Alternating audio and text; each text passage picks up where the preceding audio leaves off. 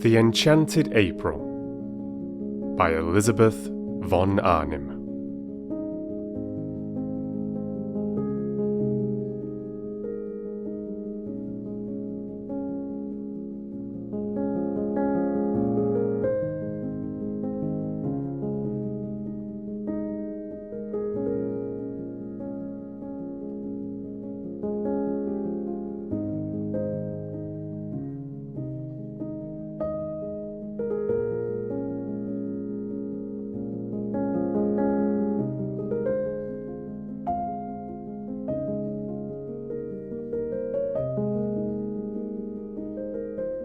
Chapter 1.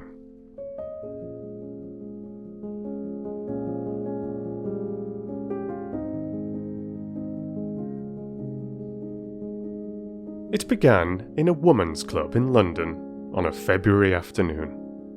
An uncomfortable club and a miserable afternoon, when Mrs. Wilkins, who had come down from Hampstead to shop and had lunched at her club, took up the Times from the table in the smoking room and, running her listless eye down the agony column, saw this: "To those who appreciate wisteria and sunshine, small, medieval Italian castle on the shores of the Mediterranean, to be let furnished for the month of April. Necessary servants remain. Z, Box 1000, The Times." That was its conception. Yet, as in the case of many another, the conceiver was unaware of it at the moment. So entirely unaware was Mrs. Wilkins that her April for that year had then and there been settled for her, that she dropped the newspaper with a gesture that was both irritated and resigned, and went over to the window and stared drearily out at the dripping street. Not for her were medieval castles, even those that are specially described as small. Not for her the shores in April of the Mediterranean, and the wisteria and sunshine. Such delights were only for the rich.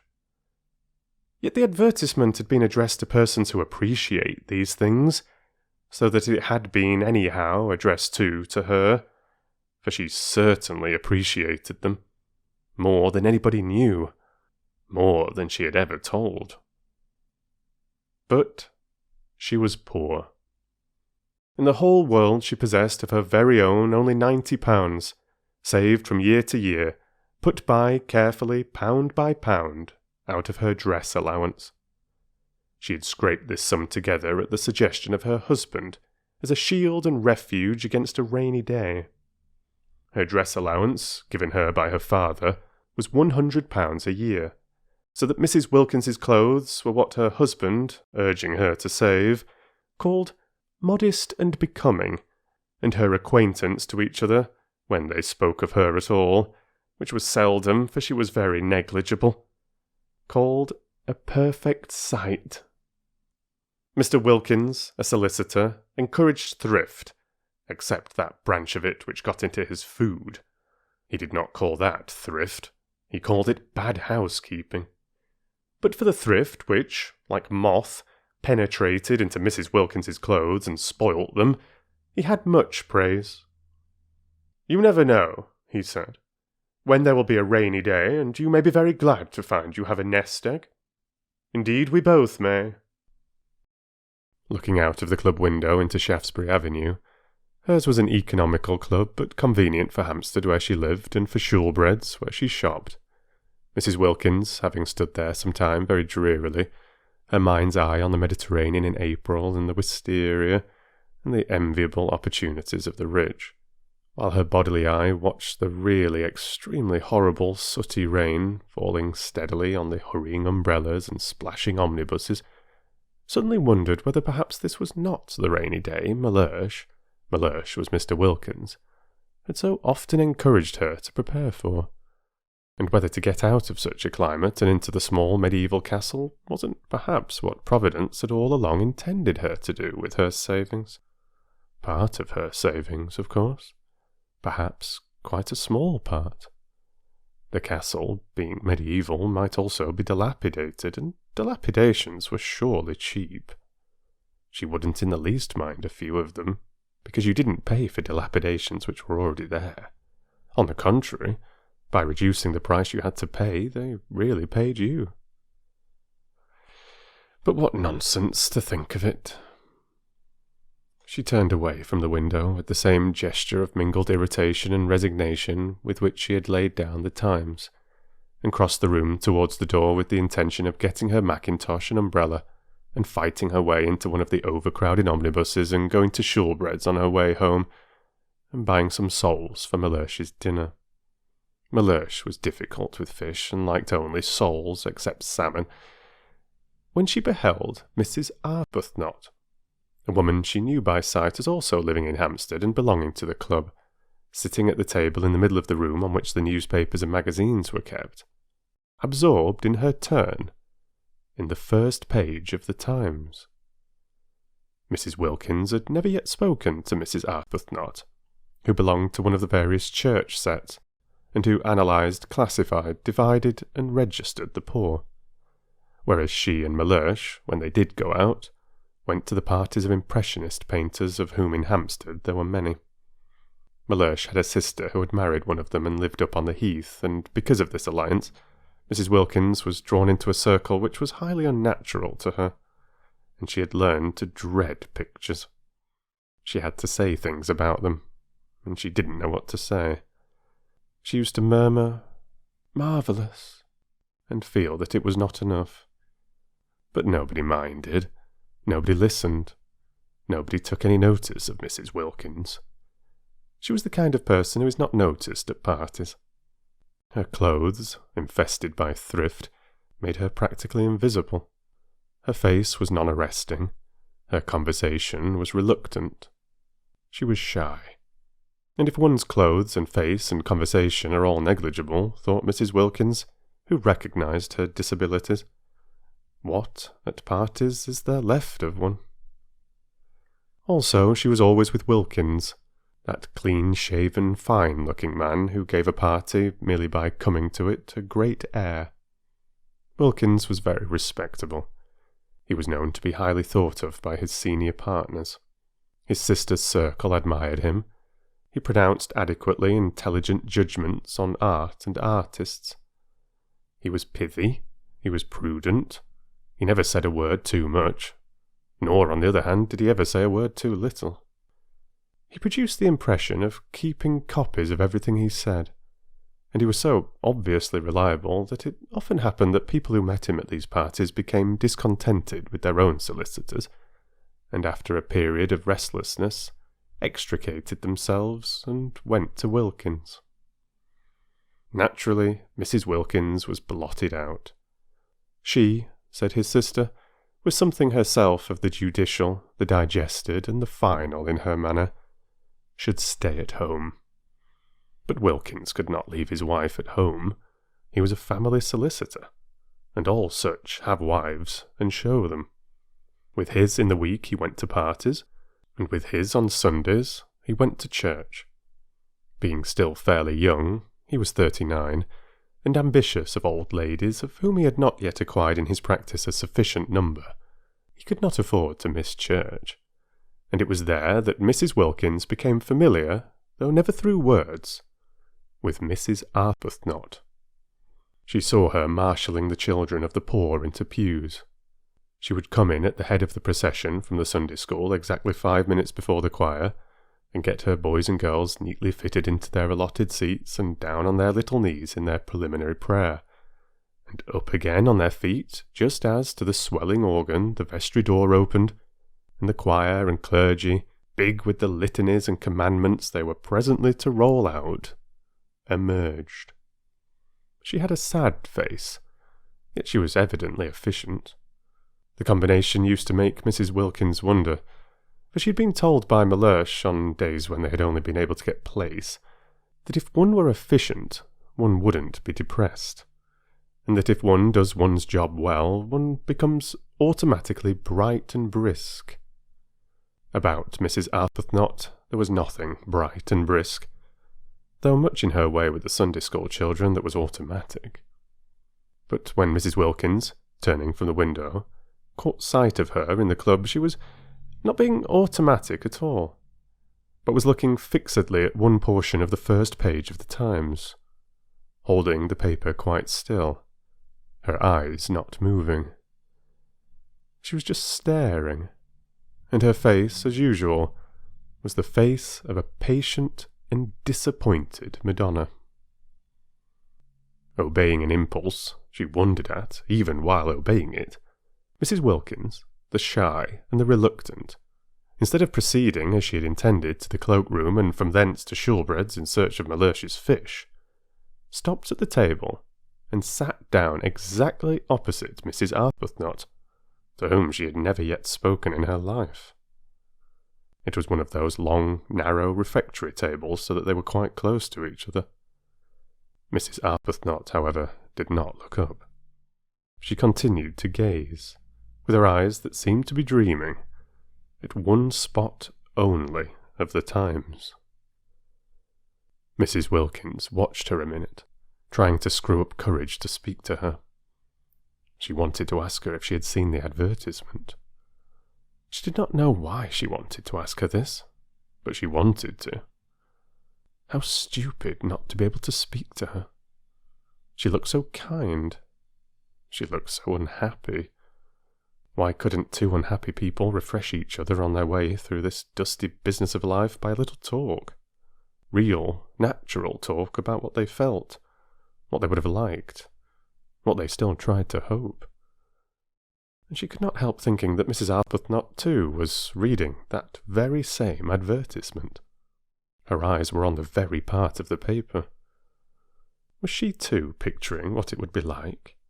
The colour, the fragrance, the light, the soft lapping of the sea among little hot rocks. Colour, fragrance, light, sea, instead of Shaftesbury Avenue and the wet omnibuses, and the fish department at Shoolbred's, and the tube to Hampstead, and dinner, and tomorrow the same, the day after the same, and always the same. Suddenly Mrs. Wilkins found herself leaning across the table. "Are you reading about the medieval castle in the wisteria?" she heard herself asking. Naturally, Mrs. Arbuthnot was surprised, but she was not half so much surprised as Mrs. Wilkins was at herself for asking.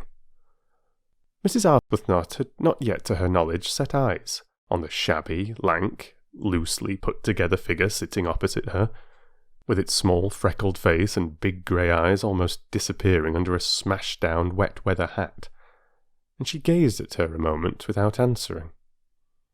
She was reading about the medieval castle in the wisteria, or rather had read about it 10 minutes before, and since then had been lost in dreams of light, of colour, of fragrance, of the soft lapping of the sea among little hot rocks.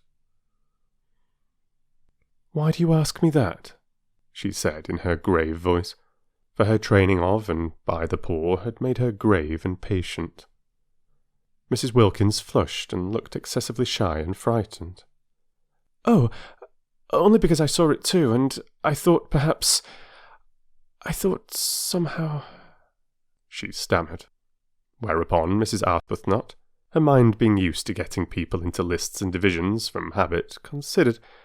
She gazed thoughtfully at Mrs. Wilkins. Under what heading, supposing she had to classify her, she could most properly be put.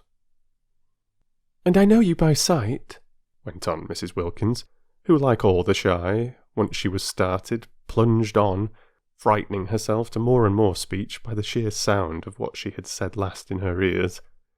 "Every Sunday. I see you every Sunday in church." "In church?" echoed Mrs. Arbuthnot. "And this seems such a wonderful thing. This advertisement about the wisteria and—" Mrs. Wilkins, who must have been at least 30, broke off and wriggled in her chair with the movement of an awkward and embarrassed schoolgirl. "It seems so wonderful," she went on in a kind of burst. "And it is such a miserable day." And then she sat looking at Mrs. Arbuthnot with the eyes of an imprisoned dog. This poor thing, thought Mrs. Arbuthnot, whose life was spent in helping and alleviating, needs advice. She accordingly prepared herself patiently to give it. "If you see me in church," she said, kindly and attentively, "I suppose you live in Hampstead too?" "Oh, yes," said Mrs. Wilkins, and she repeated, her head on its long, thin neck drooping a little as if the recollection of Hampstead bowed her. "Oh, yes." "Where?" asked Mrs. Arbuthnot, who, when advice was needed, naturally first proceeded to collect the facts. But Mrs. Wilkins, laying her hands softly and caressingly on the part of the Times where the advertisement was, as though the mere printed words of it were precious, only said, "Perhaps that's why this seems so wonderful." "No, I think that's wonderful anyhow," said Mrs. Arbuthnot, forgetting facts and faintly sighing. "Then you were reading it?" "Yes," said Mrs. Arbuthnot, her eyes going dreamy again. "Wouldn't it be wonderful?" murmured Mrs. Wilkins. "Wonderful," said Mrs. Arbuthnot. Her face, which had lit up, faded into patience again. "Very wonderful," she said, "but it's no use wasting one's time thinking of such things." "Oh, but it is," was Mrs. Wilkins' quick, surprising reply. Surprising because it was so much unlike the rest of her. The characterless coat and skirt, the crumpled hat, the undecided wisp of hair straggling out. "And just the considering of them is worthwhile in itself. Such a change from Hampstead. And sometimes I believe, I really do believe, if one considers hard enough, one gets things." Mrs. Arbuthnot observed her patiently. In what category would she, supposing she had to, put her? "Perhaps," she said, leaning forward a little, "you will tell me your name. If we are to be friends," she smiled her grave smile, "as I hope we are, we had better begin at the beginning." "Oh, yes, how kind of you. I'm Mrs. Wilkins," said Mrs. Wilkins. "I don't expect," she added, flushing, as Mrs. Arbuthnot said nothing, "that it conveys anything to you. Sometimes it doesn't seem to convey anything to me either. But," she looked round with a movement of seeking help, "I am Mrs. Wilkins." She did not like her name. It was a mean, small name, with a kind of facetious twist, she thought, about its end like the upward curve of a pug dog's tail. There it was, however. There was no doing anything with it. Wilkins she was, and Wilkins she would remain. And though her husband encouraged her to give it on all occasions as Mrs. Mellersh Wilkins, she only did that when he was within earshot, for she thought Mellersh made Wilkins worse, emphasizing it in the way Chatsworth on the gateposts of a villa emphasizes the villa. When first he suggested she should add Mellersh, she'd objected for the above reason, and after a pause, Mellersh was much too prudent to speak except after a pause, during which presumably he was taking a careful mental copy of his coming observation.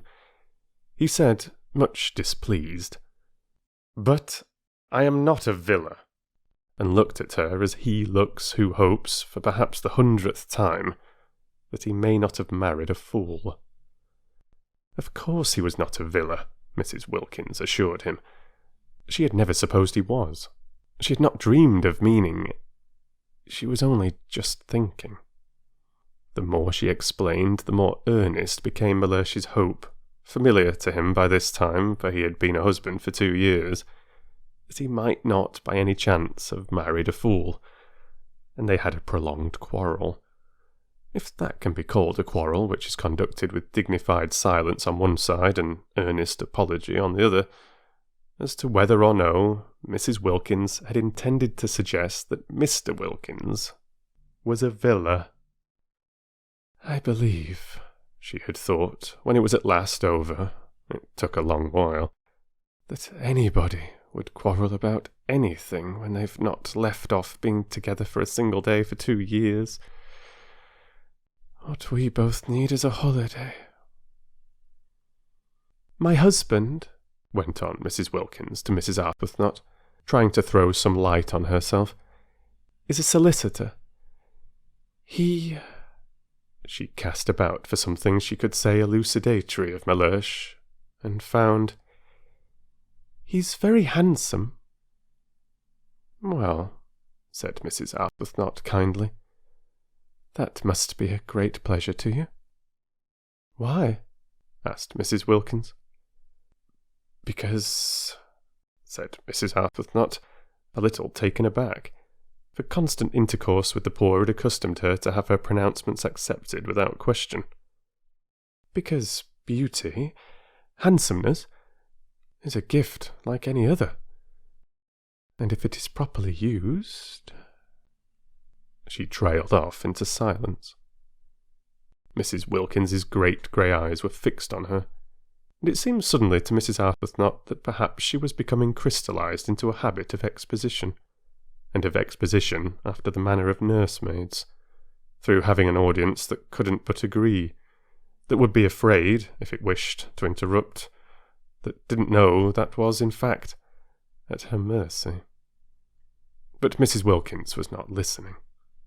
For just then, absurd as it seemed, a picture had flashed across her brain, and there were 2 figures in it, sitting together under a great trailing wisteria that stretched across the branches of a tree she didn't know. And it was herself and Mrs. Arbuthnot. She saw them. She saw them. And behind them, bright in sunshine, were old grey walls. The medieval castle. She saw it. They were there. She therefore stared at Mrs. Arbuthnot, and did not hear a word she said. And Mrs. Arbuthnot stared too at Mrs. Wilkins, arrested by the expression on her face, which was swept by the excitement of what she saw, and was as luminous and tremulous under it as water in sunlight when it is ruffled by a gust of wind. At this moment, if she had been at a party, Mrs. Wilkins would have been looked at with interest. They stared at each other. Mrs. Arbuthnot, surprised, inquiringly, Mrs. Wilkins with the eyes of someone who has had a revelation. Of course, that was how it could be done. She by herself, couldn't afford it, and wouldn't be able, even if she could afford it, to go there all alone. But she and Mrs. Arbuthnot together... She leaned across the table. "Why don't we try and get it?" she whispered. Mrs. Arbuthnot became even more wide-eyed. "Get it?" she repeated. "Yes," said Mrs. Wilkins, still as though she were afraid of being overheard. "Not just sit here and say how wonderful and then go home to Hampstead without having put out a finger. Go home just as usual and see about the dinner and the fish just as we've been doing for years and years and will go on doing for years and years. In fact," said Mrs. Wilkins, flushing to the roots of her hair, for the sound of what she was saying, of what was coming pouring out, frightened her, and yet she couldn't stop, "I see no end to it. There is no end to it. So that there ought to be a break. There ought to be intervals. In everybody's interests. Why, it would really be being unselfish to go away and be happy for a little, because we would come back so much nicer. You see, after a bit everybody needs a holiday." "But how do you mean, get it?" asked Mrs. Arbuthnot. "Take it," said Mrs. Wilkins. "Take it? Rent it, hire it, have it." "But do you mean you and I?" "Yes, between us. Share.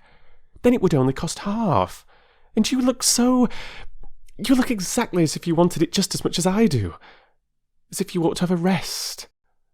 have something happy happen to you. Why, but we don't know each other.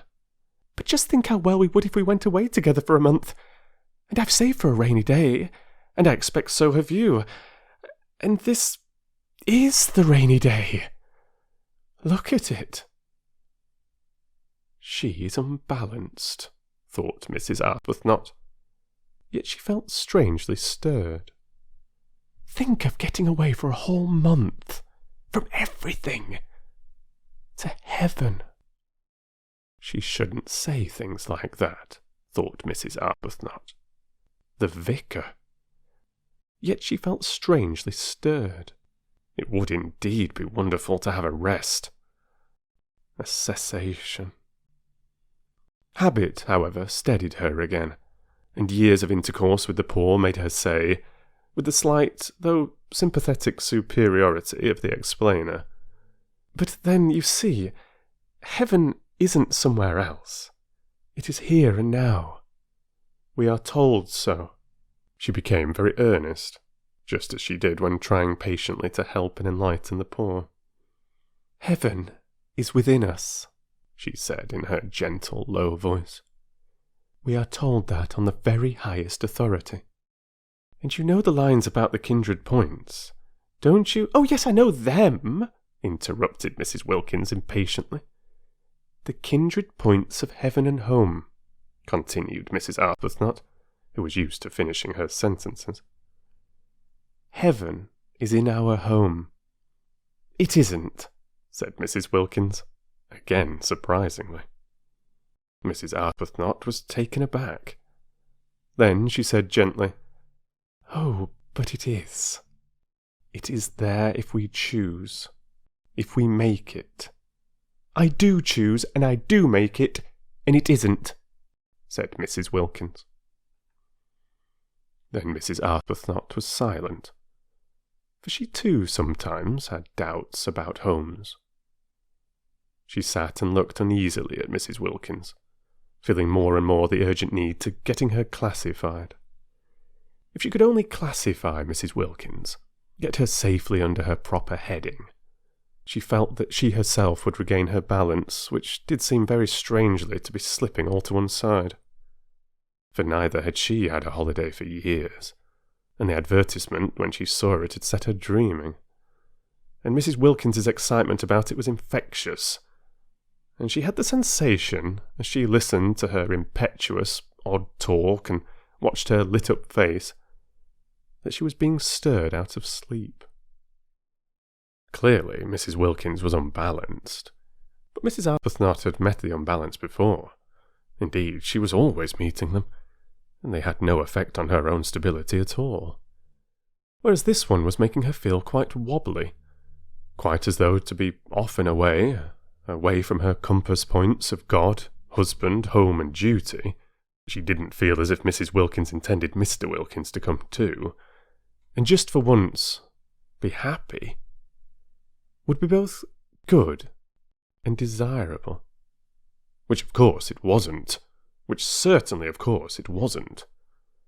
She also had a nest egg, invested gradually in the post office savings bank, but to suppose that she would ever forget her duty to the extent of drawing it out and spending it on herself was surely absurd. Surely she couldn't. She wouldn't ever do such a thing. Surely she couldn't ever forget her poor, forget misery and sickness as completely as that. No doubt a trip to Italy would be extraordinarily delightful, but there were many delightful things one would like to do, and what was strength given to one for except to help one not to do them? Steadfast as the points of the compass to Mrs. Arbuthnot were the great four facts of life: God, husband, home, duty. She had gone to sleep on these facts years ago after a period of much misery, her head resting on them as on a pillow, and she had a great dread of being awakened out of so simple and untroublesome a condition. Therefore it was that she searched with earnestness for a heading under which to put Mrs. Wilkins, and this way illumine and steady her own mind. And sitting there looking at her uneasily after her last remark and feeling herself becoming more and more unbalanced and infected, she decided, pro tem, as the vicar said at meetings, to put her under the heading nerves. It was just possible that she ought to go straight into the category hysteria, which was often only the antechamber to lunacy. But Mrs. Arbuthnot had learned not to hurry people into their final categories, having on more than one occasion discovered with dismay that she had made a mistake, and how difficult it had been to get them out again, and how crushed she had been with the most terrible remorse. Yes, nerves. Probably she had no regular work for others, thought Mrs. Arbuthnot. No work that would take her outside herself. Evidently she was rudderless, blown about by gusts, by impulses. Nerves was almost certainly her category, or would be quite soon if no one helped her. Poor little thing, thought Mrs. Arbuthnot, her own balance returning hand in hand with her compassion, and unable, because of the table, to see the length of Mrs. Wilkins's legs. All she saw was her small, eager, shy face and her thin shoulders, and the look of childish longing in her eyes for something that she was sure was going to make her happy.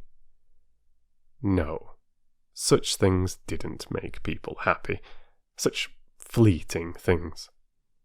Mrs. Arbuthnot had learned in her long life with Frederick, he was her husband, and she had married him at 20 and was now 33, where alone true joys are to be found.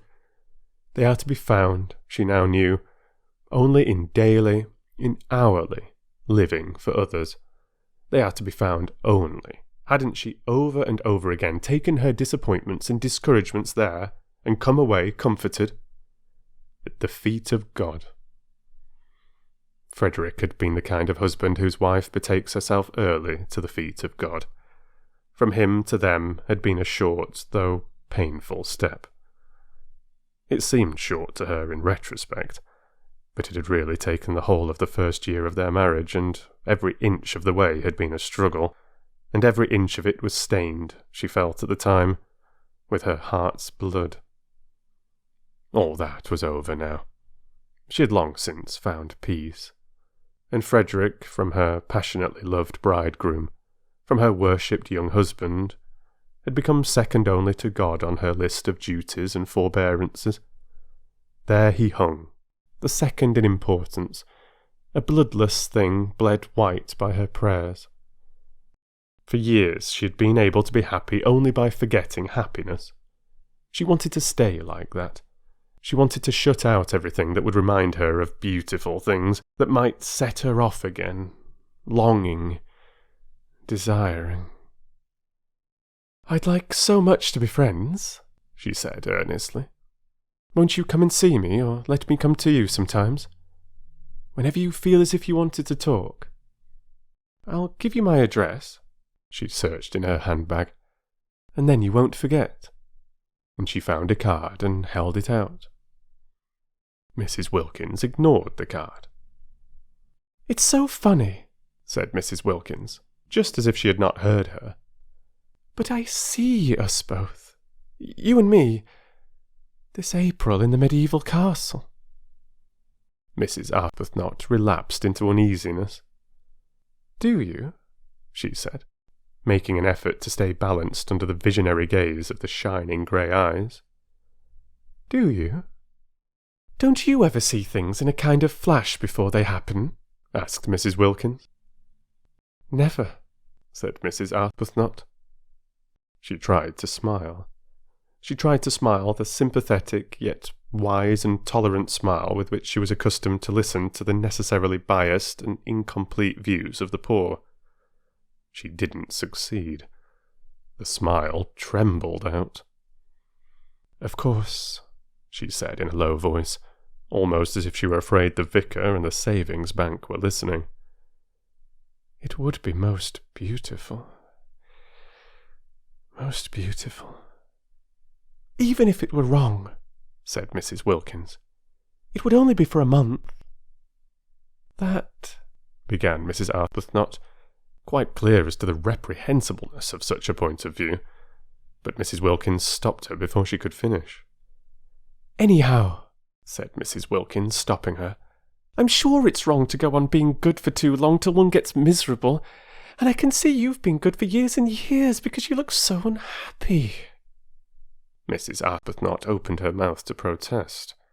"And I've done nothing but duties, things for other people, ever since I was a girl, and I don't believe anybody loves me a bit the better. And I long for something else.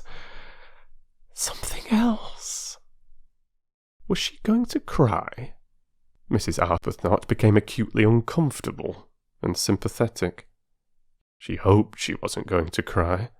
Not there. Not in that unfriendly room with strangers coming and going.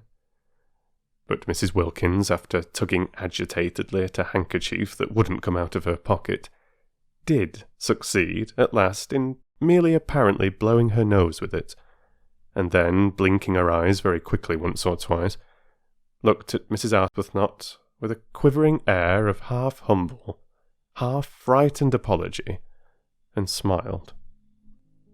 "Will you believe," she whispered, trying to steady her mouth, evidently dreadfully ashamed of herself, "that I've never spoken to anyone before in my life like this? I can't think. I simply don't know what has come over me." "It's the advertisement," said Mrs. Arbuthnot, nodding gravely.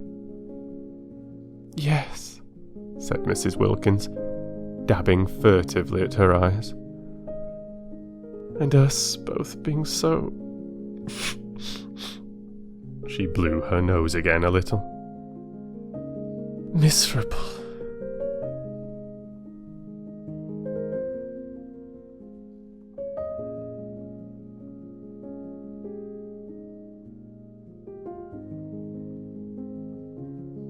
Chapter 2.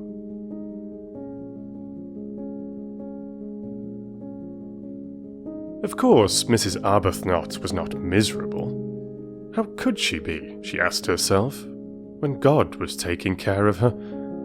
But she let that pass for the moment unrepudiated, because of her conviction that here was another fellow creature in urgent need of her help, and not just boots and blankets and better sanitary arrangements this time, but the more delicate help of comprehension, of finding the exact right words. The exact right words she presently discovered, after trying various ones about living for others and prayer, and the peace to be found in placing oneself unreservedly in God's hands. To meet all these words, Mrs. Wilkins had other words. Incoherent, and yet, for the moment at least, till one had had more time, difficult to answer. The exact right words were a suggestion that it would do no harm to answer the advertisement. Non-committal, mere inquiry. And what disturbed Mrs. Arbuthnot about this suggestion was that she did not make it solely to comfort Mrs. Wilkins. She made it because of her own strange longing for the medieval castle. This was very disturbing. There she was, accustomed to direct, to lead, to advise, to support, except Frederick. She long since had learned to leave Frederick to God. Being led herself, being influenced and thrown off her feet by just an advertisement, by just an incoherent stranger. It was indeed disturbing. She failed to understand her sudden longing for what was, after all, self-indulgence, when for years no such desire had entered her heart. "There's no harm in simply asking," she said in a low voice, as if the vicar and the savings bank and all her waiting and dependent poor were listening and condemning. "It isn't as if it committed us to anything," said Mrs. Wilkins, also in a low voice, but her voice shook. They got up simultaneously. Mrs. Arbuthnot had a sensation of surprise that Mrs. Wilkins should be so tall, and went to a writing table, and Mrs. Arbuthnot wrote to Z Box 1000 The Times for particulars. She asked for all particulars, but the only one they really wanted was the one about the rent. They both felt it was Mrs. Arbuthnot who ought to write the letter and do the business part. Not only was she used to organising and being practical, but she also was older and certainly calmer, and she herself had no doubt too that she was wiser. Neither had Mrs. Wilkins any doubt of this. The very way Mrs. Arbuthnot parted her hair suggested a great calm that could only proceed from wisdom. But if she was wiser, older, and calmer, Mrs. Arbuthnot's new friend nevertheless seemed to her to be the one who impelled. Incoherent, she yet impelled. She appeared to have, apart from her need of help, an upsetting kind of character. She had a curious infectiousness. She led one on, and the way her unsteady mind leaped at conclusions, wrong ones, of course, witness the one that she, Mrs. Arbuthnot, was miserable.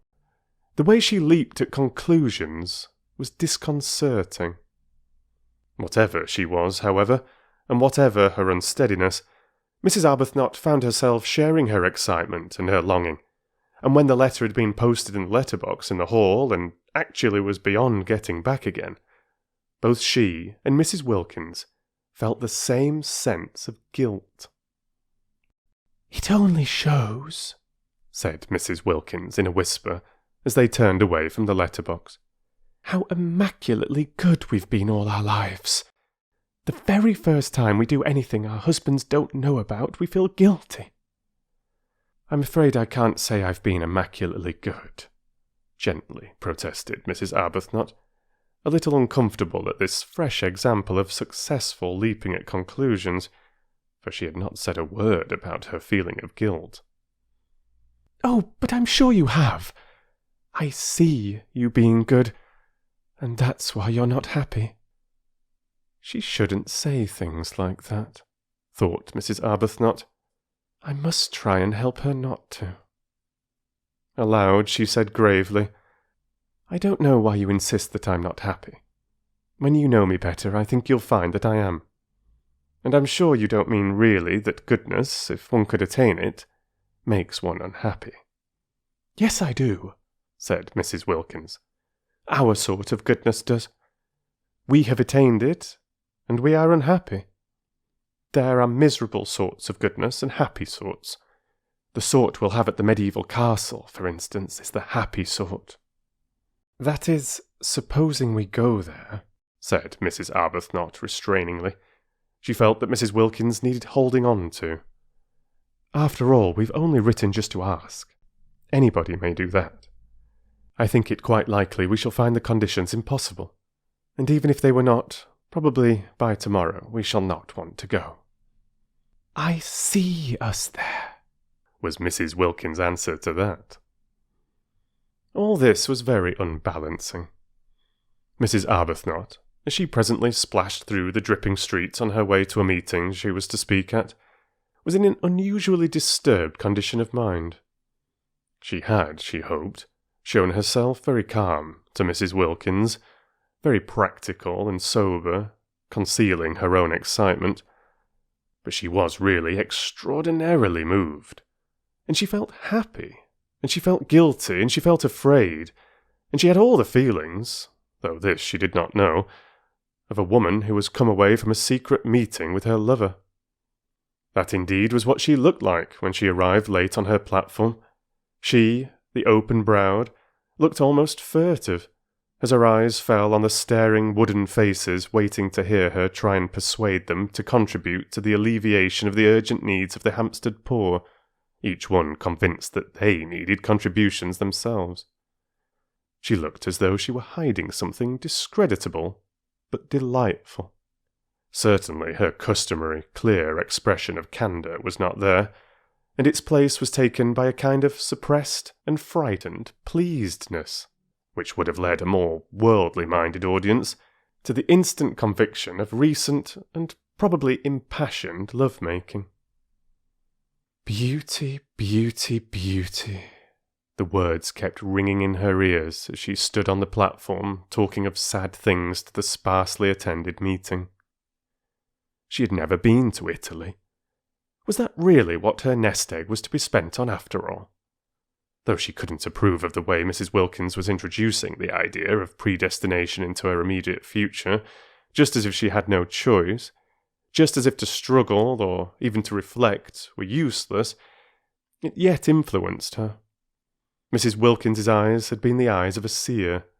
Some people were like that, Mrs. Arbuthnot knew, and if Mrs. Wilkins had actually seen her at the medieval castle, it did seem probable that struggling would be a waste of time.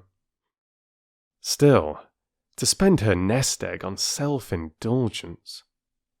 The origin of this egg had been corrupt, but she had at least supposed its end was to be creditable. Was she to deflect it from its intended destination, which alone had appeared to justify her keeping it, and spend it on giving herself pleasure? Mrs. Arbuthnot spoke on and on, so much practised in the kind of speech that she could have said it all in her sleep, and at the end of the meeting, her eyes dazzled by her secret visions, she hardly noticed that nobody was moved in any way whatever, least of all in the way of contributions. But the vicar noticed. The vicar was disappointed. Usually his good friend and supporter, Mrs. Arbuthnot, succeeded better than this. And what was even more unusual, she appeared, he observed, not even to mind. "I can't imagine," he said to her as they parted, speaking irritably, for he was irritated both by the audience and by her, "what these people are coming to. Nothing seems to move them." "Perhaps they need a holiday," suggested Mrs. Arbuthnot. An unsatisfactory, a queer reply, the vicar thought. "In February?" he called after her sarcastically. "Oh no, not till April," said Mrs. Arbuthnot over her shoulder. "Very odd," thought the vicar. "Very odd indeed." And he went home and was not perhaps quite Christian to his wife. That night in her prayers, Mrs. Arbuthnot asked for guidance. She felt she ought really to ask, straight out and roundly, that the medieval castle should already have been taken by someone else, and the whole thing thus be settled. But her courage failed her. Suppose her prayer were to be answered? No, she couldn't ask it. She couldn't risk it. And after all, she almost pointed this out to God, if she spent her present nest egg on a holiday, she could quite soon accumulate another. Frederick pressed money on her, and it would only mean, while she rolled up a second egg, that for a time her contributions to the parish charities would be less, and then it could be the next nest egg, whose original corruption would be purged away by the use to which it was finally put. For Mrs. Arbuthnot, who had no money of her own, was obliged to live on the proceeds of Frederick's activities, and her very nest egg was the fruit, posthumously ripened, of ancient sin. The way Frederick made his living was one of the standing distresses of her life. He wrote immensely popular memoirs, regularly, every year, of the mistresses of kings. There were in history numerous kings who had had mistresses, and there were still more numerous mistresses who had had kings, so that he had been able to publish a book of memoirs during each year of his married life, and even so there were great further piles of these ladies waiting to be dealt with. Mrs. Arbuthnot was helpless. Whether she liked it or not, she was obliged to live on the proceeds. He gave her a dreadful sofa once, after the success of his Du Barry memoir, with swollen cushions and soft receptive lap, and it seemed to her a miserable thing that there, in her very home, should flaunt this reincarnation of a dead old French sinner. Simply good, convinced that morality is the basis of happiness, the fact that she and Frederick should draw their sustenance from guilt, however much purged by the passage of centuries, was one of the secret reasons of her sadness. The more the memoired lady had forgotten herself, the more his book about her was read, and the more free-handed he was to his wife. And all that he gave her was spent, after adding slightly to her nest egg, for she did hope and believe that some day people would cease to want to read of wickedness, and then Frederick would need supporting, on helping the poor. The parish flourished because, to take a handful at random, of the ill behaviour of the ladies Du Barry, Montespan, Pompadour, Ninon de l'Enclos, and even of learned Maintenon. The poor were the filter through which the money was passed, to come out, Mrs. Arbuthnot hoped, purified. She could do no more. She had tried in days gone by to think the situation out, to discover the exact right course for her to take, but had found it, as she had found Frederick, too difficult, and had left it, as she had left Frederick, to God. Nothing of this money was spent on her house or dress. Those remained, except for the great soft sofa, austere. It was the poor who profited. Their very boots were stout with sins. But how difficult it had been! Mrs. Arbuthnot, groping for guidance, prayed about it to exhaustion. Ought she perhaps to refuse to touch the money, to avoid it as she would have avoided the sins which were its source? But then what about the parish's boots? She asked the vicar what he thought, and through much delicate language, evasive and cautious, it did finally appear that he was for the boots. At least she had persuaded Frederick. When first he began his terrible, successful career, he had only begun it after their marriage. When she married him, he had been a blameless official attached to the library of the British Museum, to publish the memoirs under another name, so that she was not publicly branded. Hampstead read the books with glee, and had no idea that their writer lived in its midst. Frederick was almost unknown, even by sight, in Hampstead. He never went to any of its gatherings. Whatever it was he did in the way of recreation was done in London, but he never spoke of what he did or whom he saw.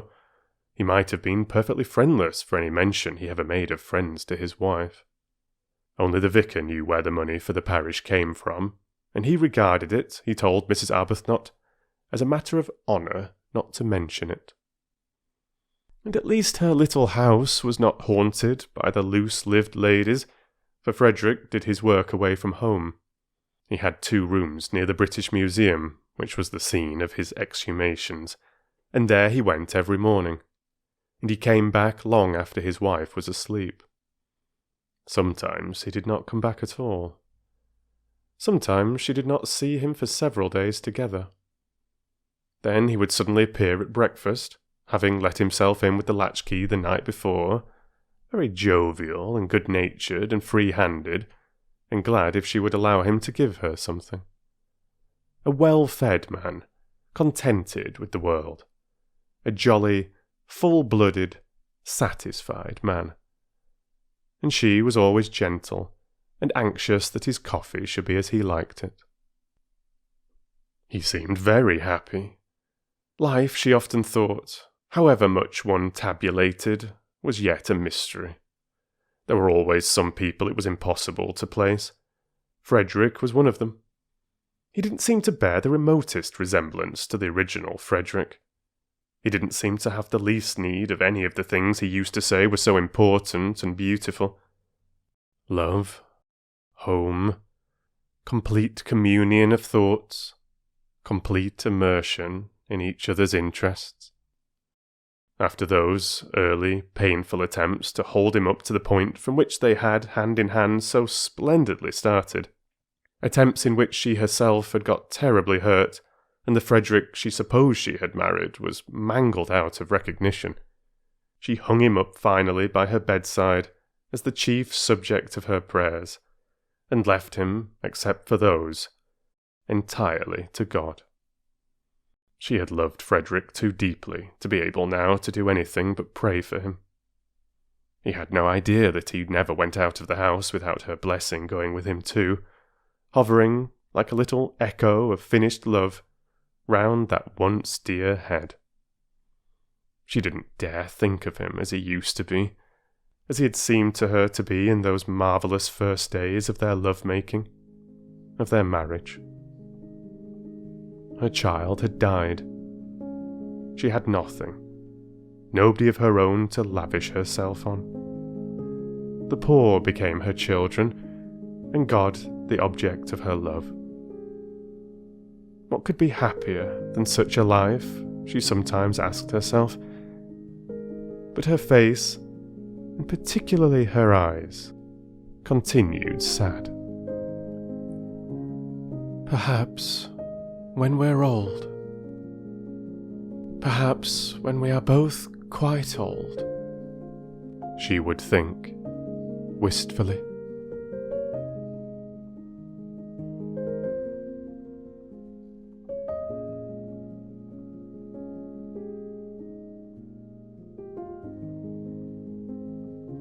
Chapter 3.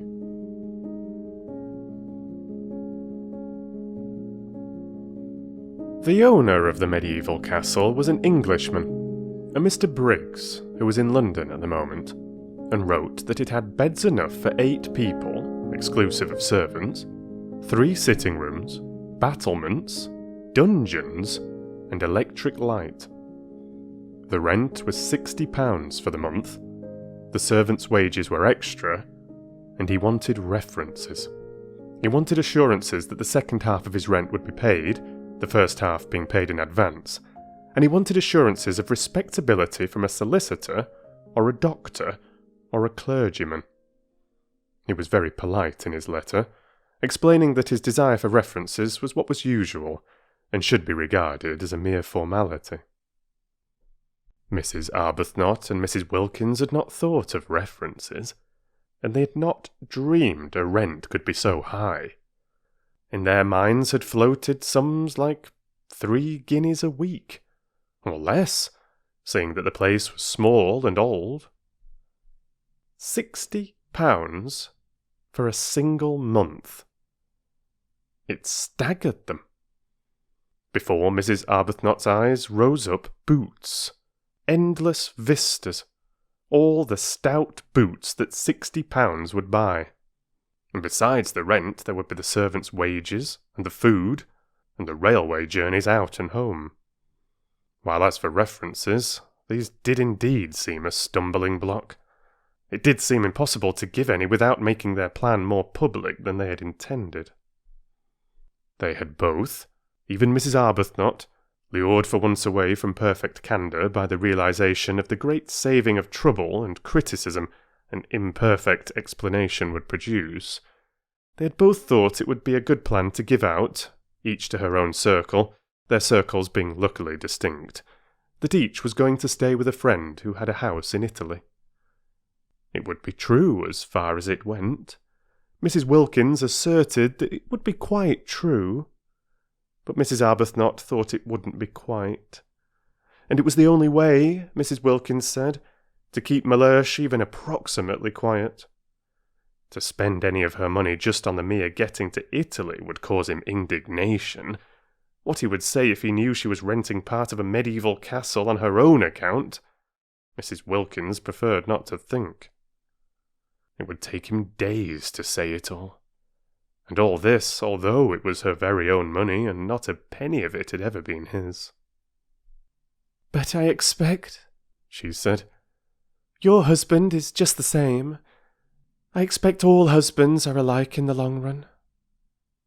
Mrs. Arbuthnot said nothing, because her reason for not wanting Frederick to know was the exactly opposite one. Frederick would be only too pleased for her to go. He would not mind it in the very least. Indeed, he would hail such a manifestation of self-indulgence and worldliness with an amusement that would hurt, and urge her to have a good time, and not to hurry home with a crushing detachment.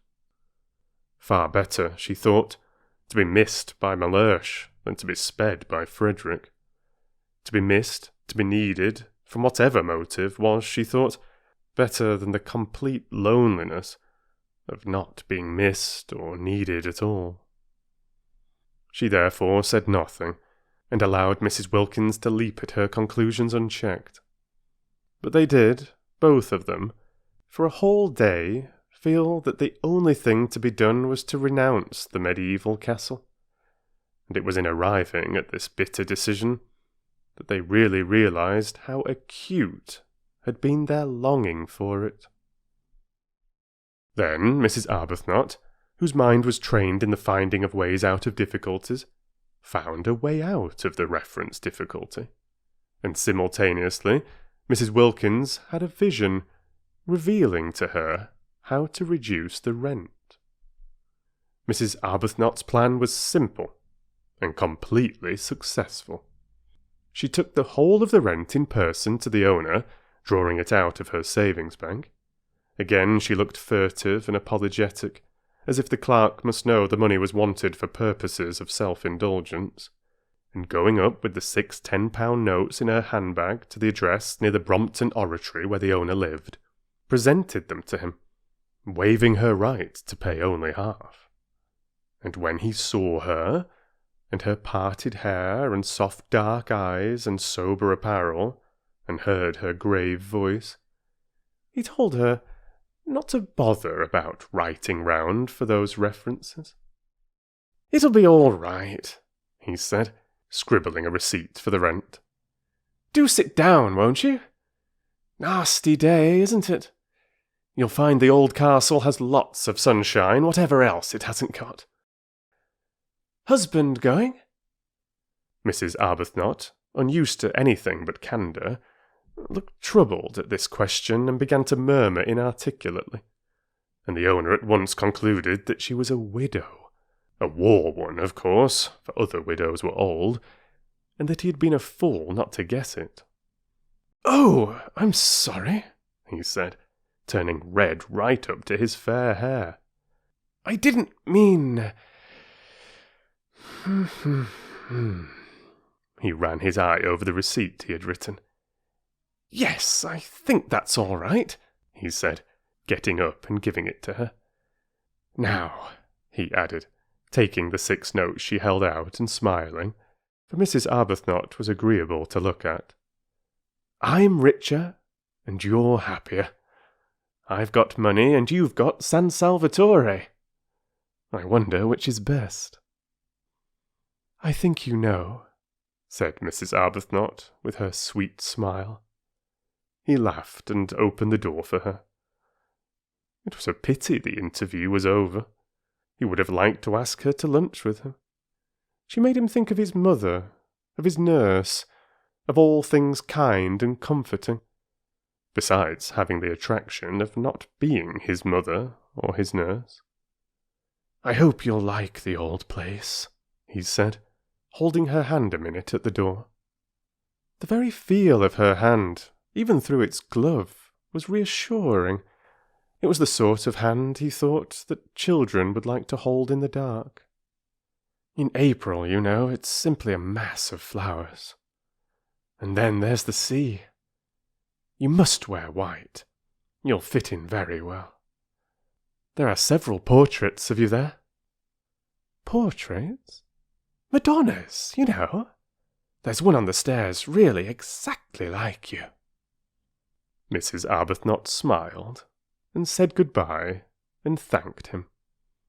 Without the least trouble, and at once, she had got him placed in his proper category. He was an artist, and of an effervescent temperament. She shook hands and left, and he wished she hadn't. After she was gone, he supposed that he ought to have asked her for those references, if only because she would think him so unbusinesslike not to. But he could as soon have insisted on references from a saint in a nimbus as from that grave, sweet lady. Rose Arbuthnot. Her letter, making the appointment, lay on the table. Pretty name. That difficulty, then, was overcome. But there still remained the other one, the really annihilating effect of the expense on the nest eggs, and especially on Mrs. Wilkins's, which was, in size, compared with Mrs. Arbuthnot's, as the egg of the plover to that of the duck. And this, in its turn, was overcome by the vision vouchsafed to Mrs. Wilkins, revealing to her the steps to be taken for its overcoming. Having got San Salvatore, the beautiful, the religious name fascinated them, they, in their turn, would advertise in the agony column of the Times, and would inquire after 2 more ladies of similar desires to their own to join them and share the expenses. At once the strain of the nest eggs would be reduced from half to a quarter. Mrs. Wilkins was prepared to fling her entire egg into the adventure, but she realised that if it were to cost even 6pence over her £90, her position would be terrible. Imagine going to Mellersh and saying, "I owe." It would be awful enough if some day circumstances forced her to say, "I have no nest egg." But at least she would be supported in such a case by the knowledge that the egg had been her own. She therefore, though prepared to fling her last penny into the adventure, was not prepared to fling into it a single farthing that was not demonstrably her own, and she felt that if her share of the rent was reduced to £15 only, she would have a safe margin for the other expenses. Also, they might economise very much on food. Gather olives off their own trees and eat them, for instance, and perhaps catch fish. Of course, as they pointed out to each other, they could reduce the rent to an almost negligible sum by increasing the number of sharers. They could have 6 more ladies instead of 2 if they wanted to, seeing that there were 8 beds. But supposing the 8 beds were distributed in couples in 4 rooms, it would not be altogether what they wanted, to find themselves shut up at night with a stranger. Besides, they thought that perhaps having so many would not be quite so peaceful. After all, they were going to San Salvatore for peace and rest and joy, and 6 more ladies, especially if they got into one's bedroom, might a little interfere with that. However, there seemed to be only 2 ladies in England at that moment who had any wish to join them, for they had only 2 answers to their advertisement. "Well, we only want 2, said Mrs. Wilkins, quickly recovering, for she had imagined a great rush. "I think a choice would have been a good thing," said Mrs. Arbuthnot. "You mean because then we needn't have had Lady Caroline Dester?" "I didn't say that," gently protested Mrs. Arbuthnot. "We needn't have her," said Mrs. Wilkins. "Just 1 more person would help us a great deal with the rent. We're not obliged to have 2. But why should we not have her? She seems really quite what we want." "Yes, she does from her letter," said Mrs. Wilkins doubtfully. She felt she would be terribly shy of Lady Caroline. Incredible as it may seem, seeing as how they get into everything, Mrs. Wilkins had never come across any members of the aristocracy. They interviewed Lady Caroline, and they interviewed the other applicant, a Mrs. Fisher. Lady Caroline came to the club in Shaftesbury Avenue, and appeared to be wholly taken up by one great longing, a longing to get away from everybody she had ever known. When she saw the club, and Mrs. Arbuthnot and Mrs. Wilkins, she was sure that here was exactly what she wanted. She would be in Italy, a place she adored. She would not be in hotels, places she loathed. She would not be staying with friends, persons she disliked, and she would be in the company of strangers who would never mention a single person she knew, for the simple reason that they had not, could not have, and would not come across them. She asked a few questions about the 4th woman, and was satisfied with the answers. Mrs. Fisher, of Prince of Wales Terrace, a widow. She too would be unacquainted with any of her friends. Lady Caroline did not even know where Prince of Wales Terrace was. "It's in London," said Mrs. Arbuthnot. "Is it?" said Lady Caroline. It all seemed most restful. Mrs. Fisher was unable to come to the club, because, she explained by letter, she could not walk without a stick. Therefore Mrs. Arbuthnot and Mrs. Wilkins went to her. But if she can't come to the club, how can she go to Italy? Wondered Mrs. Wilkins aloud. We shall hear that from her own lips, said Mrs. Arbuthnot.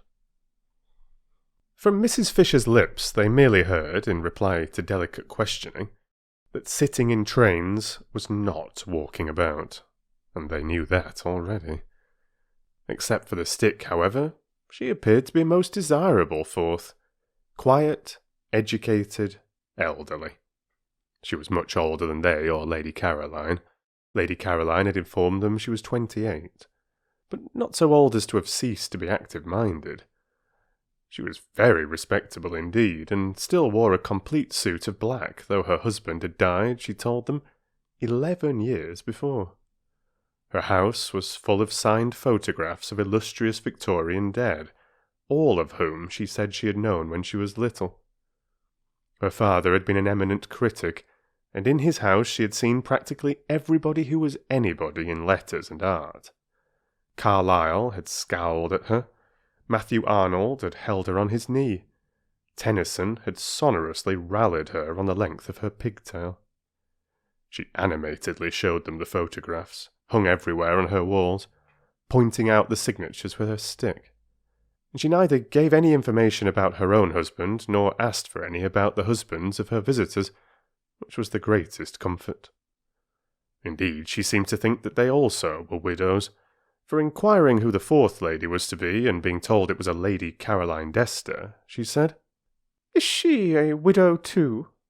And on their explaining that she was not, because she had not yet been married, observed with abstracted amiability, "All in good time." But Mrs. Fisher's very abstractedness, and she seemed to be absorbed chiefly in the interesting people she used to know and in their memorial photographs, and quite a good part of the interview was taken up by reminiscent anecdote of Carlyle, Meredith, Matthew Arnold, Tennyson, and a host of others. Her very abstractedness was a recommendation. She only asked, she said, to be allowed to sit quiet in the sun and remember. That was all Mrs. Arbuthnot and Mrs. Wilkins asked of their sharers.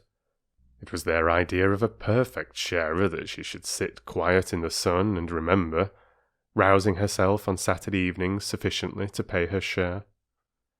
Mrs. Fisher was very fond too, she said, of flowers, and once when she was spending a weekend with her father at Box Hill— "Who lived at Box Hill?" interrupted Mrs. Wilkins, who hung on Mrs. Fisher's reminiscences, intensely excited by meeting somebody who had actually been familiar with all the really and truly and undoubtedly great, actually seen them, heard them talking, touched them.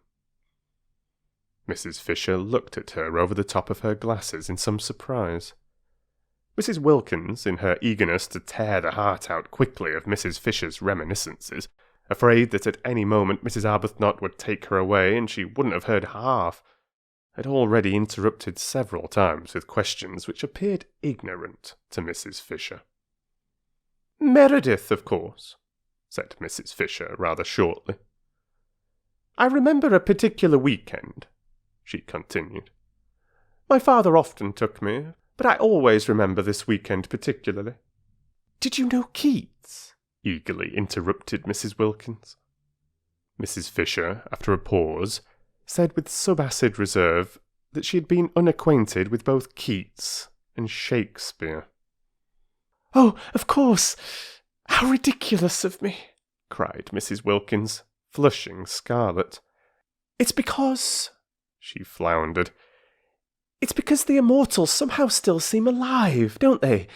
As if they were here, going to walk into the room in another minute, and one forgets they are dead. In fact, one knows perfectly well that they're not dead. Not nearly so dead as you and I even now," she assured Mrs. Fisher, who observed her over the top of her glasses. "I thought I saw Keats the other day," Mrs. Wilkins incoherently proceeded, driven on by Mrs. Fisher's look over the top of her glasses. "In Hampstead, crossing the road in front of that house. You know, the house where he lived." Mrs. Arbuthnot said they must be going. Mrs. Fisher did nothing to prevent them.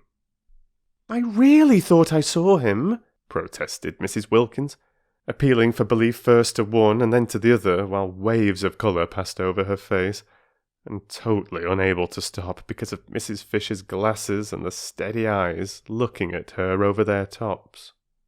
"I believe I did see him. He was dressed in a—" Even Mrs. Arbuthnot looked at her now, and in her gentlest voice said they would be late for lunch. It was at this point that Mrs. Fisher asked for references. She had no wish to find herself shut up for 4 weeks with somebody who saw things. It is true that there were 3 sitting rooms, besides the garden and the battlements at San Salvatore, so that there would be opportunities of withdrawal from Mrs. Wilkins, but it would be disagreeable to Mrs. Fisher, for instance, if Mrs. Wilkins were suddenly to assert that she saw Mr. Fisher. Mr. Fisher was dead. Let him remain so. She had no wish to be told he was walking about the garden. The only reference she really wanted, for she was much too old and firmly seated in her place in the world for questionable associates to matter to her, was one with regard to Mrs. Wilkins's health. Was her health quite normal? Was she an ordinary, everyday, sensible woman? Mrs. Fisher felt that if she were given even one address she would be able to find out what she needed. So she asked for references, and her visitors appeared to be so much taken aback, Mrs. Wilkins indeed was instantly sobered, that she added, "It is usual." Mrs. Wilkins found her speech first. "But," she said, "aren't we the ones who ought to ask for some from you?" And this seemed to Mrs. Arbuthnot too the right attitude. Surely it was they who were taking Mrs. Fisher into their party, and not Mrs. Fisher who was taking them into it. For answer, Mrs. Fisher, leaning on her stick, went to the writing table and in a firm hand wrote down 3 names and offered them to Mrs. Wilkins. And the names were so respectable, more, they were so momentous, they were so nearly august, that just to read them was enough. The President of the Royal Academy, the Archbishop of Canterbury, and the Governor of the Bank of England. Who would dare disturb such personages in their meditations with inquiries as to whether a female friend of theirs was all she should be? "They have known me since I was little," said Mrs. Fisher. Everybody seemed to have known Mrs. Fisher since or when she was little. "I don't think references are nice things at all between ordinary decent women," burst out Mrs. Wilkins, made courageous by being, as she felt, at bay, for she very well knew that the only reference she could give without getting into trouble was Shoolbred, and she had little confidence in that, as it would be entirely based on Mellersh's fish. "We're not business people. We needn't distrust each other." And Mrs. Arbuthnot said, with a dignity that yet was sweet, "I'm afraid references do bring an atmosphere into our holiday plan that isn't quite what we want. And I don't think we'll take yours up or give you any ourselves. So that I suppose you won't wish to join us." And she held out her hand in goodbye. Then Mrs. Fisher, her gaze diverted to Mrs. Arbuthnot, who inspired trust and liking even in tube officials, felt that she would be idiotic to lose the opportunity of being in Italy in the particular conditions offered, and that she and this calm-browed woman between them would certainly be able to curb the other one when she had her attacks. So she said, taking Mrs. Arbuthnot's offered hand, "Very well. I waive references." She waived references. The two, as they walked to the station in Kensington High Street, could not help thinking that this way of putting it was lofty. Even Mrs. Arbuthnot, spendthrift of excuses for lapses, thought Mrs. Fisher might have used other words. And Mrs. Wilkins, by the time she got to the station, and the walk and the struggle on the crowded pavement with other people's umbrellas had warmed her blood, actually suggested waiving Mrs. Fisher. "If there is any waving to be done, do let us be the ones who wave," she said eagerly. But Mrs. Arbuthnot, as usual, held on to Mrs. Wilkins. And presently, having cooled down in the train, Mrs. Wilkins announced that at San Salvatore, Mrs. Fisher would find her level. "I see her finding her level there," she said, her eyes very bright. Whereupon Mrs. Arbuthnot, sitting with her quiet hands folded, turned over in her mind how best she could help Mrs. Wilkins not to see quite so much, or at least, if she must see, to see in silence.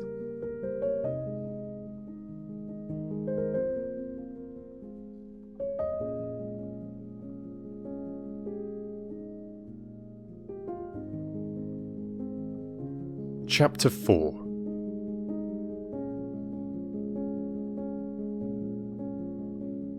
It had been arranged that Mrs. Arbuthnot and Mrs. Wilkins, travelling together, should arrive at San Salvatore on the evening of March 31st. The owner, who told them how to get there, appreciated their disinclination to begin their time in it on April 1st, and Lady Caroline and Mrs. Fisher, as yet unacquainted, and therefore under no obligations to bore each other on the journey, for only towards the end would they find out by a process of sifting who they were to arrive on the morning of April 2nd. In this way, everything would be got nicely ready for the two, who seemed, in spite of the equality of the sharing, yet to have something about them of guests. There were disagreeable incidents towards the end of March, when Mrs. Wilkins, her heart in her mouth and her face a mixture of guilt, terror, and determination, told her husband that she had been invited to Italy, and he declined to believe it. Of course he declined to believe it. Nobody had ever invited his wife to Italy before. There was no precedent. He required proofs. The only proof was Mrs. Arbuthnot, and Mrs. Wilkins had produced her. But after what entreaties, what passionate persuading! Mrs. Arbuthnot had not imagined she would have to face Mr. Wilkins and say things to him that were short of the truth, and it brought home to her what she had for some time suspected, that she was slipping more and more away from God. Indeed, the whole of March was filled with unpleasant, anxious moments. It was an uneasy month. Mrs. Arbuthnot's conscience, made supersensitive by years of pampering, could not reconcile what she was doing with its own high standard of what was right. It gave her little peace. It nudged her at her prayers. It punctuated her entreaties for divine guidance with disconcerting questions such as, "Are you not a hypocrite? Do you really mean that? Would you not, frankly, be disappointed if that prayer were granted?" The prolonged, wet, raw weather was on the side too of her conscience, producing far more sickness than usual among the poor. They had bronchitis, they had fevers, there was no end to the distress. And here she was going off, spending precious money on going off, simply and solely to be happy. One woman being happy, and these piteous multitudes. She was unable to look the vicar in the face. He did not know, nobody knew, what she was going to do, and from the very beginning she was unable to look anybody in the face. She excused herself from making speeches appealing for money. How could she stand up and ask people for money when she herself was spending so much on her own selfish pleasure? Nor did it help her or quiet her that, having actually told Frederick, in her desire to make up for what she was squandering, that she would be grateful if he would let her have some money, he instantly gave her a cheque for £100. He asked no questions. She was scarlet. He looked at her a moment, and then looked away. It was a relief to Frederick that she should take some money. She gave it all immediately to the organisation she worked with, and found herself more tangled in doubts than ever. Mrs. Wilkins, on the contrary, had no doubts. She was quite certain that it was a most proper thing to have a holiday, and altogether right and beautiful to spend one's own hard-collected savings on being happy. "Think how much nicer we shall be when we come back," she said to Mrs. Arbuthnot, encouraging that pale lady. No, Mrs. Wilkins had no doubts. But she had fears, and March was for her too an anxious month, with the unconscious Mr. Wilkins coming back daily to his dinner and eating his fish in the silence of imagined security. Also, things happen so awkwardly. It really is astonishing how awkwardly they happen. Mrs. Wilkins, who was very careful all this month to give Mellersh only the food he liked, buying it and hovering over its cooking with a zeal more than common, succeeded so well that Mellersh was pleased. Definitely pleased.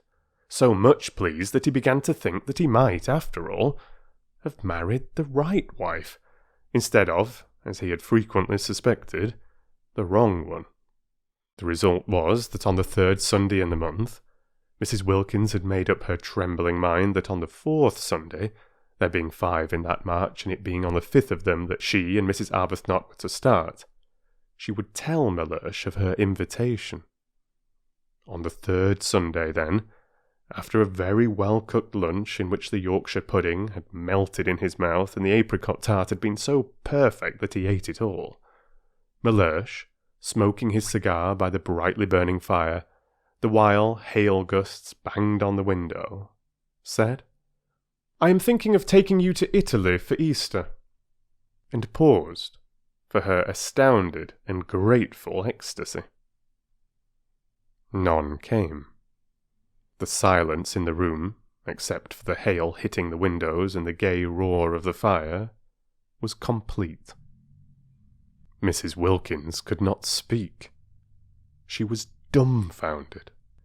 The next Sunday was the day she had meant to break her news to him, and she had not yet even prepared the form of words in which she would break it.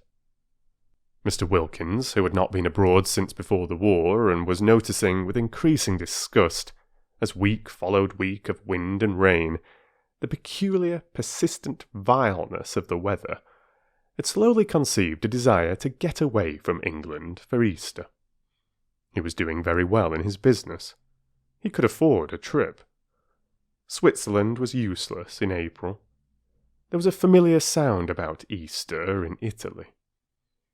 To Italy he would go. And as it would cause comment if he did not take his wife, take her he must. Besides, she would be useful. A second person was always useful in a country whose language one did not speak, for holding things, for waiting with the luggage. He had expected an explosion of gratitude and excitement. The absence of it was incredible. She could not, he concluded, have heard. Probably she was absorbed in some foolish daydream. It was regrettable how childish she remained. He turned his head, their chairs were in front of the fire, and looked at her. She was staring straight into the fire, and it was no doubt the fire that made her face so red. "I am thinking," he repeated, raising his clear, cultivated voice and speaking with acerbity, for inattention at such a moment was deplorable, "of taking you to Italy for Easter. Did you not hear me?" Yes, she had heard him, and she had been wondering at the extraordinary coincidence. Really, most extraordinary. She was just going to tell him how she had been invited. A friend had invited her. Easter, too. Easter was in April, wasn't it? Her friend had a house there. In fact, Mrs. Wilkins, driven by terror, guilt, and surprise, had been more incoherent, if possible, than usual. It was a dreadful afternoon. Mellersh, profoundly indignant, besides having his intended treat coming back on him like a blessing to roost, cross-examined her with the utmost severity. He demanded that she refuse the invitation. He demanded that, since she had so outrageously accepted it without consulting him, she should write and cancel her acceptance. Finding himself up against an unsuspected, shocking rock of obstinacy in her, he then declined to believe she had been invited to Italy at all. He declined to believe in this Mrs. Arbuthnot, of whom till that moment he had never heard, and it was only when the gentle creature was brought round, with such difficulty, with such a desire on her part to throw the whole thing up rather than tell Mr. Wilkins less than the truth, and herself endorsed his wife's statements, that he was able to give them credence. He could not but believe Mrs. Arbuthnot. She produced the precise effect on him that she did on tube officials. She hardly needed to say anything, but that made no difference to her conscience, which knew and would not let her forget that she had given him an incomplete impression.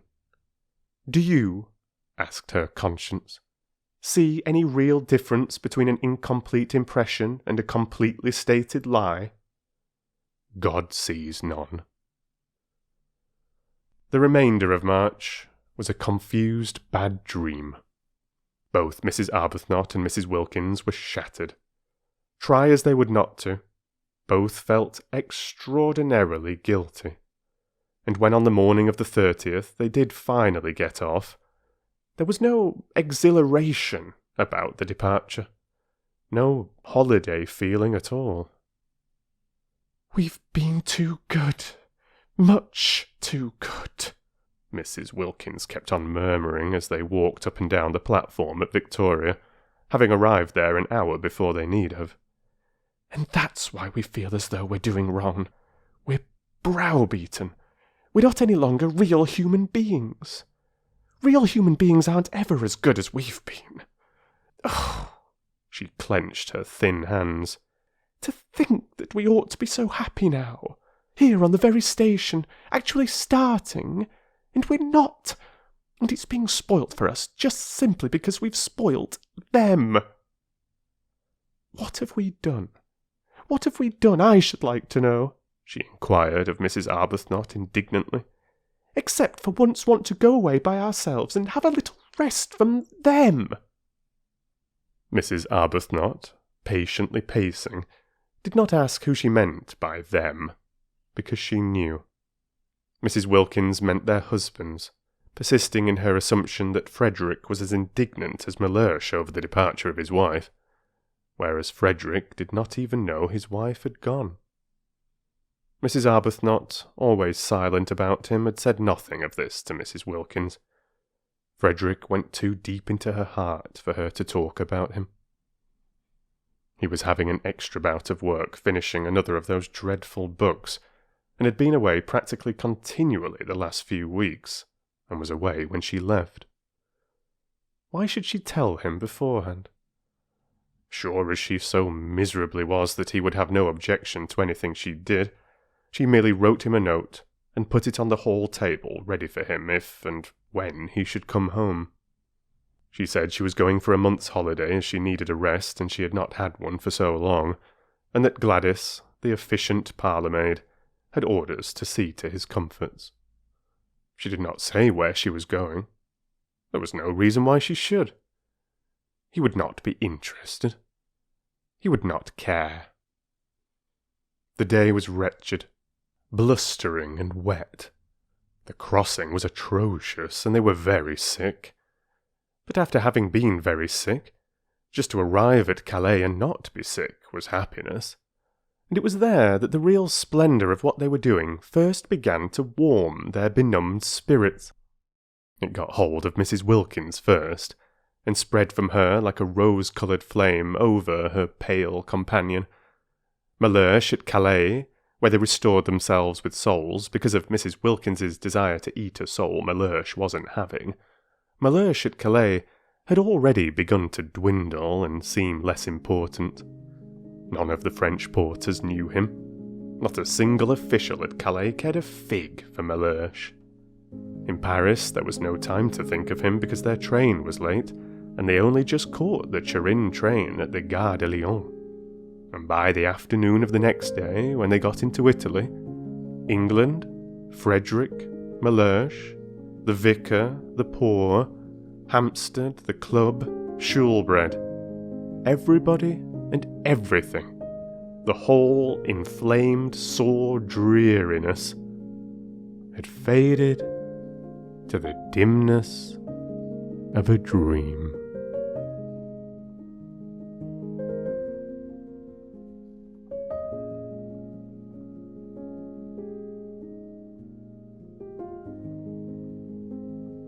Chapter 5.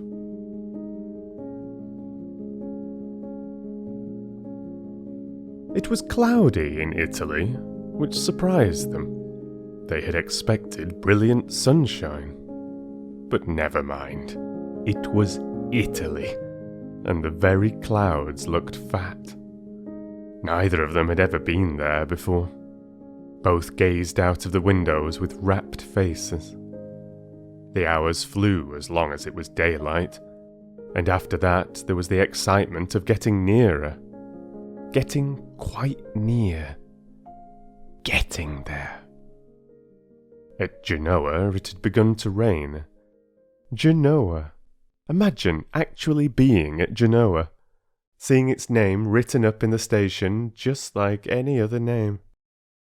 At Nervi it was pouring, and when at last towards midnight, for again the train was late, they got to Mezzago, the rain was coming down in what seemed solid sheets. But it was Italy. Nothing it did could be bad. The very rain was different. Straight rain, falling properly onto one's umbrella, not that violently blowing English stuff that got in everywhere. And it did leave off, and when it did, behold, the earth would be strewn with roses. Mr. Briggs, San Salvatore's owner, had said, "You get out at Mezzago, and then you drive." But he had forgotten what he amply knew, that trains in Italy are sometimes late, and he had imagined his tenants arriving at Mezzago at 8 o'clock and finding a string of flies to choose from. The train was 4 hours late, and when Mrs. Arbuthnot and Mrs. Wilkins scrambled down the ladder-like high steps of their carriage into the black downpour, their skirts sweeping off great pools of sooty wet because their hands were full of suitcases, if it had not been for the vigilance of Domenico, the gardener at San Salvatore, they would have found nothing for them to drive in. All ordinary flies had long since gone home. Domenico, foreseeing this, had sent his aunt's fly, driven by her son, his cousin, and his aunt and her fly lived in Castagneto, the village crouching at the feet of San Salvatore, and therefore, however late the train was, the fly would not dare come home without containing that which it had been sent to fetch.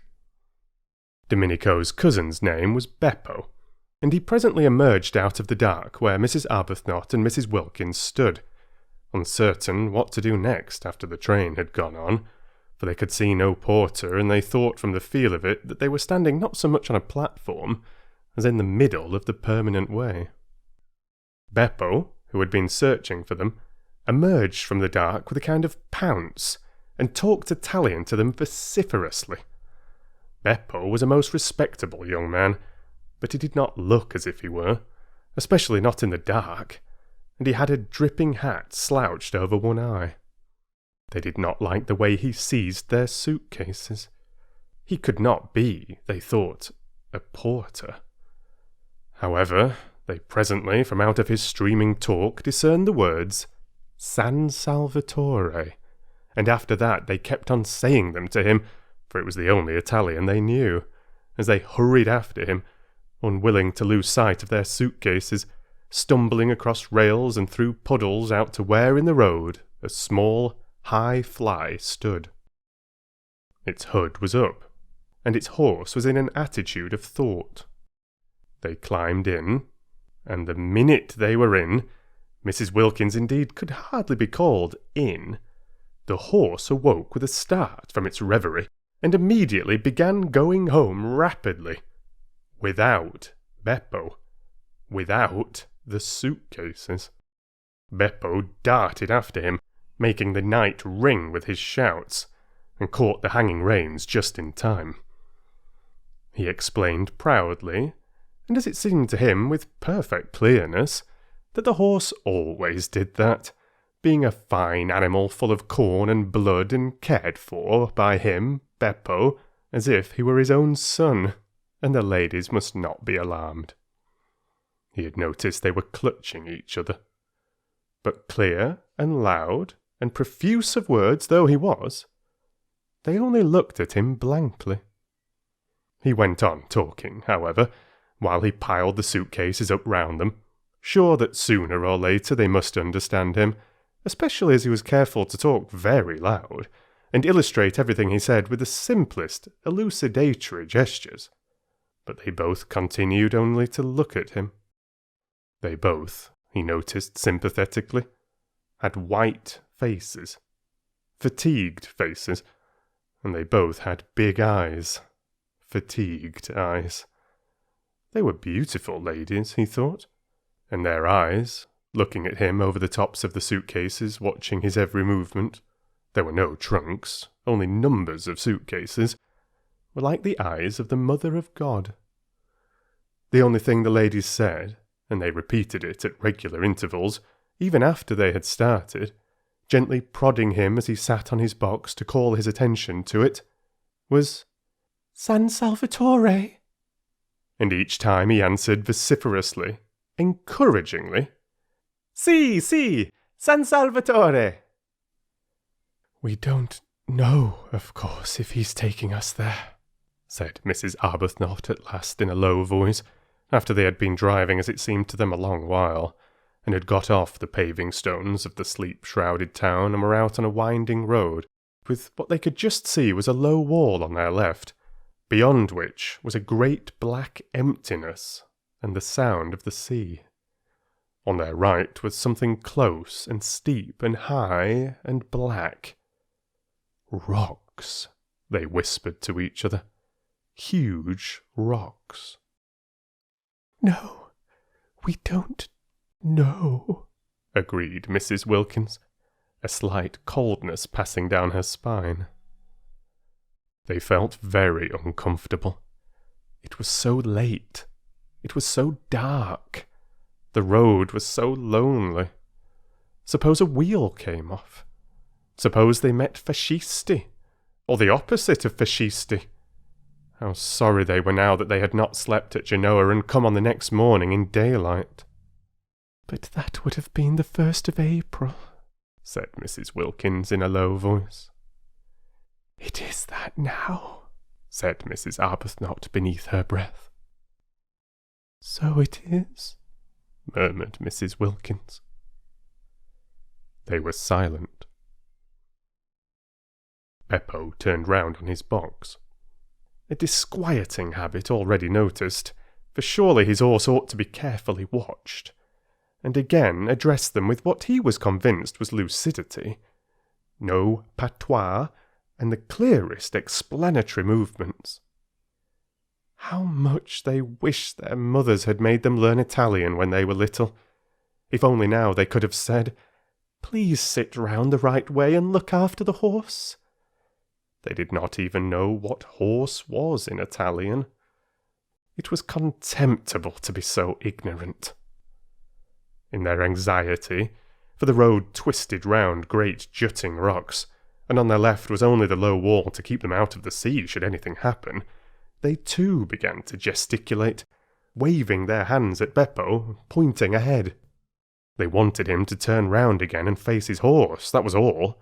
He thought they wanted him to drive faster, and there followed a terrifying 10 minutes during which, as he supposed, he was gratifying them. He was proud of his horse, and it could go very fast. He rose in his seat, the whip cracked, the horse rushed forward, the rocks leaped towards them, the little fly swayed, the suitcases heaved, Mrs. Arbuthnot and Mrs. Wilkins clung.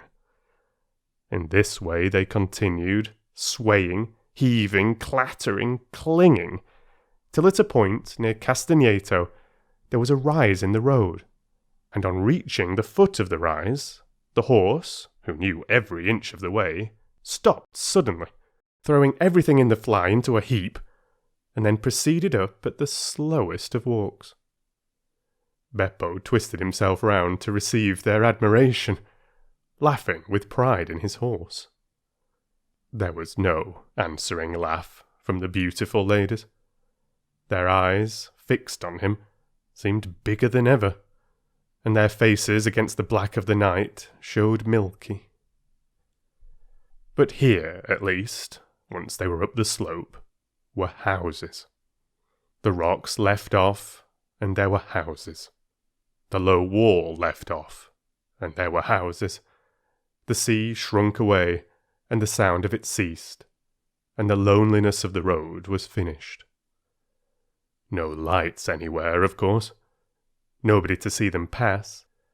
And yet Beppo, when the houses began, after looking over his shoulder and shouting, "Castagneto!" at the ladies, once more stood up and cracked his whip, and once more made his horse dash forward. "We shall be there in a minute," Mrs. Arbuthnot said to herself, holding on. "We shall soon stop now," Mrs. Wilkins said to herself, holding on. They said nothing aloud, because nothing would have been heard above the whip cracking and the wheel clattering and the boisterous, inciting noises Beppo was making at his horse. Anxiously they strained their eyes for any sight of the beginning of San Salvatore. They had supposed and hoped that after a reasonable amount of village, a medieval archway would loom upon them, and through it they would drive into a garden, and draw up at an open, welcoming door, with light streaming from it and those servants standing in it who, according to the advertisement, remained. Instead, the fly suddenly stopped. Peering out, they could see they were still in the village street, with small dark houses each side, and Beppo, throwing the reins over the horse's back as if completely confident this time that he would not go any farther, got down off his box. At the same moment, springing as it seemed out of nothing, a man and several half-grown boys appeared on each side of the fly and began dragging out the suitcases. "No, no! San Salvatore! San Salvatore!" exclaimed Mrs. Wilkins, trying to hold on to what suitcases she could. "Si, si, San Salvatore!" they all shouted, pulling. "This can't be San Salvatore," said Mrs. Wilkins, turning to Mrs. Arbuthnot, who sat quite still, watching her suitcases being taken from her with the same patience she applied to lesser evils. She knew she could do nothing if these men were wicked men, determined to have her suitcases. "I don't think it can be," she admitted, and could not refrain from a moment's wonder at the ways of God. Had she really been brought here, she and poor Mrs. Wilkins, after so much trouble in arranging it, so much difficulty and worry, along such devious paths of prevarication and deceit, only to be... She checked her thoughts, and gently said to Mrs. Wilkins, while the ragged youths disappeared with the suitcases into the night and the man with the lantern helped Beppo pull the rug off her, that they were both in God's hands. And for the first time on hearing this, Mrs. Wilkins was afraid. There was nothing for it but to get out. Useless to try to go on sitting in the fly repeating San Salvatore. Every time they said it, and their voices each time were fainter, Beppo and the other man merely echoed it in a series of loud shouts. If only they had learned Italian when they were little. If only they could have said, "We wish to be driven to the door." But they did not even know what door was in Italian. Such ignorance was not only contemptible, it was, they now saw, definitely dangerous. Useless, however, to lament it now. Useless to put off whatever it was that was going to happen to them by trying to go on sitting in the fly. They, therefore, got out. The two men opened their umbrellas for them and handed them to them. From this they received a faint encouragement, because they could not believe that, if these men were wicked, they would pause to open umbrellas. The man with the lantern then made signs to them to follow him, talking loud and quickly, and Beppo, they noticed, remained behind. Ought they to pay him? Not, they thought, if they were going to be robbed, and perhaps murdered. Surely on such an occasion one did not pay. Besides, he had not after all brought them to San Salvatore. Where they had got to was evidently somewhere else. Also, he did not show the least wish to be paid. He let them go away into the night with no clamour at all. This, they could not help thinking, was a bad sign. He asked for nothing because presently he was to get so much. They came to some steps. The road ended abruptly in a church and some descending steps. The man held the lantern low for them to see the steps. "San Salvatore," said Mrs. Wilkins once again, very faintly, before committing herself to the steps. It was useless to mention it now, of course, but she could not go down steps in complete silence. No medieval castle, she was sure, was ever built at the bottom of steps. Again, however, came the echoing shout, "Si, si, San Salvatore!"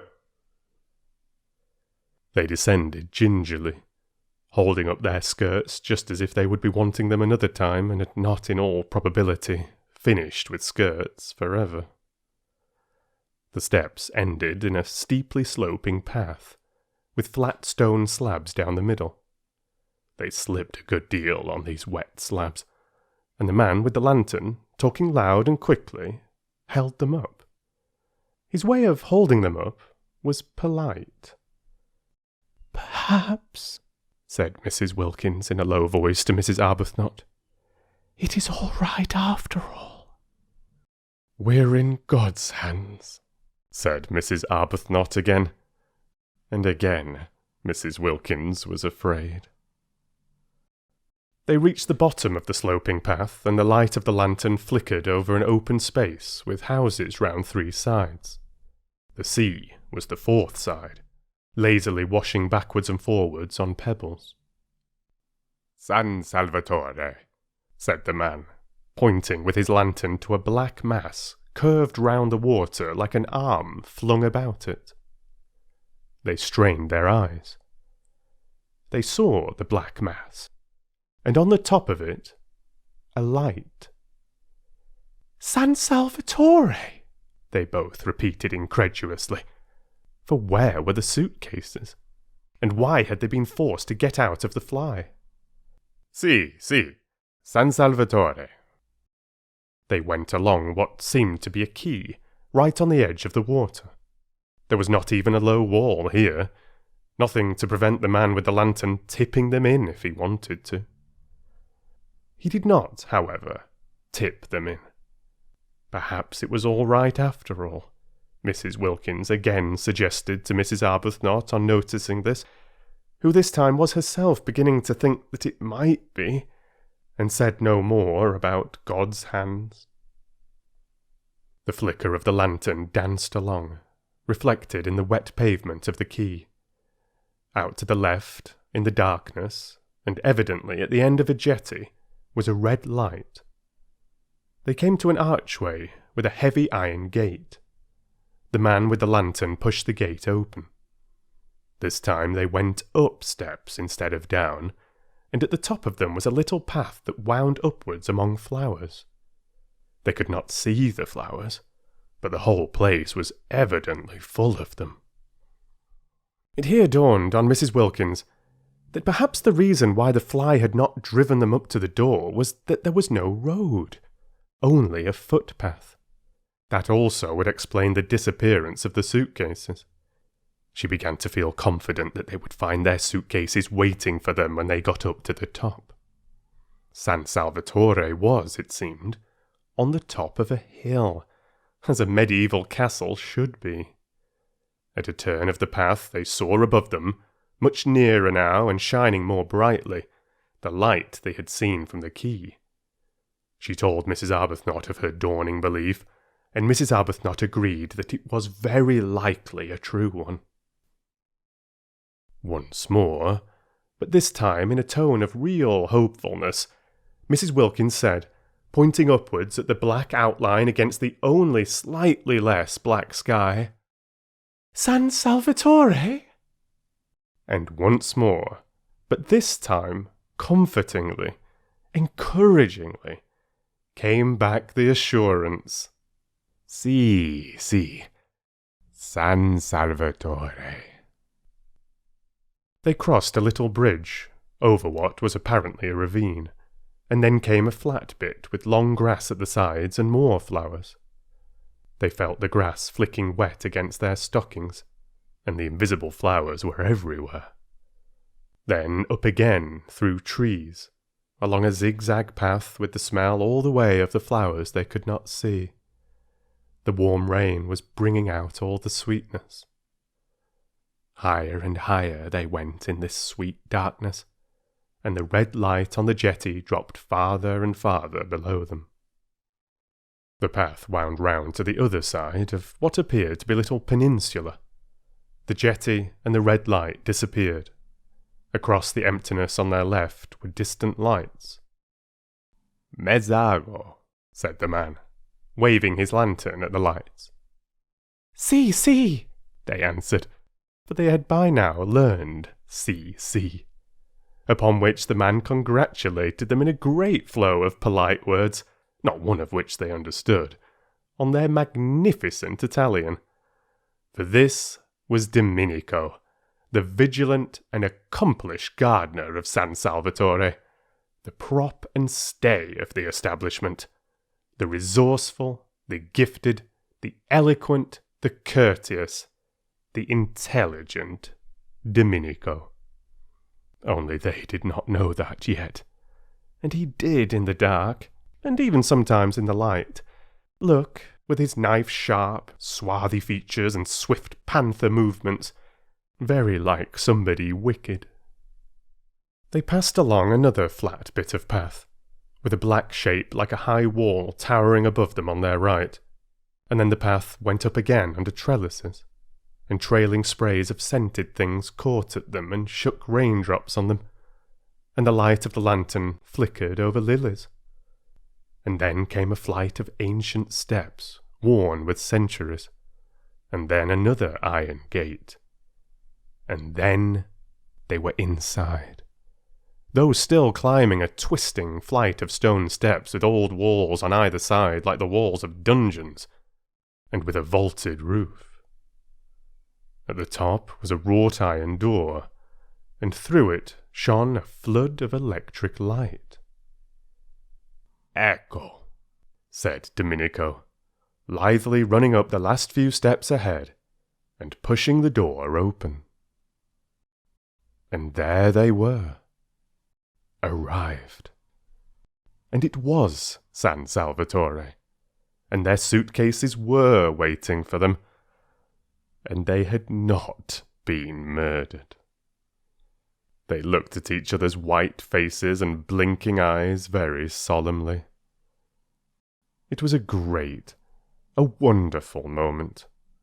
Here they were in their medieval castle at last. Their feet touched its stones. Mrs. Wilkins put her arm round Mrs. Arbuthnot's neck and kissed her.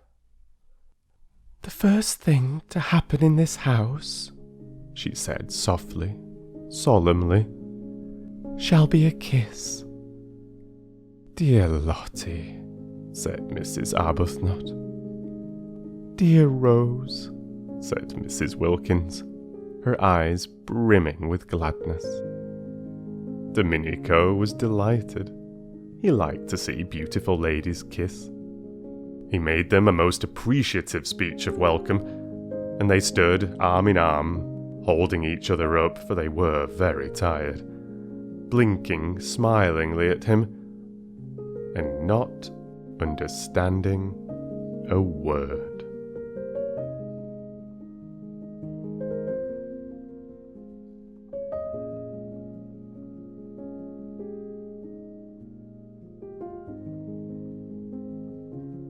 Chapter 6.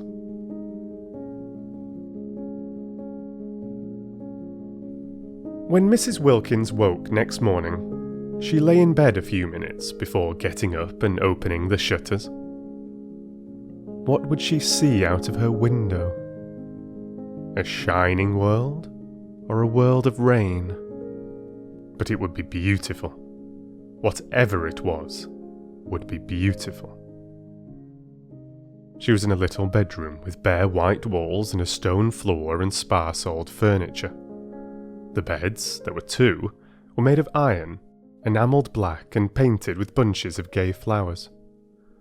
She lay putting off the great moment of going to the window as one puts off opening a precious letter, gloating over it. She had no idea what time it was. She'd forgotten to wind up her watch ever since, centuries ago, she last went to bed in Hampstead. No sounds were to be heard in the house, so she supposed it was very early. Yet she felt as if she had slept a long while. So completely rested. So perfectly content. She lay with her arms clasped round her head, thinking how happy she was. Her lips curved upwards in a delighted smile. In bed, by herself. Adorable condition. She had not been in a bed without Mellersh once now for 5 whole years. And the cool roominess of it, the freedom of one's movements, the sense of recklessness, of audacity, in giving the blankets a pull if one wanted to, or twitching the pillows more comfortably.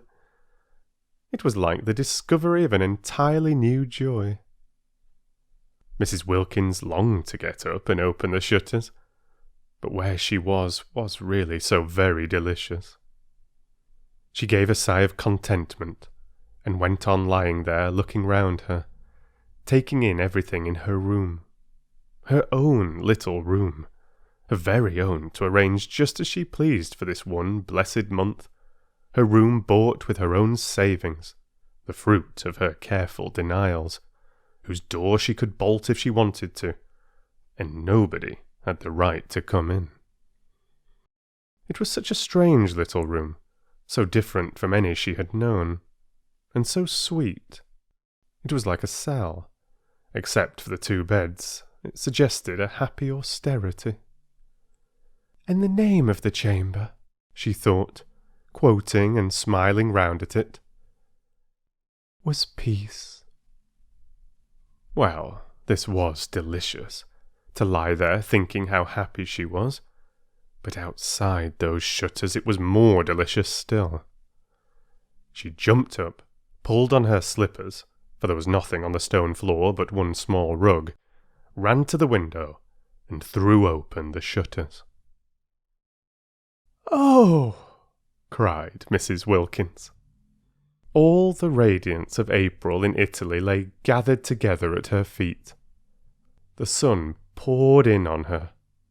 The sea lay asleep in it, hardly stirring. Across the bay, the lovely mountains, exquisitely different in colour, were asleep too in the light, and underneath her window, at the bottom of the flower-starred grass slope from which the wall of the castle rose up, was a great cypress, cutting through the delicate blues and violets and rose colours of the mountains and the sea, like a great black sword. She stared. Such beauty, and she there to see it. Such beauty, and she alive to feel it. Her face was bathed in light. Lovely scents came up to the window and caressed her. A tiny breeze gently lifted her hair. Far out in the bay, a cluster of almost motionless fishing boats, hovered like a flock of white birds on the tranquil sea. How beautiful! How beautiful!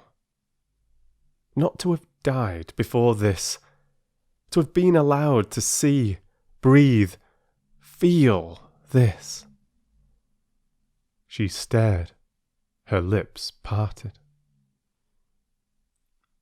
Happy? Poor, ordinary, everyday word. But what could one say?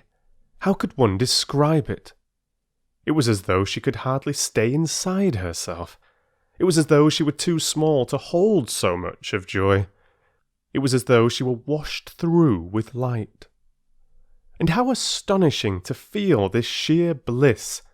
For here she was, not doing and not going to do a single unselfish thing, not going to do a thing she didn't want to do. According to everybody she'd ever come across, she ought at least to have twinges. She had not one twinge. Something was wrong somewhere. Wonderful that at home she should have been so good, so terribly good, and merely felt tormented. Twinges of every sort had there been her portion. Aches, hurts, discouragements, and she the whole time being steadily unselfish. Now she had taken off all her goodness and left it behind her like a heap of rain-sodden clothes, and she only felt joy. She was naked of goodness, and was rejoicing in being naked. She was stripped and exulting. And there, away in the dim mugginess of Hampstead, was Mellersh being angry. She tried to visualize Mellersh. She tried to see him having breakfast and thinking bitter things about her. And lo, Mellersh himself began to shimmer, became rose-colour, became delicate violet, became an enchanting blue, became formless, became iridescent. Actually, Mellersh, after quivering a minute, was lost in light. Well, thought Mrs. Wilkins, staring, as it were, after him. How extraordinary not to be able to visualize Mellersh, and she who used to know every feature, every expression of his by heart. She simply could not see him as he was. She could only see him resolved into beauty, melted into harmony with everything else. The familiar words of the general thanksgiving came quite naturally into her mind, and she found herself, blessing God for her creation, preservation, and all the blessings of this life, but above all for his inestimable love, out loud in a burst of acknowledgment. While Mellersh, at that moment, angrily pulling on his boots before going out into the dripping streets, was indeed thinking bitter things about her. She began to dress, choosing clean white clothes in honour of the summer's day, unpacking her suitcases, tidying her adorable little room. She moved about with quick, purposeful steps, her long, thin body held up straight, her small face, so much puckered at home with effort and fear, smoothed out. All she had been and done before this morning, all she had felt and worried about, was gone. Each of her worries behaved as the image of Mellersh had behaved, and dissolved into colour and light. And she noticed things she had not noticed for years. When she was doing her hair in front of the glass, she noticed it, and thought, "Why, what pretty stuff!" For years she had forgotten she had such a thing as hair, plaiting it in the evening and unplaiting it in the morning with the same hurry and indifference with which she laced and unlaced her shoes. Now she suddenly saw it, and she twisted it round her fingers before the glass, and was glad it was so pretty. Mellersh couldn't have seen it either, for he had never said a word about it. Well, when she got home she would draw his attention to it. "Mellersh," she would say, "look at my hair. Aren't you pleased you've got a wife with hair like curly honey?" She laughed. She had never said anything like that to Mellersh yet, and the idea of it amused her. But why had she not? Oh yes, she used to be afraid of him.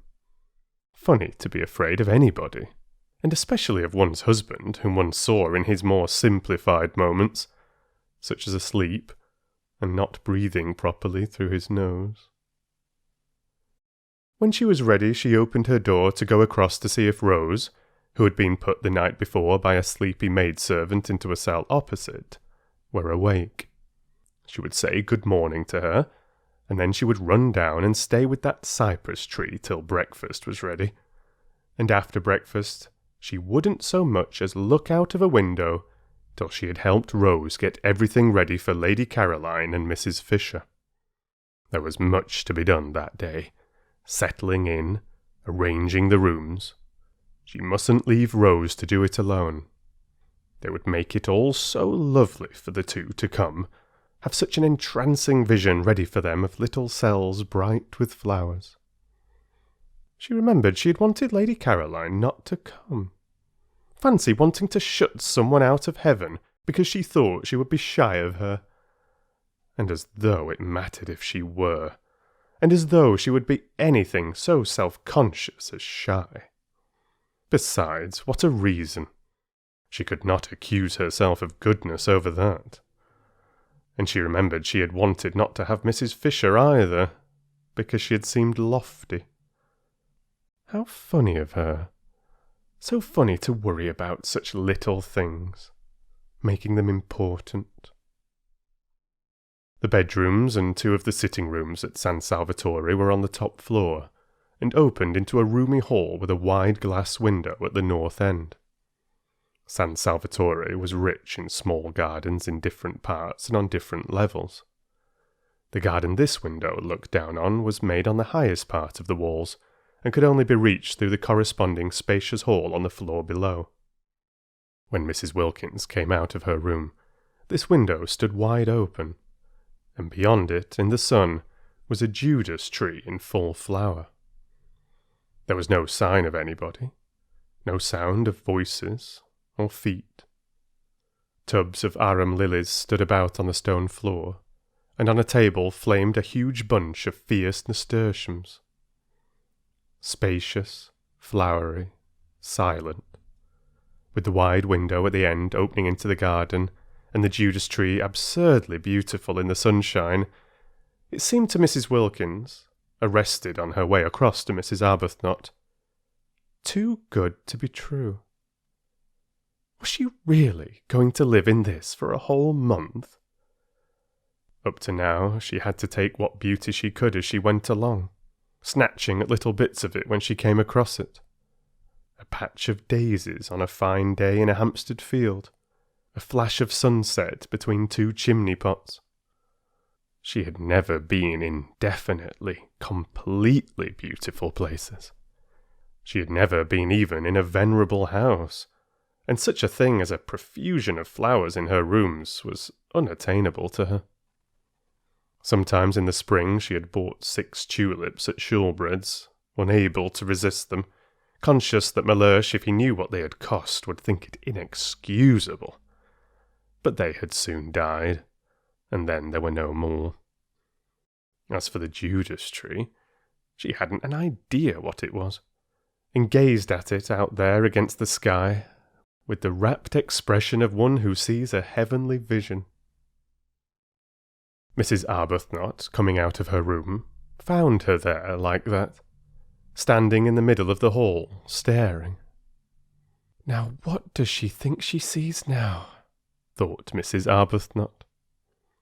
We are in God's hands, said Mrs. Wilkins, turning to her, speaking with extreme conviction. Oh, said Mrs. Arbuthnot quickly, her face, which had been covered with smiles when she came out of her room, falling. Why, what has happened? For Mrs. Arbuthnot had woken up with such a delightful feeling of security, of relief, and she did not want to find she had not after all escaped from the need of refuge. She had not even dreamed of Frederick. For the first time for years she had been spared the nightly dream that he was with her, that they were heart to heart, and its miserable awakening. She had slept like a baby, and had woken up confident. She had found there was nothing she wished to say in her morning prayer except thank you. It was disconcerting to be told she was after all in God's hands. "I hope nothing has happened?" she asked anxiously. Mrs. Wilkins looked at her a moment, and laughed. "How funny!" she said, kissing her. "What is funny?" asked Mrs. Arbuthnot, her face clearing because Mrs. Wilkins laughed. This is everything. It's all so wonderful. It's so funny and so adorable that we should be in it. I dare say when we finally reach heaven, the one they talk about so much, we shan't find it a bit more beautiful." Mrs. Arbuthnot relaxed to smiling security again. "Isn't it divine?" she said. "Were you ever in your life so happy?" asked Mrs. Wilkins, catching her by the arm. "No," said Mrs. Arbuthnot. Nor had she been. Not ever. Not even in her first love days with Frederick. Because always pain had been close at hand in that other happiness, ready to torture with doubts, to torture even with the very excess of her love. While this was the simple happiness of complete harmony with her surroundings, the happiness that asks for nothing, that just accepts, just breathes, just is. "Let's go and look at that tree close," said Mrs. Wilkins. "I don't believe it can only be a tree." And arm in arm they went along the hall, and their husbands would not have known them, their faces were so young with eagerness. And together they stood at the open window, and when their eyes, having feasted on the marvellous pink thing, wandered farther among the beauties of the garden, they saw, sitting on the low wall at the east edge of it, gazing out over the bay, her feet in lilies, Lady Caroline. They were astonished. They said nothing in their astonishment, but stood quite still, arm in arm, staring down at her. She too had on a white frock, and her head was bare. They'd had no idea that day in London, when her hat was down to her nose and her furs were up to her ears, that she was so pretty. They had merely thought her different from the other women in the club, and so had the other women themselves, and so had all the waitresses, eyeing her sideways and eyeing her again as they passed the corner where she sat talking. But they had had no idea she was so pretty. She was exceedingly pretty. Everything about her was very much that which it was. Her fair hair was very fair, her lovely grey eyes were very lovely and grey, her dark eyelashes were very dark, her white skin was very white, her red mouth was very red. She was extravagantly slender, the merest thread of a girl, though not without little curves beneath her thin frock where little curves should be. She was looking out across the bay, and was sharply defined against the background of empty blue. She was full in the sun. Her feet dangled among the leaves and flowers of the lilies, just as if it did not matter that they should be bent or bruised. "She ought to have a headache," whispered Mrs. Arbuthnot at last. "Sitting there in the sun like that." "She ought to have a hat," whispered Mrs. Wilkins. "She's treading on lilies, but they're hers as much as ours. Only 1/4 of them." Lady Caroline turned her head. She looked up at them a moment, surprised to see them so much younger than they had seemed that day at the club, and so much less unattractive. Indeed, they were really almost quite attractive, if anyone could ever be really quite attractive in the wrong clothes. Her eyes, swiftly glancing over them, took in every inch of each of them in the half-second before she smiled and waved her hand and called out good morning. There was nothing, she saw at once, to be hoped for in the way of interest from their clothes. She did not consciously think this, for she was having a violent reaction against beautiful clothes and the slavery they impose on one, her experience being that the instant one had got them, they took one in hand and gave one no peace till they had been everywhere and been seen by everybody.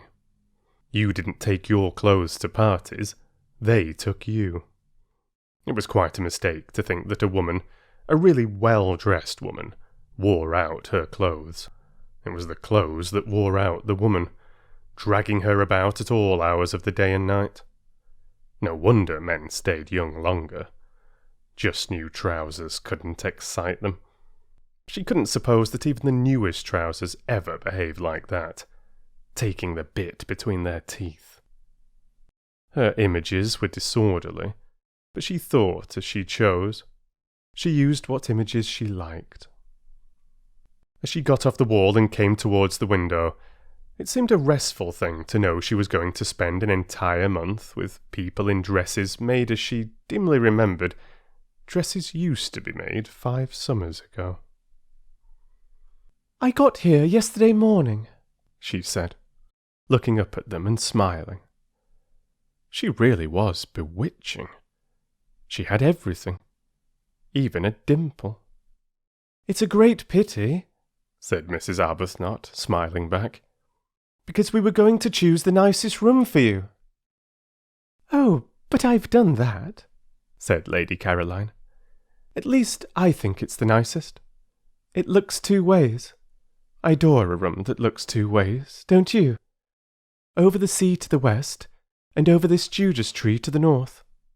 And we had meant to make it pretty for you with flowers," said Mrs. Wilkins. "Oh, Domenico did that. I told him to directly I got here. He's the gardener. He's wonderful." "It's a good thing, of course," said Mrs. Arbuthnot a little hesitatingly, "to be independent, and to know exactly what one wants." "Yes, it saves trouble," agreed Lady Caroline. "But one shouldn't be so independent," said Mrs. Wilkins, "as to leave no opportunity for other people to exercise their benevolences on one." Lady Caroline, who had been looking at Mrs. Arbuthnot, now looked at Mrs. Wilkins. That day at that queer club she had had merely a blurred impression of Mrs. Wilkins, for it was the other one who did all the talking, and her impression had been of somebody so shy, so awkward, that it was best to take no notice of her. She had not even been able to say goodbye properly, doing it in an agony, turning red, turning damp. Therefore she now looked at her in some surprise, and she was still more surprised when Mrs. Wilkins added, gazing at her with the most obvious, sincere admiration, speaking indeed with a conviction that refused to remain unuttered, "I didn't realize you were so pretty." She stared at Mrs. Wilkins. She was not usually told this quite so immediately and roundly. Abundantly as she was used to it, impossible not to be after 28 solid years. It surprised her to be told it with such bluntness, and by a woman. "It's very kind of you to think so," she said. "Why, you're lovely," said Mrs. Wilkins. "Quite lovely." "I hope," said Mrs. Arbuthnot pleasantly, "you make the most of it." Lady Caroline then stared at Mrs. Arbuthnot. "Oh yes," she said, "I make the most of it. I've been doing that ever since I can remember." "Because," said Mrs. Arbuthnot, smiling and raising a warning forefinger, "it won't last." Then Lady Caroline began to be afraid these two were originals. If so, she would be bored. Nothing bored her so much as people who insisted on being original, who came and buttonholed her and kept her waiting while they were being original. And the one who admired her, it would be tiresome if she dogged her about in order to look at her. What she wanted of this holiday was complete escape from all she had had before. She wanted the rest of complete contrast. Being admired, being dogged, wasn't contrast, it was repetition. And as for originals, to find herself shut up with two on the top of a precipitous hill in a medieval castle built for the express purpose of preventing easy goings out and in, would not, she was afraid, be especially restful. Perhaps she had better be a little less encouraging. They'd seemed such timid creatures, even the dark one, she couldn't remember their names, that day at the club, that she had felt it quite safe to be very friendly. Here they had come out of their shells. Already. Indeed, at once. There was no sign of timidity about either of them here. If they had got out of their shells so immediately, at the very first contact, unless she checked them, they would soon begin to press upon her, and then goodbye to her dream of 30 restful, silent days, lying unmolested in the sun, getting her feathers smooth again, not being spoken to, not waited on, not grabbed at and monopolized, but just recovering from the fatigue, the deep and melancholy fatigue of the too much. Besides, there was Mrs. Fisher. She too must be checked. Lady Caroline had started 2 days earlier than had been arranged for 2 reasons. First, because she wished to arrive before the others in order to pick out the room or rooms she preferred, and second, because she judged it likely that otherwise she would have to travel with Mrs. Fisher. She did not want to travel with Mrs. Fisher. She did not want to arrive with Mrs. Fisher. She saw no reason whatever why, for a single moment, she should have to have anything at all to do with Mrs. Fisher. But unfortunately, Mrs. Fisher also was filled with a desire to get to San Salvatore first and pick out the room or rooms she preferred, and she and Lady Caroline had after all travelled together. As early as Calais they began to suspect it. In Paris they feared it, at Modane they knew it, at Mezzago they concealed it, driving out to Castagneto in 2 separate flies, the nose of the one almost touching the back of the other the whole way. But when the road suddenly left off at the church and the steps, further evasion was impossible, and faced by this abrupt and difficult finish to their journey, there was nothing for it but to amalgamate. Because of Mrs. Fisher's stick, Lady Caroline had to see about everything. Mrs. Fisher's intentions, she explained from her fly when the situation had become plain to her, were active, but her stick prevented their being carried out. The 2 drivers told Lady Caroline boys would have to carry the luggage up to the castle, and she went in search of some, while Mrs. Fisher waited in the fly because of her stick. Mrs. Fisher could speak Italian, but only, she explained, the Italian of Dante, which Matthew Arnold used to read with her when she was a girl, and she thought this might be above the heads of boys. Therefore, Lady Caroline, who spoke ordinary Italian very well, was obviously the one to go and do things. "I am in your hands," said Mrs. Fisher, sitting firmly in her fly.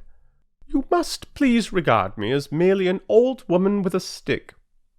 And presently, down the steps and cobbles to the piazza, and along the quay and up the zigzag path, Lady Caroline found herself as much obliged to walk slowly with Mrs. Fisher as if she were her own grandmother. "It's my stick," Mrs. Fisher complacently remarked at intervals. And when they rested at those bends of the zigzag path where seats were, and Lady Caroline, who would have liked to run on and get to the top quickly, was forced in common humanity to remain with Mrs. Fisher because of her stick. Mrs. Fisher told her how she had been on a zigzag path once with Tennyson. "Isn't his cricket wonderful?" said Lady Caroline absently.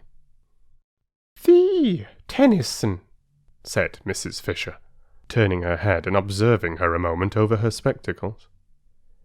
"Isn't he?" said Lady Caroline. "I am speaking," said Mrs. Fisher, "of Alfred." "Oh," said Lady Caroline. "And it was a path, too," Mrs. Fisher went on severely. "Curiously like this. No eucalyptus tree, of course, but otherwise curiously like this. And at one of the bends he turned and said to me, I see him now turning and saying to me—" Yes, Mrs. Fisher would have to be checked. And so would these two up at the window. She had better begin at once. She was sorry she had got off the wall. All she need have done was to have waved her hand and waited till they came down and out into the garden to her. So she ignored Mrs. Arbuthnot's remark and raised forefinger, and said with marked coldness, at least she tried to make it sound marked, that she supposed they would be going to breakfast, and that she had had hers. But it was her fate that however coldly she sent forth her words, they came out sounding quite warm and agreeable. That was because she had a sympathetic and delightful voice, due entirely to some special formation of her throat and the roof of her mouth, and having nothing whatever to do with what she was feeling. Nobody in consequence ever believed they were being snubbed. It was most tiresome. If she stared icily, it did not look icy at all, because her eyes, lovely to begin with, had the added loveliness of very long, soft, dark eyelashes. No icy stare could come out of eyes like that. It got caught and lost in the soft eyelashes, and the person stared at merely thought they were being regarded with a flattering and exquisite attentiveness. And if ever she was out of humour, or definitely cross, and who would not be sometimes in such a world, she only looked so pathetic that people all rushed to comfort her, if possible by means of kissing.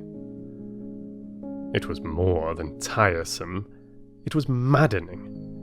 Nature was determined that she should look and sound angelic. She could never be disagreeable or rude without being completely misunderstood. "I had my breakfast in my room," she said, trying her utmost to sound curt. "Perhaps I'll see you later." And she nodded, and went back to where she had been sitting on the wall, with the lilies being nice and cool round her feet.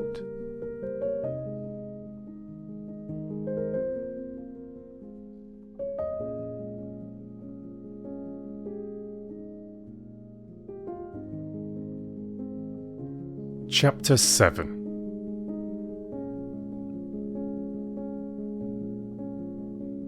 Their eyes followed her admiringly. They had no idea they had been snubbed. It was a disappointment, of course, to find she had forestalled them and that they were not to have the happiness of preparing for her, of watching her face when she arrived and first saw everything. But there was still Mrs. Fisher. They would concentrate on Mrs. Fisher, and would watch her face instead. Only, like everybody else, they would have preferred to watch Lady Caroline's. Perhaps, then, as Lady Caroline had talked of breakfast, they had better begin by going and having it, for there was too much to be done that day to spend any more time gazing at the scenery. Servants to be interviewed, the house to be gone through and examined, and finally, Mrs. Fisher's room to be got ready and adorned. They waved their hands gaily at Lady Caroline, who seemed absorbed in what she saw and took no notice, and turning away, found the maidservant of the night before had come up silently behind them in cloth slippers with string soles. She was Francesca, the elderly parlour-maid who had been with the owner, he had said, for years, and whose presence made inventories unnecessary. And after wishing them good morning and hoping they had slept well, she told them breakfast was ready in the dining room on the floor below, and if they would follow her, she would lead. They did not understand a single word of the very many in which Francesca succeeded in clothing this simple information, but they followed her, for it at least was clear that they were to follow, and going down the stairs and along the broad hall like the one above, except for glass doors at the end instead of a window opening into the garden, they were shown into the dining room, where, sitting at the head of the table, having her breakfast, was Mrs. Fisher. This time they exclaimed. Even Mrs. Arbuthnot exclaimed, though her exclamation was only, "Oh!" Mrs. Wilkins exclaimed at greater length. "Why, but it's like having the bread taken out of one's mouth!" exclaimed Mrs. Wilkins. "How do you do?"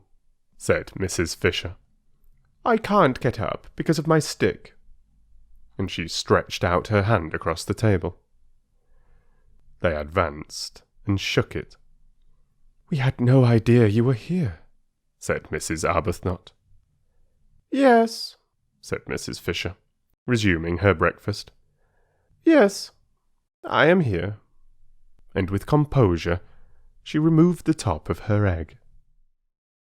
"It's a great disappointment," said Mrs. Wilkins. "We had meant to give you such a welcome." This was the one, Mrs. Fisher remembered, briefly glancing at her, who, when she came to Prince of Wales Terrace, said she had seen Keats.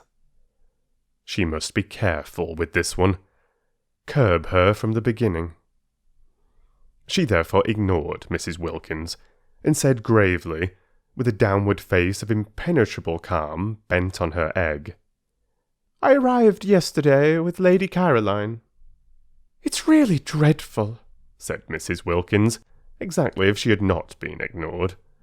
"There's nobody left to get anything ready for now. I feel thwarted. I feel as if the bread had been taken out of my mouth just when I was going to be happy swallowing it." "Where will you sit?"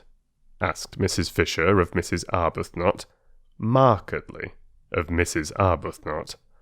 The comparison with the bread seemed to her most unpleasant. "Oh, thank you," said Mrs. Arbuthnot, sitting down rather suddenly next to her. There were only two places she could sit down in, the places laid on either side of Mrs. Fisher.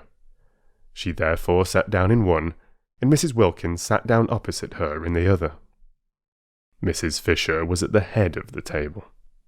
Round her was grouped the coffee and the tea. Of course, they were all sharing San Salvatore equally, but it was she herself and Lottie, Mrs. Arbuthnot mildly reflected, who had found it, who had had the work of getting it, who had chosen to admit Mrs. Fisher into it. Without them, she could not help thinking, Mrs. Fisher would not have been there. Morally, Mrs. Fisher was a guest. There was no hostess in this party, but supposing there had been a hostess, it would not have been Mrs. Fisher, nor Lady Caroline. It would have been either herself or Lottie. Mrs. Arbuthnot could not help feeling this as she sat down, and Mrs. Fisher, the hand which Ruskin had wrung suspended over the pots before her, inquired, "Tea or coffee?" She could not help feeling it even more definitely when Mrs. Fisher touched a small gong on the table beside her, as though she had been used to that gong and that table ever since she was little, and, on Francesca's appearing, bade her in the language of Dante, "Bring more milk."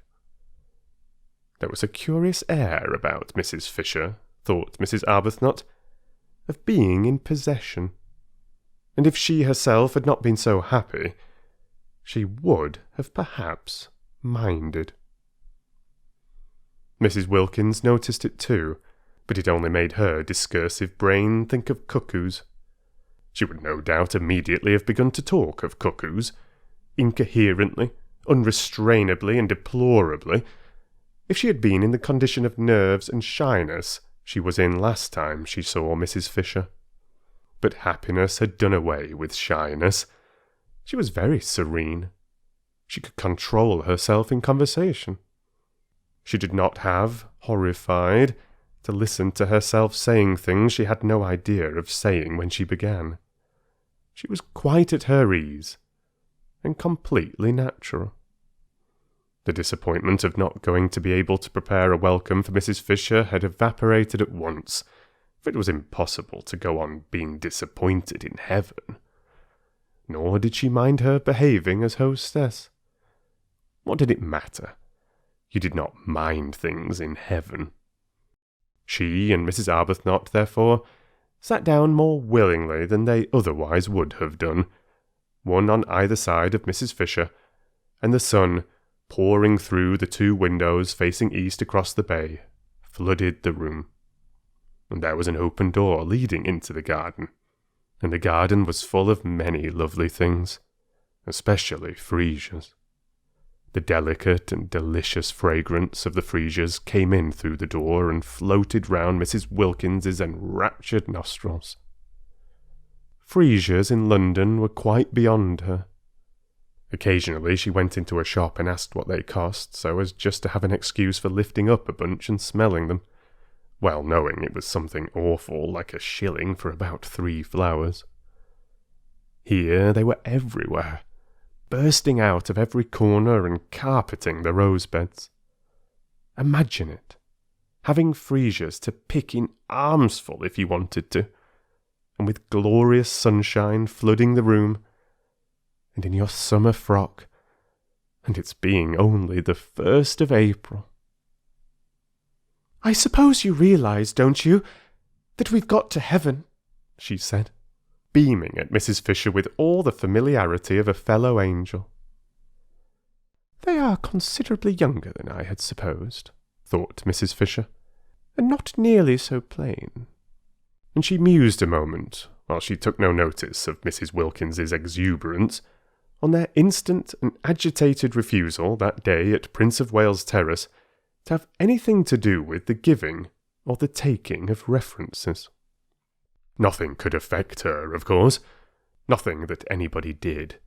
She was far too solidly seated in respectability. At her back stood massively in a tremendous row those 3 great names she had offered, and they were not the only ones she could turn to for support and countenance. Even if these young women, she had no grounds for believing the one out in the garden to be really Lady Caroline Dester, she had merely been told she was, even if these young women should all turn out to be what Browning used to call, how well she remembered his amusing and delightful way of putting things, fly-by-nights, what could it possibly, or in any way matter to her? Let them fly by night if they wished. One was not 65 for nothing. In any case, there would only be 4 weeks of it, at the end of which she would see no more of them. And in the meanwhile there were plenty of places where she could sit quietly away from them and remember. Also, there was her own sitting room, a charming room, all honey-coloured furniture and pictures, with windows to the sea towards Genoa, and a door opening on to the battlements. The house possessed 2 sitting rooms, and she'd explained to that pretty creature, Lady Caroline, certainly a pretty creature, whatever else she was, Tennyson would have enjoyed taking her for blows on the downs, who had seemed inclined to appropriate the honey-coloured one, that she needed some little refuge entirely to herself because of her stick. "Nobody wants to see an old woman hobbling about everywhere," she had said. "I shall be quite content to spend much of my time by myself in here, or sitting out on those convenient battlements." And she had a very nice bedroom, too. It looked 2 ways, across the bay to the morning sun, she liked the morning sun, and on to the garden. There were only 2 of these bedrooms with cross views in the house, she and Lady Caroline had discovered, and they were by far the airiest. They each had 2 beds in them, and she and Lady Caroline had had the extra beds taken out at once and put into 2 of the other rooms. In this way there was much more space and comfort. Lady Caroline, indeed, had turned hers into a bed-sitting room, with the sofa out of the bigger drawing-room and the writing-table and the most comfortable chair. But she herself had not had to do that because she had her own sitting-room, equipped with what was necessary. Lady Caroline had thought at first of taking the bigger sitting-room entirely for her own, because the dining-room on the floor below could quite well be used between meals to sit in by the 2 others, and was a very pleasant room with nice chairs. But she had not liked the bigger sitting-room shape. It was a round room in the tower, with deep slit windows pierced through the massive walls, and a domed and ribbed ceiling arranged to look like an open umbrella, and it seemed a little dark. Undoubtedly, Lady Caroline had cast coveted glances at the honey-coloured room, and if she, Mrs. Fisher, had been less firm, would have installed herself in it, which would have been absurd. "I hope," said Mrs. Arbuthnot smilingly, making an attempt to convey to Mrs. Fisher that though she, Mrs. Fisher, might not be exactly a guest, she certainly was not in the very least a hostess. "Your room is comfortable?" "Quite," said Mrs. Fisher. "Will you have some more coffee?" "No, thank you. Will you?" "No, thank you." "There were 2 beds in my bedroom, filling it up unnecessarily, and I had one taken out. It has made it much more convenient." "Oh, that's why I've got 2 beds in my room!" exclaimed Mrs. Wilkins, illuminated. The second bed in her little cell had seemed an unnatural and inappropriate object from the moment she saw it. "I gave no directions," said Mrs. Fisher, addressing Mrs. Arbuthnot. "I merely asked Francesca to remove it." "I have 2 in my room as well," said Mrs. Arbuthnot. "Your second one must be Lady Caroline's. She had hers removed too," said Mrs. Fisher. "It seems foolish to have more beds in a room than there are occupiers." "But we haven't got any husbands here either," said Mrs. Wilkins, "and I don't see any use in extra beds in one's room if one hasn't got husbands to put in them. Can't we have them taken away too?" "Beds," said Mrs. Fisher coldly, "cannot be removed from one room after another. They must remain somewhere." Mrs. Wilkins's remarks seemed to Mrs. Fisher persistently unfortunate. Each time she opened her mouth she said something best left unsaid. Loose talk about husbands had never in Mrs. Fisher's circle been encouraged. In the 80s, when she chiefly flourished, husbands were taken seriously, as the only real obstacles to sin. Beds, too, if they had to be mentioned, were approached with caution, and a decent reserve prevented them and husbands ever being spoken of in the same breath. She turned more markedly than ever to Mrs. Arbuthnot. "Do let me give you a little more coffee," she said. "No, thank you. But won't you have some more?" "No, indeed. I never have more than 2 cups at breakfast." "Would you like an orange?" "No, thank you. Would you?" "No, I don't eat fruit at breakfast. It is an American fashion which I'm too old now to adopt."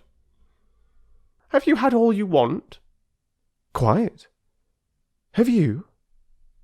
Mrs. Fisher paused before replying. Was this a habit? This trick of answering a simple question with the same question? If so, it must be curbed, for no one could live for 4 weeks in any real comfort with somebody who had a habit. She glanced at Mrs. Arbuthnot, and her parted hair and gentle brow reassured her. No, it was accident, not habit, that had produced those echoes. She could as soon imagine a dove having tiresome habits as Mrs. Arbuthnot. Considering her, she thought what a splendid wife she would have been for poor Carlyle, so much better than that horrid, clever Jane. She would have soothed him, Then shall we go? She suggested. Let me help you up, said Mrs. Arbuthnot, all consideration. Oh, thank you. I can manage perfectly. It's only sometimes that my stick prevents me. Mrs. Fisher got up quite easily. Mrs. Arbuthnot had hovered over her for nothing. I'm going to have one of those gorgeous oranges, said Mrs. Wilkins, staying where she was and reaching across to a black bowl piled with them. Rose, how can you resist them? Look, have this one. Do have this beauty. And she held out a big one. No, I'm going to see to my duties, said Mrs. Arbuthnot, moving towards the door. You'll forgive me for leaving you, won't you? She added politely to Mrs. Fisher. Mrs. Fisher moved towards the door too, quite easily, almost quickly. Her stick did not hinder her at all. She had no intention of being left with Mrs. Wilkins. What time would you like to have lunch? Mrs. Arbuthnot asked her, trying to keep her head as at least a non-guest, if not precisely a hostess, above water. Lunch, said Mrs. Fisher, is at 12:30. You shall have it at 12:30 then, said Mrs. Arbuthnot. I'll tell the cook. It will be a great struggle, she continued, smiling, but I've brought a little dictionary. The cook, said Mrs. Fisher, knows. Oh, said Mrs. Arbuthnot.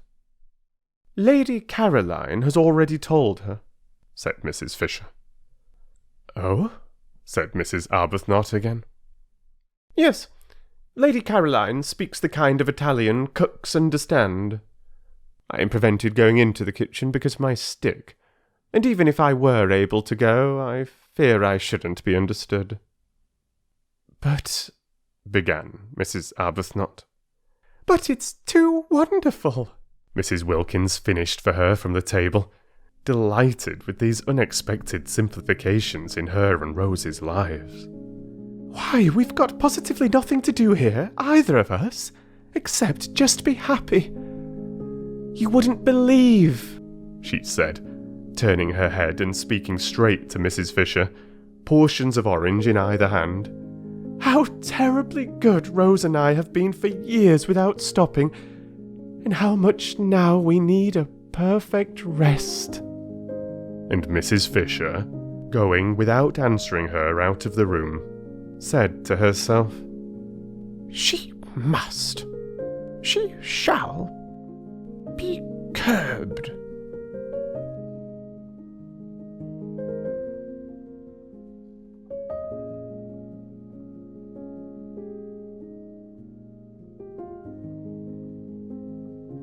Chapter 8.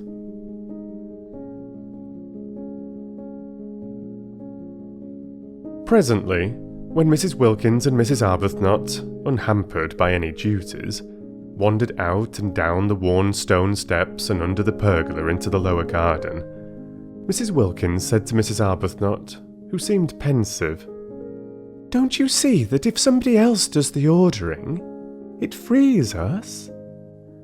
Mrs. Arbuthnot said she did see, but nevertheless she thought it rather silly to have everything taken out of their hands. I love things to be taken out of my hands, said Mrs. Wilkins. But we found San Salvatore, said Mrs. Arbuthnot, and it is rather silly that Mrs. Fisher should behave as if it belonged only to her. What is rather silly, said Mrs. Wilkins with much serenity, is to mind. I can't see the least point in being in authority at the price of one's liberty.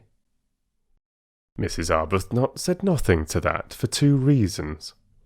First, because she was struck by the remarkable and growing calm of the hitherto incoherent and excited Lottie, and secondly, because what she was looking at was so very beautiful. All down the stone steps on either side were periwinkles in full flower, and she could now see what it was that had courted her the night before and brushed, wet and scented, across her face. It was wisteria, Wisteria and sunshine. She remembered the advertisement. Here indeed were both in profusion. The wisteria was tumbling over itself in its excess of life, its prodigality of flowering, and where the pergola ended, the sun blazed on scarlet geraniums, bushes of them, and nasturtiums in great heaps, and marigolds so brilliant that they seemed to be burning, and red and pink snapdragons, all outdoing each other in bright, fierce colour. The ground behind these flaming things dropped away in terraces to the sea, each terrace a little orchard, where among the olives grew vines on trellises, and fig trees, and peach trees, and cherry trees. The cherry trees and peach trees were in blossom, lovely showers of white and deep rose colour among the trembling delicacy of the olives. The fig leaves were just big enough to smell of figs. The vine buds were only beginning to show.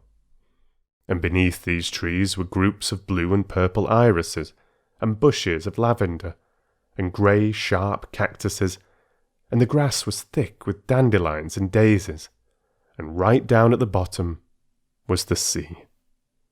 Colour seemed flung down anyhow, anywhere, every sort of colour, piled up in heaps, pouring along in rivers. The periwinkles looked exactly as if they were being poured down each side of the steps, and flowers that grow only in borders in England, proud flowers keeping themselves to themselves over there, such as the great blue irises and the lavender, were being jostled by small, shining, common things like dandelions and daisies and the white bells of the wild onion, and only seemed the better and the more exuberant for it. They stood looking at this crowd of loveliness, this happy jumble, in silence. No, it didn't matter what Mrs. Fisher did. Not here. Not in such beauty. Mrs. Arbuthnot's discomposure melted out of her. In the warmth and light of what she was looking at, of what to her was a manifestation, an entirely new side of God. How could one be discomposed? If only Frederick were with her, seeing it too, seeing as he would have seen it when first they were lovers, in the days when he saw what she saw, and loved what she loved. She sighed.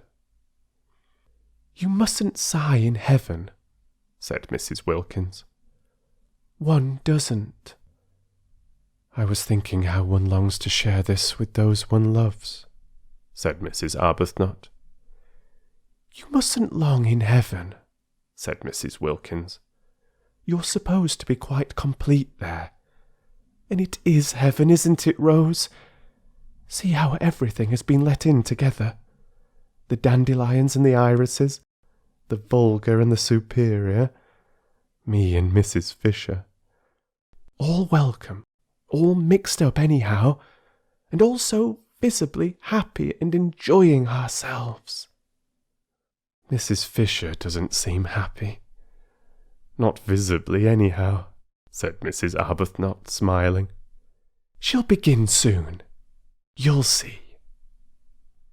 Mrs. Arbuthnot said she didn't believe that after a certain age people began anything. Mrs. Wilkins said she was sure no one, however old and tough, could resist the effects of perfect beauty.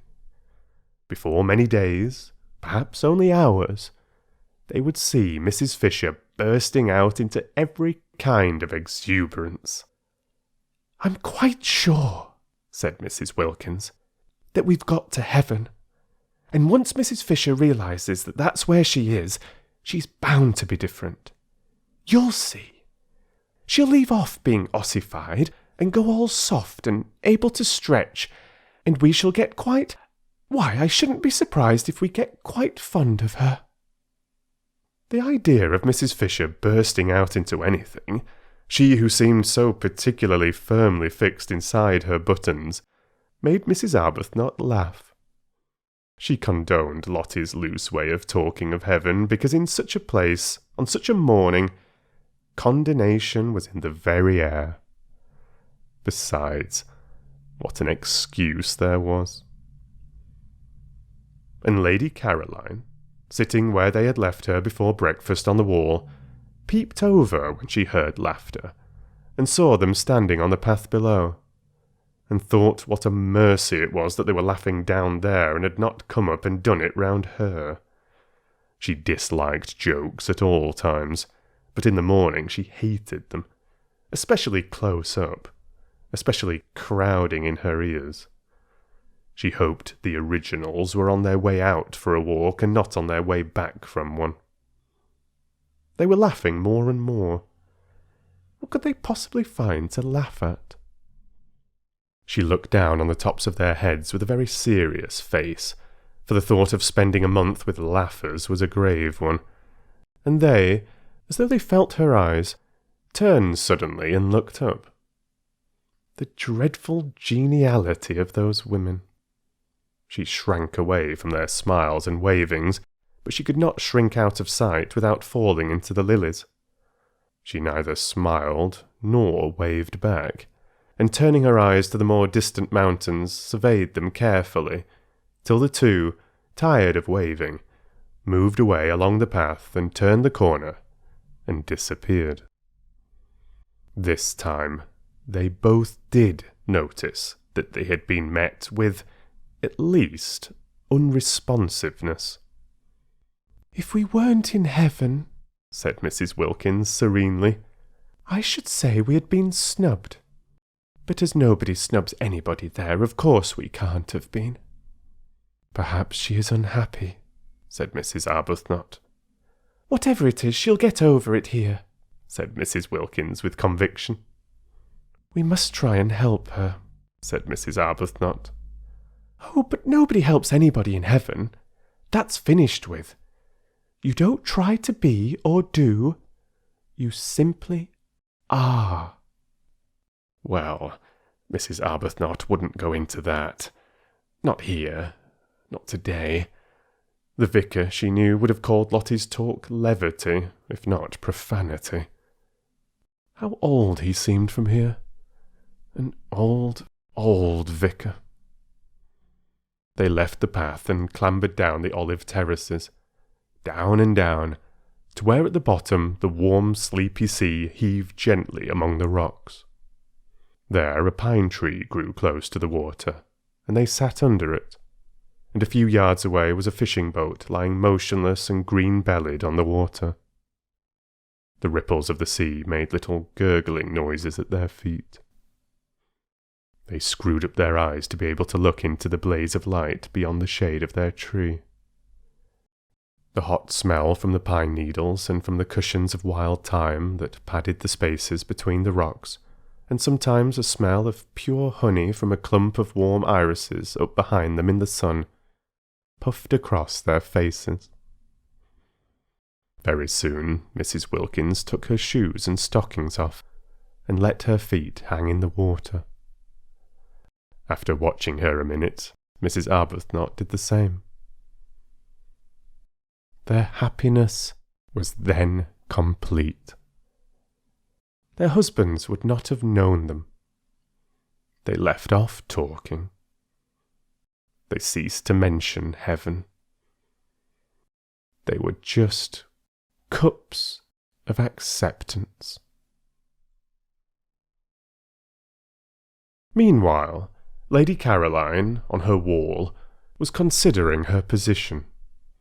The garden on the top of the wall was a delicious garden, but its situation made it insecure and exposed to interruptions. At any moment the others might come and want to use it, because both the hall and the dining room had doors opening straight into it. Perhaps, thought Lady Caroline, she could arrange that it should be solely hers.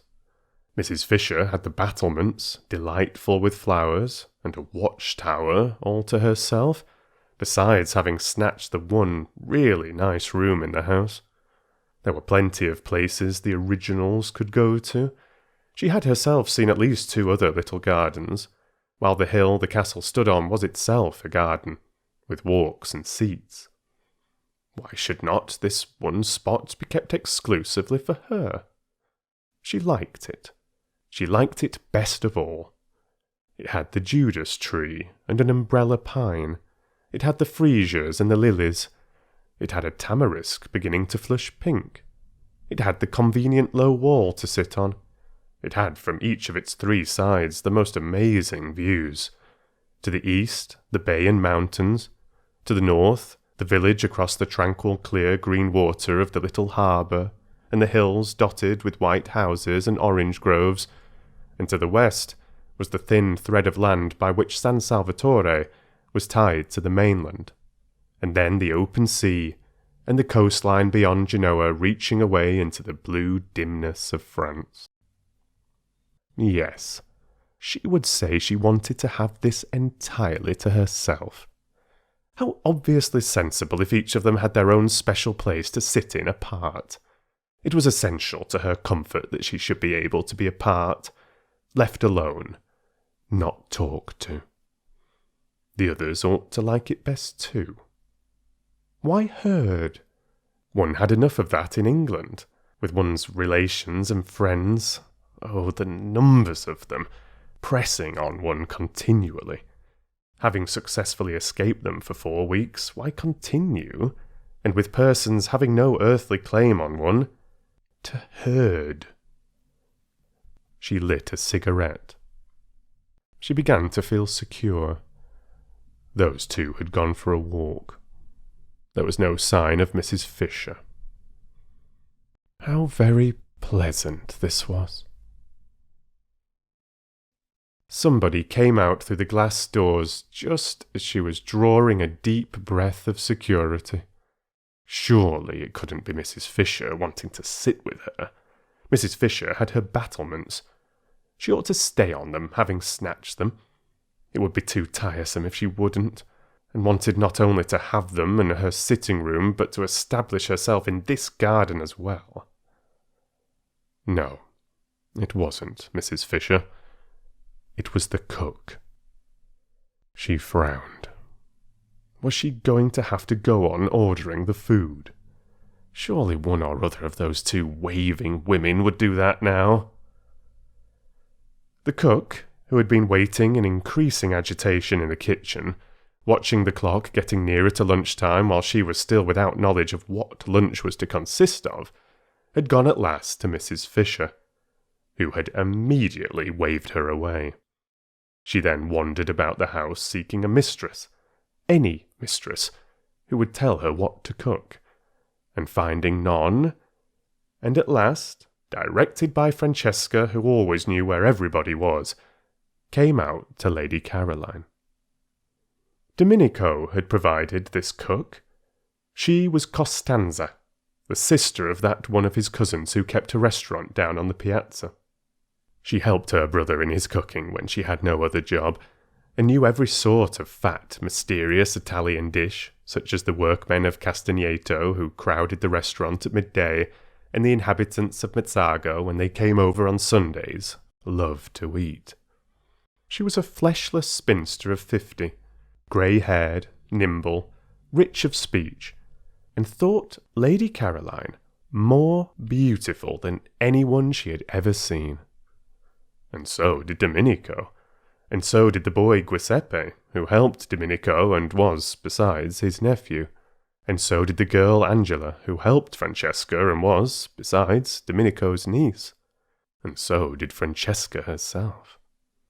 Domenico and Francesca, the only 2 who had seen them, thought the 2 ladies who arrived last very beautiful, but compared to the fair young lady who arrived first, they were as candles to the electric light that had lately been installed, and as the tin tubs in the bedrooms to the wonderful new bathroom their master had had arranged on his last visit. Lady Caroline scowled at the cook. The scowl, as usual, was transformed on the way into what appeared to be an intent and beautiful gravity, and Costanza threw up her hands and took the saints aloud to witness that here was the very picture of the Mother of God.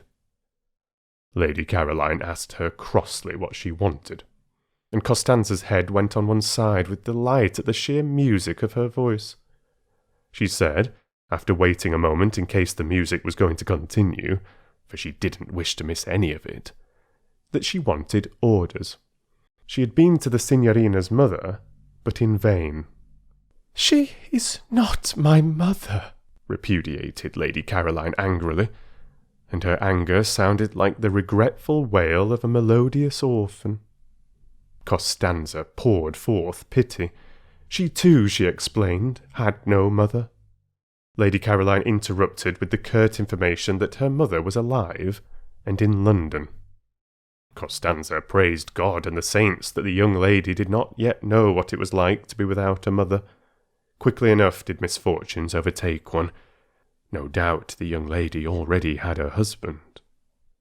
"No," said Lady Caroline icily. Worse than jokes in the morning did she hate the idea of husbands, and everybody was always trying to press them on her. All her relations, all her friends, all the evening papers. After all, she could only marry one anyhow, but you would think from the way everybody talked, and especially those persons who wanted to be husbands, that she could marry at least a dozen. Her soft, pathetic "no" made Costanza, who was standing close to her, well with sympathy. "Poor little one," said Costanza, moved actually to pat her encouragingly on the shoulder. "Take hope. There is still time." "For lunch?" said Lady Caroline freezingly, marvelling as she spoke that she should be patted. She who had taken so much trouble to come to a place, remote and hidden, where she could be sure that among other things of a like oppressive nature, pattings also were not. "We will have—" Costanza became businesslike. She interrupted with suggestions, and her suggestions were all admirable, and all expensive. Lady Caroline did not know they were expensive and fell in with them at once. They sounded very nice. Every sort of young vegetables and fruits came into them, and much butter, and a great deal of cream, and incredible numbers of eggs. Costanza said enthusiastically at the end, as a tribute to this acquiescence, that of the many ladies and gentlemen she had worked for on temporary jobs such as this, she preferred the English ladies and gentlemen. She more than preferred them. They roused devotion in her, for they knew what to order.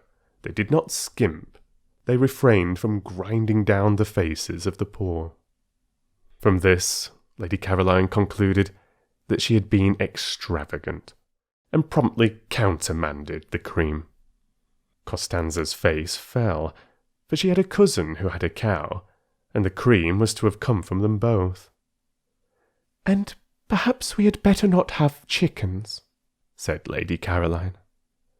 Costanza's face fell more, for her brother at the restaurant kept chickens in his backyard, and many of them were ready for killing. "Also, do not order strawberries till I have consulted with the other ladies," said Lady Caroline, remembering that it was only the 1st of April, and that perhaps people who lived in Hampstead might be poor. Indeed, must be poor, or why live in Hampstead? "It is not I who am mistress here." "Is it the old one?" asked Costanza, her face very long. "No," said Lady Caroline. "Which of the other ladies is it?" "Neither," said Lady Caroline. Then Costanza's smiles returned, for the young lady was having fun with her and making jokes. She told her so in her friendly Italian way, and was genuinely delighted. "I never make jokes," said Lady Caroline briefly. "You had better go, or lunch will certainly not be ready by 12:30. And these curt words came out sounding so sweet that Costanza felt as if kind compliments were being paid for her, and forgot her disappointment about the cream and the chickens, and went away all gratitude and smiles. "This," thought Lady Caroline, "will never do. I haven't come here to housekeep, and I won't." She called Costanza back. Costanza came running. The sound of her name in that voice enchanted her. "I have ordered the lunch for today," said Lady Caroline, with the serious angel face that was hers when she was annoyed. "And I have also ordered the dinner. But from now on you will go to one of the other ladies for orders. I give no more." The idea that she would go on giving orders was too absurd. She never gave orders at home. Nobody there dreamed of asking her to do anything. That such a very tiresome activity should be thrust upon her here, simply because she happened to be able to talk Italian, was ridiculous. Let the originals give orders if Mrs. Fisher refused to. Mrs. Fisher, of course, was the one nature intended for such a purpose. She had the very air of a competent housekeeper. Her clothes were the clothes of a housekeeper, and so was the way she did her hair. Having delivered herself on her ultimatum with an acerbity that turned sweet on the way, and accompanied it by a peremptory gesture of dismissal that had the grace and loving kindness of a benediction, it was annoying that Costanza should only stand still with her head on one side, gazing at her in obvious delight. "Oh, go away!" exclaimed Lady Caroline in English, suddenly exasperated. There had been a fly in her bedroom that morning which had stuck just as Costanza was sticking. Only one, but it might have been a myriad, it was so tiresome from daylight on. It was determined to settle on her face, and she was determined it should not. Its persistence was uncanny. It woke her, and would not let her go to sleep again. She hit at it, and it eluded her without fuss or effort, and with an almost visible blandness, and she had only hit herself. It came back again instantly, and with a loud buzz, alighted on her cheek. She hit at it again and hurt herself, while it skimmed gracefully away. She lost her temper and sat up in bed and waited, watching to hit at it and kill it. She kept on hitting at it at last with fury and with all her strength, as if it were a real enemy deliberately trying to madden her, and it elegantly skimmed in and out of her blows, not even angry, to be back again the next instant. It succeeded every time in getting onto her face, and was quite indifferent how often it was driven away. That was why she had dressed and come out so early. Francesca had already been told to put a net over her bed, for she was not going to allow herself to be annoyed twice like that. People were exactly like flies. She wished there were nets for keeping them off too. She hit at them with words and frowns, and like the fly they slipped between her blows and were untouched. Worse than the fly, they seemed unaware that she had even tried to hit them. The fly at least did for a moment go away. With human beings, the only way to get rid of them was to go away herself.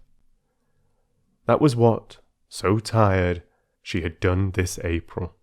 And having got here, having got close up to the details of life at San Salvatore, it appeared that here too she was not to be left alone. Viewed from London, there had seemed to be no details. San Salvatore from there seemed to be an empty, a delicious blank. Yet, after only 24 hours of it, she was discovering that it was not blank at all, and that she was having to ward off as actively as ever. Already she had been much stuck to. Mrs. Fisher had stuck nearly the whole of the day before, and this morning there had been no peace. Not 10 minutes uninterruptedly alone. Costanza, of course, had finally to go because she had to cook, but hardly had she gone before Domenico came. He came to water and tie up. That was natural, since he was the gardener, but he watered and tied up all the things that were nearest to her. He hovered closer and closer. He watered to excess. He tied plants that were as straight and steady as arrows. Well, at least he was a man, and therefore not quite so annoying, and his smiling good morning was received with an answering smile. Upon which Domenico forgot his family, his wife, his mother, his grown-up children, and all his duties, and only wanted to kiss the young lady's feet. He could not do that, unfortunately, but he could talk while he worked. And talk he did, voluminously, pouring out every kind of information, illustrating what he said with gestures so lively that he had to put down the watering pot, and thus delay the end of the watering. Lady Caroline bore it for a time, but presently was unable to bear it, and as he would not go, and she would not tell him to, seeing that he was engaged in his proper work, once again it was she who had to. She got off the wall and moved to the other side of the garden, where in a wooden shed there were some comfortable low cane chairs. All she wanted was to turn one of these round with its back to Domenico and its front to the sea towards Genoa. Such a little thing to want. One could have thought she might have been allowed to do that unmolested. But he, who watched her every movement, when he saw her approaching the chairs, darted after her and seized one, and asked to be told where to put it. Would she never get away from being waited on, being made comfortable, being asked where she wanted things put, having to say thank you?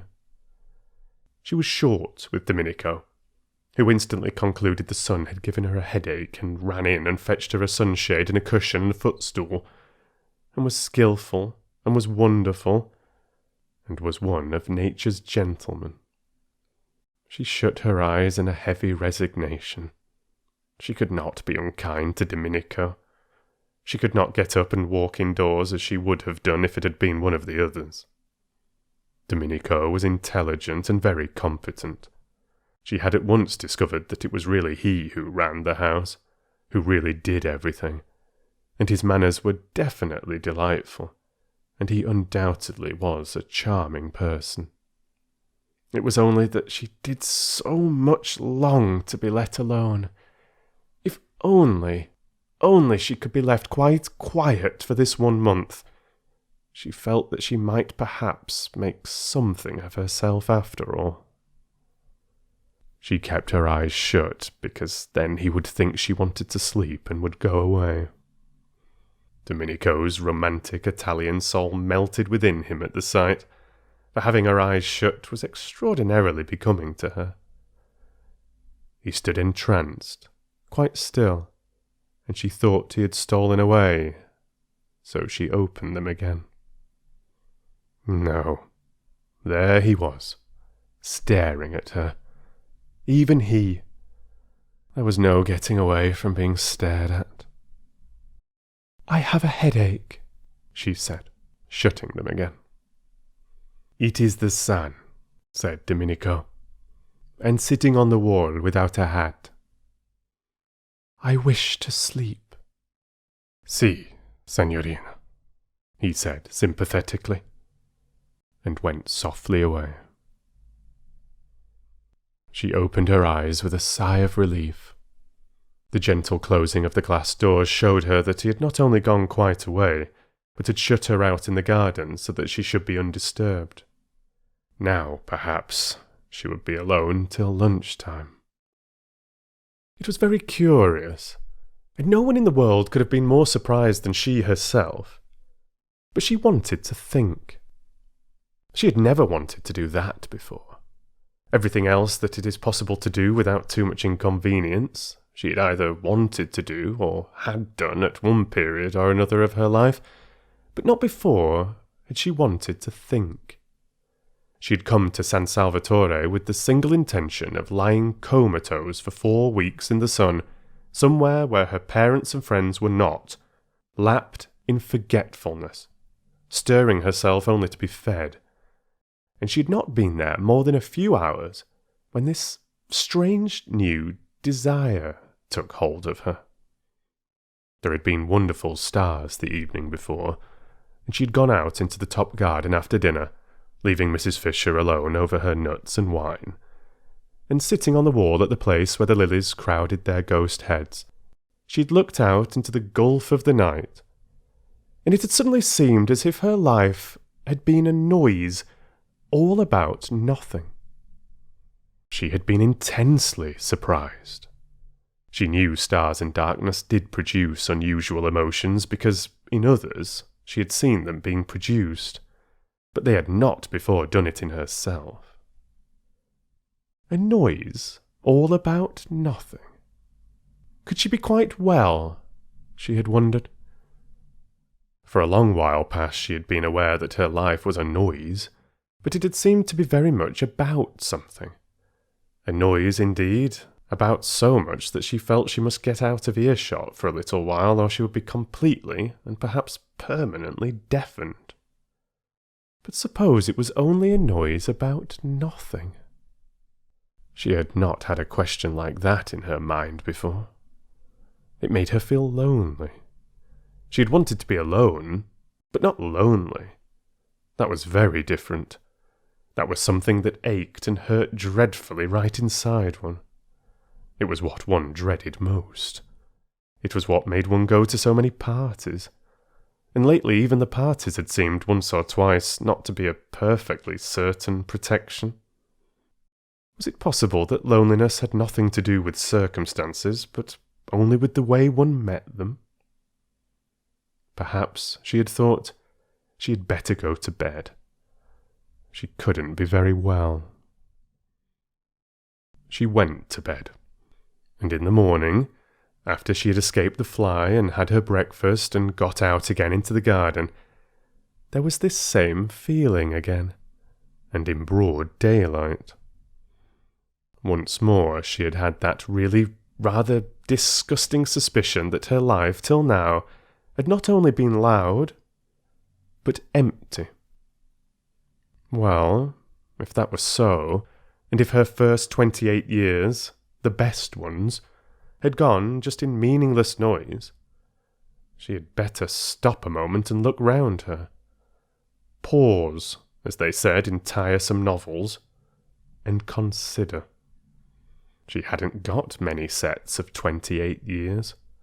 One more would see her growing very like Mrs. Fisher. 2 more. She averted her eyes. Her mother would have been concerned if she had known. Her mother doted. Her father would have been concerned too, for he also doted. Everybody doted.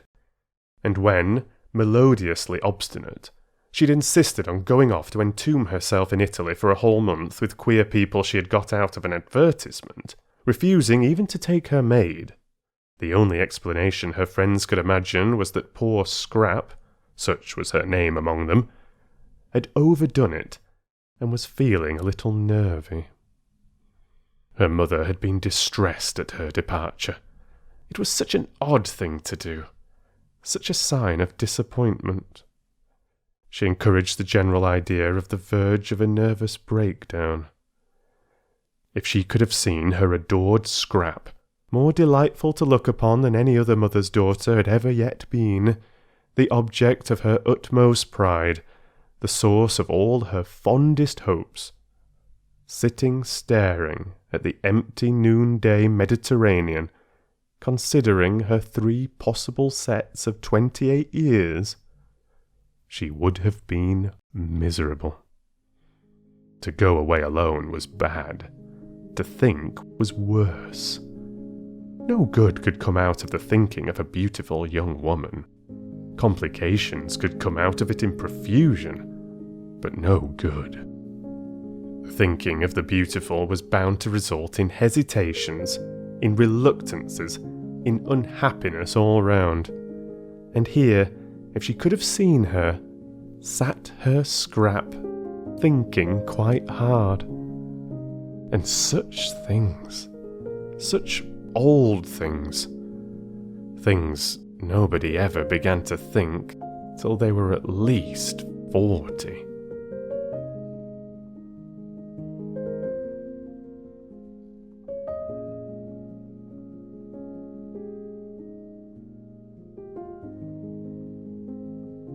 Chapter 9.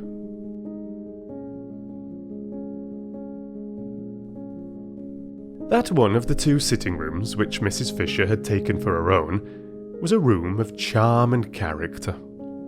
She surveyed it with satisfaction on going into it after breakfast, and was glad it was hers.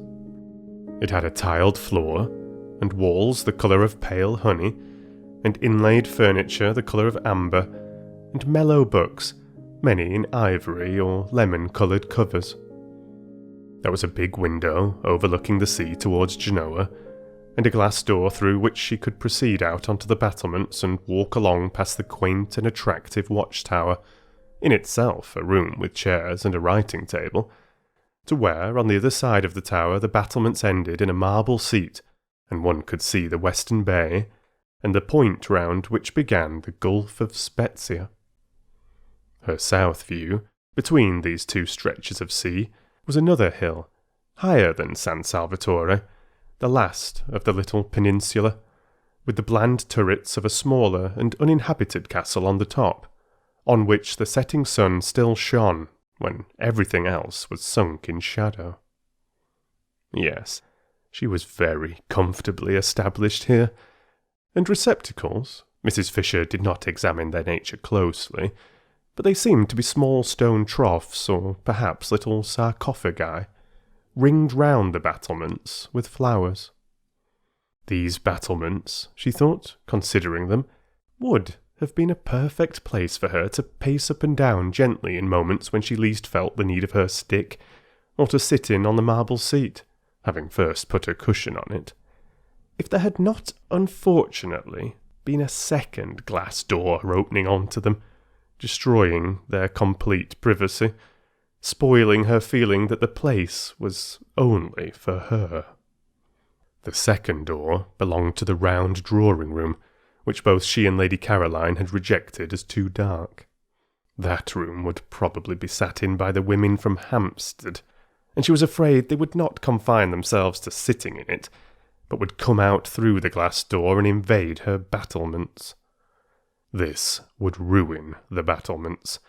It would ruin them as far as she was concerned if they were to be overrun, or even if not actually overrun, they were liable to be raked by the eyes of persons inside the room. No one could be perfectly at ease if they were being watched and knew it. What she wanted, what she surely had a right to, was privacy.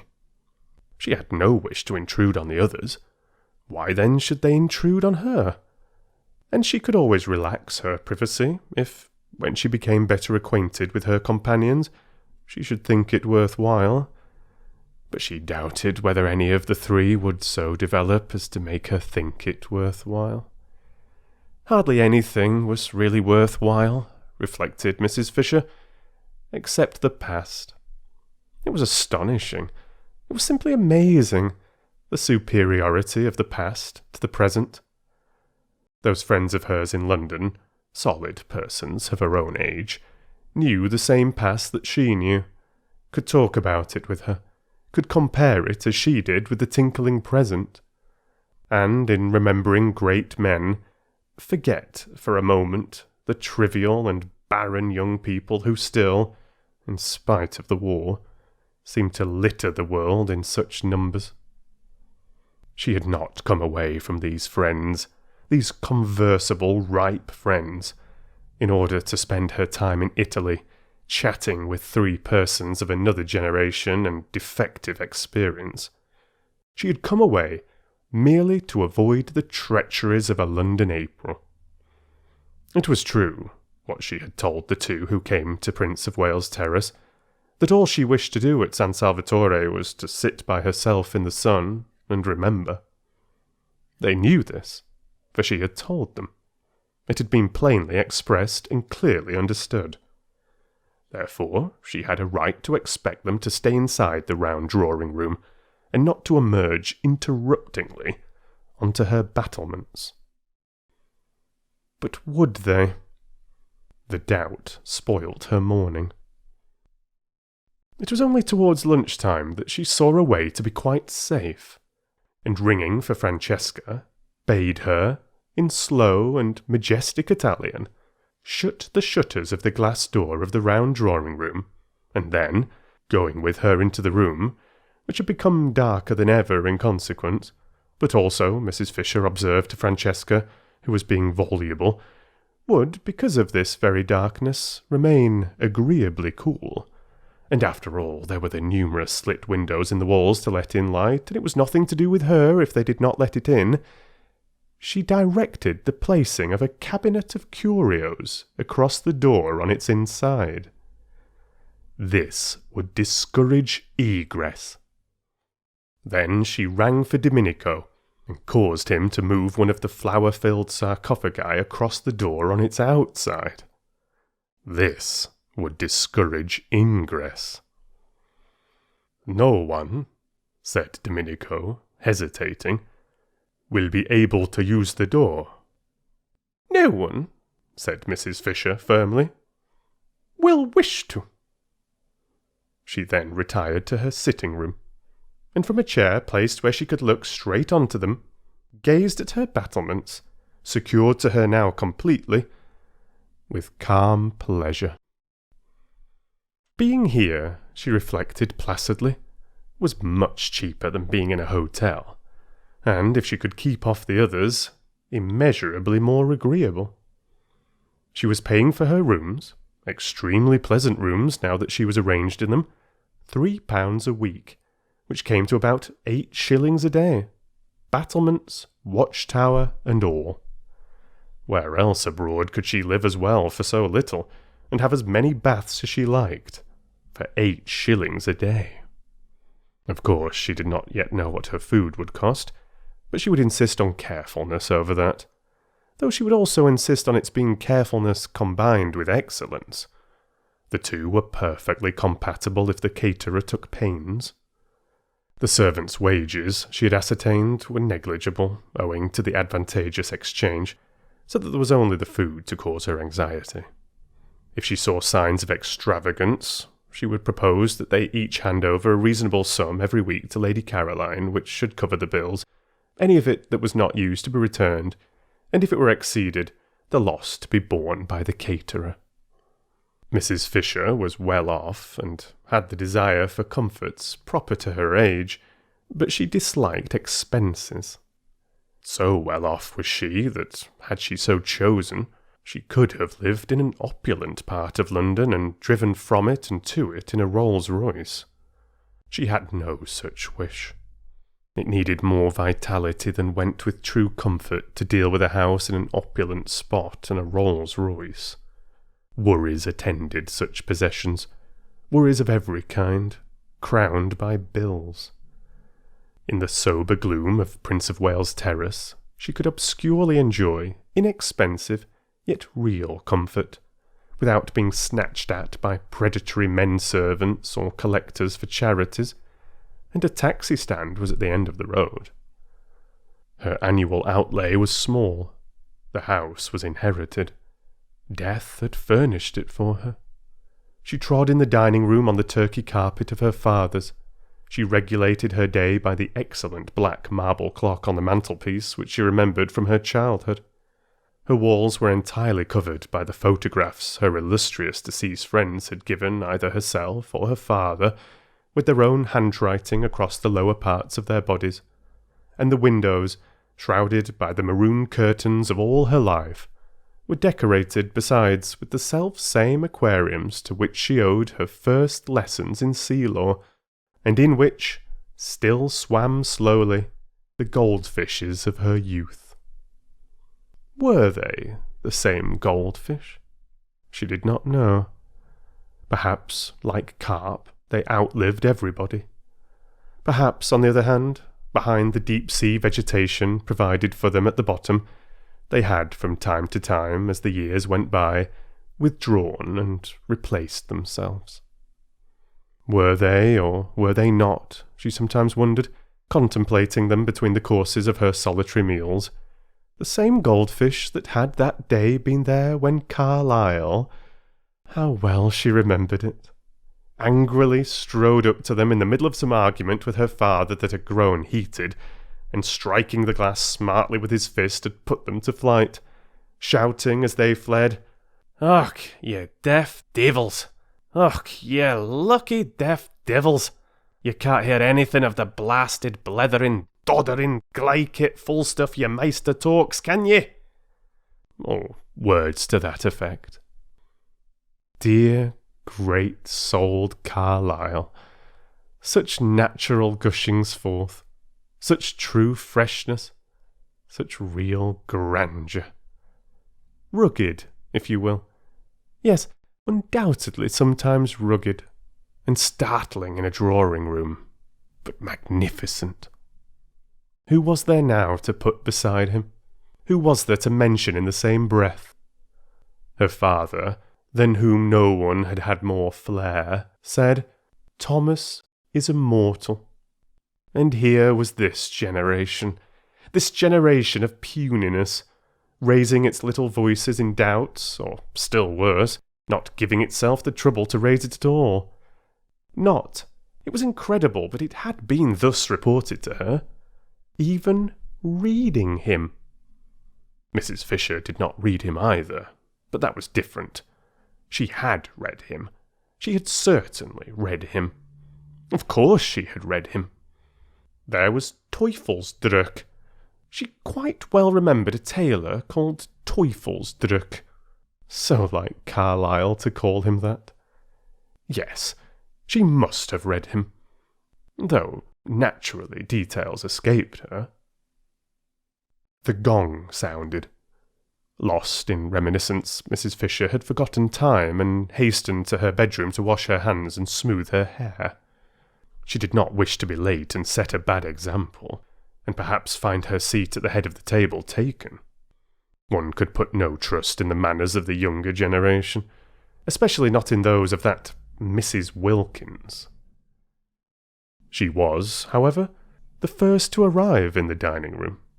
Francesca in a white apron stood ready with an enormous dish of smoking hot, glistening macaroni, but nobody was there to eat it.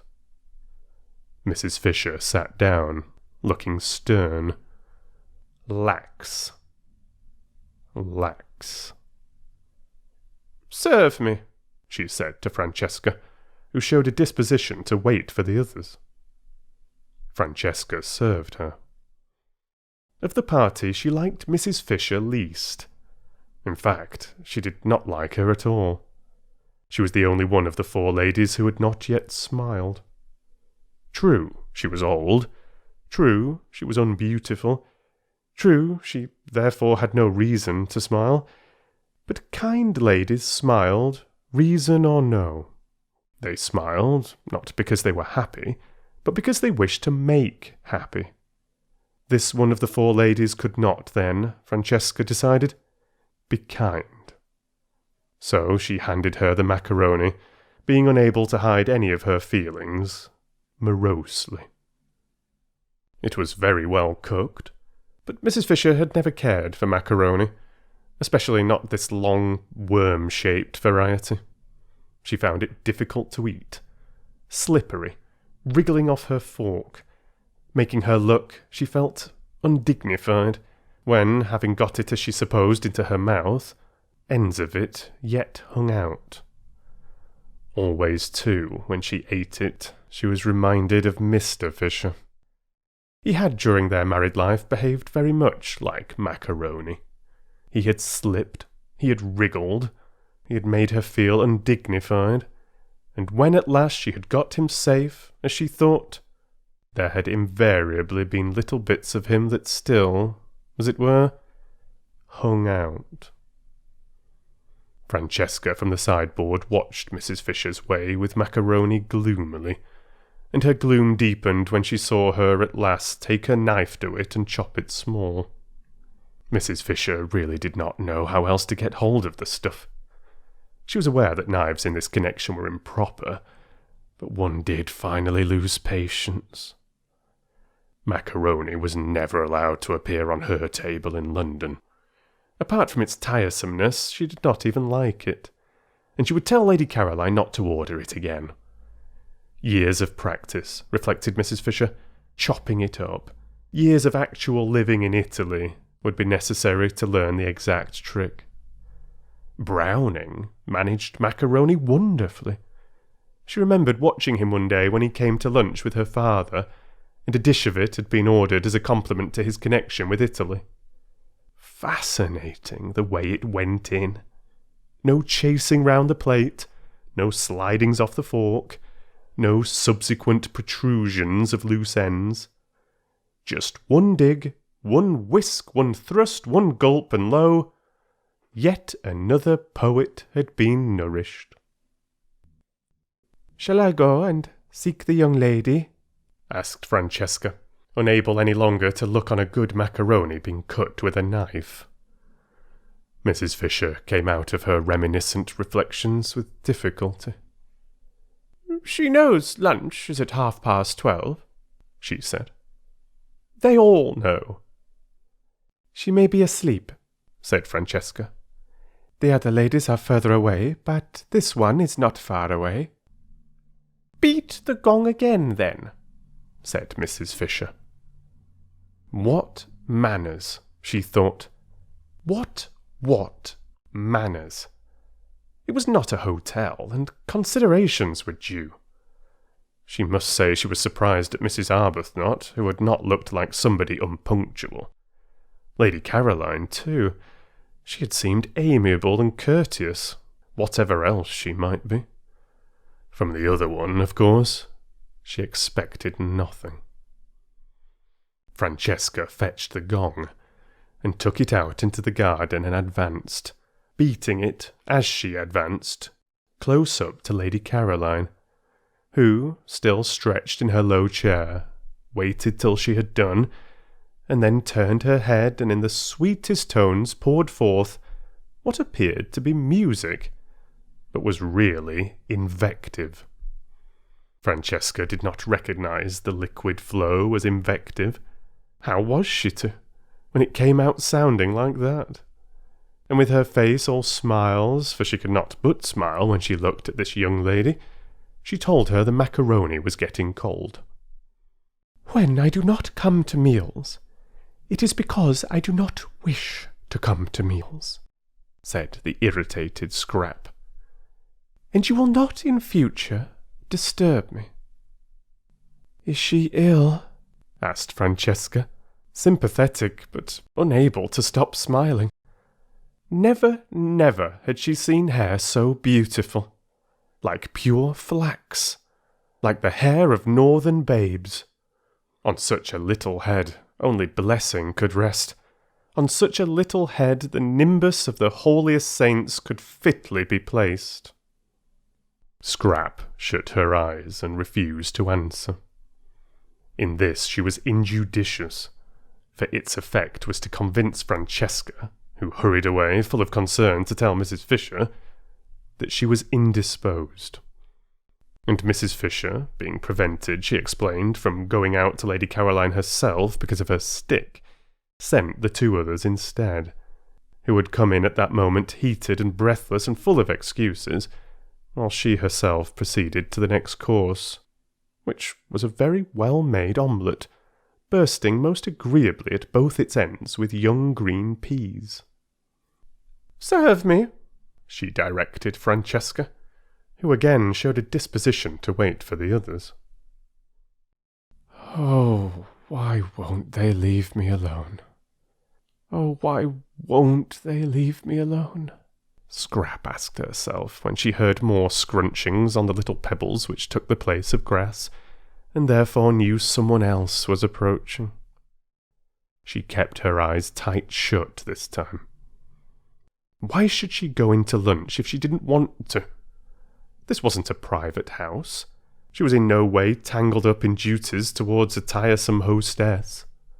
For all practical purposes, San Salvatore was a hotel, and she ought to be let alone to eat or not to eat, exactly as if she really had been in a hotel. But the unfortunate Scrap could not just sit still and close her eyes without rousing that desire to stroke and pet in her beholders with which she was only too familiar. Even the cook had patted her. And now a gentle hand, how well she knew and how much she dreaded gentle hands, was placed on her forehead. "I'm afraid you're not well," said a voice that was not Mrs. Fisher's and therefore must belong to one of the originals. "I have a headache," murmured Scrap. "I'm so sorry," said Mrs. Arbuthnot softly, for it was her hand being gentle. "And I," said Scrap to herself. Who thought if I came here I would escape mothers? Don't you think some tea would do you good? Asked Mrs. Arbuthnot tenderly. Tea? The idea was abhorrent to Scrap. In this heat to be drinking tea in the middle of the day? No, she murmured. I expect what would really be best for her, said another voice, is to be left quiet. How sensible, thought Scrap, and raised the eyelashes of one eye just enough to peep through and see who was speaking. It was the freckled original. The dark one, then, was the one with the hand. The freckled one rose in her esteem.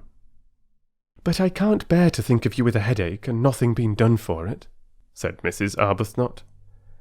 Would a cup of strong black coffee? Scrap said no more. She waited, motionless and dumb, till Mrs. Arbuthnot should remove her hand. After all, she couldn't stand there all day, and when she went away, she would have to take her hand with her. I do think, said the freckled one, that she wants nothing except quiet. And perhaps the freckled one pulled the one with the hand by the sleeve, for the hold on Scrap's forehead relaxed, and after a minute's silence, during which no doubt she was being contemplated, she was always being contemplated, the footsteps began to scrunch the pebbles again, and grew fainter, and were gone. Lady Caroline has a headache, said Mrs. Arbuthnot, re-entering the dining-room and sitting down in her place next to Mrs. Fisher. I can't persuade her to have even a little tea, or some black coffee. Do you know what aspirin is in Italian? The proper remedy for headaches, said Mrs. Fisher firmly, is castor oil. But she hasn't got a headache, said Mrs. Wilkins. Carlyle, said Mrs. Fisher, who had finished her omelette and had leisure, while she waited for the next course, to talk, suffered at one period terribly from headaches, and he constantly took castor oil as a remedy. He took it, I should say, almost to excess, and called it, I remember, in his interesting way, the oil of sorrow. My father said it coloured for a time his whole attitude to life, his whole philosophy, but that was because he took too much. What Lady Caroline wants is one dose, and one only. It is a mistake to keep on taking castor oil. Do you know the Italian for it? Asked Mrs. Arbuthnot. That I'm afraid I don't. However, she would know. You can ask her. But she hasn't got a headache, repeated Mrs. Wilkins, who was struggling with the macaroni. She only wants to be let alone. They both looked at her. The word shovel crossed Mrs. Fisher's mind in connection with Mrs. Wilkins's actions at that moment. Then why should she say she has? Asked Mrs. Arbuthnot. Because she is still trying to be polite. Soon she won't try. When the place has got more into her, she'll really be it. Without trying. Naturally. Lottie, you see, explained Mrs. Arbuthnot, smiling to Mrs. Fisher, who sat waiting with a stony patience for her next course, delayed because Mrs. Wilkins would go on trying to eat the macaroni, which must be less worth eating than ever now that it was cold. Lottie, you see, has a theory about this place. But Mrs. Fisher had no wish to hear any theory of Mrs. Wilkins's. I'm sure I don't know, she interrupted, looking severely at Mrs. Wilkins. Why you should assume Lady Caroline is not telling the truth. I don't assume. I know, said Mrs. Wilkins. And pray how do you know? Asked Mrs. Fisher icily, for Mrs. Wilkins was actually helping herself to more macaroni, offered her officiously and unnecessarily a second time by Francesca. When I was out there just now, I saw inside her. Well, Mrs. Fisher wasn't going to say anything to that. she wasn't going to trouble to reply to downright idiocy. Instead, she sharply rapped the little table gong by her side, though there was Francesca standing at the sideboard, and said, for she would wait no longer for her next course, "Serve me!" And Francesca, it must have been willful, offered her the macaroni again.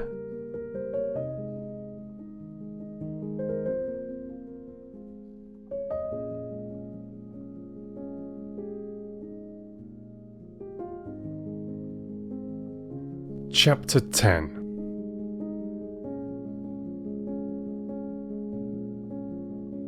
There was no way of getting into or out of the top garden at San Salvatore, except through the two glass doors, unfortunately side by side, of the dining room and the hall. A person in the garden who wished to escape unseen could not, for the person to be escaped from would be met on the way. It was a small oblong garden, and concealment was impossible. What trees there were, the Judas tree, the tamarisk, the umbrella pine, grew close to the low parapets. Rose bushes gave no real cover. One step to right or left of them, and the person wishing to be private was discovered. Only the northwest corner was a little place jutting out from the great wall, a kind of excrescence or loop, no doubt used in the old distrustful days for observation, where it was possible to sit really unseen, because between it and the house was a thick clump of daphne. Scrap, after glancing round to see that no one was looking, got up and carried her chair into this place, stealing away as carefully on tiptoe as those who steal whose purpose is sin. There was another excrescence on the walls just like it at the northeast corner, but this, though the view from it was almost more beautiful, for from it you could see the bay and the lovely mountains behind Mezzago, was exposed. No bushes grew near it, nor had it any shade. The northwest loop, then, was where she would sit, and she settled into it, and nestling her head in her cushion and putting her feet comfortably on the parapet, from whence they appeared to the villagers on the piazza below as two white doves, thought that now indeed she would be safe. Mrs. Fisher found her there, guided by the smell of her cigarette. The incautious Scrap had not thought of that. Mrs. Fisher did not smoke herself, and all the more distinctly could she smell the smoke of others. The virile smell met her directly she went out into the garden from the dining room after lunch, in order to have her coffee. She had bidden Francesca set the coffee in the shade of the house just outside the glass door, and when Mrs. Wilkins, seeing a table being carried there, reminded her, very officiously and tactlessly, Mrs. Fisher considered, that Lady Caroline wanted to be alone, she retorted, and with what propriety, that the garden was for everybody. Into it accordingly she went, and was immediately aware that Lady Caroline was smoking. She said to herself, "These modern young women," and proceeded to find her. Her stick, now that lunch was over, being no longer the hindrance to action that it was before her meal, had been securely, as Browning once said, surely it was Browning? Yes, she remembered how much diverted she had been. Roped in. Nobody diverted her now, reflected Mrs. Fisher, making straight for the clump of daphne. The world had grown very dull, and had entirely lost its sense of humour. Probably they still had their jokes, these people. In fact, she knew they did, for Punch still went on. But how differently it went on, and what jokes. Thackeray, in his inimitable way, would have made mincemeat of this generation. Of how much it needed the tonic properties of that astringent pen, it was of course unaware. It no longer even held him, at least so she had been informed, in any particular esteem. Well, she could not give it eyes to see and ears to hear and a heart to understand, but she could and would give it, represented and united in the form of Lady Caroline, a good dose of honest medicine. "I hear you are not well," she said, standing in the narrow entrance of the loop and looking down with the inflexible face of one who is determined to do good at the motionless and apparently sleeping Scrap. Mrs. Fisher had a deep voice, very like a man's, for she had been overtaken by that strange masculinity that sometimes pursues a woman during the last lapse of her life. Scrap tried to pretend that she was asleep, but if she had been, her cigarette would not have been held in her fingers, but would have been lying on the ground. She forgot this. Mrs. Fisher did not, and coming inside the loop, sat down on a narrow stone seat built out of the wall. For a little she could sit on it, for a little, till the chill began to penetrate. She contemplated the figure before her. Undoubtedly a pretty creature, and one that would have had a success at Farringford. Strange how easily even the greatest men were moved by exteriors. She had seen with her own eyes Tennyson turn away from everybody. Turn, positively, his back on a crowd of eminent people assembled to do him honour, and withdraw to the window with a young person nobody had ever heard of, who had been brought there by accident, and whose one and only merit, if it be a merit, that which is conferred by chance, was beauty. Beauty, all over before you can turn round. An affair, one might almost say, of minutes. Well, while it lasted, it did seem able to do what it liked with men. Even husbands were not immune. There had been passages in the life of Mr. Fisher. "I expect the journey has upset you," she said in her deep voice. "What you want is a good dose of some simple medicine. I shall ask Domenico if there is such a thing in the village as castor oil." Scrap opened her eyes and looked straight at Mrs. Fisher. "Ah," said Mrs. Fisher, "I knew you were not asleep. If you had been, you would have let your cigarette fall to the ground." Scrap threw the cigarette over the parapet. "Waste," said Mrs. Fisher. "I don't like smoking for women, but I still less like waste." What does one do with people like this? Scrap asked herself, her eyes fixed on Mrs. Fisher in what felt to her an indignant stare, but appeared to Mrs. Fisher as really charming docility. "Now you'll take my advice," said Mrs. Fisher, touched, "and not neglect what may very well turn into an illness. We are in Italy, you know, and one has to be careful. You ought, to begin with, to go to bed." "I never go to bed," snapped Scrap, and it sounded as moving, as forlorn, as that line spoken years and years ago by an actress playing the part of poor Jo in dramatised version of Bleak House.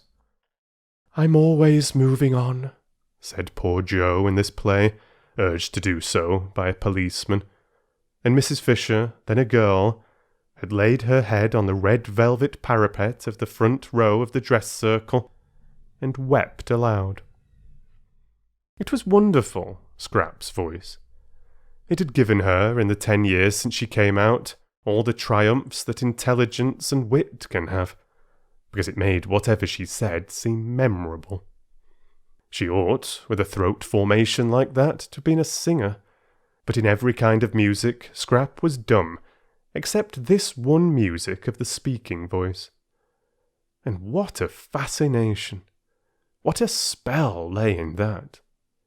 Such was the loveliness of her face and the beauty of her colouring, that there was not a man into whose eyes at the sight of her there did not leap a flame of intensest interest. But, when he heard her voice, the flame in that man's eyes was caught and fixed. It was the same with every man, educated and uneducated, old, young, desirable themselves or undesirable, men of her own world and bus conductors, generals and Tommies. During the war she had had a perplexing time. bishops equally with vergers. Round about her confirmation startling occurrences had taken place. Wholesome and unwholesome, rich and penniless, brilliant or idiotic. And it made no difference at all what they were or how long and securely married. Into the eyes of every one of them, when they saw her, leapt this flame, and when they heard her, it stayed there. Scrap had had enough of this look. It only led to difficulties. At first, it had delighted her. She'd been excited, triumphant. To be apparently incapable of doing or saying the wrong thing, to be applauded, listened to, petted, adored wherever she went, and when she came home to find nothing there either but the most indulgent, proud fondness, why, how extremely pleasant. And so easy too. No preparation necessary for this achievement. No hard work, nothing to learn. She need take no trouble. She had only to appear and presently say something. But gradually, experiences gathered round her. After all, she had to take trouble. She had to make efforts. Because, she discovered with astonishment and rage, she had to defend herself. That look, that leaping look, meant that she was going to be grabbed at.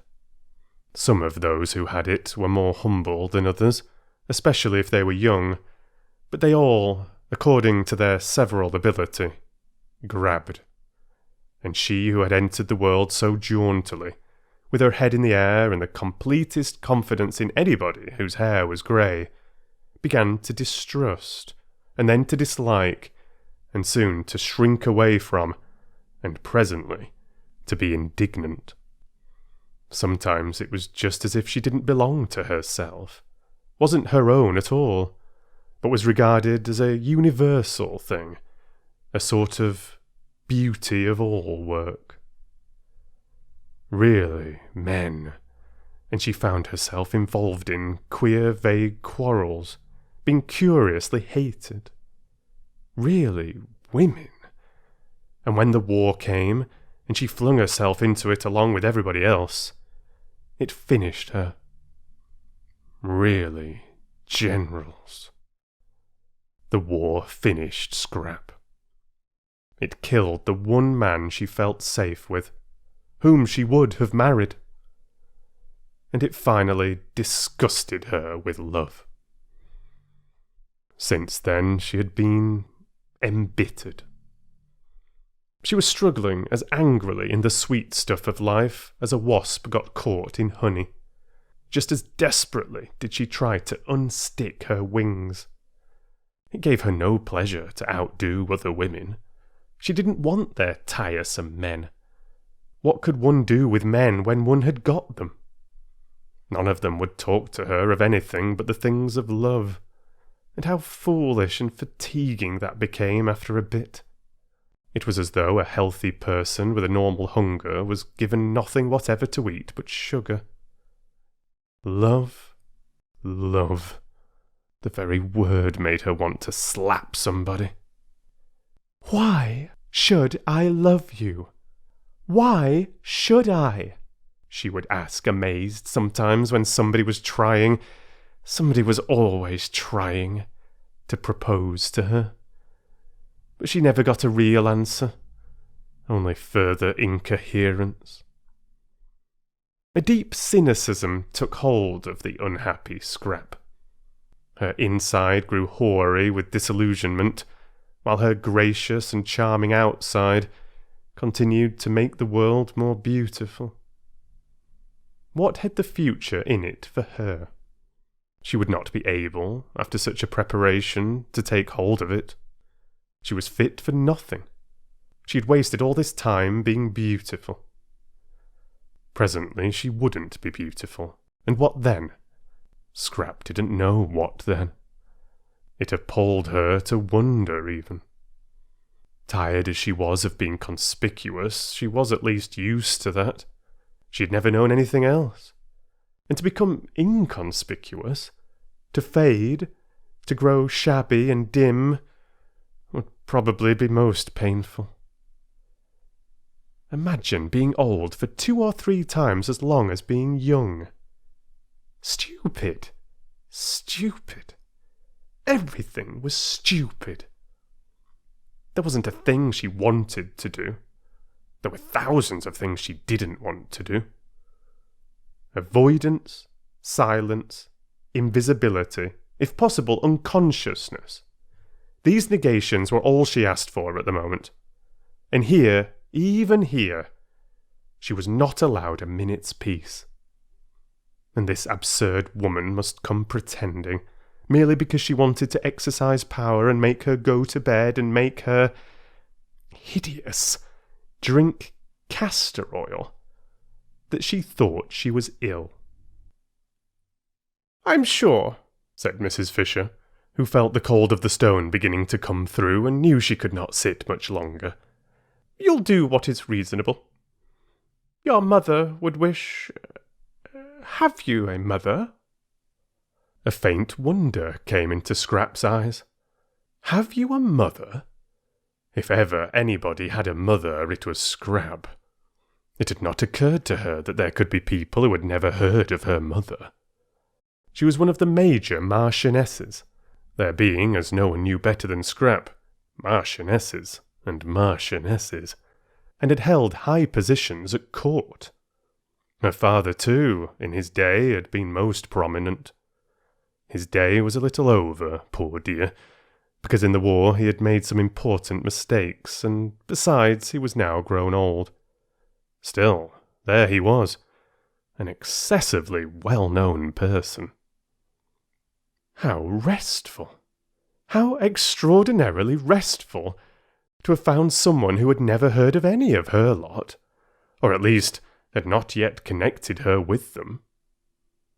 She began to like Mrs. Fisher. Perhaps the originals didn't know anything about her either.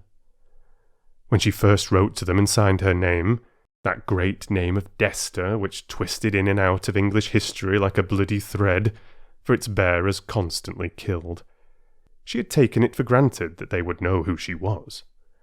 And at the interview in Shaftesbury Avenue she was sure they did know, because they hadn't asked, as they otherwise would have, for references. Scrap began to cheer up. If nobody at San Salvatore had ever heard of her, if for a whole month she could shed herself, get right away from everything connected with herself, be allowed really to forget the clinging and the clogging and all the noise, why, perhaps she might make something of herself after all. She might really think, really clear up her mind, really come to some conclusion. "What I want to do here," she said, leaning forward in her chair and clasping her hands round her knees and looking up at Mrs. Fisher, whose seat was higher than hers, almost with animation, so much pleased was she that Mrs. Fisher knew nothing about her, "is to come to a conclusion. That's all.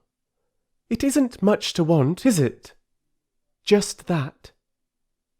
She gazed at Mrs. Fisher, and thought that almost any conclusion would do. The great thing was to get hold of something, catch something tight, cease to drift. Mrs. Fisher's little eyes surveyed her. "I should say," she said, "that what a young woman like you wants is a husband and children." "Well, that's one of the things I'm going to consider," said Scrap amiably. "But I don't think it would be a conclusion."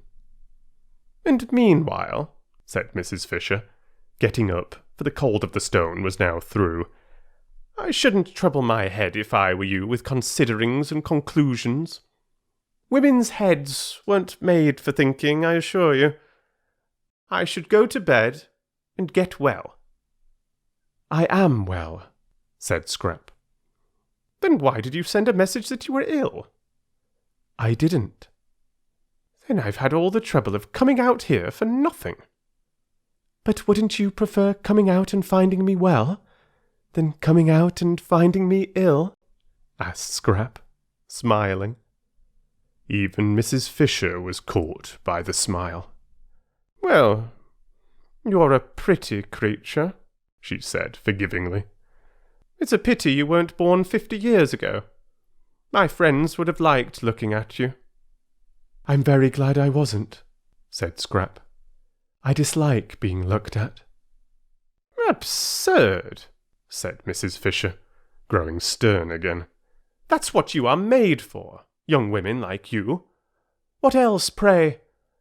And I assure you that if my friends had looked at you, you would have been looked at by some very great people." "I dislike very great people," said Scrap, frowning. There had been an incident quite recently. Really potentates. "What I dislike," said Mrs. Fisher, now as cold as the stone she had got up from, "is the pose of the modern young woman. It seems to me pitiful, positively pitiful in its silliness." And, her stick crunching the pebbles, she walked away. "That's all right," Scrap said to herself, dropping back into her comfortable position with her head in the cushion and her feet on the parapet.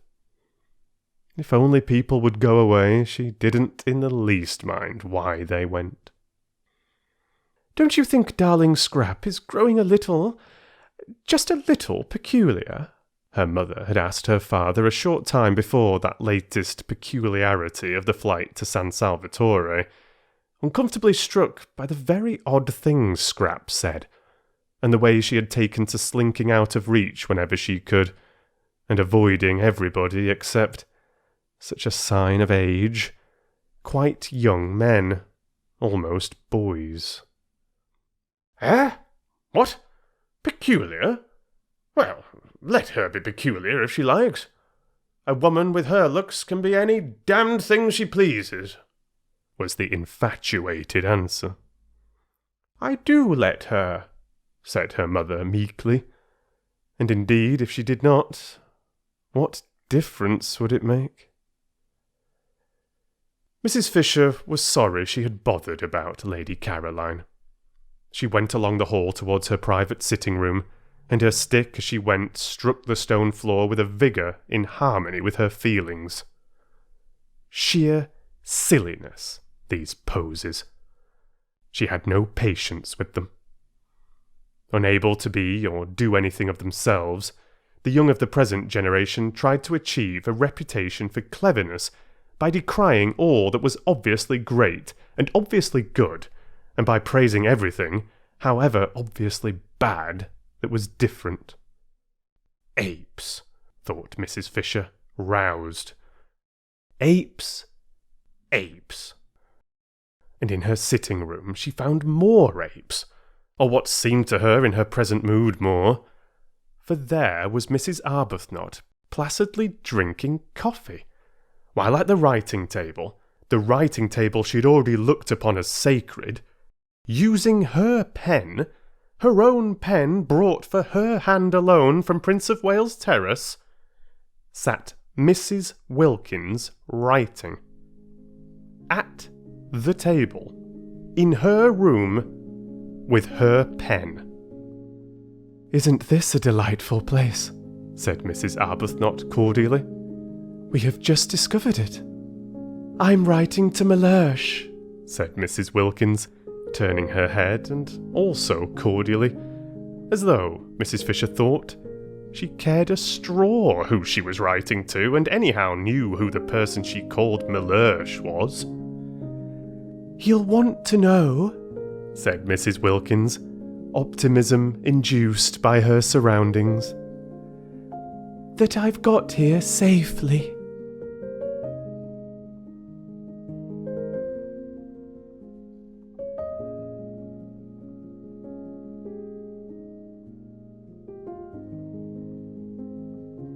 Chapter 11.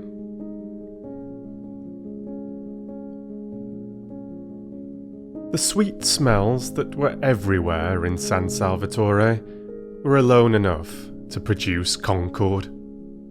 They came into the sitting room from the flowers on the battlements and met the ones from the flowers inside the room, and almost, thought Mrs. Wilkins, could be seen greeting each other with a holy kiss.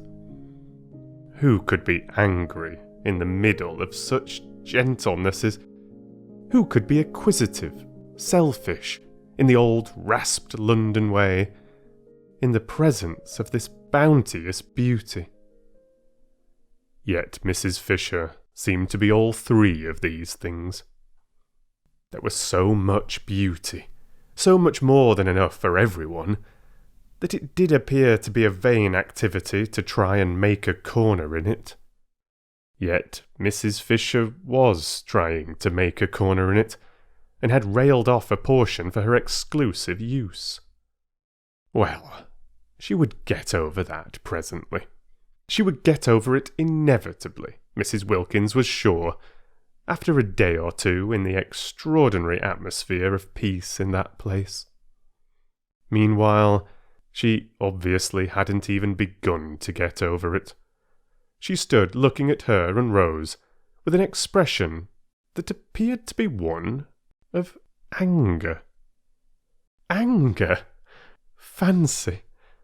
Silly, old, nerve-racked London feelings, thought Mrs. Wilkins, whose eyes saw the room full of kisses, and everybody in it being kissed, Mrs. Fisher as copiously as she herself and Rose.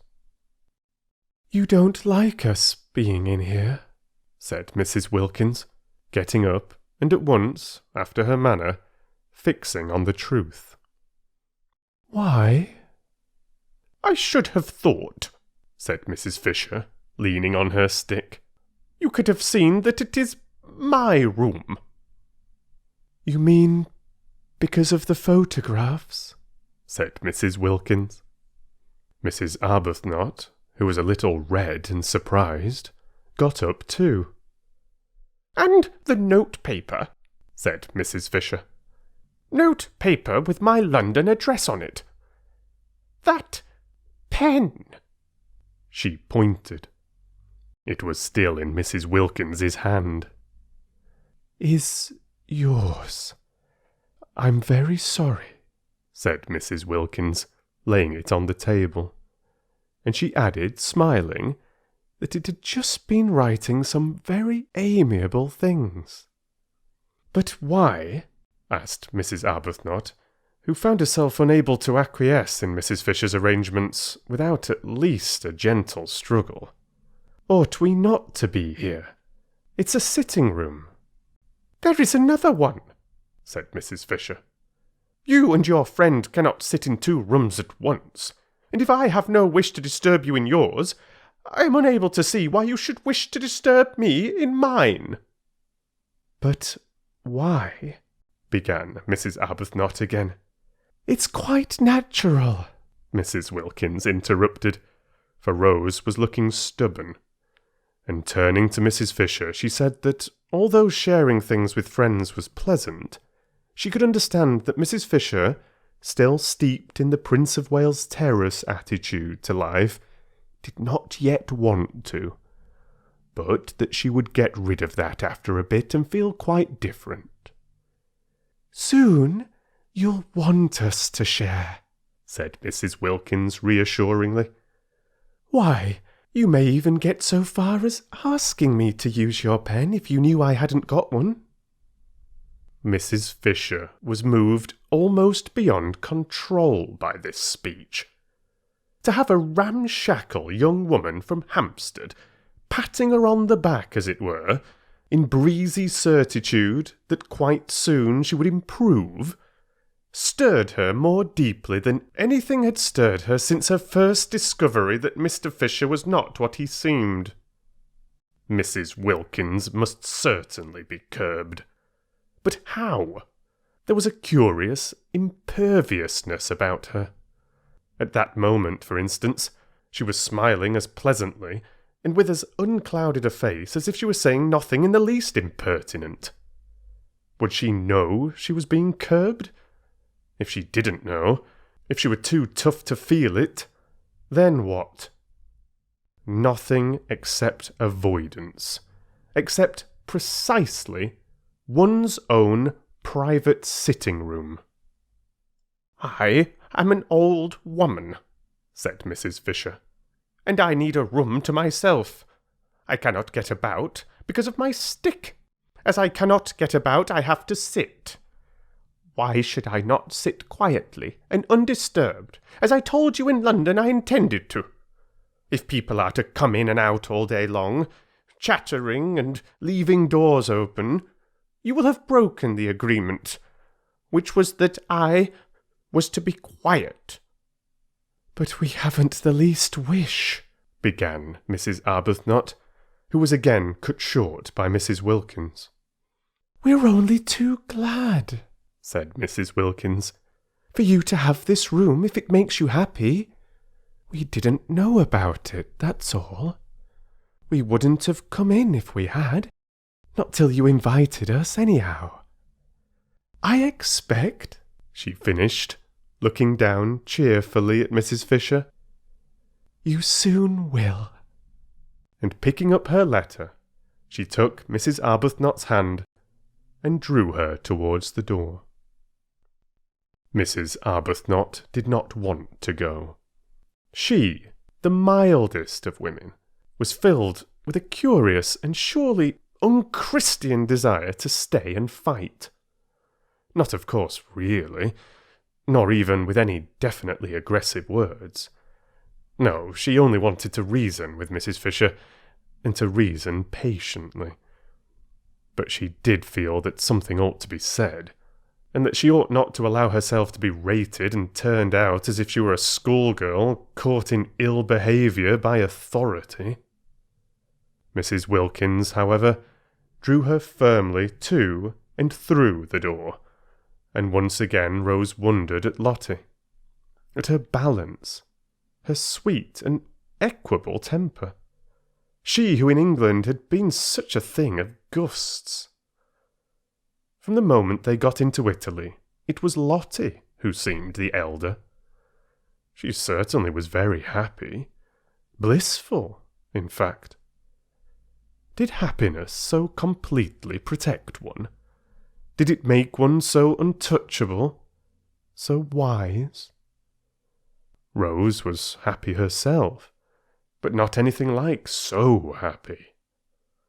Evidently not, for not only did she want to fight Mrs. Fisher, but she wanted something else, something more than this lovely place, something to complete it. She wanted Frederick.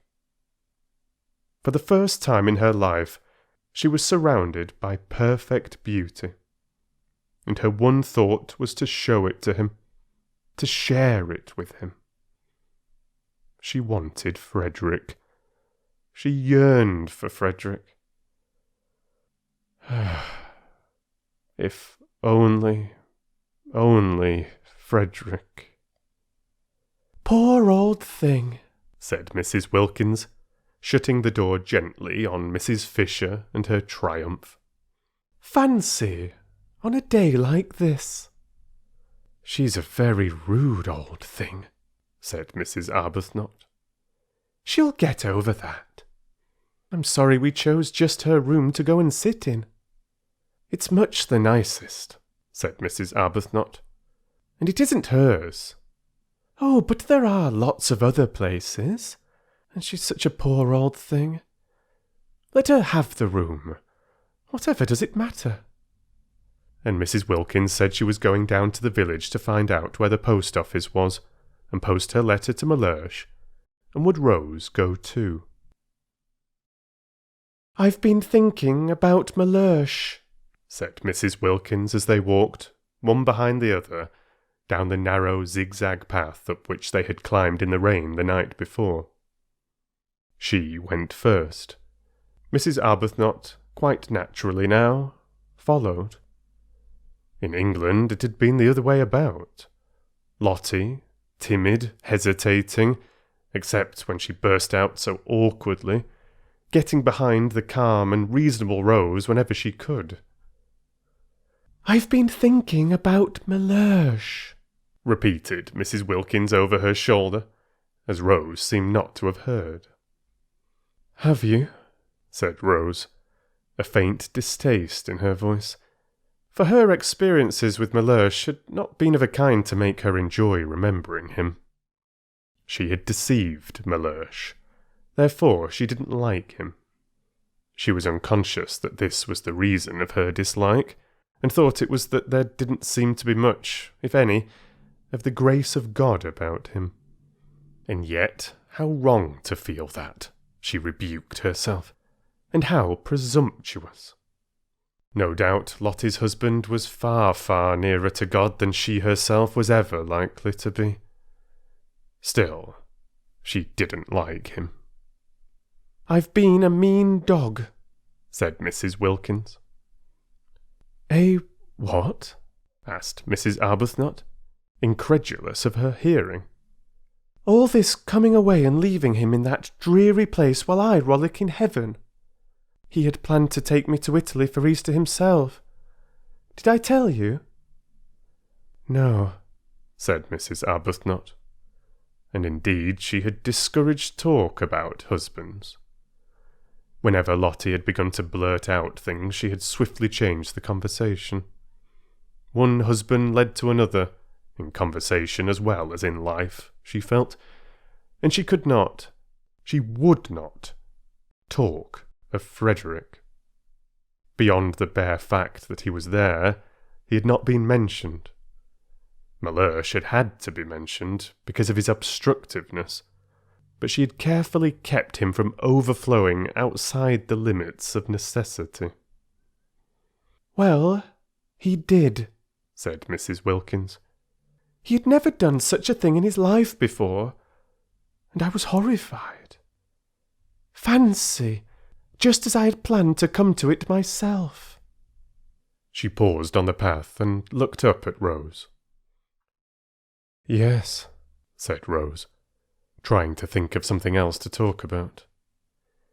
"Now you see why I say I've been a mean dog. He had planned a holiday in Italy with me, and I had planned a holiday in Italy leaving him at home. I think," she went on, her eyes fixed on Rose's face, "Mellersh has every reason to be both angry and hurt." Mrs. Arbuthnot was astonished. The extraordinary quickness with which, hour by hour, under her very eyes, Lottie became more selfless, disconcerted her. She was turning into something surprisingly like a saint. Here she was now being affectionate about Mellersh. Mellersh, who only that morning, while they hung their feet into the sea, had seemed a mere iridescence. Lottie had told her a thing of gauze. That was only that morning, and by the time they had had lunch, Lottie had developed so far as to have got him solid enough again to write to, and to write to at length. And now, a few minutes later, she was announcing that he had every reason to be angry with her and hurt, and that she herself had been... The language was unusual, but it did express real penitence. A mean dog. Rose stared at her astonished. If she went on like this, soon a nimbus might be expected round her head. Was there already, if one didn't know it was the sun through the tree trunks catching her sandy hair. A great desire to love and be friends, to love everybody, to be friends with everybody, seemed to be invading Lottie. A desire for sheer goodness. Rose's own experience was that goodness, the state of being good, was only reached with difficulty and pain. It took a long time to get to it. In fact, one never did get to it. Or, if for a flashing instant one did, it was only for a flashing instant. Desperate perseverance was needed to struggle along its path, and all the way was dotted with doubts. Lottie simply flew along. She had certainly, thought Rose, not got rid of her impetuousness. It had merely taken another direction. She was now impetuously becoming a saint. Could one really attain goodness so violently? Wouldn't there be an equally violent reaction? "I shouldn't," said Rose with caution, looking down into Lottie's bright eyes. The path was steep, so that Lottie was well below her. "I shouldn't be sure of that too quickly." "But I am sure of it, and I've written and told him so." Rose stared. "Why, but only this morning," she began. "It's all in this," interrupted Lottie, tapping the envelope and looking pleased. "What? Everything? You mean about the advertisement to my savings being spent? Oh no, not yet.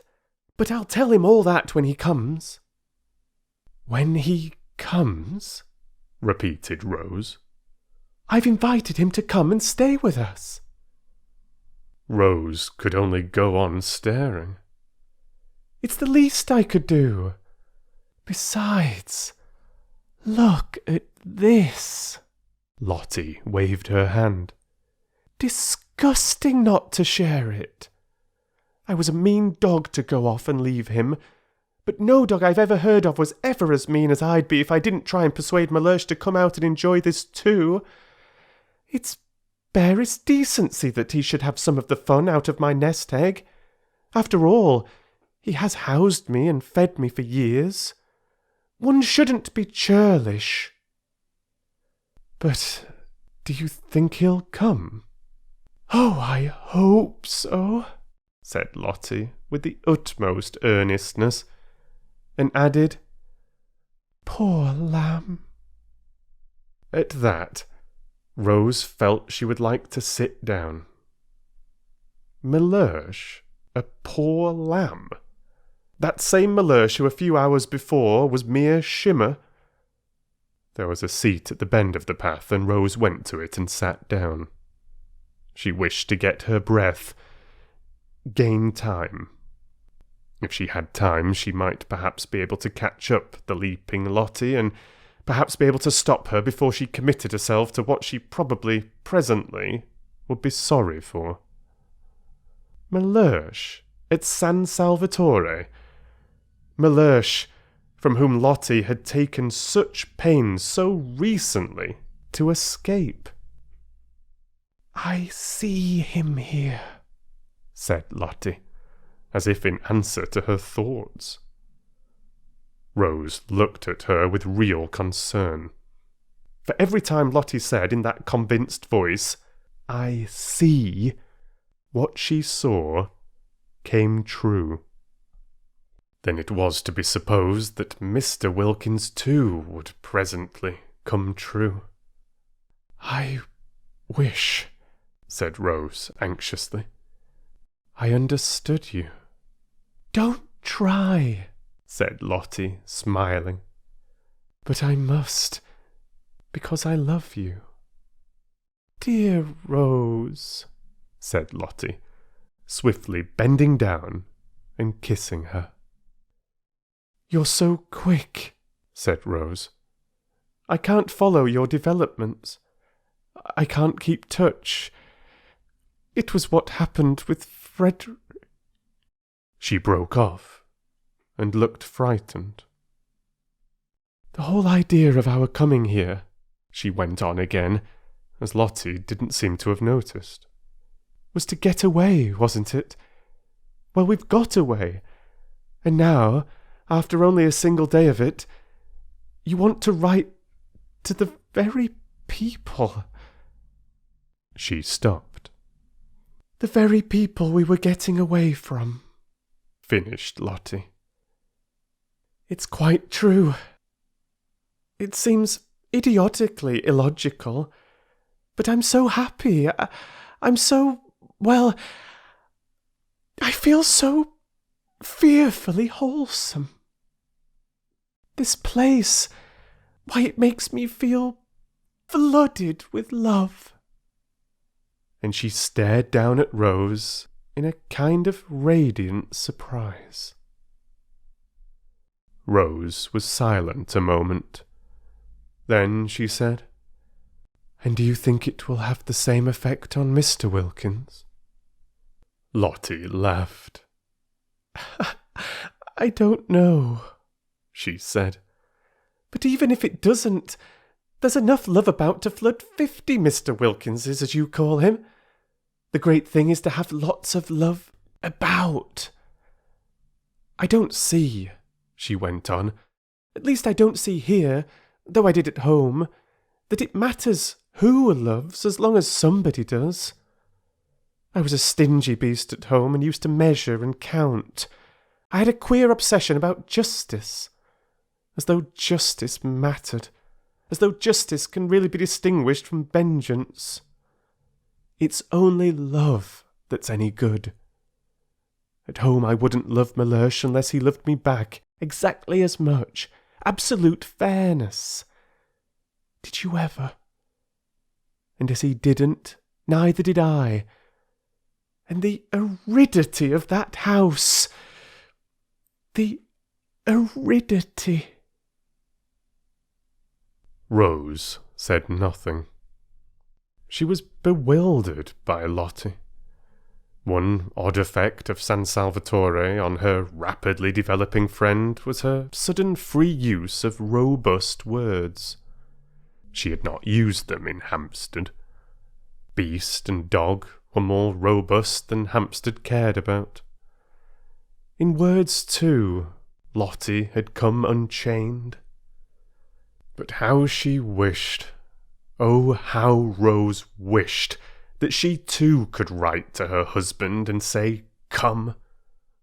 The Wilkins menage, however pompous Mellersh might be, and he had seemed to Rose pompous, was on a healthier, more natural footing than hers. Lottie could write to Mellersh and would get an answer. She couldn't write to Frederick, for only too well did she know he wouldn't answer. At least, he might answer. A hurried scribble, showing how much bored he was at doing it, with perfunctory thanks for her letter. But that would be worse than no answer at all, for his handwriting, her name on an envelope addressed by him, stabbed her heart. Too acutely did it bring back the letters of their beginnings together, the letters from him so desolate with separation, so aching with love and longing.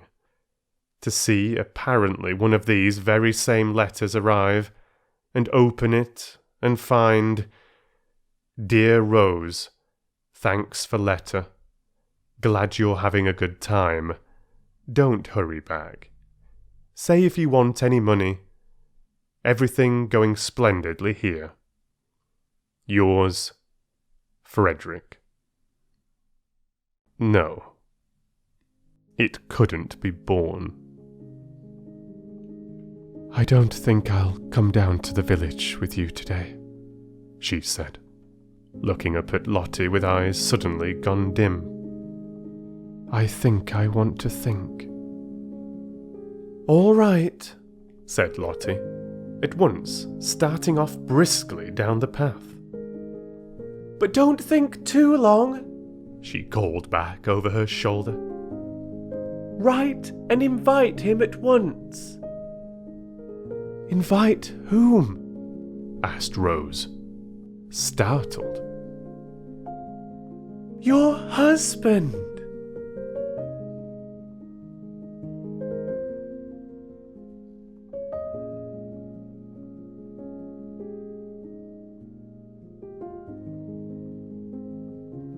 Chapter 12.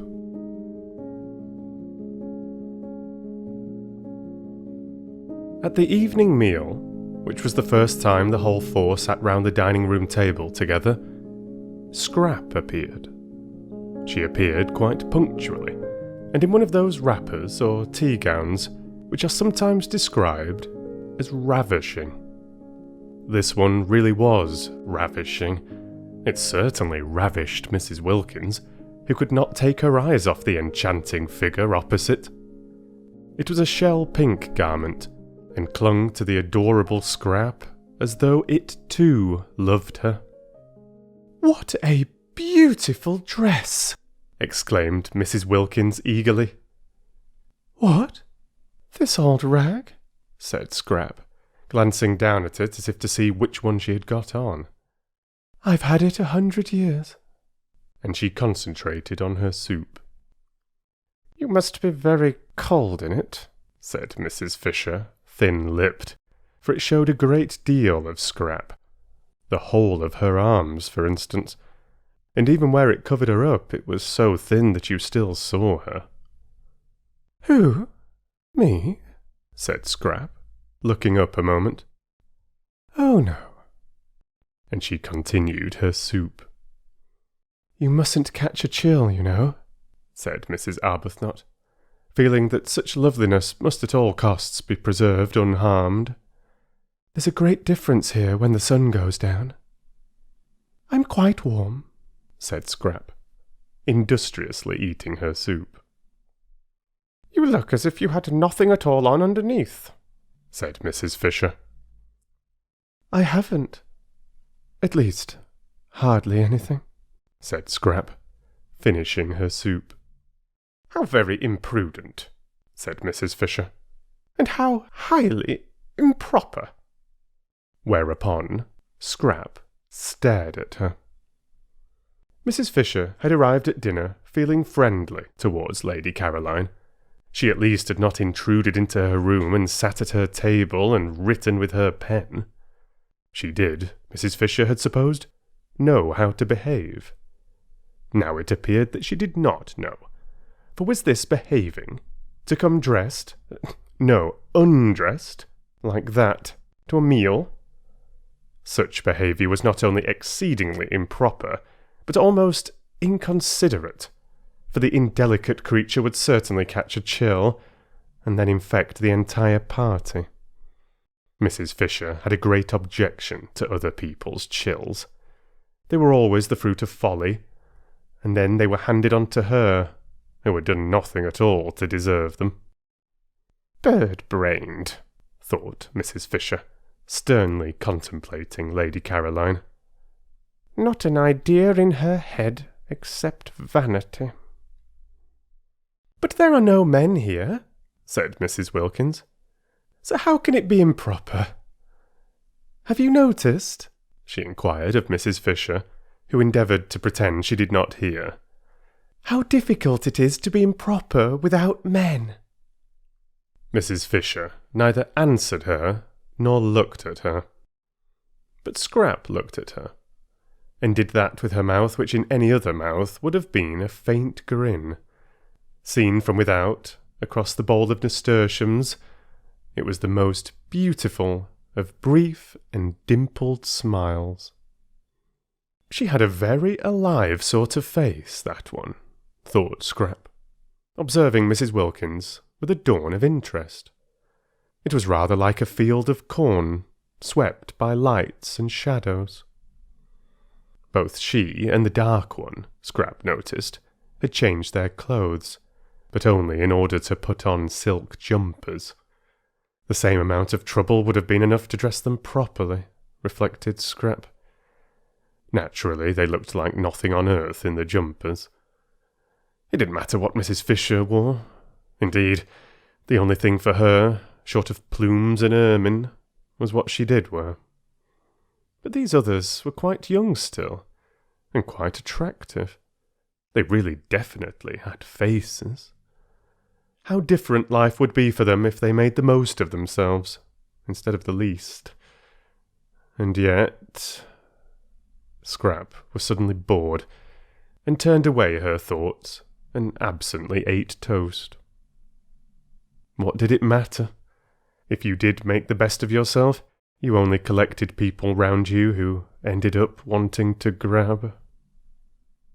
"I've had the most wonderful day," began Mrs. Wilkins, her eyes shining. Scrap lowered hers. "Oh," she thought, "she's going to gush." As though anybody were interested in her day, thought Mrs. Fisher, lowering hers also. In fact, whenever Mrs. Wilkins spoke, Mrs. Fisher deliberately cast down her eyes. Thus would she mark her disapproval.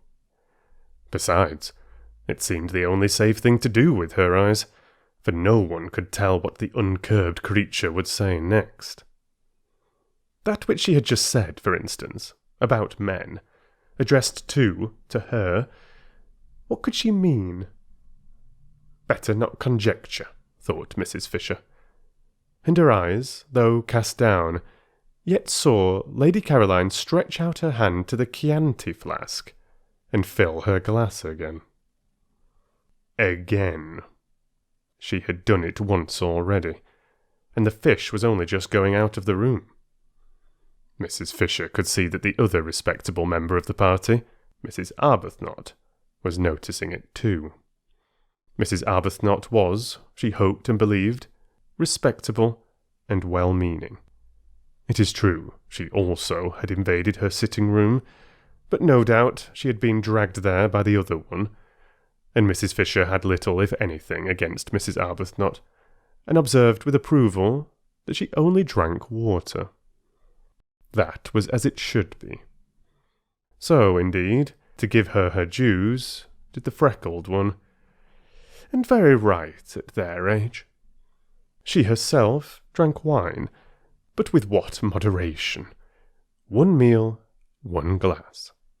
And she was 65, and might properly, and even beneficially, have had at least 2. That, she said to Lady Caroline, cutting right across what Mrs. Wilkins was telling them about her wonderful day, and indicating the wine-glass, is very bad for you. Lady Caroline, however, could not have heard, for she continued to sip, her elbow on the table, and listened to what Mrs. Wilkins was saying. And what was it she was saying? She'd invited somebody to come and stay. A man? Mrs. Fisher could not credit her ears. Yet it evidently was a man, for she spoke of the person as he. Suddenly, and for the first time, but then this was most important, Mrs. Fisher addressed Mrs. Wilkins directly. She was 65 and cared very little what sorts of women she happened to be with for a month, but if the women were to be mixed with men, it was a different proposition altogether. She was not going to be made a cat's paw of. She had not come out there to sanction by her presence what used, in her day, to be called fast behaviour. Nothing had been said at the interview in London about men. If there had been, she would have declined, of course, to come. "What is his name?" asked Mrs. Fisher, abruptly interposing. Mrs. Wilkins turned to her with a slight surprise. "Wilkins?" she said. "Wilkins?" "Yes." "Your name?" "And his." "A relation?" "Not blood." "A connection?" "A husband." Mrs. Fisher once more cast down her eyes. She could not talk to Mrs. Wilkins. There was something about the things she said. A husband, suggesting one of many. Always that unseemly twist to everything. Why could she not say, my husband? Besides, Mrs. Fisher had, she herself knew not for what reason, taken both the Hampstead young women for widows. War ones. There had been an absence of mention of husbands at the interview which would not, she considered, be natural if such persons did after all exist. And if a husband was not a relation, who was? Not blood. What a way to talk. Why, a husband was the first of all relations. How well she remembered Ruskin. No, it was not Ruskin. It was the Bible that said a man should leave his father and mother and cleave only to his wife, showing that she became by marriage an even more than blood relation. And if the husband's father and mother were to be nothing to him compared to his wife, how much less than nothing ought the wife's father and mother be to her compared to her husband? She herself had been unable to leave her father and mother in order to cleave to Mr. Fisher, because they were no longer, when she married, alive. But she certainly would have left them if they had been there to leave. Not blood, indeed. Silly talk. The dinner was very good. Succulence succeeded succulence. Costanza had determined to do as she chose in the matter of cream and eggs the first week, and see what happened at the end of it when the bills had to be paid. Her experience of the English was that they were quiet about bills. They were shy of words. They believed readily. Besides, who was the mistress here? In the absence of a definite one, it occurred to Costanza that she might as well be the mistress herself. So she did as she chose about the dinner, and it was very good. The four, however, were so much preoccupied by their own conversation that they ate it without noticing how good it was. Even Mrs. Fisher, she who in such matters was manly, did not notice. The entire excellent cooking was to her as though it were not, which shows how much she must have been stirred. She was stirred. It was that Mrs. Wilkins. She was enough to stir anybody. And she was undoubtedly encouraged by Lady Caroline, who, in her turn, was no doubt influenced by the Chianti. Mrs. Fisher was very glad there were no men present, for they certainly would have been foolish about Lady Caroline. She was precisely the sort of young woman to unbalance them. Especially, Mrs. Fisher recognised, at that moment. Perhaps it was the Chianti momentarily intensifying her personality, but she was undeniably most attractive. And there were few things Mrs. Fisher disliked more than having to look on while sensible, intelligent men, who the moment before were talking seriously and interestingly about real matters, became merely foolish and simpering. She had seen them actually simpering, just because in walked a bit of bird-brained beauty.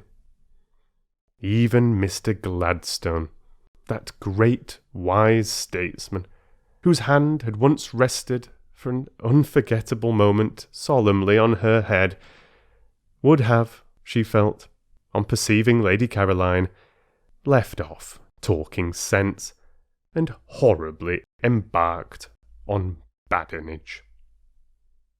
"You see," Mrs. Wilkins said, a silly trick that, with which she mostly began her sentences. Mrs. Fisher each time wished to say, "Pardon me, I do not see, I hear." But why trouble? "You see," said Mrs. Wilkins, leaning across towards Lady Caroline, "we arranged, didn't we, in London, that if any of us wanted, we could each invite one guest. So now I'm doing it." "I don't remember that," said Mrs. Fisher, her eyes on her plate. "Oh yes, we did. Didn't we, Rose?" "Yes, I remember," said Lady Caroline. "Only it seemed so incredible that one could ever want to. One's whole idea was to get away from one's friends. And one's husbands." Again that unseemly plural.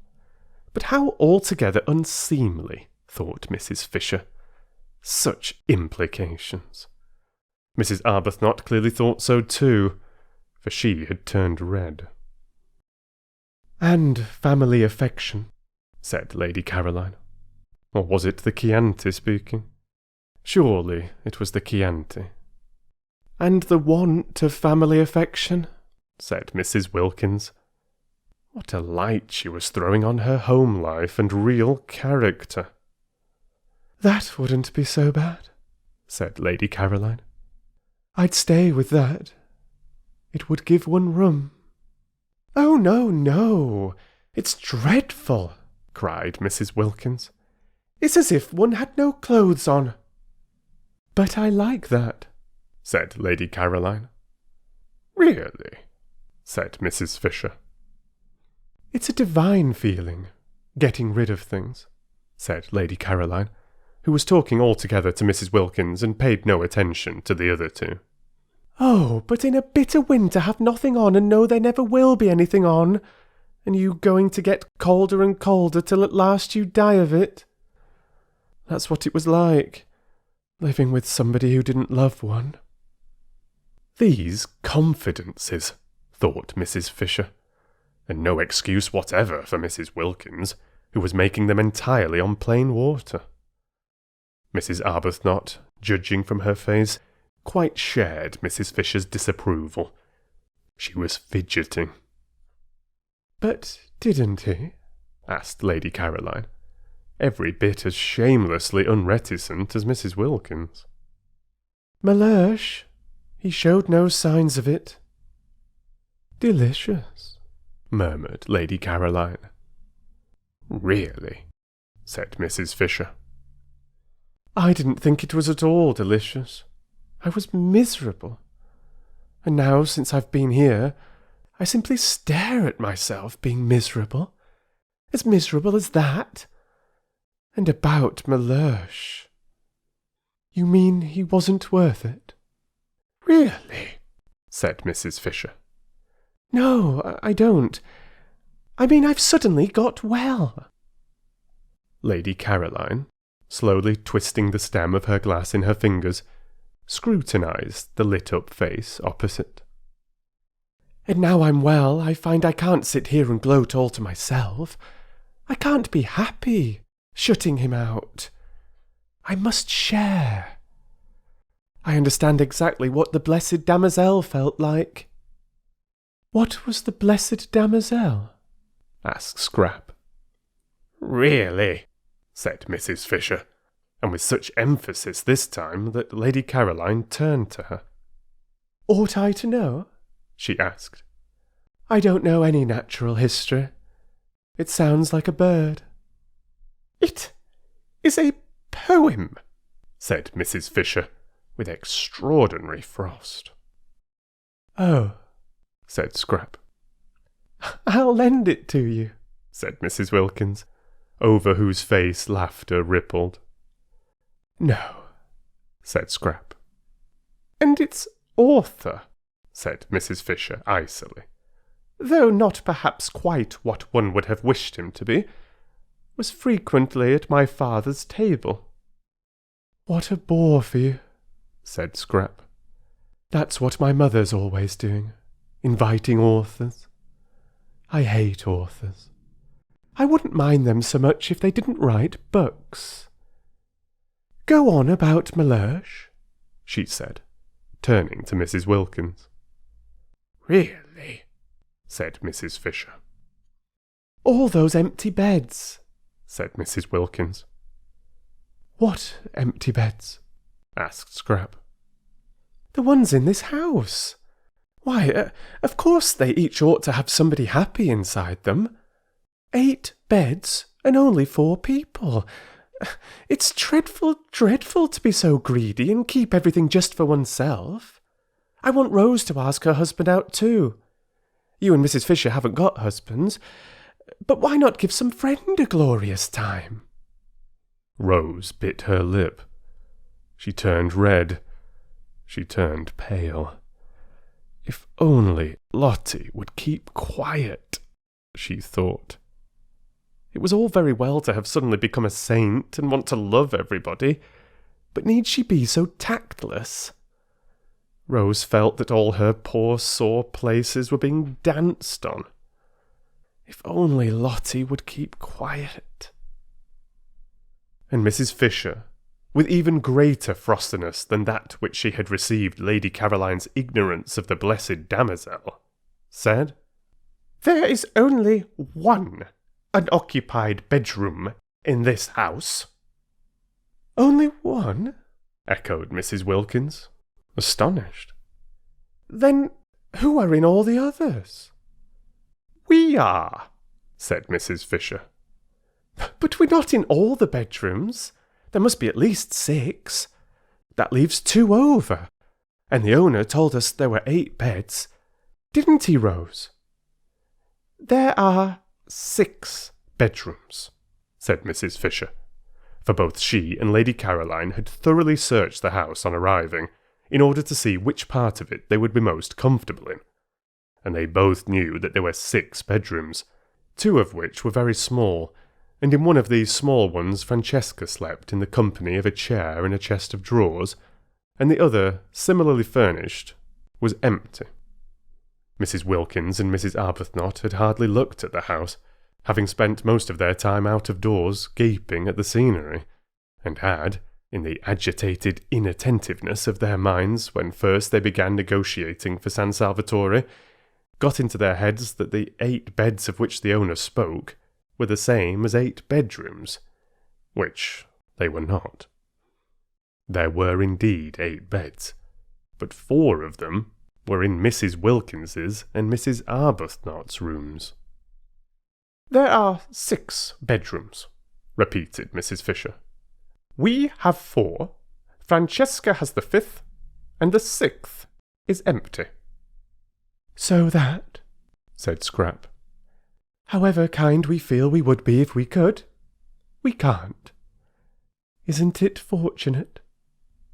"But then there's only room for 1, said Mrs. Wilkins, looking round at the 3 faces. "Yes, and you've got him," said Scrap. Mrs. Wilkins was taken aback. This question of the beds was unexpected. In inviting Mellersh, she had intended to put him in one of the 4 spare rooms that she imagined were there. When there were plenty of rooms and enough servants, there was no reason why they should, as they did in their small 2-servanted house at home, share the same one. Love, even universal love, the kind of love with which she felt herself flooded, should not be tried. Much patience and self-effacement were needed for successful married sleep. Placidity, a steady faith, these too were needed. She was sure she would be much fonder of Mellersh, and he'd not mind her nearly so much, if they were not shut up together at night, if in the morning they could meet with the cheery affection of friends, between whom lies no shadow of differences about the window or the washing arrangements, or of absurd little choked-down resentments at something that had seemed to one of them unfair. Her happiness, she felt, and her ability to be friends with everybody, was the result of her sudden new freedom and its peace. Would there be that sense of freedom, that peace, after a night shut up with Mellersh? Would she be able in the morning to be full towards him, as she was at that moment full, of nothing at all but loving kindness? After all, she hadn't been very long in heaven. Suppose she hadn't been in it long enough for her to have become fixed in blandness. And only that morning what an extraordinary joy it had been to find herself alone when she woke, and able to pull the bedclothes any way she liked. Francesca had to nudge her. She was so much absorbed that she didn't notice the pudding. If, thought Mrs. Wilkins, distractedly helping herself, I share my room with Mellersh, I risk losing all I now feel about him. If, on the other hand, I put him in the 1 spare room, I prevent Mrs. Fisher and Lady Caroline from giving somebody a treat. True, they don't seem to want to at present, but at any moment in this place one or the other of them may be seized with a desire to make somebody happy, and then they wouldn't be able to, because of Mellersh. What a problem, she said aloud, her eyebrows puckered. What is? Asked Scrap. Where to put Mellersh? Scrap stared. Why, isn't 1 room enough for him? She asked. Oh, yes, quite. But then there won't be any room left at all. Any room for somebody you might want to invite. I shan't want to, said Scrap. Or you, said Mrs. Wilkins to Mrs. Fisher. Rose, of course, doesn't count. I'm sure she would like sharing her room with her husband. It's written all over her." "Really?" said Mrs. Fisher. "Really what?" asked Mrs. Wilkins, turning hopefully to her, for she thought the word this time was the preliminary to a helpful suggestion. It was not. It stood by itself. It was, as before, mere frost. Challenged, however, Mrs. Fisher did fasten it on to a sentence. "Really, am I to understand," she asked, "that you propose to reserve the one spare room for the exclusive use of your own family?" "He isn't my own family," said Mrs. Wilkins. "He's my husband. You see—" "I see nothing." Mrs. Fisher could not this time refrain from interrupting, for what an intolerable trick. "At the most, I hear, and that reluctantly." But Mrs. Wilkins, as impervious to rebuke as Mrs. Fisher had feared, immediately repeated the tiresome formula, and launched out into a long and excessively indelicate speech about the best place for the person she called Mellersh to sleep in.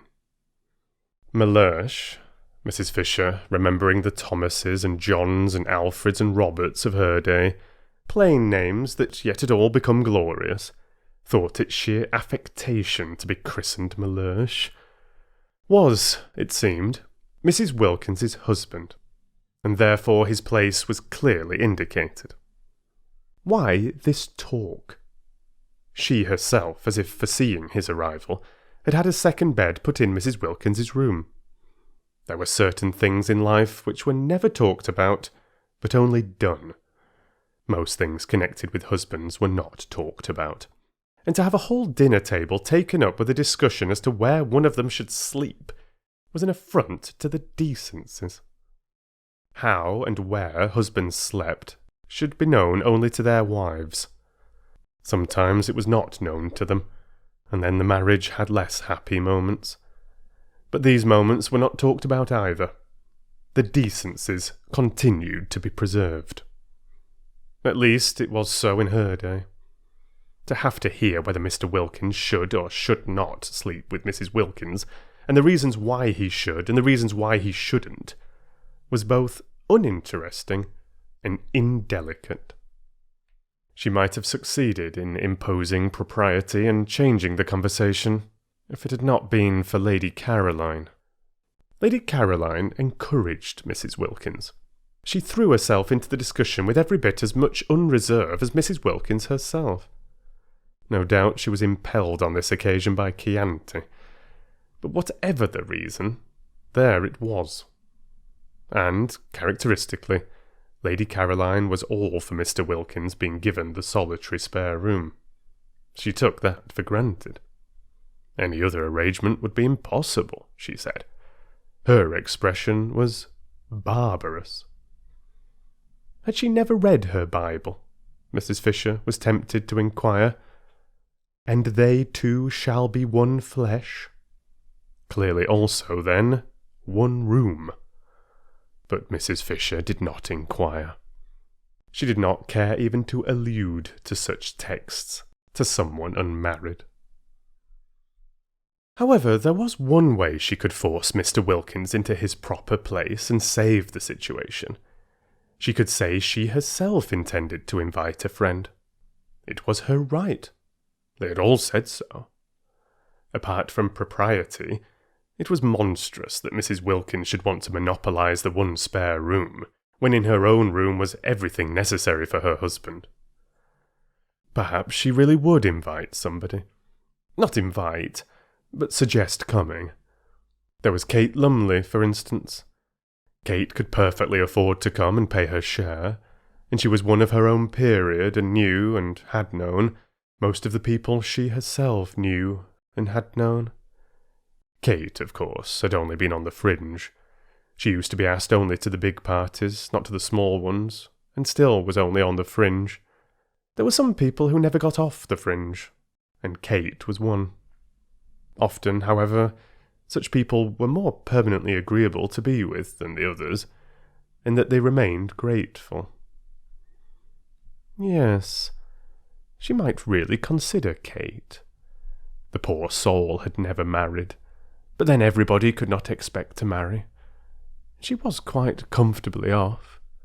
Not too comfortably, but just comfortably enough to pay her own expenses if she came, and yet be grateful. Yes, Kate was the solution. If she came, at one stroke, Mrs. Fisher saw, would the Wilkinses be regularised, and Mrs. Wilkins be prevented from having more than her share of the rooms. Also, Mrs. Fisher would save herself from isolation. Spiritual isolation. She desired physical isolation between meals, but she disliked that isolation which is of the spirit. Such isolation would, she feared, certainly be hers, with these 3 alien-minded young women. Even Mrs. Arbuthnot was, owing to her friendship with Mrs. Wilkins, necessarily alien-minded. In Kate, she would have a support. Kate, without intruding on her sitting-room, for Kate was tractable, would be there at meals to support her. Mrs. Fisher said nothing at the moment. But presently, in the drawing-room, when they were all gathered round the wood fire, she had discovered there was no fireplace in her own sitting-room, and therefore she would after all be forced, so long as the evenings remained cool, to spend them in the other room. Presently, while Francesca was handing coffee round and Lady Caroline was poisoning the air with smoke, Mrs. Wilkins, looking relieved and pleased, said, "Well, if nobody really wants that room, and wouldn't use it anyhow, I shall be very glad if Mellersh may have it." "Of course he must have it," said Lady Caroline. Then Mrs. Fisher spoke. "I have a friend," she said in her deep voice. And sudden silence fell upon the others. "Kate Lumley," said Mrs. Fisher. Nobody spoke. "Perhaps," continued Mrs. Fisher, addressing Lady Caroline, "you know her?" No, Lady Caroline did not know Kate Lumley, and Mrs. Fisher, without asking the others if they did, for she was sure they knew no one, proceeded. "I wish to invite her to join me," said Mrs. Fisher. Complete silence. Then Scrap said, turning to Mrs. Wilkins, "That settles Mellersh, then." "It settles the question of Mr. Wilkins," said Mrs. Fisher, "although I am unable to understand that there should ever have been a question, in the only way that is right." "I'm afraid you're in for it, then," said Lady Caroline, again to Mrs. Wilkins. "Unless," she added, "he can't come." But Mrs. Wilkins, her brow perturbed, for suppose after all she were not yet quite stable in heaven, could only say, a little uneasily, "I see him here."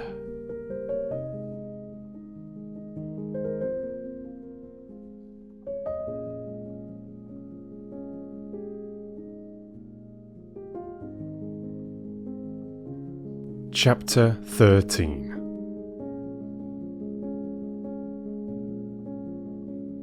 The uneventful days, only outwardly uneventful, slipped by in floods of sunshine, and the servants, watching the 4 ladies, came to the conclusion there was very little life in them. To the servants, San Salvatore seemed asleep. No one came to tea, nor did the ladies go anywhere to tea. Other tenants in other springs had been far more active. There had been stir and enterprise. The boat had been used. Excursions had been made. Beppo's fly was ordered. people from Mezzago came over and spent the day. The house rang with voices. Even sometimes, champagne had been drunk. Life was varied. Life was interesting. But this? What was this? The servants were not even scolded. They were left completely to themselves. They yawned. Perplexing, too, was the entire absence of gentlemen. How could gentlemen keep away from so much beauty? For, added up, and even after the subtraction of the old one, the three younger ladies produced a formidable total of that which gentlemen usually sought. Also, the evident desire of each lady to spend long hours separated from the other ladies puzzled the servants. The result was a deathly stillness in the house, except at meal times. It might have been as empty as it had been all the winter, for any sounds of life there were. The old lady sat in her room, alone. The dark-eyed lady wandered off alone, loitering, so Domenico told them, who sometimes came across her in the course of his duties, incomprehensibly among the rocks. The very beautiful fair lady lay in her low chair in the top garden, alone. The less, but still beautiful fair lady, went up the hills and stayed up them for hours, alone. And every day the sun blazed slowly round the house, and disappeared at evening into the sea, and nothing at all had happened. The servants yawned. Yet the four visitors, while their bodies sat, that was Mrs. Fisher's, or lay, that was Lady Caroline's, or loitered, that was Mrs. Arbuthnot's, or went in solitude up into the hills, that was Mrs. Wilkins's, were anything but torpid really. Their minds were unusually busy. Even at night their minds were busy, and the dreams they had were clear, thin, quick things, entirely different from the heavy dreams of home. There was that in the atmosphere of San Salvatore which produced active-mindedness in all except the natives. They, as before, whatever the beauty around them, whatever the prodigal seasons did, remained immune from thoughts other than those they were accustomed to. All their lives they had seen, year by year, the amazing recurrent spectacle of April in the gardens, and custom had made it invisible to them. They were as blind to it, as unconscious of it, as Domenico's dog asleep in the sun. The visitors could not be blind to it. It was too arresting after London in a particularly wet and gloomy March. Suddenly to be transported to that place where the air was so still that it held its breath, where the light was so golden that the most ordinary things were transfigured. To be transported into that delicate warmth, that caressing fragrance, and to have the old grey castle as the setting, and, in the distance, the serene, clear hills of Perugini's backgrounds, was an astonishing contrast. Even Lady Caroline, used all her life to beauty, who had been everywhere and seen everything, felt the surprise of it. It was that year a particularly wonderful spring, and of all the months at San Salvatore, April, if the weather was fine, was best. May scorched and withered. March was restless, and could be hard and cold in its brightness. But April came along softly like a blessing. And if it were a fine April, it was so beautiful that it was impossible not to feel different, not to feel stirred and touched. Mrs. Wilkins, we have seen, responded to it instantly. She, so to speak, at once flung off all her garments and dived straight into glory, unhesitatingly, with a cry of rapture. Mrs. Arbuthnot was stirred and touched, but differently. She had odd sensations, presently to be described. Mrs. Fisher, being old, was of a closer, more impermeable texture, and offered more resistance. But she, too, had odd sensations, also in their place to be described. Lady Caroline, already amply acquainted with beautiful houses and climates, to whom they could not come quite with the same surprise, yet was very nearly as quick to react as Mrs. Wilkins. The place had an almost instantaneous influence on her as well, and of one part of this influence she was aware. It had made her, beginning on the very first evening, want to think, and acted on her curiously like a conscience. What this conscience seemed to press upon her notice with an insistence that startled her, Lady Caroline hesitated to accept the word, but it would keep on coming into her head, was that she was tawdry. Tawdry. She. Fancy. She must think that out. The morning after the first dinner together, she woke up in a condition of regret that she should have been so talkative to Mrs. Wilkins the night before. What had made her be, she wondered. Now, of course, Mrs. Wilkins would want to grab. She would want to be inseparable. And the thought of a grabbing and an inseparableness that should last 4 weeks made Scrap's spirit swoon within her. No doubt the encouraged Mrs. Wilkins would be lurking in the top garden, waiting to waylay her when she went out, and would hail her with morning cheerfulness. How much she hated being hailed with morning cheerfulness, or indeed, hailed at all. She oughtn't to have encouraged Mrs. Wilkins the night before. Fatal to encourage. It was bad enough not to encourage, for just sitting there and saying nothing seemed usually to involve her, but actively to encourage was suicidal. What on earth had made her? Now she would have to waste all the precious time, the precious, lovely time for thinking in, for getting square with herself, in shaking Mrs. Wilkins off. With great caution, and on the tips of her toes, balancing herself carefully lest the pebbles should scrunch, she stole out when she was dressed to her corner. But the garden was empty. No shaking off was necessary. Neither Mrs. Wilkins nor anybody else was to be seen. She had it entirely to herself. Except for Domenico, who presently came and hovered, watering his plants, again, especially all the plants that were nearest her, no one came out at all.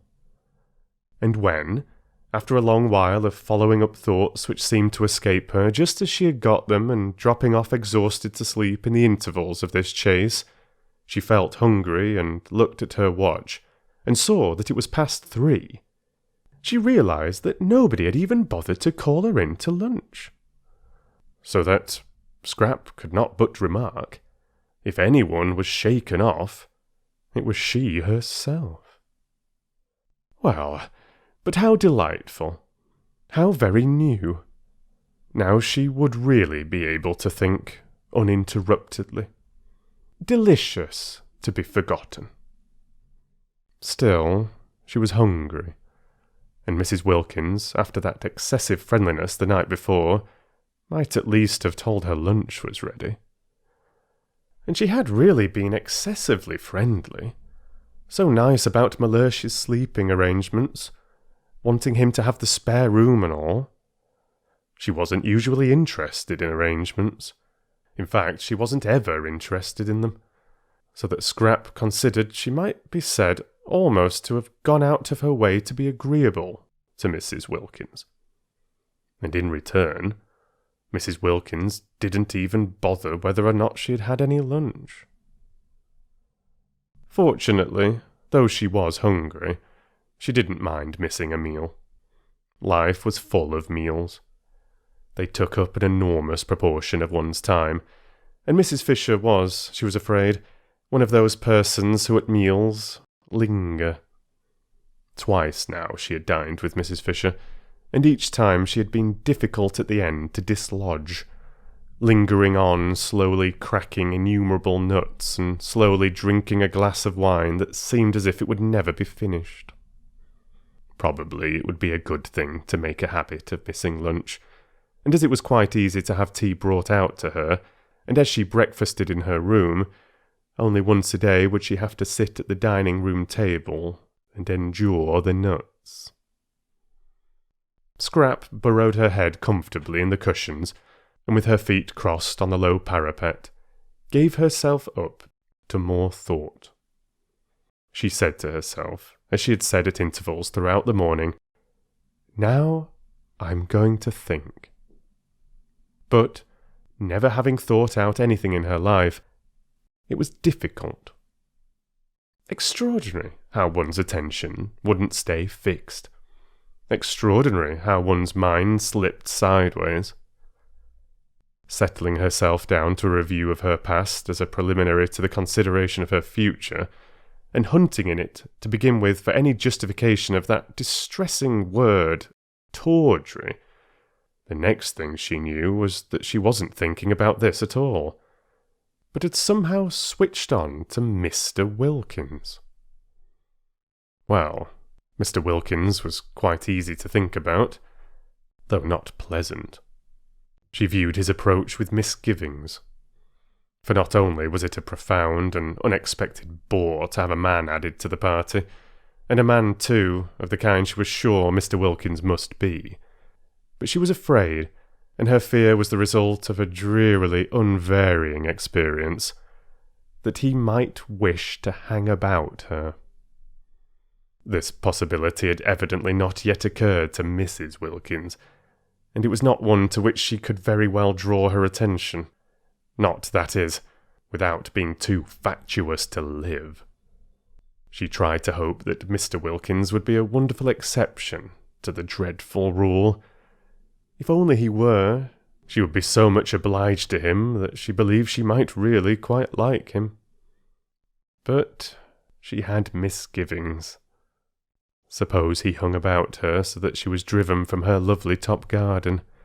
Suppose the light in Mrs. Wilkins's funny, flickering face was blown out. Scrap felt she would particularly dislike this to happen to Mrs. Wilkins's face, yet she had never in her life met any wives, not any at all, who had been able to understand that she didn't in the least want their husbands.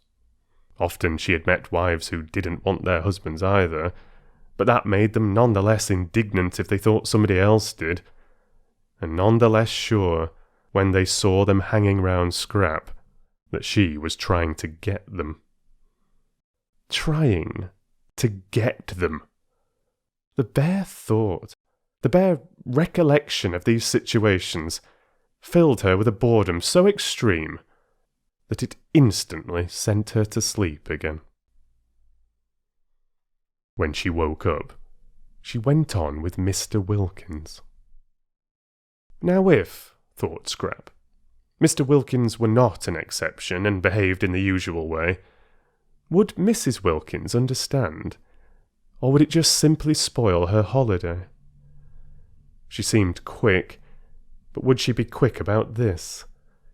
She seemed to understand and see inside one, but would she understand and see inside one when it came to Mr. Wilkins? The experienced Scrap was full of doubts. She shifted her feet on the parapet. She jerked a cushion straight.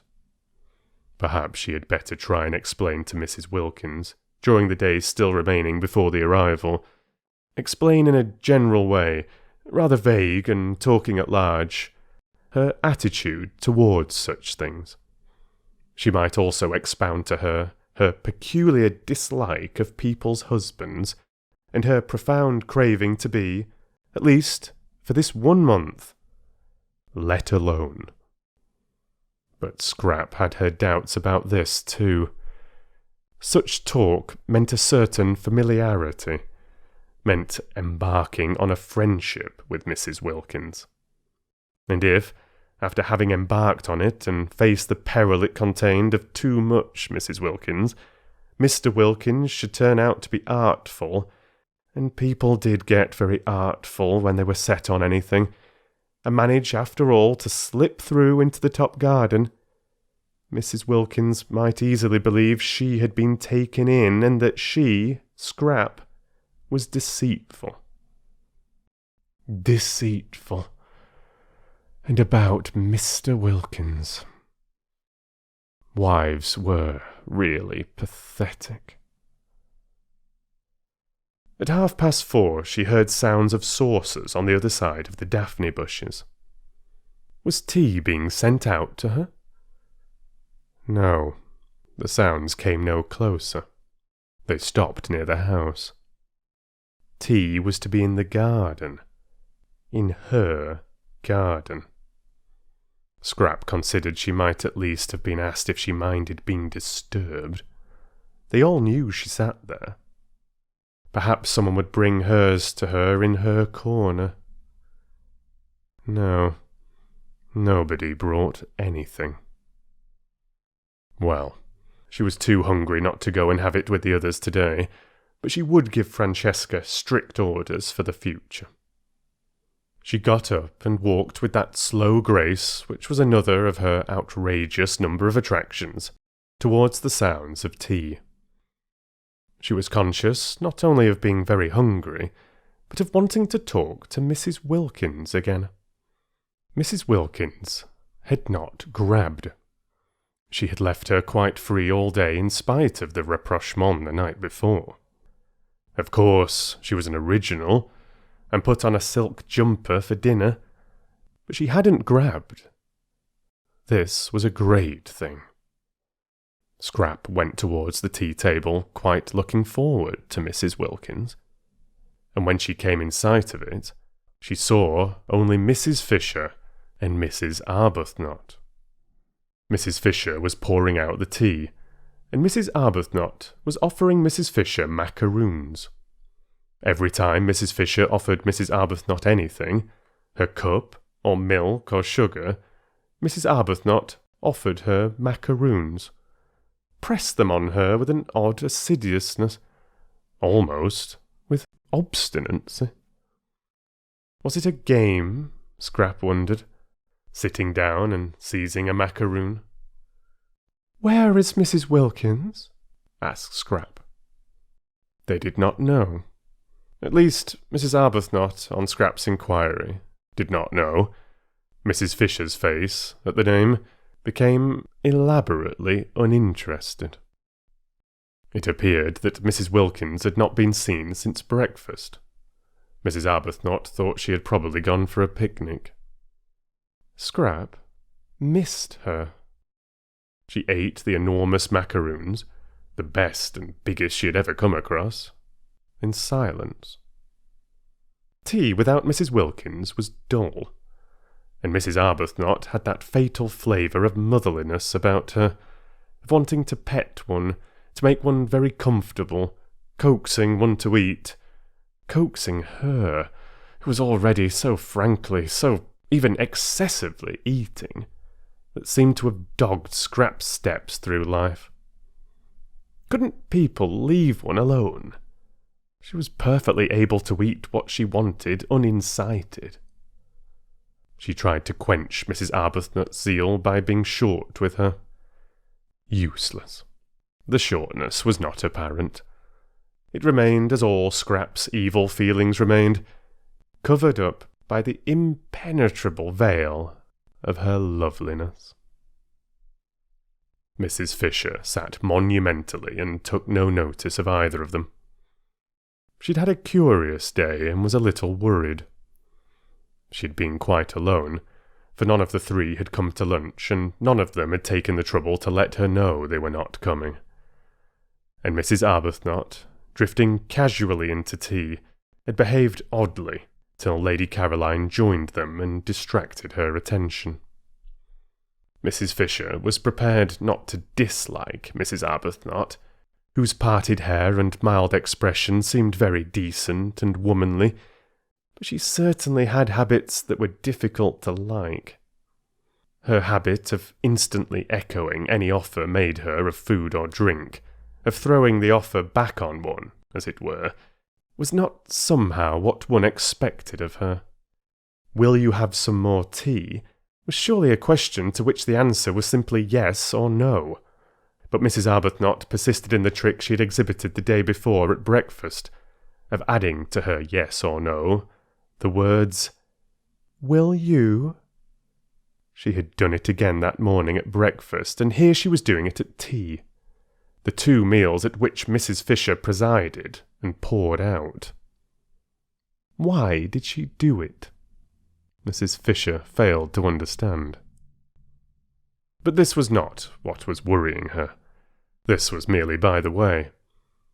What was worrying her was that she had been quite unable that day to settle to anything, and had done nothing but wander restlessly from her sitting room to her battlements and back again. It had been a wasted day, and how much she disliked waste. She had tried to read, and she had tried to write to Kate Lumley, but no, a few words read, a few lines written, and up she got again and went out onto the battlements, and stared at the sea. It did not matter that the letter to Kate Lumley should not be written. There was time enough for that. Let the others suppose her coming was definitely fixed. All the better. So would Mr. Wilkins be kept out of the spare room and put where he belonged. Kate would keep. She could be held in reserve. Kate in reserve was just as potent as Kate in actuality, and there were points about Kate in reserve which might be missing from Kate in actuality. For instance, if Mrs. Fisher were going to be restless, she would rather Kate were not there to see. There was a want of dignity about restlessness, about trotting backwards and forwards. But it did matter that she could not read a sentence of any of her great dead friends' writings. No, not even of Browning's, who had been so much in Italy, nor of Ruskin's, whose Stones of Venice she had brought with her to reread so nearly on the very spot. Nor even a sentence of a really interesting book like the one she had found in her sitting room about the home life of the German Emperor, poor man, written in the 90s, when he had not yet begun to be more sinned against than sinning, which was, she was firmly convinced, what was the matter with him now, and full of exciting things about his birth, and his right arm, and accoucheurs, without having to put it down and go and stare at the sea. Reading was very important. The proper exercise and development of one's mind was a paramount duty. How could one read if one were constantly trotting in and out? Curious, this restlessness. Was she going to be ill? No, she felt well. Indeed, unusually well. And she went in and out quite quickly. Trotted, in fact. And without her stick. Very odd that she shouldn't be able to sit still, she thought, frowning across the tops of some purple hyacinths at the Gulf of Spezia, glittering beyond a headland. Very odd that she, who walked so slowly, with such dependence on her stick, should suddenly trot. It would be interesting to talk to someone about it, she felt.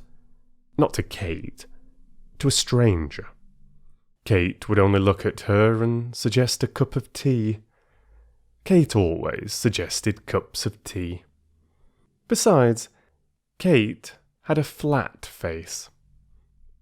That Mrs. Wilkins, now, annoying as she was, loose-tongued as she was, impertinent, objectionable, would probably understand, and perhaps know what was making her be like this. But she could say nothing to Mrs. Wilkins. She was the last person to whom one would admit sensations. Dignity alone forbade it. Confide in Mrs. Wilkins? Never. And Mrs. Arbuthnot, while she wistfully mothered the obstructive scrap at tea, felt too that she had had a curious day. Like Mrs. Fisher's, it had been active, but unlike Mrs. Fisher's, only active in mind. Her body had been quite still. Her mind had not been still at all. It had been excessively active. For years she had taken care to have no time to think. Her scheduled life in the parish had prevented memories and desires from intruding on her. That day they had crowded. She went back to tea feeling dejected, and that she should feel dejected in such a place with everything about her to make her rejoice only dejected her the more. But how could she rejoice alone? How could anybody rejoice and enjoy and really appreciate, alone?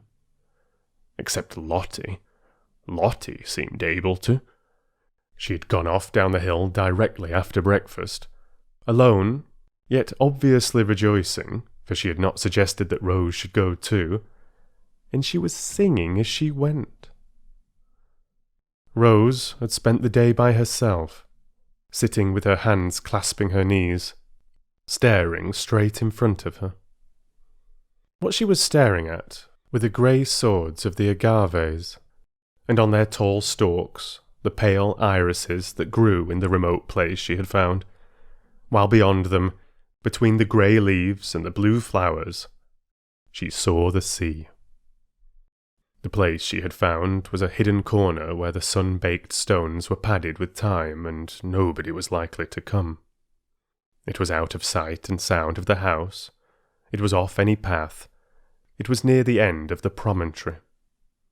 She sat so quiet that presently lizards darted over her feet, and some tiny birds like finches, frightened away at first, came back again and flitted among the bushes round her just as if she hadn't been there. How beautiful it was! And what was the good of it with no one there? No one who loved being with one, who belonged to one, to whom one could say, "Look." And wouldn't one say, "Look, dearest"? Yes, one would say dearest. And the sweet word, just to say it to somebody who loved one, would make one happy. She sat quite still, staring straight in front of her. Strange that in this place she did not want to pray. She who had prayed so constantly at home didn't seem able to do it here at all. The first morning she had merely thrown up a brief thank you to heaven on getting out of bed, and had gone straight to the window to see what everything looked like. Thrown up the thank you as carelessly as a ball, and thought no more about it. That morning, remembering this and ashamed, she had knelt down with determination. But perhaps determination was bad for prayers, for she had been unable to think of anything to say. And as for her bedtime prayers, on neither of the nights had she said a single one. She had forgotten them. She had been so much absorbed in other thoughts that she had forgotten them. And, once in bed, she was asleep and whirling along among bright, thin, swift dreams before she had so much time as to stretch herself out. What had come over her? Why had she let go the anchor of prayer? And she had difficulty, too, in remembering her poor, in remembering even that there were such things as poor. Holidays, of course, were good, and were recognised by everybody as good. But ought they so completely to blot out, to make such havoc of, the realities? Perhaps it was healthy to forget her poor, with all the greater gusto would she so go back to them. But it couldn't be healthy to forget her prayers, and still less could it be healthy not to mind. Rose did not mind. She knew she did not mind, and even worse, she knew she did not mind not minding. In this place she was indifferent to both the things that had filled her life and made it seem as if it were happy for years. Well, if only she could rejoice in her wonderful new surroundings, have that much at least to set against the indifference, the letting go, but she could not. She had no work. She did not pray. She was left empty. Lottie had spoilt her day that day, as she had spoilt her day the day before. Lottie with her invitation to her husband, with her suggestion that she too should invite hers. Having flung Frederick into her mind again the day before, Lottie had left her. For the whole afternoon she had left her alone with her thoughts. Since then they had been all of Frederick. Where at Hampstead he came to her only in her dreams, here he left her dreams free, and was with her during the day instead. And again that morning, as she was struggling not to think of him, Lottie had asked her, just before disappearing singing down the path, if she had written yet and invited him.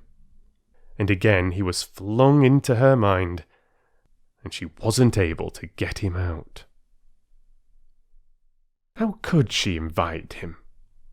It had gone on so long, their estrangement, such years. She would hardly know what words to use. And besides, he would not come. Why should he come? He didn't care about being with her. What could they talk about? Between them was the barrier of his work and her religion. She could not, how could she, believing as she did in purity, in responsibility for the effect of one's actions on others, bear his work, bear living by it. And he, she knew, had first resented and then been merely bored by her religion. He had let her slip away. He had given her up. He no longer minded. He accepted her religion indifferently as a settled fact. Both it and she, Rose's mind becoming more luminous in the clear light of April at San Salvatore, suddenly saw the truth. Bored him. Naturally, when she saw this, when that morning it flashed upon her for the first time, she did not like it. She liked it so little that for a space, the whole beauty of Italy was blotted out. What was to be done about it? She could not give up believing in good and not liking evil, and it must be evil to live entirely on the proceeds of adulteries, however dead and distinguished they were. Besides, if she did, if she sacrificed her whole past, her bringing up, her work for the last 10 years, would she bore him less? Rose felt down at her very roots that if you have once thoroughly bored somebody, it is next to impossible to unbore them. Once a bore, always a bore. Certainly, she thought, to the person originally bored. Then, thought she, looking out to sea through eyes grown misty, better cling to her religion. It was better. She hardly noticed the reprehensibleness of her thought, than nothing. But, oh, she wanted to cling to something tangible, to love something living, something that one could hold against one's heart, that one could see and touch and do things for. If her poor baby hadn't died. Babies didn't get bored with one.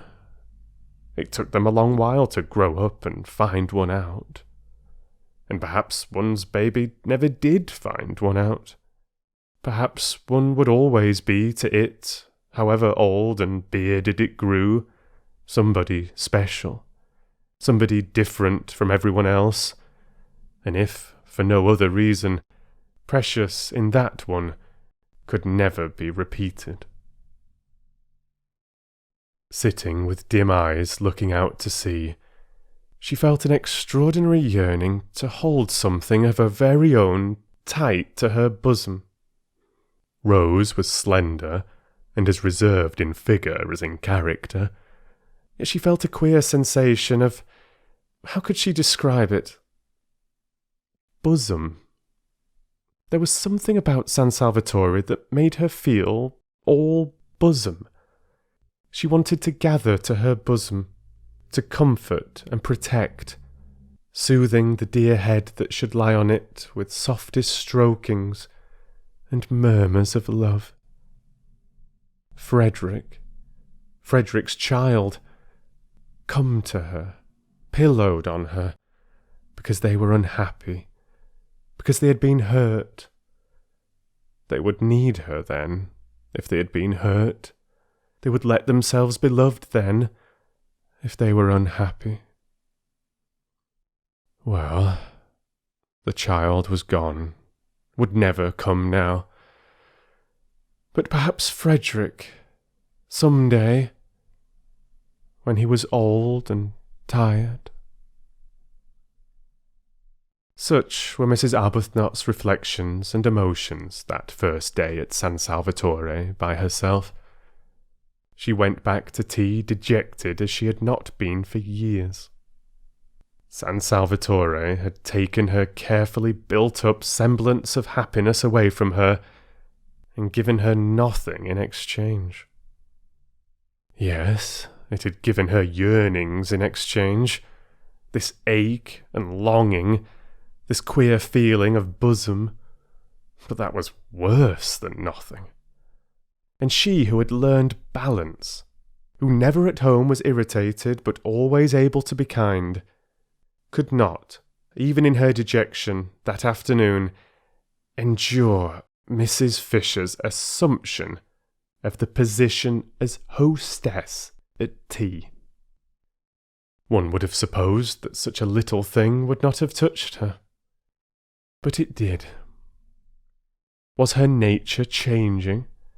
Was she to be not only thrown back on long stifled yearnings after Frederick, but also turned into somebody who wanted to fight over little things? After tea, when both Mrs. Fisher and Lady Caroline had disappeared again, it was quite evident that nobody wanted her. She was more dejected than ever, overwhelmed by the discrepancy between the splendour outside her, the warm, teeming beauty and self-sufficiency of nature, and the blank emptiness of her heart. Then came Lottie back to dinner, incredibly more freckled, exuding the sunshine she'd been collecting all day, talking, laughing, being tactless, being unwise, being without reticence. And Lady Caroline, so quiet at tea, woke up to animation, and Mrs. Fisher was not so noticeable. And Rose was beginning to revive a little, for Lottie's spirits were contagious as she described the delights of her day, a day which might easily to anyone else have had nothing in it but a very long and very hot walk and sandwiches, when she suddenly said, catching Rose's eye, "Letter gone?" Rose flushed. This tactlessness. "What letter?" asked Scrap, interested. Both her elbows were on the table and her chin was supported in her hands, for the nut stage had been reached, and there was nothing for it but to wait in as comfortable a position as possible till Mrs. Fisher had finished cracking. "Asking her husband here," said Lottie. Mrs. Fisher looked up. Another husband? Was there to be no end to them? Nor was this one, then, a widow either. But her husband was no doubt a decent, respectable man, following a decent, respectable calling. She had little hope of Mr. Wilkins, so little that she had refrained from inquiring what he did. "Has it?" persisted Lottie, as Rose said nothing. "No," said Rose. "Oh well, tomorrow then," said Lottie. Rose wanted to say no again to this. Lottie would have in her place, and would, besides, have expounded all her reasons. But she could not turn herself inside out like that and invite any and everybody to come and look. How was it that Lottie, who saw so many things, didn't see stuck on her heart, and seeing keep quiet about it, the sore place that was Frederick? "Who is your husband?" asked Mrs. Fisher, carefully adjusting another nut between the crackers. "Who should he be?" said Rose quickly, roused at once by Mrs. Fisher to irritation. "Except Mr. Arbuthnot." "I mean, of course, what is Mr. Arbuthnot?" And Rose, gone painfully red at this, said, after a tiny pause, "My husband." Naturally, Mrs. Fisher was incensed. She couldn't have believed it of this one, with her decent hair and gentle voice, that she too should be impertinent.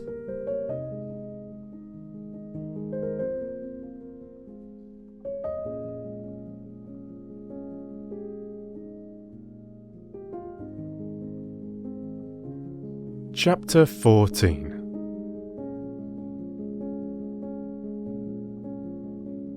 That first week, the wisteria began to fade, and the flowers of the Judas tree and peach trees fell off and carpeted the ground with rose colour. Then all the freesias disappeared, and the irises grew scarce. And then, while these were clearing themselves away, the double Banksia roses came out, and the big summer roses suddenly flaunted gorgeously on the walls and trellises. Fortune's Yellow was one of them, a very beautiful rose. Presently the tamarisk and the daphnes were at their best, and the lilies at their tallest.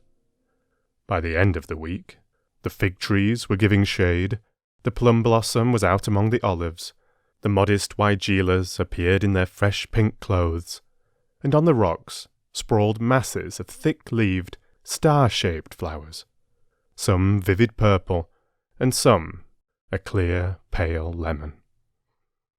By the end of the week, too, Mr. Wilkins arrived. Even as his wife had foreseen he would, so he did. And there were signs almost of eagerness about his acceptance of her suggestion, for he had not waited to write a letter in answer to hers, but had telegraphed. That surely was eager. It showed, Scrap thought, a definite wish for reunion, and watching his wife's happy face, and aware of her desire that Mellersh should enjoy his holiday, she told herself that he would be a very unusual fool should he waste his time bothering about anybody else. If he isn't nice to her, Scrap thought, he shall be taken to the battlements and tipped over. For, by the end of the week, she and Mrs. Wilkins had become Caroline and Lottie to each other, and were friends. Mrs. Wilkins had always been friends, but Scrap had struggled not to be. She had tried hard to be cautious, but how difficult was caution with Mrs. Wilkins? Free herself from every vestige of it, she was so entirely unreserved, so completely expansive, that soon Scrap, almost before she knew what she was doing, was being unreserved too.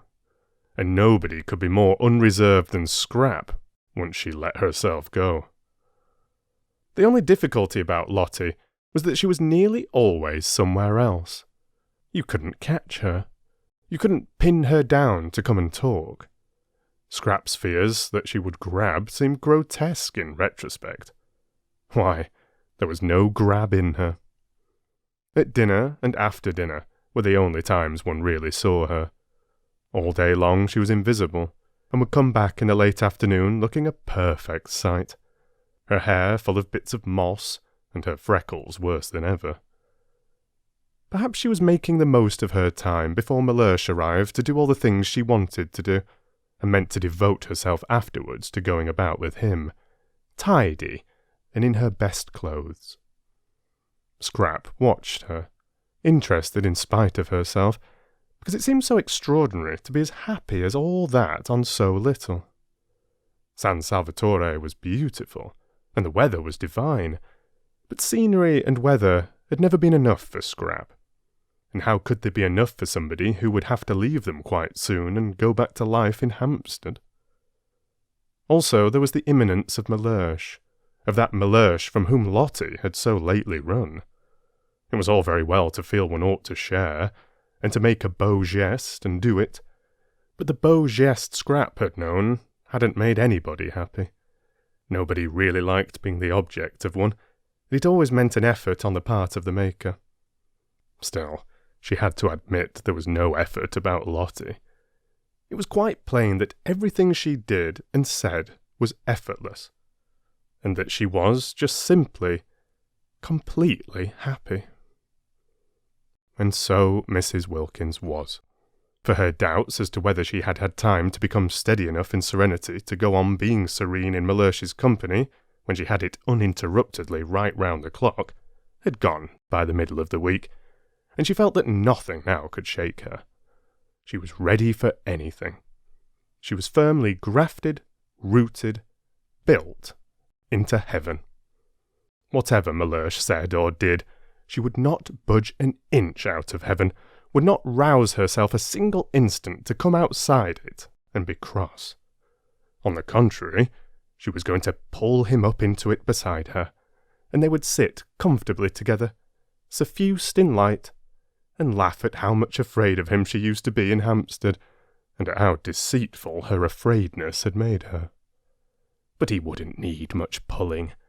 He would come in quite naturally after a day or two, irresistibly wafted on the scented breezes of that divine air, and there he would sit, arrayed in stars, thought Mrs. Wilkins, in whose mind, among much other debris, floated occasional bright shreds of poetry.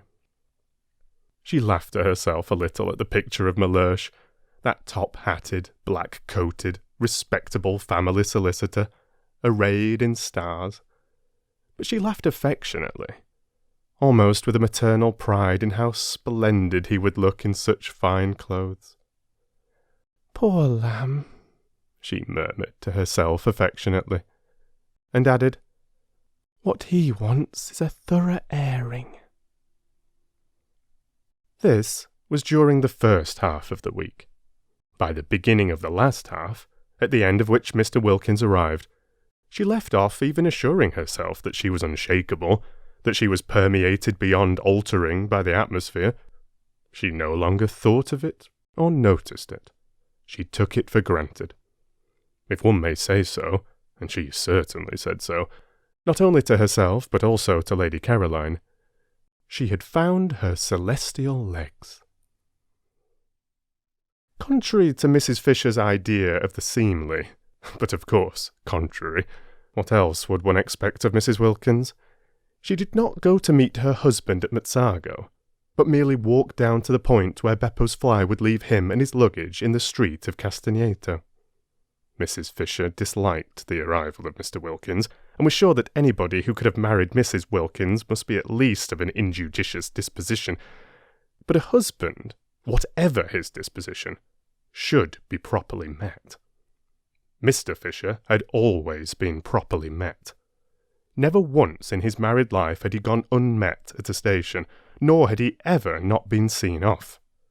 These observances, these courtesies, strengthened the bonds of marriage, and made the husband feel he could rely on his wife's being always there. Always being there was the essential secret for a wife. What would have become of Mr. Fisher if she had neglected to act on this principle? She preferred not to think. Enough things became of him as it was. For whatever one's care in stopping up, married life yet seemed to contain chinks. But Mrs. Wilkins took no pains. She just walked down the hill singing, Mrs. Fisher could hear her, and picked up her husband in the street as casually as if he were a pin. The three others, still in bed, for it was not nearly time to get up, heard her as she passed beneath their windows down the zigzag path to meet Mr. Wilkins, who was coming by the morning train. And Scrap smiled, and Rose sighed, and Mrs. Fisher rang her bell and desired Francesca to bring her breakfast in her room. All three had breakfast that day in their rooms, moved by a common instinct to take cover. Scrap always breakfasted in bed, but she had the same instinct for cover, and during breakfast she made plans for spending the whole day where she was. Perhaps, though, it wouldn't be as necessary that day as the next. That day, Scrap calculated, Mellersh would be provided for. He would want to have a bath, and having a bath at San Salvatore was an elaborate business, a real adventure if one had a hot one in the bathroom, and it took a lot of time. It involved the attendance of the entire staff.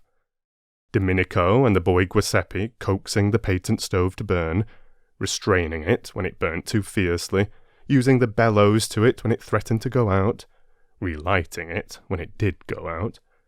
Francesca anxiously hovering over the tap, regulating its trickle, because if it were turned on too full, the water instantly ran cold, and if not full enough, the stove blew up inside and mysteriously flooded the house.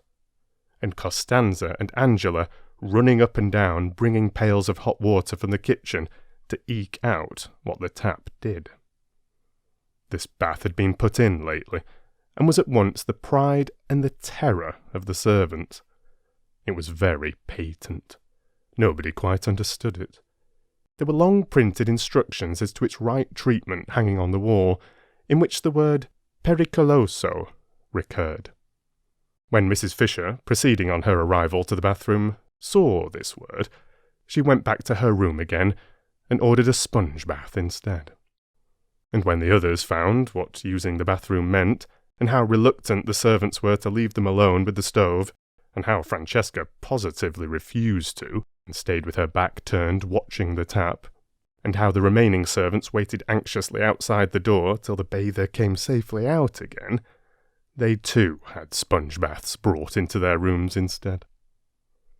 Mr. Wilkins, however, was a man, and would be sure to want a big bath. Having it, Scrap calculated, would keep him busy for a long while. Then he would unpack, and then, after his night in the train, he would probably sleep till the evening.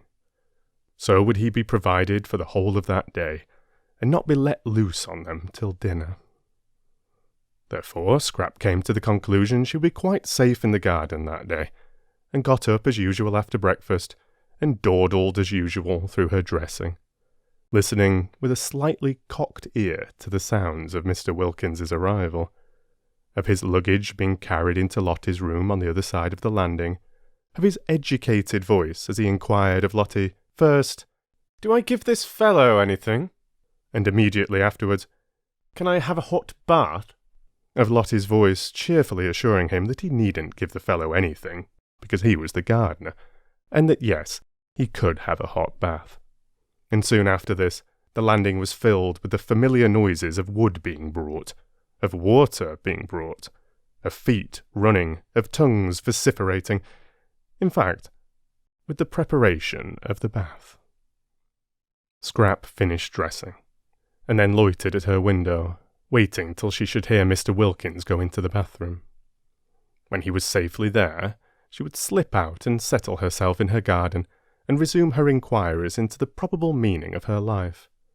She was getting on with her inquiries. She dozed much less frequently, and was beginning to be inclined to agree that tawdry was the word to apply to her past. Also, she was afraid that her future looked black. There, she could hear Mr. Wilkins's educated voice again. Lottie's door had opened, and he was coming out of it, asking his way to the bathroom. "It's where you see the crowd," Lottie's voice answered.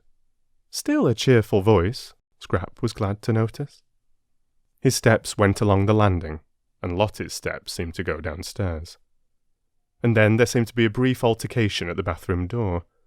Hardly so much an altercation as a chorus of vociferations on one side and a wordless determination, Scrap judged, to have a bath by oneself on the other.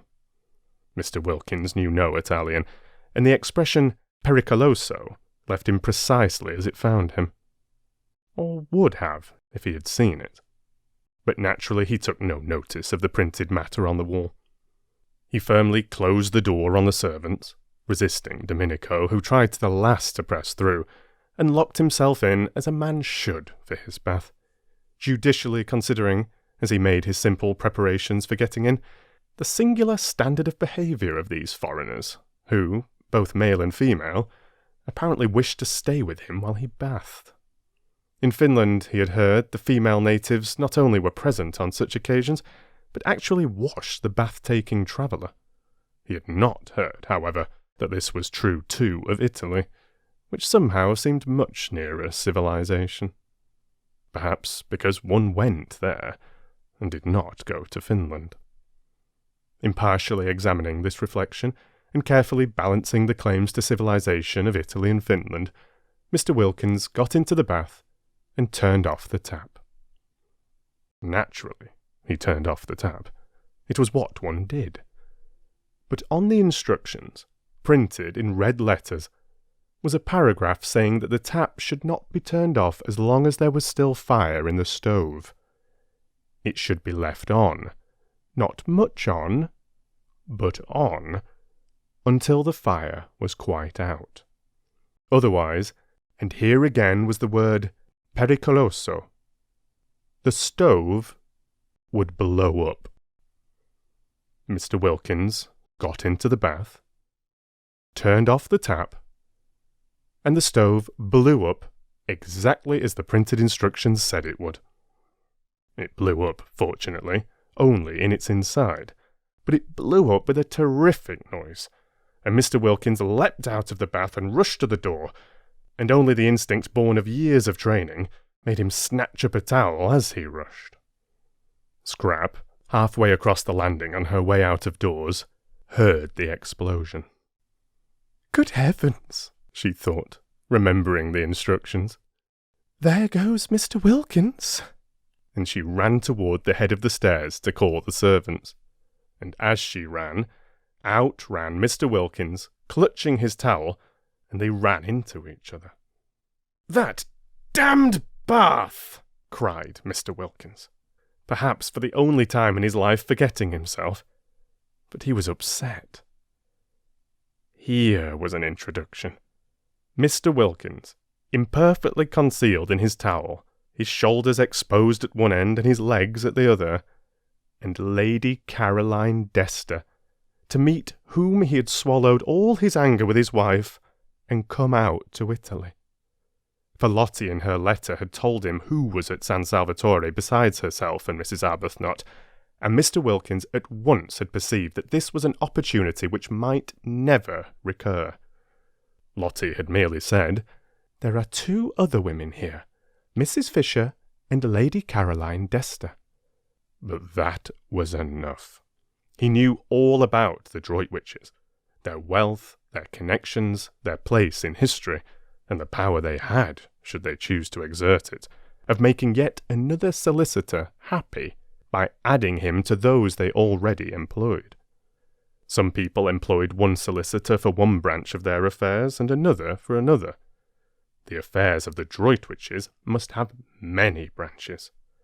He had also heard, for it was, he considered, part of his business to hear, and having heard to remember, of the beauty of their only daughter. Even if the Droitwiches themselves did not need his services, their daughter might. Beauty led one into strange situations, advice could never come amiss. And should none of them, neither parents nor daughter, nor any of their brilliant sons, need him in his professional capacity, it yet was obviously a most valuable acquaintance to make. It opened up vistas. It swelled with possibilities. He might go on living in Hampstead for years, and not again come across such another chance. Directly his wife's letter reached him, he telegraphed and packed. This was business. He was not a man to lose time when it came to business, nor was he a man to jeopardize a chance by neglecting to be amiable. He met his wife perfectly amiably, aware that amiability under such circumstances was wisdom. Besides, he actually felt amiable. Very. For once, Lottie was really helping him. He kissed her affectionately on getting out of Beppo's fly, and was afraid she must have got up extremely early. He made no complaints of the steepness of the walk up. He told her pleasantly of his journey, and when called upon, obediently admired the views. It was all neatly mapped out in his mind, what he was going to do that first day. Have a shave, have a bath, put on clean clothes, sleep a while. And then would come lunch, and the introduction to Lady Caroline. In the train he had selected the words of his greeting, going over them with care. Some slight expression of his gratification in meeting one of whom he, in common with the whole world, had heard, but of course put delicately, very delicately.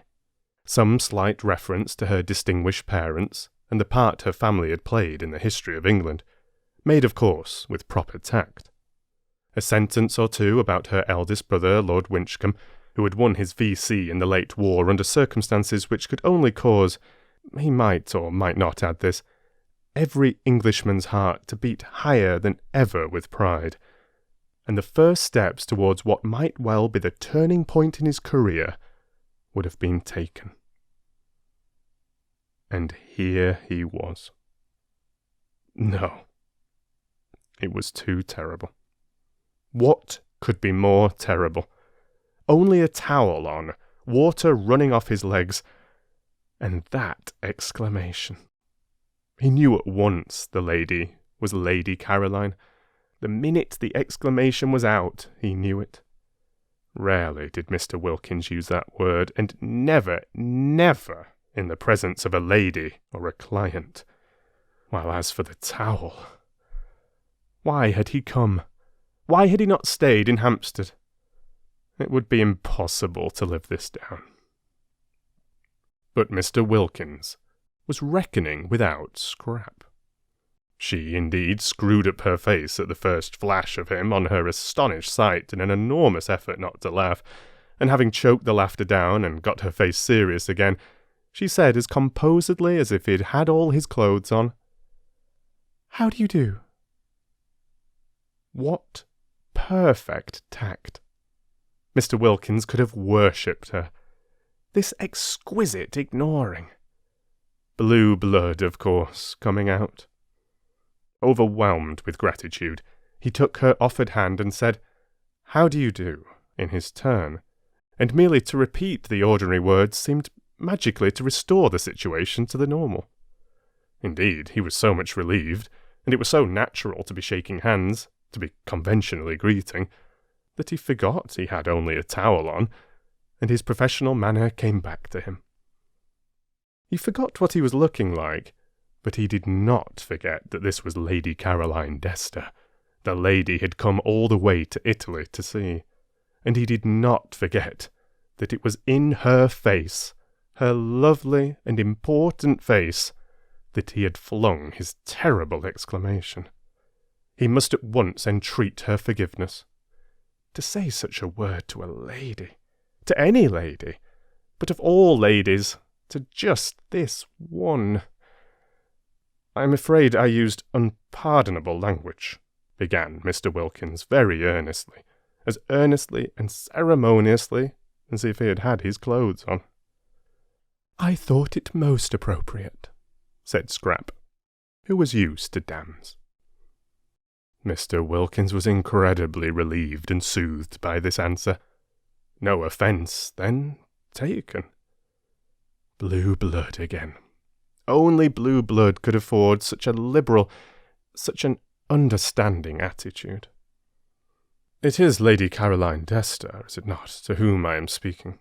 he asked, his voice sounding even more carefully cultivated than usual, for he had to restrain too much pleasure, too much relief, too much of the joy of the pardoned and the shriven from getting into it. "Yes," said Scrap, and for the life of her she couldn't help smiling. She couldn't help it. She hadn't meant to smile at Mr. Wilkins, not ever. But really, he looked... And then his voice on the top of the rest of him, oblivious of the towel and his legs, and talking just like a church. "Allow me to introduce myself," said Mr. Wilkins, with the ceremony of the drawing-room. "My name is Mellersh Wilkins," and he instinctively held out his hand a second time at the words. "I thought perhaps it was," said Scrap, a second time having hers shaken, and a second time unable not to smile. He was about to proceed to the first of the graceful tributes he had prepared in the train, oblivious, as he could not see himself, that he was without his clothes, when the servants came running up the stairs, and simultaneously Mrs. Fisher appeared in the doorway of her sitting-room. For all this had happened very quickly, and the servants away in the kitchen, and Mrs. Fisher pacing her battlements, had not had time on hearing the noise to appear before the second handshake. The servants, when they heard the dreaded noise, knew at once what had happened, and rushed straight into the bathroom to try and staunch the flood, taking no notice of the figure on the landing in the towel. But Mrs. Fisher did not know what the noise could be, and coming out of her room to inquire, stood rooted on the door-sill. It was enough to root anybody. Lady Caroline, shaking hands with what evidently, if he had had clothes on, would have been Mrs. Wilkins's husband, and both of them conversing just as if... Then Scrap became aware of Mrs. Fisher. She turned to her at once. "Do let me," she said gracefully, "introduce Mr. Mellersh Wilkins. He has just come. This," she added, turning to Mr. Wilkins, "is Mrs. Fisher." And Mr. Wilkins, nothing if not courteous, reacted at once to the conventional formula. First he bowed to the elderly lady in the doorway, then he crossed over to her, his wet feet leaving footprints as he went, and having got to her, he politely held out his hand. "It is a pleasure," said Mr. Wilkins, in his carefully modulated voice, "to meet a friend of my wife's." Scrap melted away down into the garden.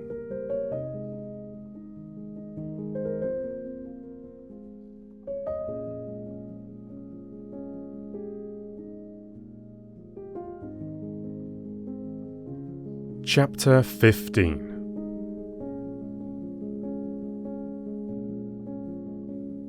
The strange effect of this incident was that when they met that evening at dinner, both Mrs. Fisher and Lady Caroline had a singular feeling of secret understanding with Mr. Wilkins. He could not be to them as other men. He could not be to them as he would have been if they had met him in his clothes. There was a sense of broken ice. They felt at once intimate and indulgent. Almost they felt to him as nurses do, as those feel who have assisted either patients or young children at their baths. They were acquainted with Mr. Wilkins's legs. What Mrs. Fisher said to him that morning in her first shock will never be known, but what Mr. Wilkins said to her in reply, when reminded by what she was saying of his condition, was so handsome in its apology, so proper in its confusion, that she had ended by being quite sorry for him and completely placated. After all, it was an accident, and nobody could help accidents. And when she saw him next at dinner, Dressed, polished, spotless as to linen and sleek as to hair, she felt this singular sensation of a secret understanding with him, and added to it, of a kind of almost personal pride in his appearance, now that he was dressed, which presently extended in some subtle way to an almost personal pride in everything he said. There was no doubt whatever in Mrs. Fisher's mind that a man was infinitely preferable as a companion to a woman. Mr. Wilkins's presence and conversation at once raised the standard of the dinner table from that of a bear garden, yes, a bear garden, to that of a civilized social gathering. He talked as men talk, about interesting subjects, and though most courteous to Lady Caroline, showed no traces of dissolving into simpers and idiocy whenever he addressed her. He was, indeed, precisely as courteous to Mrs. Fisher herself, and when for the first time at that table politics were introduced, he listened to her with the proper seriousness of her exhibiting a desire to speak, and treated her opinions with the attention they deserved. He appeared to think much as she did about Lloyd George, and in regard to literature he was equally sound. In fact, there was real conversation. And he liked nuts. How he could have married Mrs. Wilkins was a mystery. Lottie, for her part, looked on with round eyes.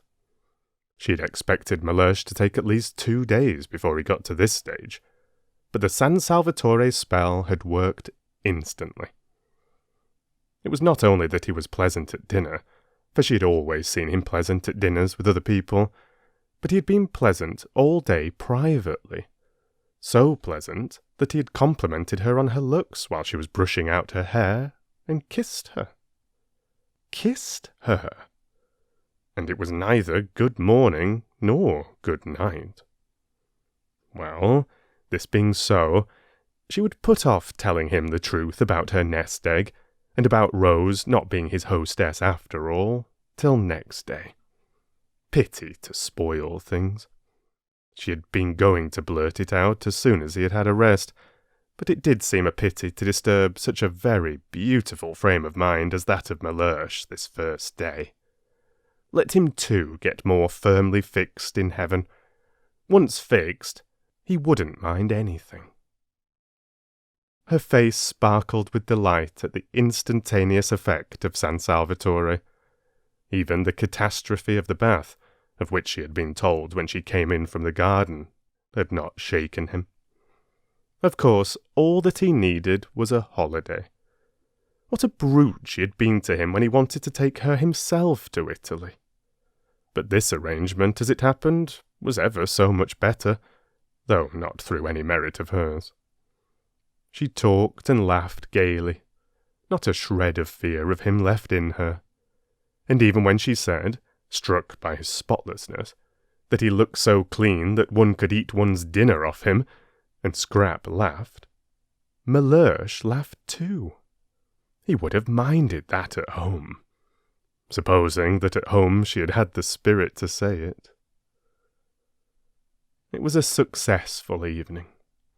Scrap, whenever she looked at Mr. Wilkins, saw him in his towel, dripping water, and felt indulgent. Mrs. Fisher was delighted with him. Rose was a dignified hostess in Mr. Wilkins's eyes, quiet and dignified, and he admired the way she waived her right to preside at the head of the table, as a graceful compliment, of course, to Mrs. Fisher's age. Mrs. Arbuthnot was, opined Mr. Wilkins, naturally retiring. She was the most retiring of the 3 ladies. He had met her before dinner alone for a moment in the drawing-room, and had expressed in appropriate language his sense of her kindness in wishing him to join her party, and she had been retiring. Was she shy? Probably. She had blushed, and murmured, as if in deprecation, and then the others had come in.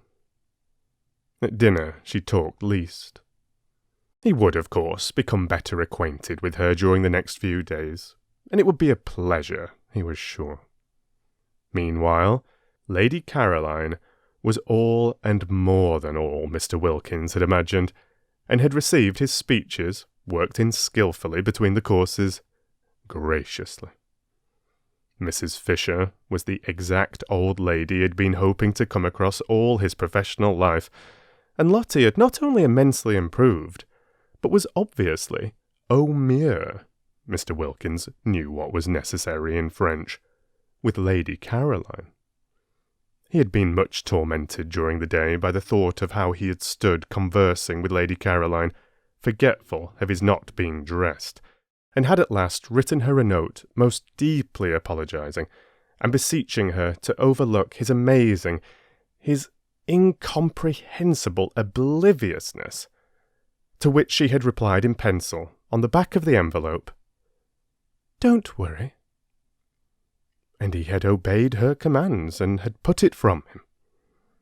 The result was, he was now in great contentment. Before going to sleep that night, he pinched his wife's ear. She was amazed. These endearments! What is more, the morning brought no relapse in Mr. Wilkins, and he kept up to this high level throughout the day, in spite of its being the first day of the second week, and therefore payday. Its being payday precipitated Lottie's confession, which she had, when it came to the point, been inclined to put off a little longer. She was not afraid. She dared anything. But Mellersh was in such an admirable humour. Why risk clouding it just yet?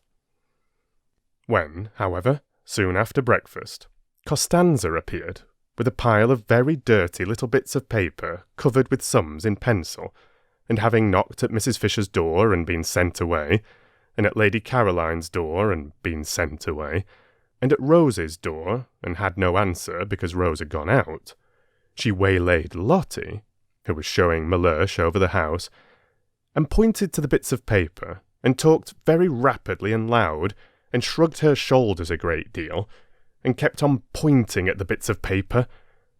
Lottie remembered that a week had passed without anybody paying anything to anyone, and that the moment had come to settle up. "Does this good lady want something?" inquired Mr. Wilkins mellifluously. "Money," said Lottie. "Money? It's the housekeeping bills." "Well, you have nothing to do with those," said Mr. Wilkins serenely.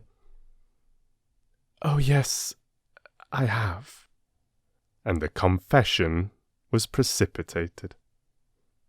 It was wonderful how Mellersh took it. One would have imagined that his sole idea about the nest egg had always been that it should be lavished on just this.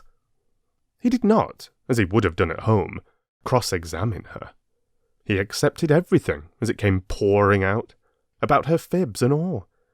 And when she finished and said, "You have every right to be angry, I think, but I hope you won't be and will forgive me instead," he merely asked, "What can be more beneficial than such a holiday?" Whereupon she put her arm through his and held it tight and said, "Oh, Mellersh, you really are too sweet," her face red with pride in him. That he should so quickly assimilate the atmosphere, that he should at once become nothing but kindness, showed surely what a real affinity he had with good and beautiful things. He belonged quite naturally in this place of heavenly calm. He was, extraordinary how she had misjudged him, by nature a child of light. Fancy not minding the dreadful fib she had gone in for before leaving home. Fancy passing even those over without comment. Wonderful. Yet not wonderful, for wasn't he in heaven? In heaven nobody minded any of those done-with things. One didn't even trouble to forgive and forget. One was much too happy. She pressed his arm tight in her gratitude and appreciation, and though he did not withdraw his, neither did he respond to her pressure. Mr. Wilkins was of a cool habit, and rarely had any real wish to press. Meanwhile, Costanza, perceiving that she had lost the Wilkinses' ear, had gone back to Mrs. Fisher, who at least understood Italian, besides being clearly, in the servants' eyes, the one of the party marked down by age and appearance to pay the bills. And to her, while Mrs. Fisher put the final touches to her toilette, for she was preparing, by means of putting on a hat and veil and feather boa and gloves, to go for her first stroll in the lower garden, positively her first since her arrival, she explained that, unless she was given money to pay the last week's bills, the shops of Castagneto would refuse credit for the current week's food. Not even credit would they give, affirmed Costanza, who had been spending a great deal and was anxious to pay all her relations what was owed them, and also to find out how her mistresses took it for that day's meals. Soon it would be the hour of colazione. How could there be colazione without meat, without fish, without eggs, without— Mrs. Fisher took the bills out of her hand and looked at the total. And she was so much astonished by its size, so much horrified by the extravagance to which it testified, that she sat down at her writing table to go into the thing thoroughly. Costanza had a very bad half-hour. She had not supposed it was in the English to be so mercenary. And then La Vecchia, as she was called in the kitchen, knew so much Italian, and with a doggedness that filled Costanza with shame on her behalf, for such conduct was the last one expected from the noble English, she went through item after item, requiring and persisting till she got them, explanations. There were no explanations, except that Costanza had had one glorious week of doing exactly as she chose, of splendid, unbridled license, and that this was the result. Costanza, having no explanations, wept. It was miserable to think that she would have to cook from now on under watchfulness, under suspicion, and what would her relations say when they found the orders they received were whittled down? They would say she had no influence. They would despise her. Costanza wept. But Mrs. Fisher was unmoved. In slow and splendid Italian, with the roll of the cantos of the Inferno, she informed her that she would pay no bills till the following week, and that meanwhile the food was to be precisely as good as ever, and at a quarter the cost. Costanza threw up her hands. Next week, proceeded Mrs. Fisher, unmoved, if she found this had been so, she would pay the whole. Otherwise— She paused. For what she would do otherwise she did not know herself. But she paused, and looked impenetrable, majestic, and menacing, and Costanza was cowed. Then Mrs. Fisher, having dismissed her with a gesture, went in search of Lady Caroline to complain. She had been under the impression that Lady Caroline ordered the meals and therefore was responsible for the prices, but now it appeared that the cook had been left to do exactly as she pleased ever since they got there, which of course was simply disgraceful. Scrap was not in her bedroom, but the room, on Mrs. Fisher's opening the door, for she suspected her of being in it and only pretending not to hear the knock, was still flower-like from her presence. "Scent," sniffed Mrs. Fisher, shutting it again. And she wished Carlyle could have had 5 minutes straight talk with this young woman. And yet, perhaps, even he— She went downstairs to go into the garden in search of her, and in the hall encountered Mr. Wilkins. He had his hat on, and was lighting a cigar. Indulgent as Mrs. Fisher felt towards Mr. Wilkins, and peculiarly and even mystically related after the previous morning's encounter, she yet could not like a cigar in the house. Out of doors she endured it, but it was not necessary, when out of doors was such a big place, to indulge the habit indoors. Even Mr. Fisher, who had been, she should say, a man originally tenacious of habits, had quite soon after marriage got out of this one. However, Mr. Wilkins, snatching off his hat on seeing her, instantly threw the cigar away. He threw it into the water a great jar of arum lilies presumably contained, and Mrs. Fisher, aware of the value men attach to their newly lit cigars, could not but be impressed by this immediate and magnificent amende honorable. But the cigar did not reach the water. It got caught in the lilies, and smoked on by itself among them. A strange and depraved-looking object. "Where are you going to, my began Mr. Wilkins, advancing towards Mrs. Fisher, but he broke off just in time.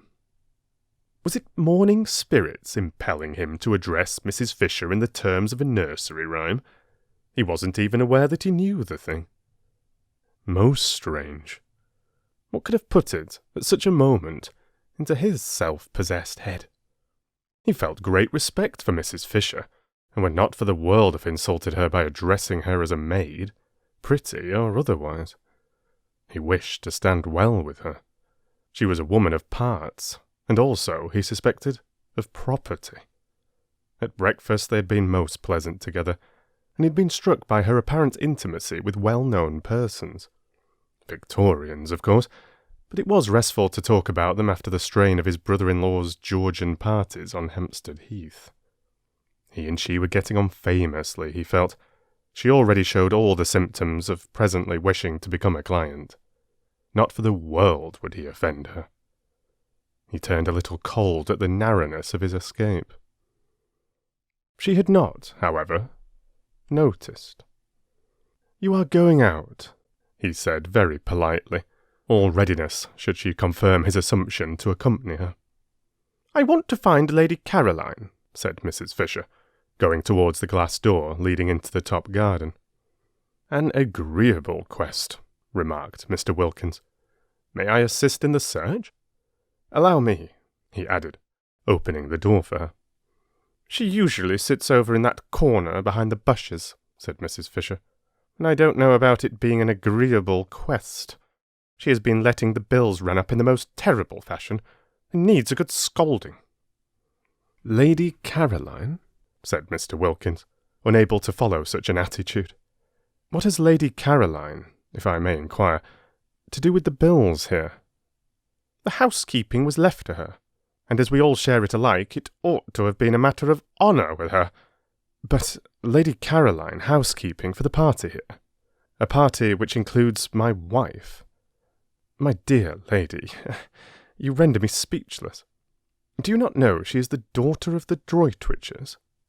"Oh, is that who she is?" said Mrs. Fisher, scrunching heavily over the pebbles towards the hidden corner. "Well, that accounts for it.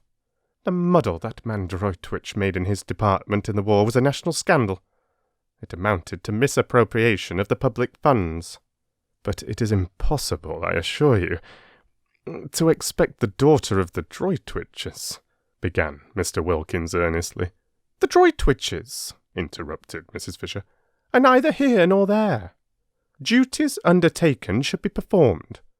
I don't intend my money to be squandered for the sake of any Droitwiches." A headstrong old lady, perhaps not so easy to deal with as he'd hoped. But how wealthy! Only the consciousness of great wealth would make her snap her fingers in this manner at the Droitwiches. Lottie, on being questioned, had been vague about her circumstances, and had described her house as a mausoleum with goldfish swimming about in it. But now he was sure she was more than very well off. Still, he wished he had not joined her at this moment, for he had no sort of desire to be present at such a spectacle as the scolding of Lady Caroline Dester.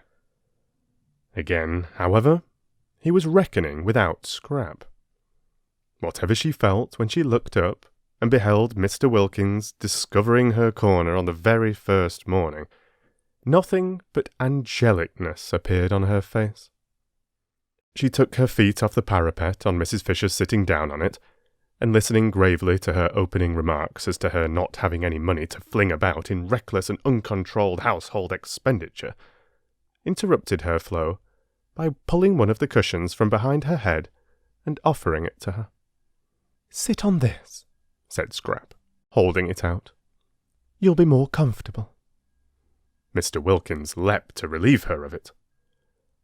"Oh, thanks," said Mrs. Fisher, interrupted. It was difficult to get into the swing again. Mr. Wilkins inserted the cushion solicitously between the slightly raised Mrs. Fisher and the stone of the parapet, and again she had to say, "Thanks." It was interrupted. Besides, Lady Caroline said nothing in her defence. She only looked at her, and listened with the face of an attentive angel. It seemed to Mr. Wilkins that it must be difficult to scold a Dester who looked like that, and so exquisitely said nothing. Mrs. Fisher, he was glad to see, gradually found it difficult herself, for her severity slackened, and she ended by saying lamely, "You ought to have told me you were not doing it." "I didn't know you thought I was," said the lovely voice. "I would now like to know," said Mrs. Fisher, "what you propose to do for the rest of the time here." "Nothing," said Scrap, smiling.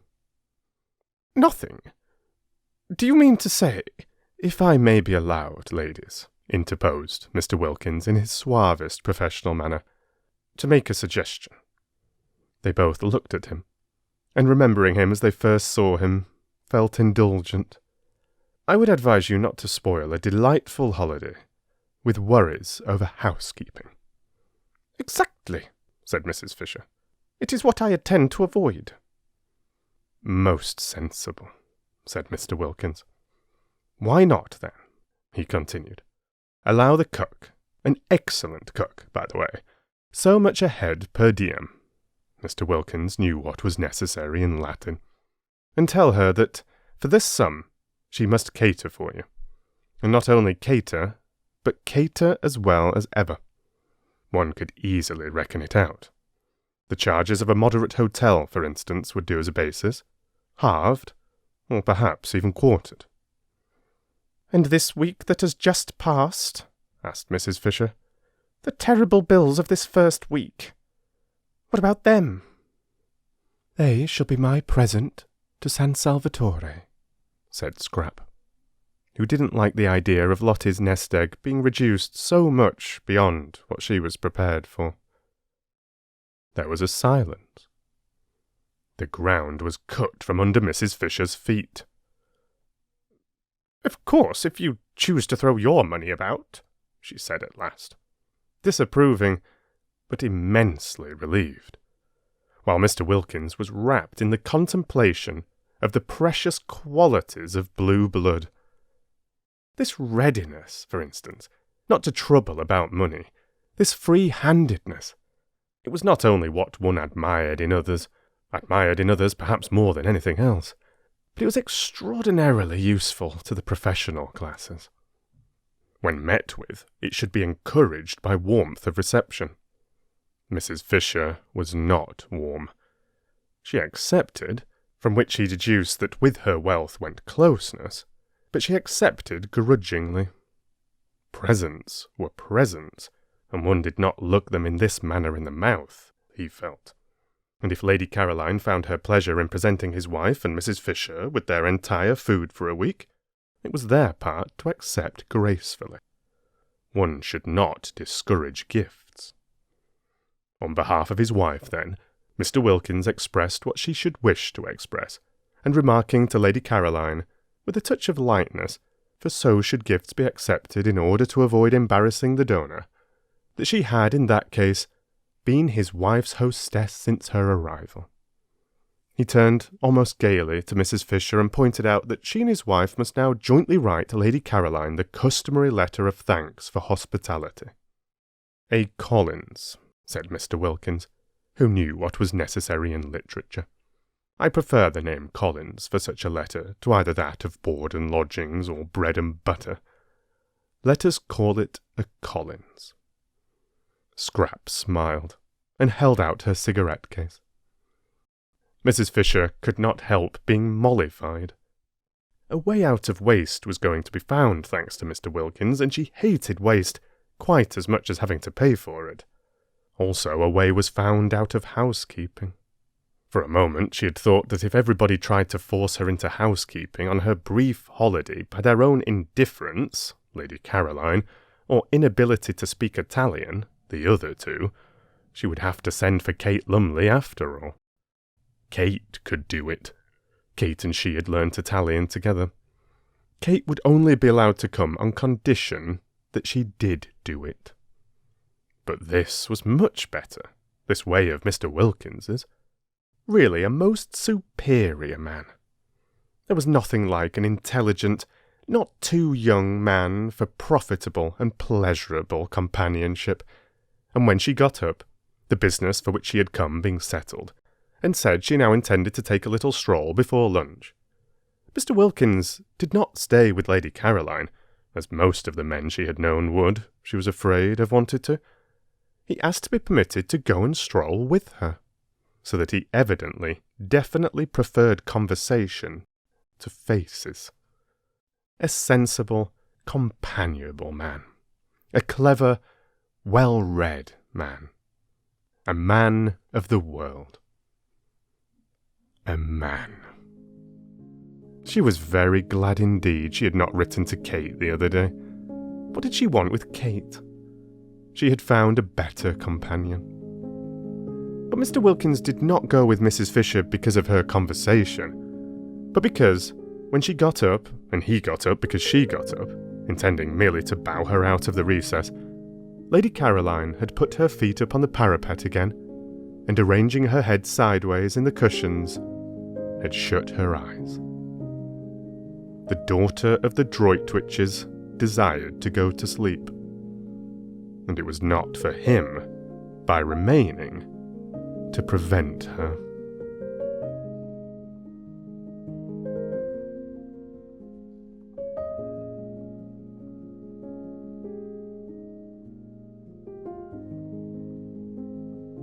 Chapter 16.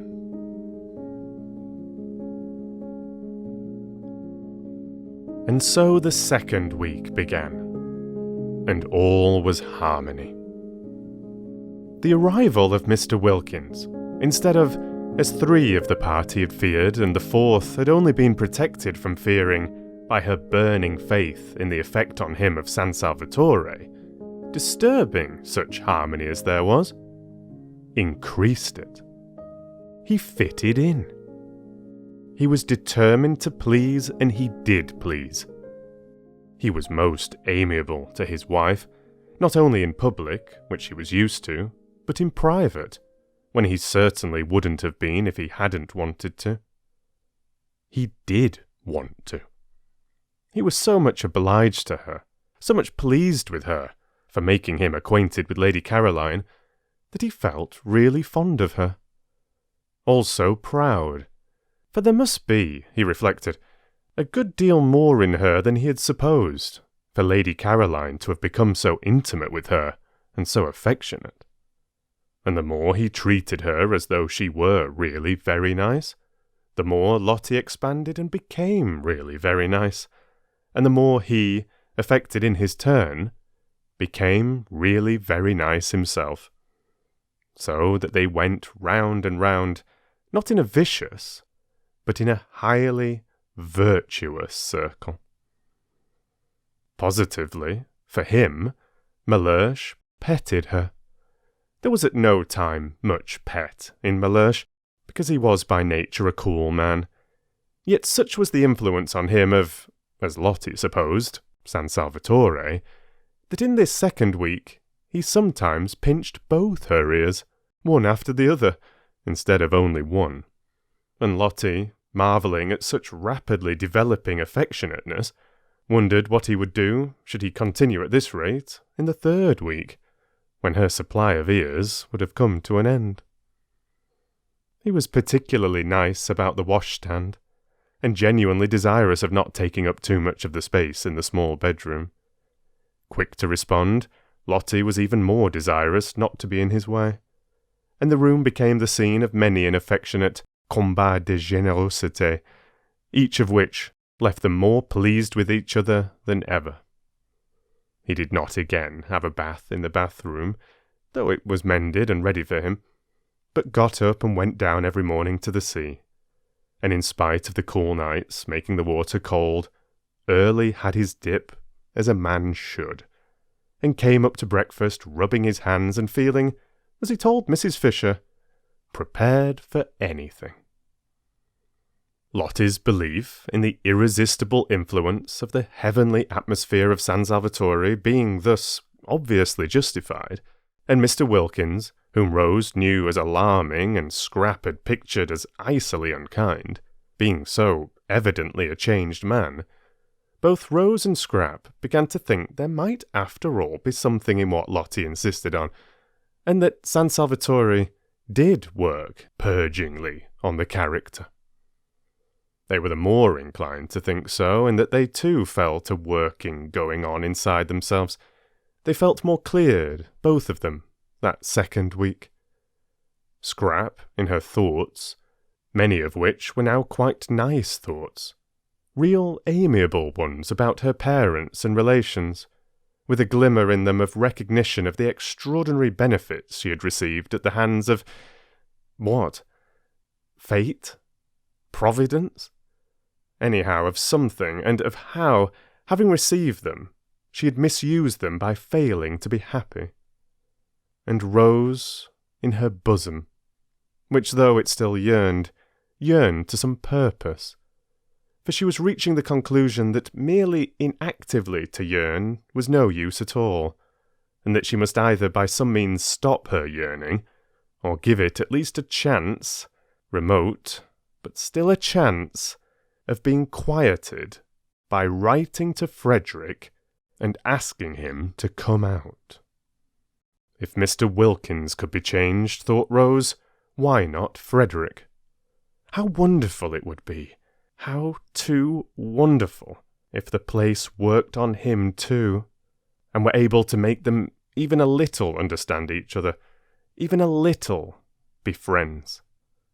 Rose, so far had loosening and disintegration gone on in her character, now was beginning to think her obstinate straight-lacedness about his books and her austere absorption in good works had been foolish and perhaps even wrong. He was her husband, and she had frightened him away. She had frightened love away. Precious love, and that couldn't be good. Was not Lottie right when she said the other day that nothing at all except love mattered?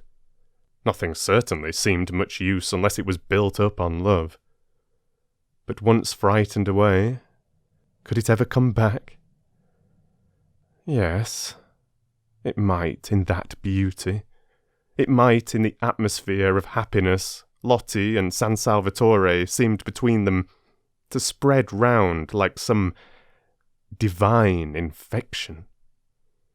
She had, however, to get him there first, and he certainly couldn't be got there if she didn't write and tell him where she was.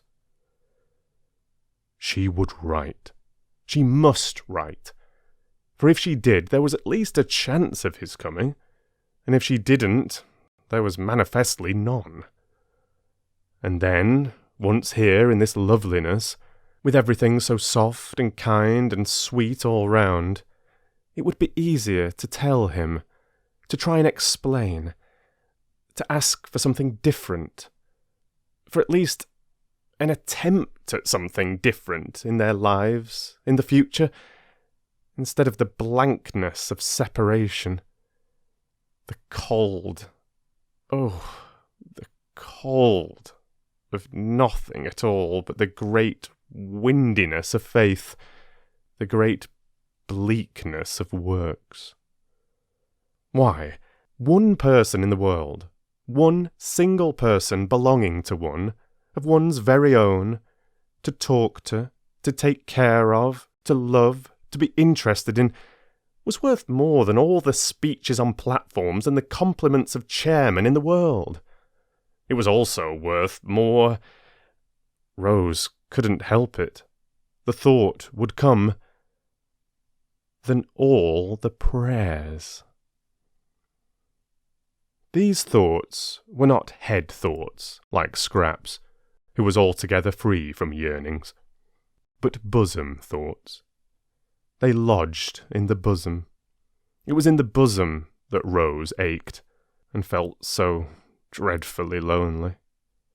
And when her courage failed her, as it did on most days, and it seemed impossible to write to Frederick, she would look at Mr. Wilkins and revive. There he was, a changed man. There he was, going into that small, uncomfortable room every night, that room whose proximities had been Lottie's only misgiving, and coming out of it in the morning, and Lottie coming out of it too, both of them as unclouded and as nice to each other as when they went in. And hadn't he, so critical at home, Lottie had told her, of the least thing going wrong, emerged from the Bath catastrophe as untouched in spirit as Shadrach, Meshach, and Abednego were untouched in body when they emerged from the fire? Miracles were happening in this place. If they could happen to Mr. Wilkins, why not to Frederick? She got up quickly. Yes, she would write. She would go and write to him at once. But suppose... She paused. Suppose he didn't answer. Suppose he didn't even answer. And she sat down again to think a little longer. In these hesitations did Rose spend most of the second week. Then there was Mrs. Fisher. Her restlessness increased that second week. It increased to such an extent that she might just as well not have had her private sitting room at all, for she could no longer sit. Not for 10 minutes together could Mrs. Fisher sit. And added to the restlessness, as the days of the second week proceeded on their way, she had a curious sensation, which worried her, of rising sap. She knew the feeling, because she had sometimes had it in childhood in specially swift springs, when the lilacs and the syringas seemed to rush out into blossom in a single night, but it was strange to have it again after over 50 years. She would have liked to remark on the sensation to someone, but she was ashamed. It was such an absurd sensation at her age.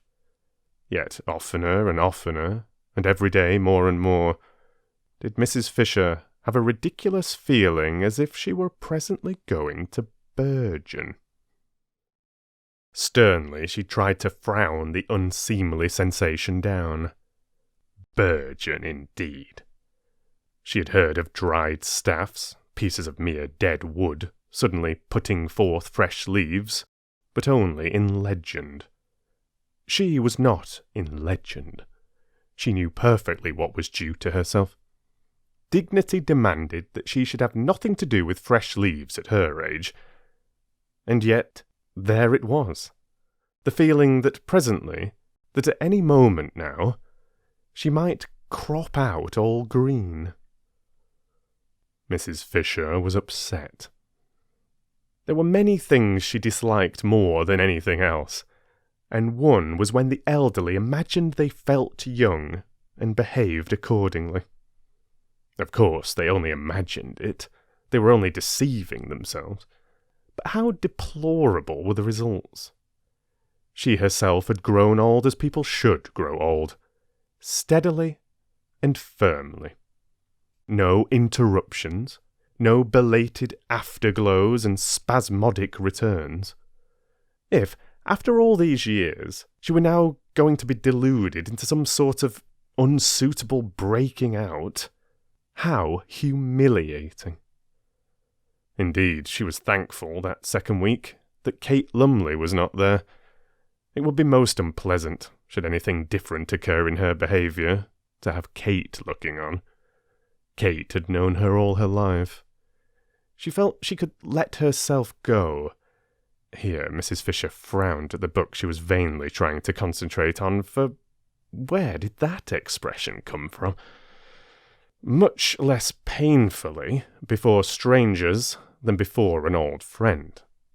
Old friends, reflected Mrs. Fisher, who hoped she was reading, compare one constantly with what one used to be. They are always doing it if one develops. They are surprised at development. They hark back. They expect motionlessness after, say, 50, to the end of one's days. That, thought Mrs. Fisher, her eyes going steadily line by line down the page and not a word of it getting through into her consciousness, is foolish of friends. It is condemning one to a premature death. One should continue, of course with dignity, to develop, however old one may be.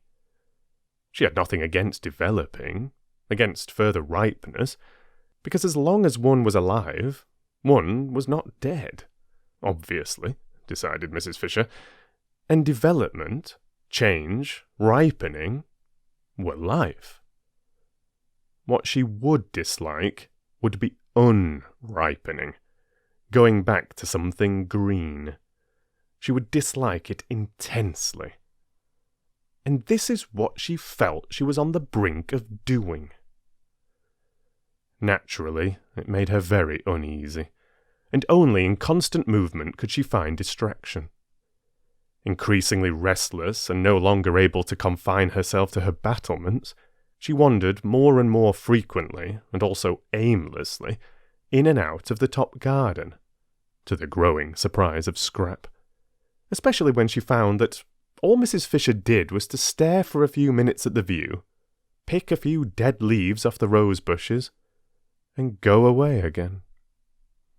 In Mr. Wilkins's conversation she found temporary relief, but though he joined her whenever he could, he was not always there, for he spread his attentions judiciously among the three ladies, and when he was somewhere else, she had to face and manage her thoughts as best she could by herself.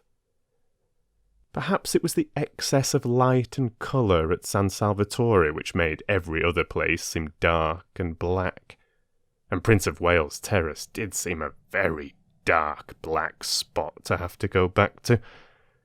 A dark, narrow street, and her house dark and narrow as the street, with nothing really living or young in it. The goldfish could hardly be called living, or at most not more than half living, and were certainly not young, and except for them there were only the maids, and they were dusty old things. Dusty old things? Mrs. Fisher paused in her thoughts, arrested by the strange expression. Where had it come from? How was it possible for it to come at all? It might have been one of Mrs. Wilkins's, in its levity, its almost slang. Perhaps it was one of hers, and she had heard her say it and unconsciously caught it from her.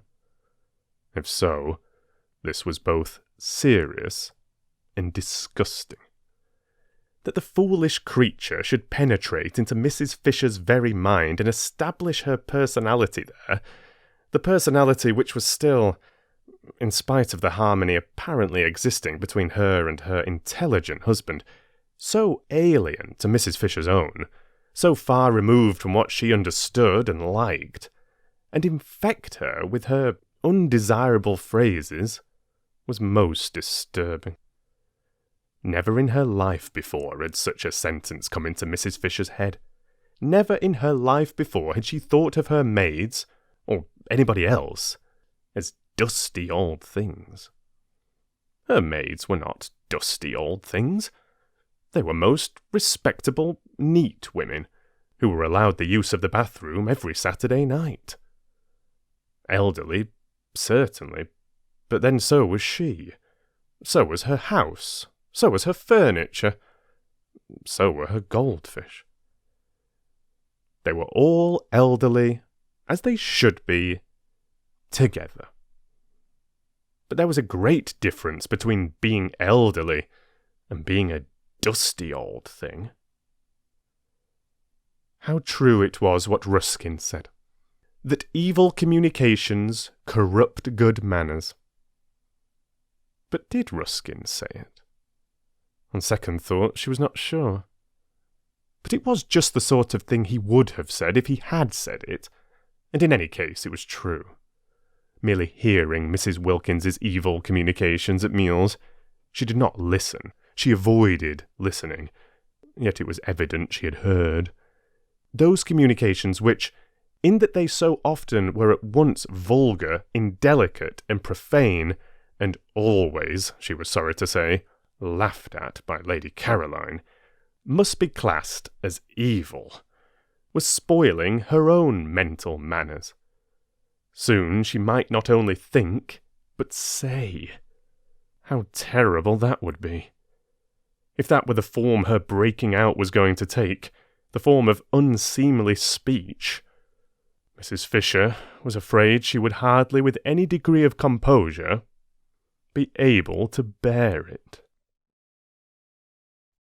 At this stage, Mrs. Fisher wished more than ever that she were able to talk over her strange feelings with someone who would understand. There was, however, no one who would understand except Mrs. Wilkins herself. She would. She would know at once, Mrs. Fisher was sure, what she felt like. But this was impossible.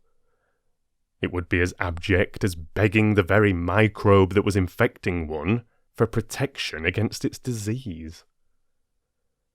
She continued, accordingly, to bear her sensations in silence, and was driven by them into that frequent, aimless appearing in the top garden, which presently roused even Scrap's attention. Scrap had noticed it and vaguely wondered at it for some time before Mr. Wilkins inquired of her one morning, as he arranged her cushions for her. He had established the daily assisting of Lady Caroline into her chair as his special privilege, whether there was anything the matter with Mrs. Fisher. At that moment, Mrs. Fisher was standing by the eastern parapet, shading her eyes and carefully scrutinizing the distant white houses of Mezzago. They could see her through the branches of the daphnes. "I don't know," said Scrap.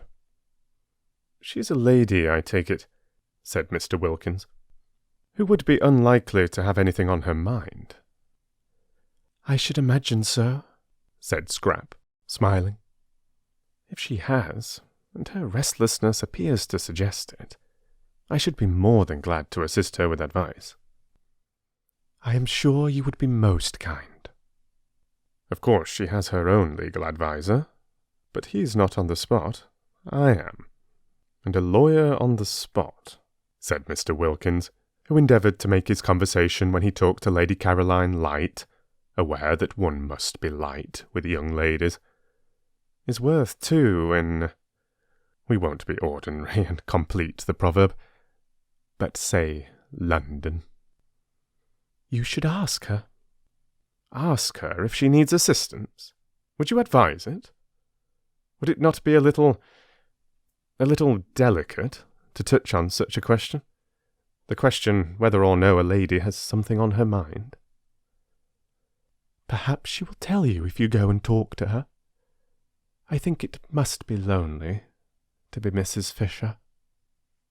"You are all thoughtfulness and consideration," declared Mr. Wilkins, wishing for the first time in his life that he were a foreigner, so that he might respectfully kiss her hand on withdrawing to go obediently and relieve Mrs. Fisher's loneliness. It was wonderful what a variety of exits from her corner Scrap contrived for Mr. Wilkins. Each morning she found a different one, which sent him off pleased after he had arranged her cushions for her. She allowed him to arrange the cushions because she instantly had discovered, the very first 5 minutes of the very first evening, that her fears lest he should cling to her and stare in dreadful admiration were baseless. Mr. Wilkins did not admire like that. It was not only, she instinctively felt, not in him, but if it had been, he would not have dared to in her case.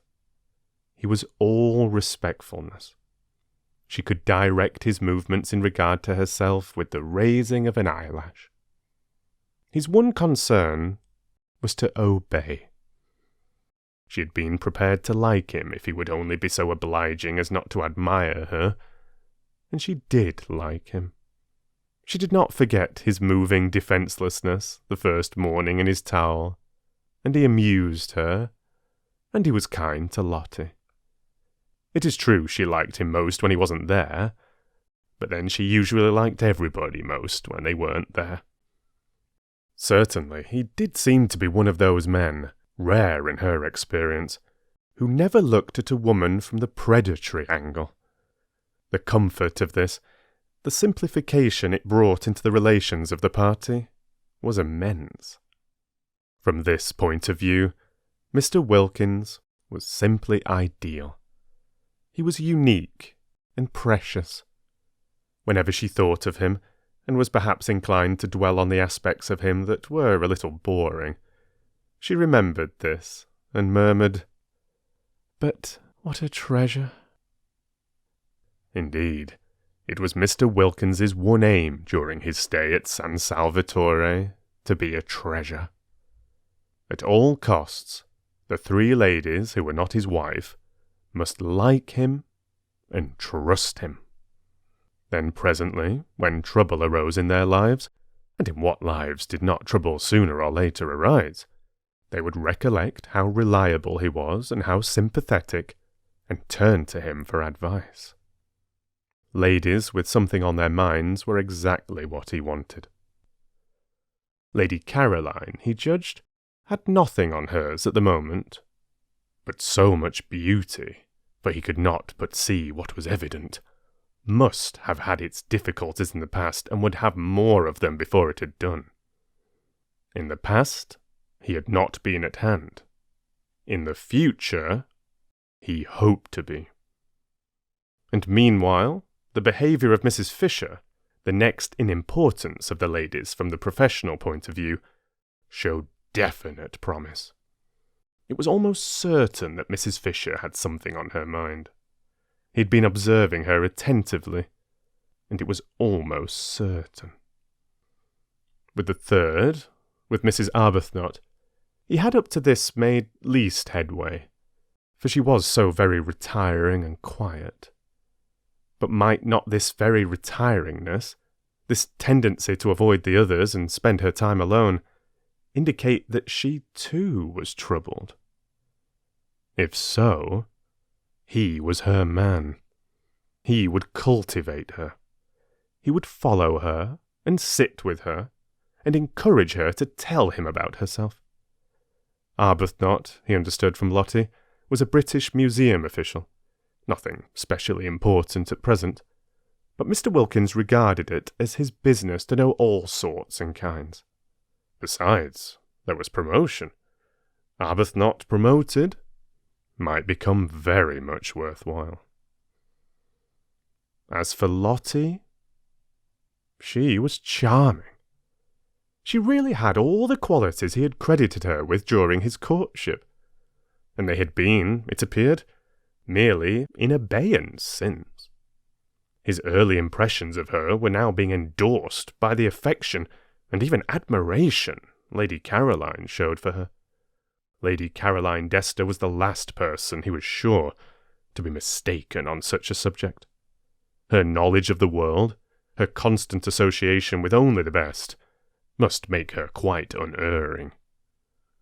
Lottie was, evidently then, that which before marriage he had believed her to be. She was valuable. She certainly had been most valuable in introducing him to Lady Caroline and Mrs. Fisher. A man in his profession could be immensely helped by a clever and attractive wife. Why had she not been attractive sooner? Why this sudden flowering? Mr. Wilkins began too to believe there was something peculiar, as Lottie had almost at once informed him, in the atmosphere of San Salvatore. It promoted expansion. It brought out dormant qualities. And feeling more and more pleased, and even charmed by his wife, and very content with the progress he was making with the two others, and hopefully of progress to be made with the retiring third, Mr. Wilkins could not remember ever having had such an agreeable holiday. The only thing that might perhaps be bettered was the way they would call him Mr. Wilkins. Nobody said Mr. Mellersh Wilkins, yet he had introduced himself to Lady Caroline. He flinched a little on remembering the circumstances, as Mellersh Wilkins. Still, this was a small matter, not enough to worry about. He would be foolish if in such a place and such society he worried about anything. He was not even worrying about what the holiday was costing, and had made up his mind to pay not only his own expenses, but his wife's as well, and surprise her at the end by presenting her with her nest egg as intact as when she started. And just the knowledge that he was preparing a happy surprise for her made him feel warmer than ever towards her. In fact, Mr. Wilkins, who had begun by being consciously and according to plan on his best behaviour, remained on it unconsciously and with no effort at all. And meanwhile, the beautiful golden days were dropping gently from the second week one by one, equal in beauty with those of the first. And the scent of bean fields in flower on the hillside behind the village came across to San Salvatore whenever the air moved. In the garden that second week, the poet's-eyed narcissus disappeared out the long grass at the edge of the zigzag path, and wild gladiolus, slender and rose-coloured, came in their stead. White pinks bloomed in the borders, filling the whole place with their smoky sweet smell, and a bush nobody had noticed burst into glory and fragrance, and it was a purple lilac bush. Such a jumble of spring and summer was not to be believed in, except by those who dwelt in those gardens. Everything seemed to be out together. All the things crowded into 1 month, which in England are spread penuriously over 6. Even primroses were found one day by Mrs. Wilkins in a cold corner up in the hills, and when she brought them down to the geraniums and heliotrope of San Salvatore, they looked quite shy.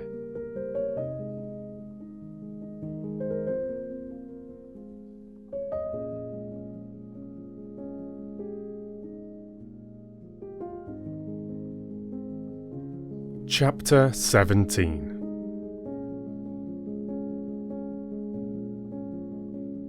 On the first day of the third week, Rose wrote to Frederick.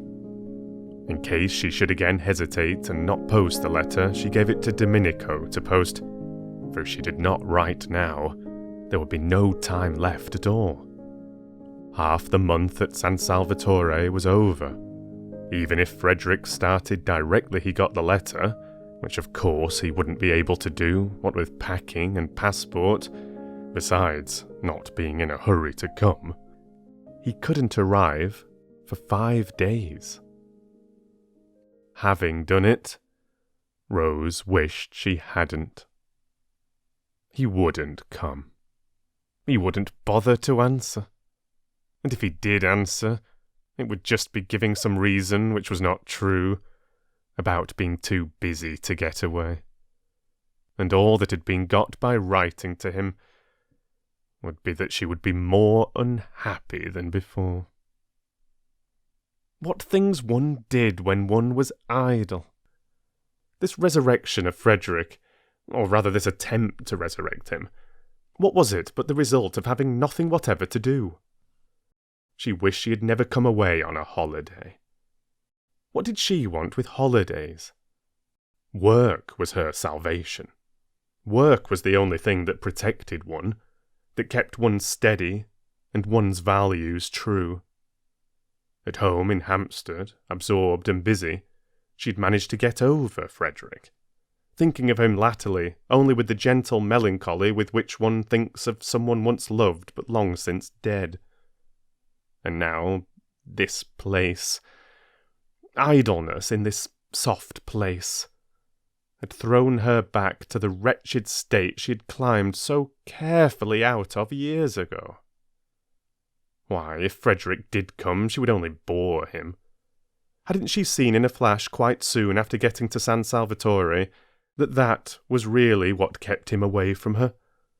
And why should she suppose that now, after such a long estrangement, she would be able not to bore him, be able to do anything but stand before him like a tongue-tied idiot with all the fingers of her spirit turned into thumbs?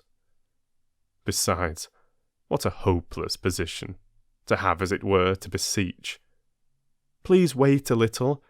Please don't be impatient. I think perhaps I shan't be a bore presently. 1,000 times a day, Rose wished she had let Frederick alone.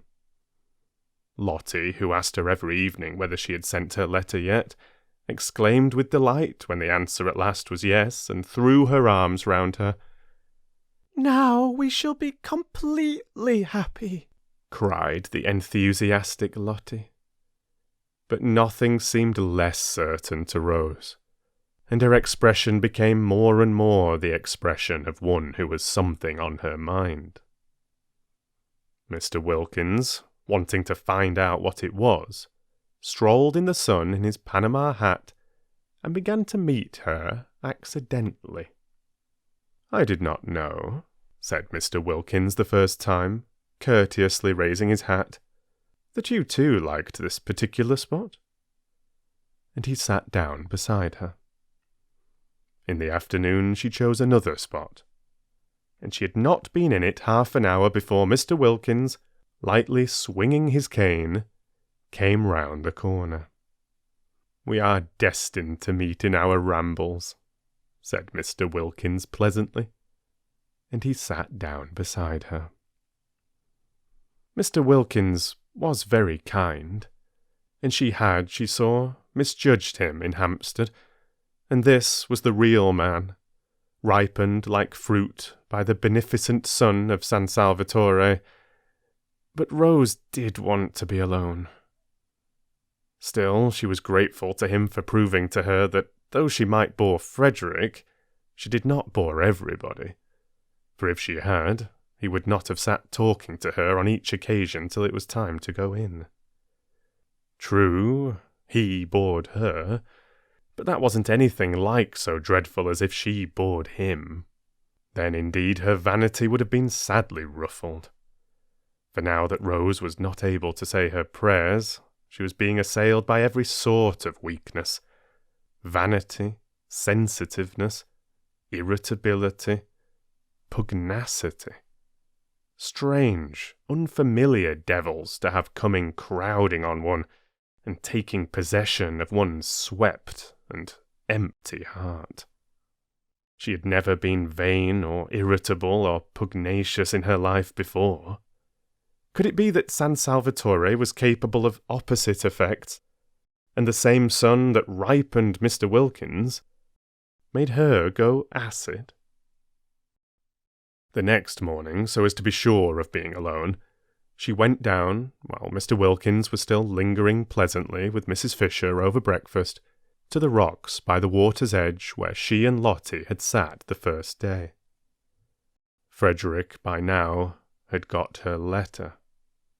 Today, if he were like Mr. Wilkins, she might get a telegram from him. She tried to silence the absurd hope by jeering at it. Yet, if Mr. Wilkins had telegraphed, why not Frederick? The spell of San Salvatore lurked even, it seemed, in note-paper. Lottie had not dreamed of getting a telegram, and when she came in at lunchtime, there it was. It would be too wonderful if when she went back at lunchtime, she found one there for her too.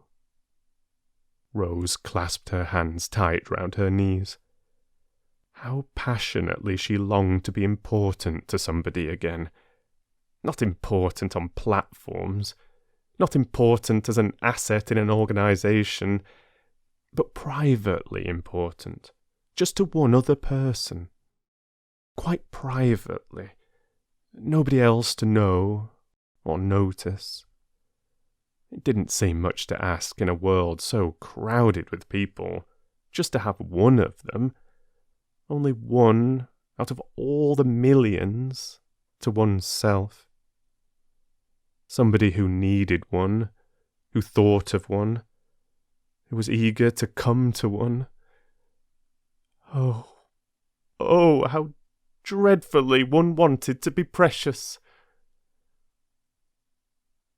All the morning she sat beneath the pine tree by the sea. Nobody came near her. The great hours passed slowly. They seemed enormous.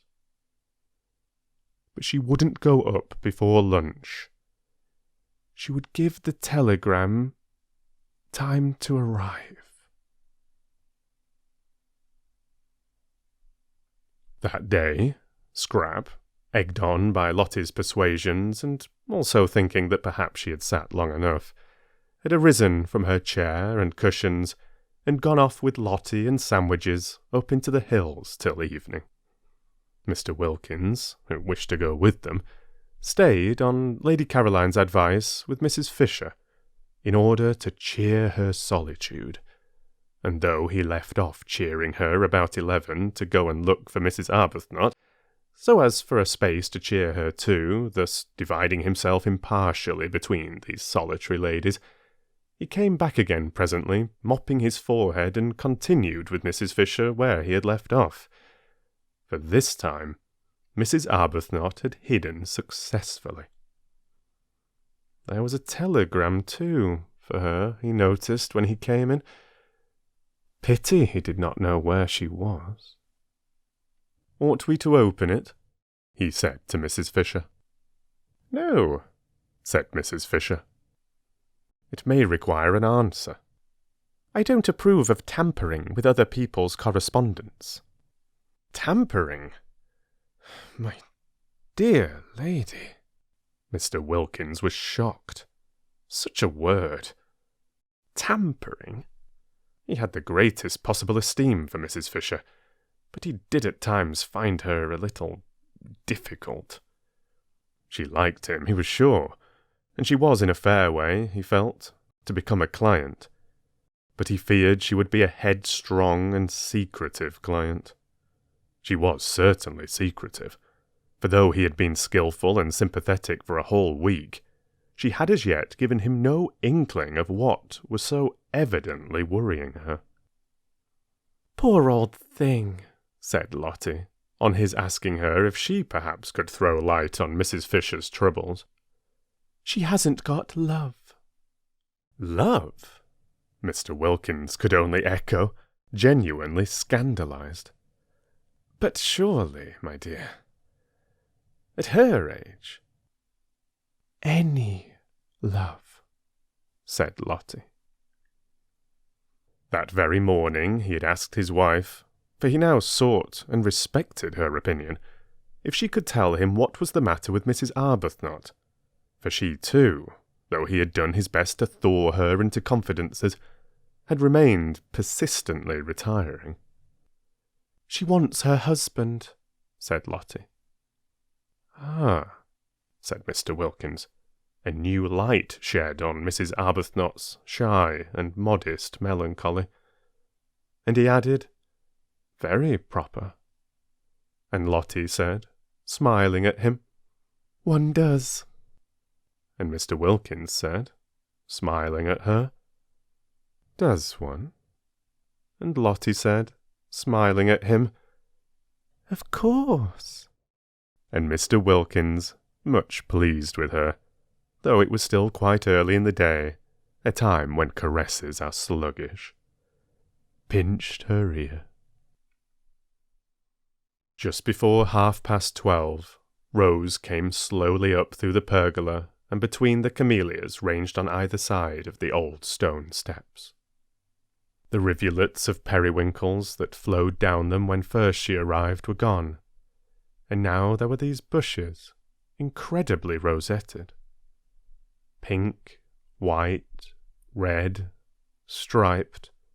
She fingered and smelt them one after the other, so as not to get to her disappointment too quickly. As long as she hadn't seen for herself, seen the table in the hall quite empty except for its bowl of flowers, she still could hope. She could still have the joy of imagining the telegram lying on it, waiting for her. But there is no smell in a camellia, as Mr. Wilkins, who was standing in the doorway on the lookout for her and knew what was necessary in horticulture, reminded her. She started at his voice and looked up. "A telegram has come for you," said Mr. Wilkins. She stared at him, her mouth open. "I searched for you everywhere, but failed." Of course. She knew it. She'd been sure of it all the time. Bright and burning, youth in that instant flashed down again on Rose. She flew up the steps, red as the camellia she had just been fingering, and was in the hall and tearing open the telegram before Mr. Wilkins had finished his sentence. Why, but if things could happen like this, why, but there was no end to... Why, she and Frederick... They were going to be... again. At last. "No bad news, I trust?" said Mr. Wilkins, who had followed her. For when she had read the telegram, she stood staring at it, and her face went slowly white. Curious to watch how her face went slowly white. She turned and looked at Mr. Wilkins as if trying to remember him. "Oh no. On the contrary." She managed to smile. "I'm going to have a visitor," she said, holding out the telegram. And when he had taken it, she walked away towards the dining room, murmuring something about lunch being ready. Mr. Wilkins read the telegram. It had been sent that morning from Mezzargo, and was... "Am passing through on way to Rome. May I pay my respects this afternoon? Thomas Briggs." Why should such a telegram make the interesting lady turn pale? For her pallor on reading it had been so striking as to convince Mr. Wilkins she was receiving a blow.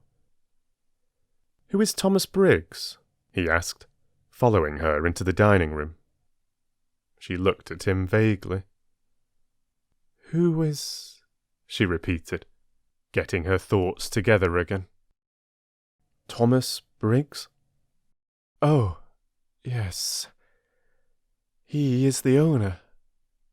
This is his house. He is very nice. He is coming this afternoon." Thomas Briggs was at that very moment coming.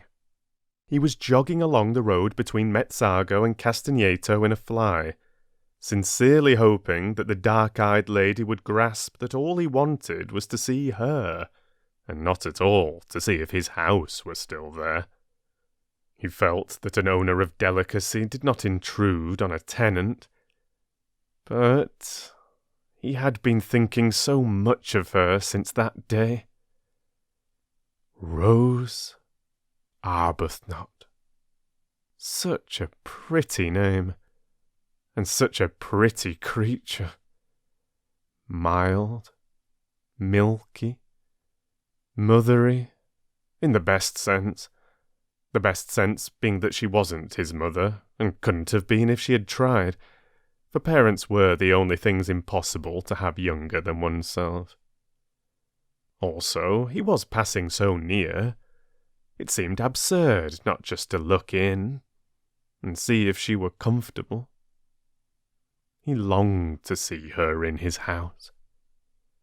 He longed to see it as her background, to see her sitting in his chairs, drinking out of his cups, using all his things.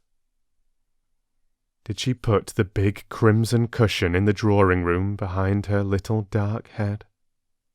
Her hair and the whiteness of her skin would look lovely against it. Had she seen the portrait of herself on the stairs? He wondered if she liked it. He would explain it to her. If she didn't paint, and she had said nothing to suggest it, she wouldn't perhaps notice how exactly the moulding of the eyebrows and the slight hollow of the cheek. He told the fly to wait in Castagneto and crossed the piazza, hailed by children and dogs who all knew him and sprang up suddenly from nowhere, and walking quickly up the zigzag path, for he was an active young man, not much more than 30, he pulled the ancient chain that rang the bell, and waited decorously on the proper side of the open door to be allowed to come in. At the sight of him, Francesca flung up every bit of her that would fling up, eyebrows, eyelids, and hands, and volubly assured him that all was in perfect order and that she was doing her duty. Of course, said Briggs, cutting her short. No one doubts it. And he asked her to take in his card to her mistress. Which mistress? Asked Francesca. Which mistress? There are 4, said Francesca, scenting an irregularity on the part of the tenants, for her master looked surprised. And she felt pleased, for life was dull, and irregularities helped it along at least a little. 4, he repeated, surprised. Well, take it to the lot, then, he said, recovering himself, for he noticed her expression. Coffee was being drunk in the top garden in the shade of the umbrella pine. Only Mrs. Fisher and Mr. Wilkins were drinking it, for Mrs. Arbuthnot, after eating nothing and being completely silent during lunch, had disappeared immediately afterwards. While Francesca went away into the garden with his card, her master stood examining the picture on the staircase of that Madonna by an early Italian painter, name unknown, picked up by him at Orvieto, who was so much like his tenant. It really was remarkable, the likeness. Of course, his tenant that day in London had had her hat on, but he was pretty sure her hair grew just like that off her forehead. The expression of the eyes, grave and sweet, was exactly the same. He rejoiced to think that he would always have her portrait. He looked up at the sound of footsteps. And there she was, coming down the stairs just as he had imagined her in that place, dressed in white. She was astonished to see him so soon.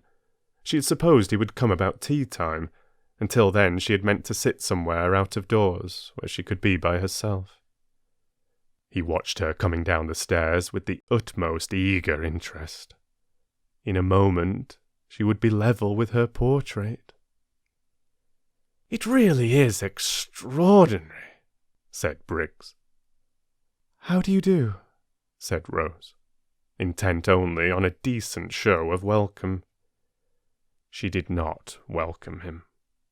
He was here, she felt, the telegram bitter in her heart, instead of Frederick, doing what she had longed Frederick would do, taking his place. Just stand still a moment. She obeyed automatically. Yes, quite astonishing. Do you mind taking off your hat? Rose, surprised, took it off obediently. Yes, I thought so. I just wanted to make sure. And look, have you noticed? He began to make odd, swift passes with his hand over the face in the picture, measuring it, looking from it to her. Rose's surprise became amusement, and she could not help smiling. Have you come to compare me with my original? She asked. You do see how extraordinarily alike. I didn't know I looked so solemn. You don't. Not now. You did a minute ago. Quite as solemn. Oh, yes. How do you do? He finished suddenly, noticing her outstretched hand. And he laughed and shook it, flushing, a trick of his, to the roots of his fair hair. Francesca came back. "The Signora Fisher," she said, "will be pleased to see him." "Who is the Signora Fisher?" he asked Rose. "One of the 4 who are sharing your house." "Then there are 4 of you?" "Yes. My friend and I found we couldn't afford it by ourselves." "Oh, I say," began Briggs in confusion, for he would best have liked Rose Arbuthnot, pretty name, not to have to afford anything, but to stay at San Salvatore as long as she liked as his guest. "Mrs. Fisher is having coffee in the top garden," said Rose. "I'll take you to her and introduce you." "I don't want to go. You've got your hat on, so you were going for a walk. Mayn't I come too? I'd immensely like being shown round by you." "But Mrs. Fisher is waiting for you." "Won't she keep?" "Yes," said Rose, with the smile that had so much attracted him the first day. "I think she will keep quite well till tea." "Do you speak Italian?" "No," said Rose. "Why?" On that he turned to Francesca and told her at a great rate, for in Italian he was glib, to go back to the Signora in the top garden and tell her he had encountered his old friend, the Signora Arbuthnot, and was going for a walk with her and would present himself to her later. "Do you invite me to tea?" he asked Rose when Francesca had gone. "Of course. It's your house." "It isn't. It's yours. Till Monday week," she smiled. "Come and show me all the views," he said eagerly. And it was plain, even to the self-depreciatory Rose, that she did not bore Mr. Briggs.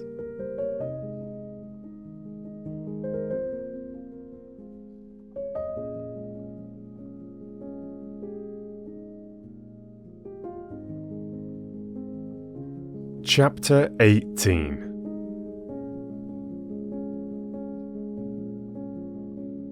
They had a very pleasant walk, with a great deal of sitting down in warm, time-fragrant corners, and if anything could have helped Rose to recover from the bitter disappointment of the morning, it would have been the company and conversation of Mr. Briggs. He did help her to recover, and the same process took place as that which Lottie had undergone with her husband, and the more Mr. Briggs thought Rose charming, the more charming she became. Briggs was a man incapable of concealment, who never lost time if he could help it. They had not got to the end of the headland where the lighthouse is. Briggs asked her to show him the lighthouse, because the path to it, he knew, was wide enough for 2 to walk abreast and fairly level, before he had told her of the impression she had made on him in London. Since even the most religious, sober women like to know they have made an impression, particularly the kind that has nothing to do with character or merits, Rose was pleased. Being pleased, she smiled. Smiling, she was more attractive than ever. Colour came into her cheeks, and brightness into her eyes. She heard herself saying things that really sounded quite interesting, and even amusing. If Frederick were listening now, she thought, perhaps he would see that she couldn't after all be such a hopeless bore, for here was a man, nice-looking, young, and surely clever. He seemed clever, and she hoped he was, for then the compliment would be still greater, who was evidently quite happy to spend the afternoon just talking to her. And indeed, Mr. Briggs seemed very much interested. He wanted to hear all about everything she had been doing from the moment she got there. He asked her if she had seen this, that, and the other in the house, what she liked best, which room she had, if she were comfortable, if Francesca was behaving, if Domenico took care of her, and whether she didn't enjoy using the yellow sitting room, the one that got all the sun and looked towards Genoa. Rose was ashamed how little she had noticed in the house, and how few of the things he spoke of as curious or beautiful in it she had even seen. Swamped in thoughts of Frederick, she appeared to have lived in San Salvatore blindly, and more than half the time had gone. And what had been the good of it? She might just as well have been sitting hankering on Hampstead Heath. No, she mightn't. Through all her hankerings she had been conscious that she was at least in the very heart of beauty, and indeed it was this beauty, this longing to share it, that had first started her off hankering. Mr. Briggs, however, was too much alive for her to be able to spare any attention at this moment for Frederick, and she praised the servants in answer to his questions, and praised the yellow sitting-room without telling him she had only been in it once, and then was ignominiously ejected. And she told him she knew hardly anything about art and curiosities, but thought perhaps if somebody would tell her about them she would know more. And she said she had spent every day since her arrival out of doors, because out of doors there was so very wonderful, and different from anything she had ever seen. Briggs walked by her side along his paths, that were yet so happily for the moment her paths, and felt all the innocent glows of family life. He was an orphan and an only child, and had a warm, domestic disposition. He would have adored a sister and spoilt a mother, and was beginning at this time to think of marrying. For though he had been very happy with his various loves, each of whom, contrary to the usual experience, turned ultimately into his devoted friend, he was fond of children, and thought he had perhaps now got to the age of settling, if he did not wish to be too old by the time his eldest son was 20. San Salvatore had latterly seemed a little forlorn. He fancied it echoed when he walked about it. He had felt lonely there. So lonely that he'd preferred this year to miss out a spring and let it. It wanted a wife in it. It wanted that final touch of warmth and beauty, for he never thought of his wife except in terms of warmth and beauty. She would of course be beautiful and kind. It amused him how much in love with this vague wife he was already. At such a rate was he making friends with the lady with the sweet name as he walked along the path towards the lighthouse, that he was sure presently he would be telling her everything about himself, and his past doings, and his future hopes, and the thought of such a swiftly developing confidence made him laugh. "Why are you laughing?" she asked, looking at him and smiling. "It's so like coming home," he said. "But it is coming home for you to come here. I mean, really like coming home. To one's family. I never had a family. I'm an orphan." "Oh, are you?" said Rose, with the proper sympathy. "I hope you've not been one very long. No, I mean I hope you have been one very long. No, I don't know what I mean, except that I'm sorry." He laughed again. "Oh, I'm used to it. I haven't anybody. No sisters or brothers." "Then you're an only child," she observed intelligently. "Yes, and there's something about you that's exactly my idea of a family." She was amused. "So cozy," he said, looking at her and searching for a word. "You wouldn't think so if you saw my house in Hampstead," she said, a vision of that austere and hard-seated dwelling presenting itself to her mind, with nothing soft in it except the shunned and neglected Dewberry sofa. No wonder, she thought, for a moment clear-brained, that Frederick avoided it. There was nothing cosy about his family. "I don't believe any place you lived in could be anything but exactly like you," he said. "You're not going to pretend San Salvatore is like me." "Indeed, I do pretend it. Surely you admit that it is beautiful." He said several things like that. She enjoyed her walk. She could not recollect any walk so pleasant since her courting days. She came back to tea, bringing Mr. Briggs, and looking quite different, Mr. Wilkins noticed, from what she had looked till then. Trouble here, thought Mr. Wilkins, mentally rubbing his professional hands. He could see himself being called in presently to advise. On the one hand there was Arbuthnot, on the other hand here was Briggs. Trouble brewing. Trouble sooner or later. But why had Briggs's telegram acted on the lady like a blow? If she had turned pale from excess of joy, then trouble was nearer than he had supposed. She was not pale now. She was more like her name than he had yet seen her. Well, he was the man for trouble. He regretted, of course, that people should get into it, but being in, he was their man.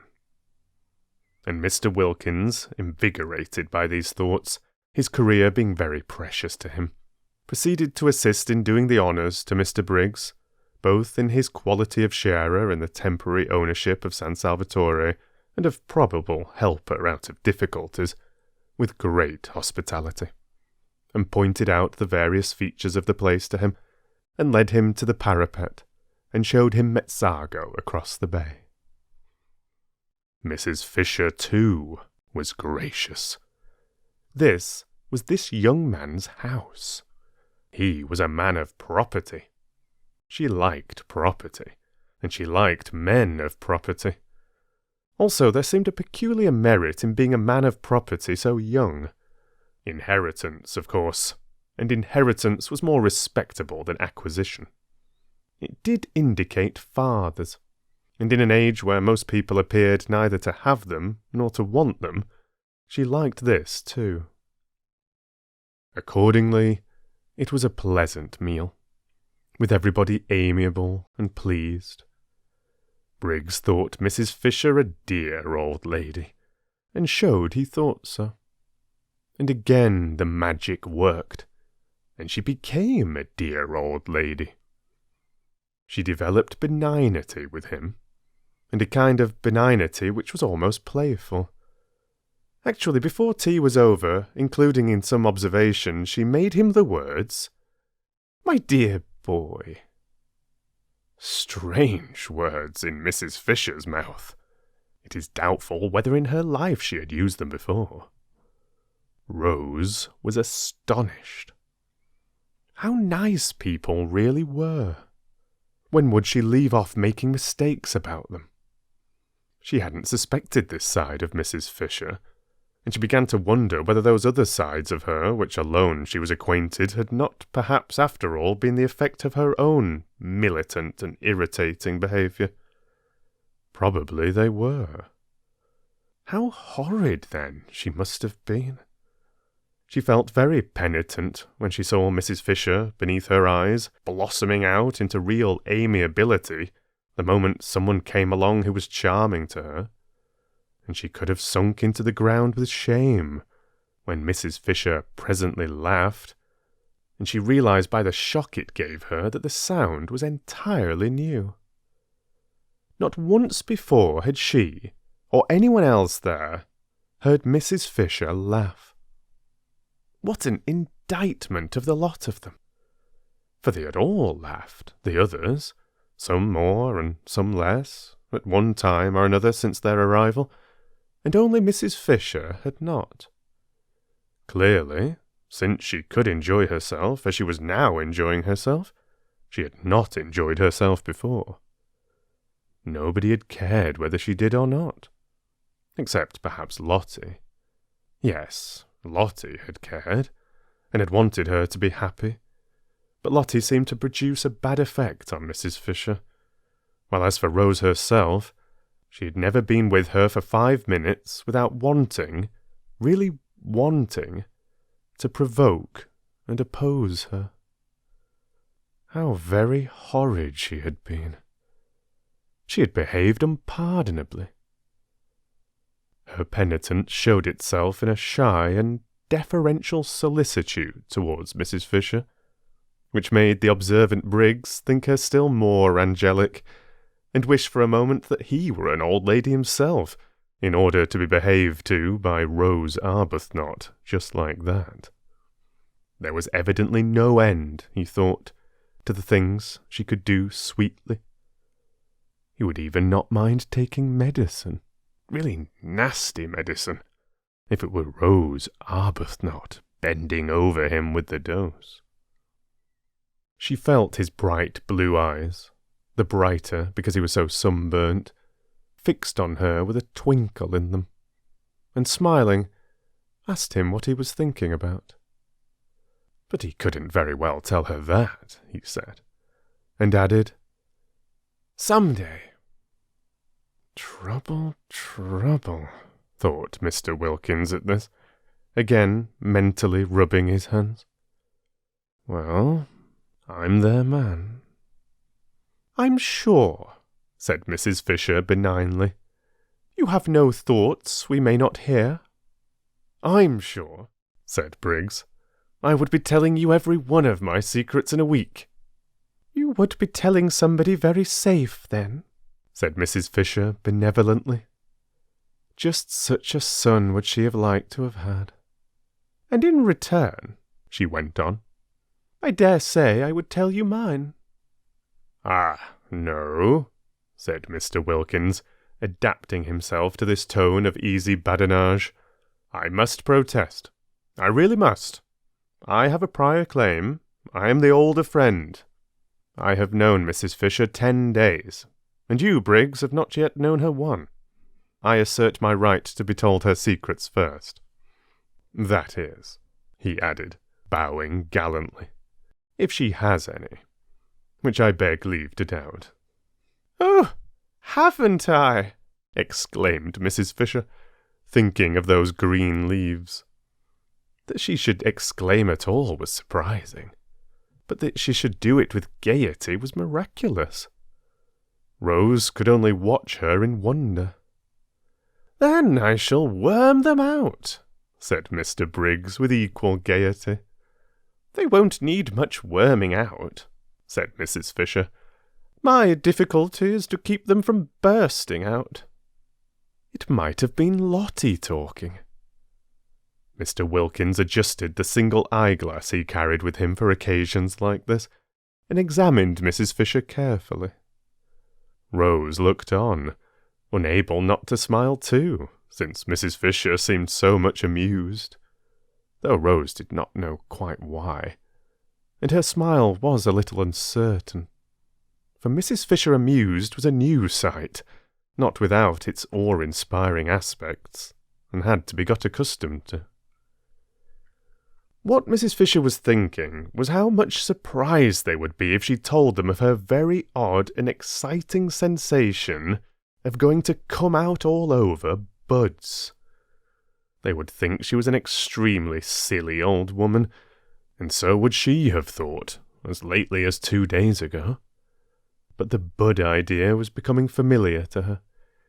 She was more apprivoisée now, as dear Matthew Arnold used to say, and though it would undoubtedly be best if one's appearance and sensations matched, yet, supposing they did not, and one couldn't have everything, was it not better to feel young somewhere, rather than old everywhere? Time enough to be old everywhere again, inside as well as out, when she got back to her sarcophagus in Prince of Wales Terrace. Yet it is probable that, without the arrival of Briggs, Mrs. Fisher would have gone on secretly fermenting in her shell. The others only knew her as severe. It would have been more than her dignity could bear suddenly to relax, especially towards the 3 young women. But now came the stranger Briggs, a stranger who at once took to her as no young man had taken to her in her life. And it was the coming of Briggs, and his real and manifest appreciation for just such a grandmother, thought Briggs, hungry for home life and its concomitants, would he have liked to have, that released Mrs. Fisher from her shell. And here she was at last, as Lottie had predicted, pleased, good-humoured, and benevolent. Lottie, coming back half an hour later from her picnic, and following the sound of voices into the top garden in the hope of still finding tea, saw at once what had happened. For Mrs. Fisher, at that very moment, was laughing.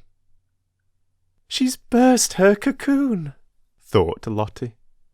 And swift as she was in all her movements, and impulsive, and also without any sense of propriety to worry and delay her, she bent over the back of Mrs. Fisher's chair and kissed her. "Good gracious!" cried Mrs. Fisher, starting violently, for such a thing had not happened to her since Mr. Fisher's earlier days, and then only gingerly.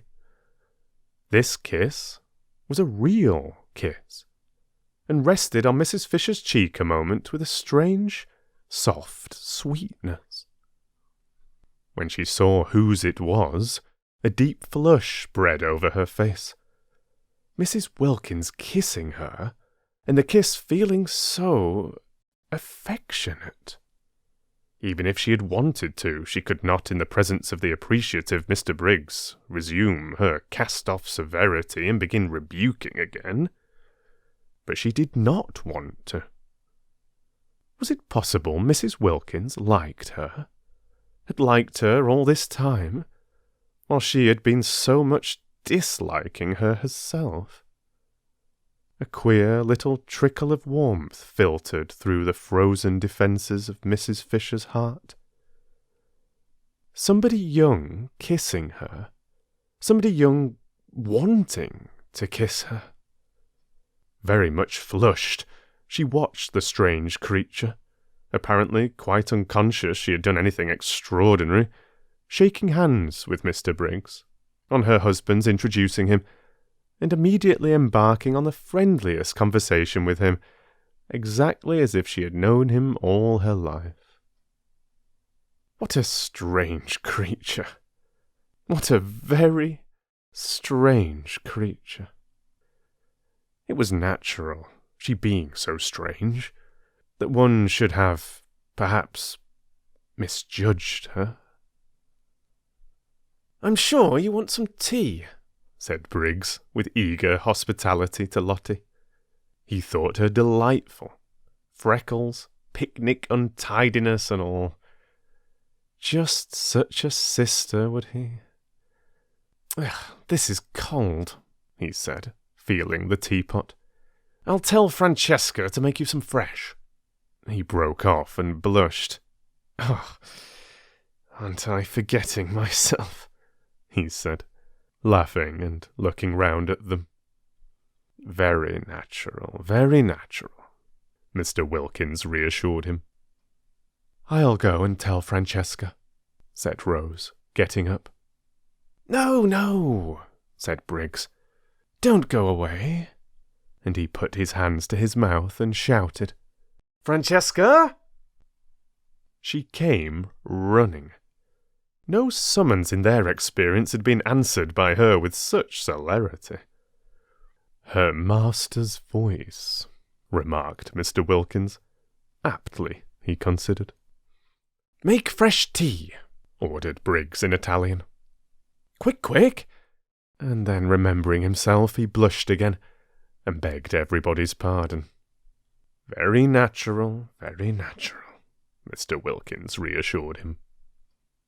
Briggs then explained to Lottie what he'd explained twice already, once to Rose and once to the other two, that he was on his way to Rome, and thought he would get out at Mezzago and just look in to see if they were comfortable, and continue his journey the next day, staying the night in a hotel at Mezzago.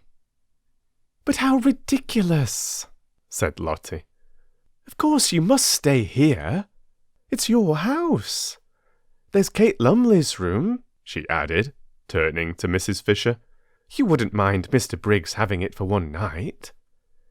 "Kate Lumley isn't in it, you know," she said, turning to Briggs again and laughing. And Mrs. Fisher, to her immense surprise, laughed too.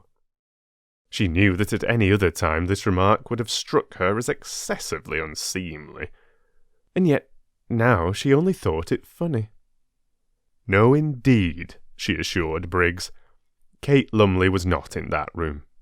Very fortunately, for she was an excessively wide person, and the room was excessively narrow. Kate Lumley might get into it, but that was about all. Once in, she would fit it so tightly that probably she would never be able to get out again. It was entirely at Mr. Briggs's disposal, and she hoped he would do nothing so absurd as to go to a hotel. He, the owner of the whole place. Rose listened to this speech, wide-eyed with amazement. Mrs. Fisher laughed very much as she made it. Lottie laughed very much too, and at the end of it bent down and kissed her again. Kissed her several times. "So, you see, my dear boy," said Mrs. Fisher, "you must stay here and give us all a great deal of pleasure." "A great deal indeed," corroborated Mr. Wilkins heartily. "A very great deal," repeated Mrs. Fisher, looking exactly like a pleased mother. "Do?" said Rose, on Briggs's turning inquiringly to her. "How kind of you all," he said, his face broad with smiles. "I'd love to be a guest here. What a new sensation. And with 3 such—" He broke off and looked round. "I say," he asked, "oughtn't I to have a 4th hostess? Francesca said she had 4 mistresses." "Yes, there's Lady Caroline," said Lottie. "Then hadn't we better find out first if she invites me too?" "Oh, but she's sure—" began Lottie. "The daughter of the Droitwiches, Briggs," said Mr. Wilkins, "is not likely to be wanting in the proper hospitable impulses." "The daughter of the—" repeated Briggs. But he stopped dead. For there in the doorway was the daughter of the Droitwiches herself. Or rather, coming towards him out of the dark doorway into the brightness of the sunset, was that which he had not in his life yet seen but only dreamed of. His ideal of absolute loveliness.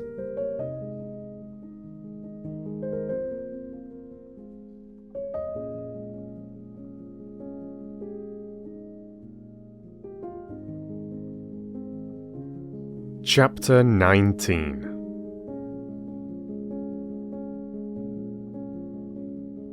And then, when she spoke, what chance was there for poor Briggs? He was undone. All Scrap said was, "How do you do?" on Mr. Wilkins presenting him, but it was enough. It undid Briggs. From a cheerful, chatty, happy young man, overflowing with life and friendliness, he became silent, solemn, and with little beads on his temples.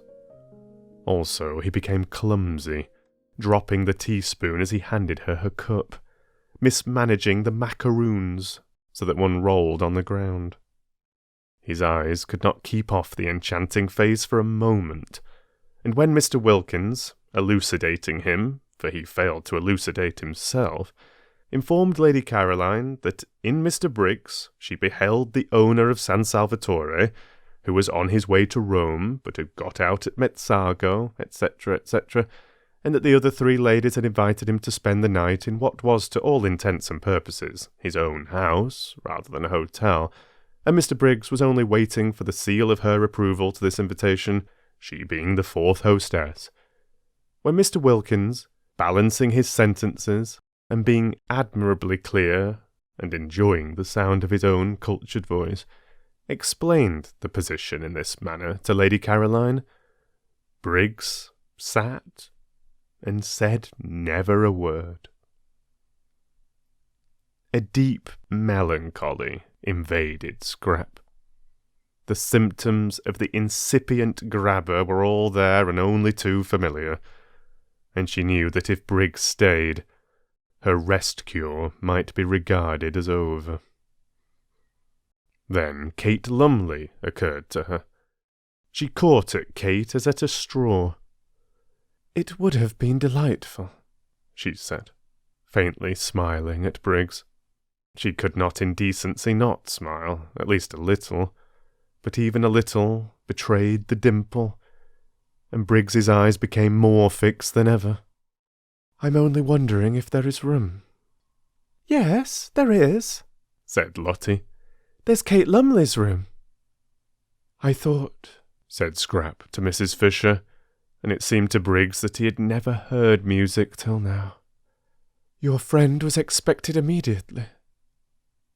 "Oh, no," said Mrs. Fisher, with an odd placidness, Scrap thought. "Miss Lumley," said Mr. Wilkins. "Or should I," he inquired of Mrs. Fisher, "say Mrs.?" "Nobody has ever married Kate," said Mrs. Fisher complacently. "Quite so. Miss Lumley does not arrive today in any case, Lady Caroline, and Mr. Briggs has, unfortunately, if I may say so, to continue his journey tomorrow, so that his staying would in no way interfere with Miss Lumley's possible movements." "Then of course I join in the invitation," said Scrap, with what was to Briggs the most divine cordiality. He stammered something, flushing scarlet, and Scrap thought, "Oh," and turned her head away. But that merely made Briggs acquainted with her profile, and if there existed anything more lovely than Scrap's full face, it was her profile.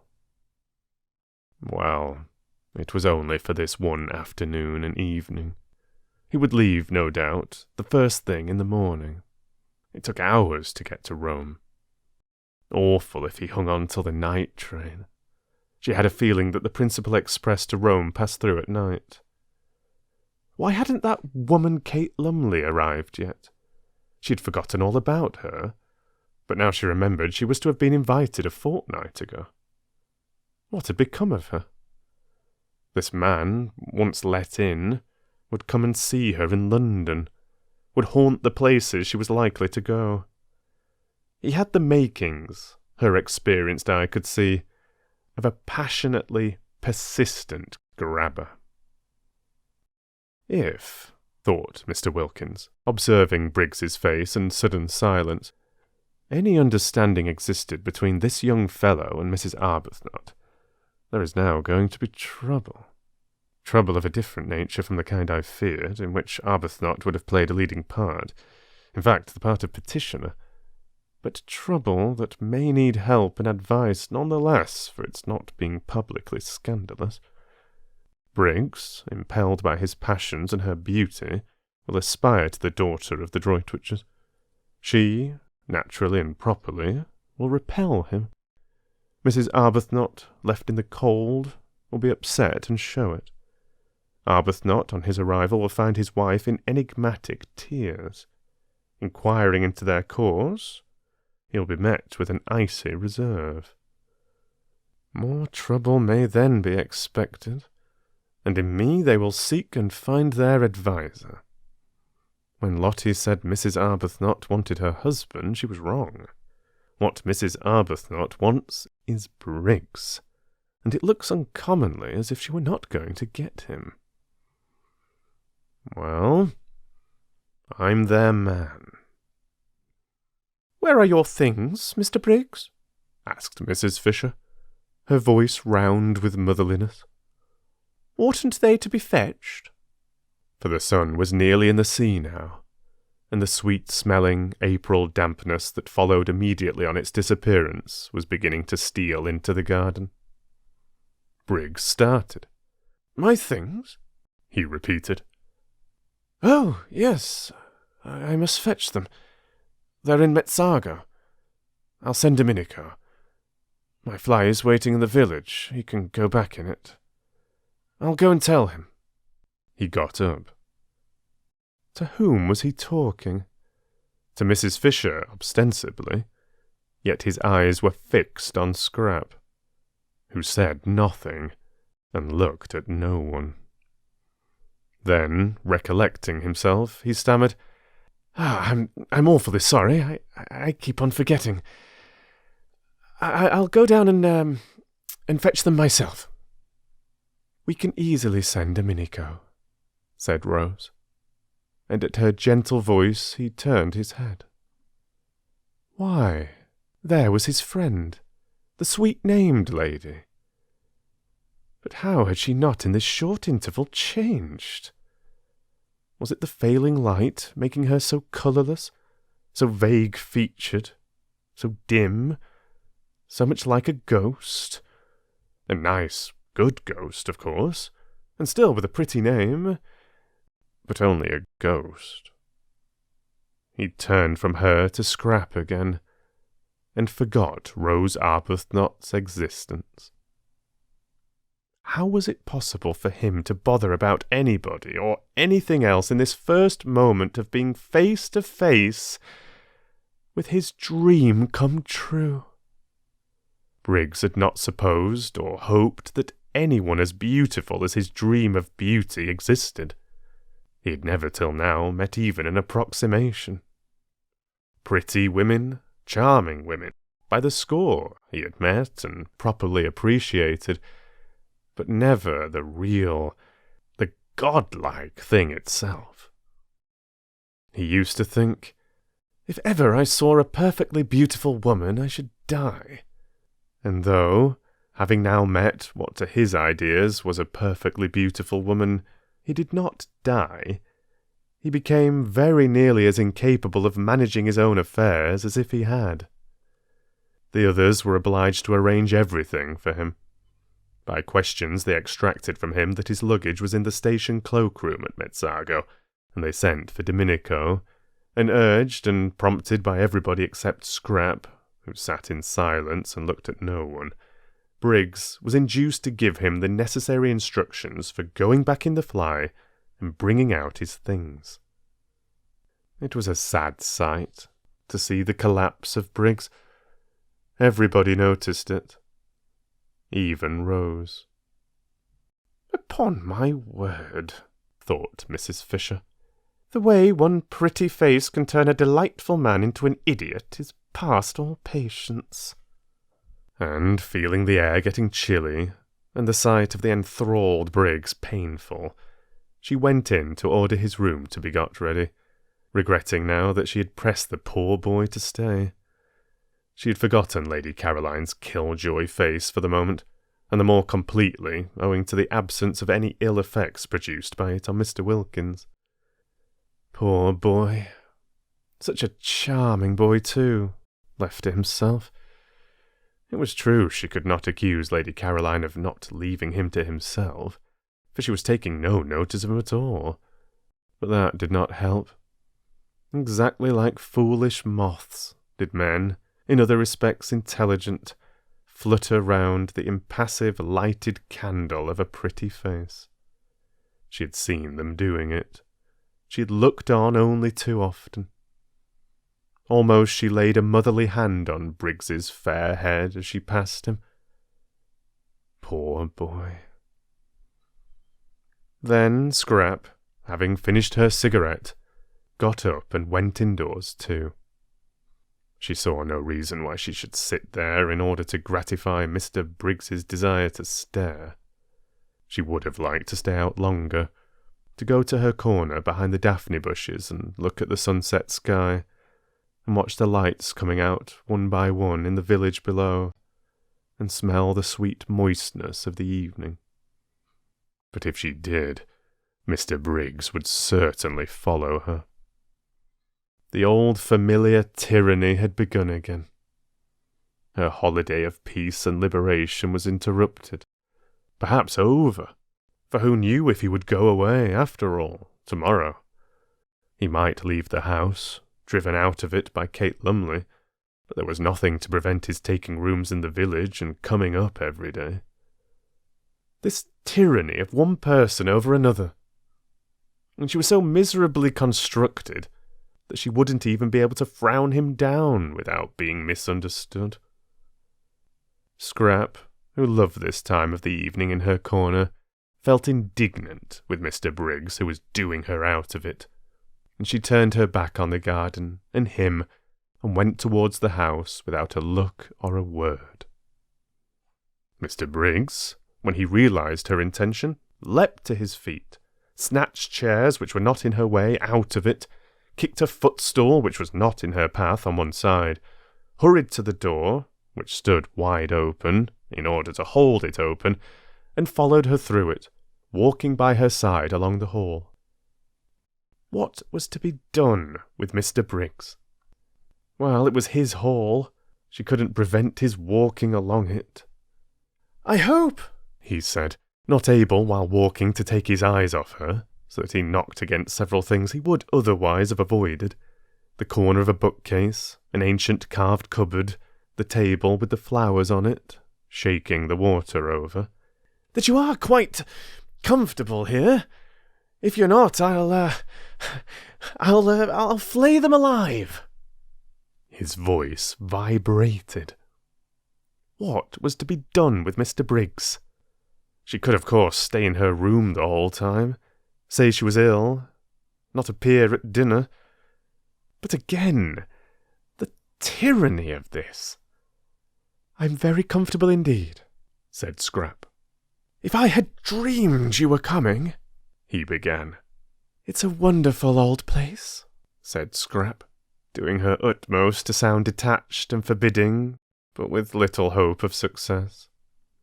The kitchen was on this floor, and passing its door, which was open a crack, they were observed by the servants, whose thoughts, communicated to each other by looks, may be roughly reproduced by such rude symbols as aha and oh-ho, symbols which represented and included their appreciation of the inevitable, their foreknowledge of the inevitable, and their complete understanding and approval.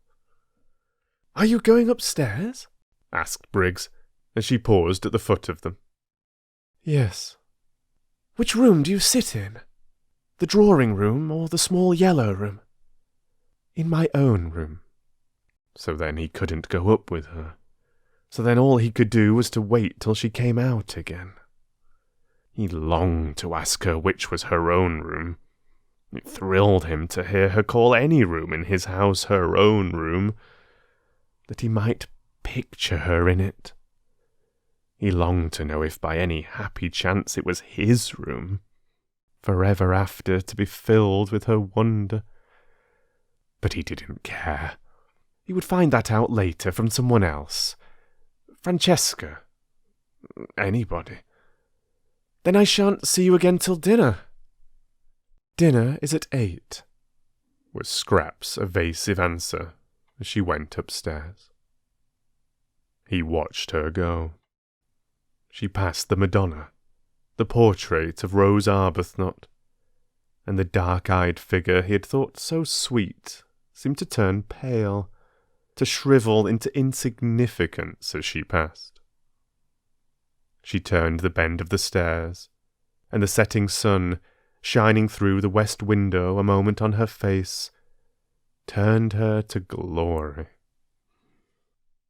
She disappeared, and the sun went out too, and the stairs were dark and empty.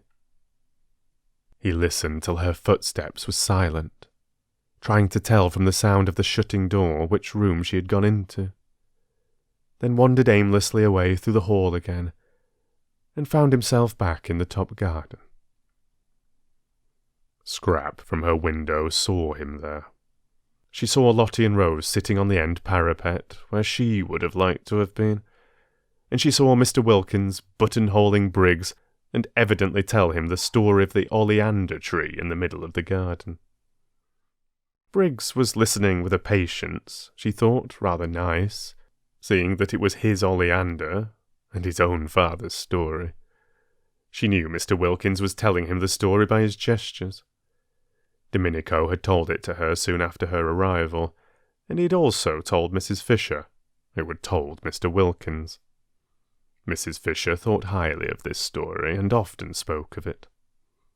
It was about a cherrywood walking stick.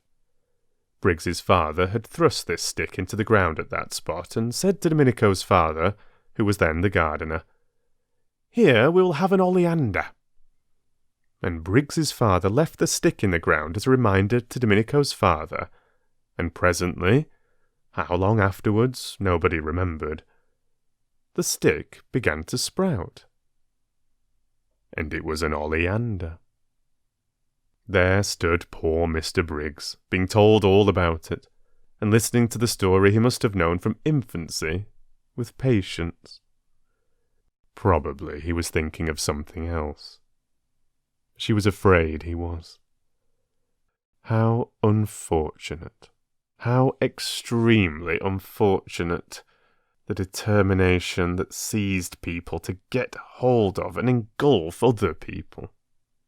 If only they could be induced to stand more on their own feet.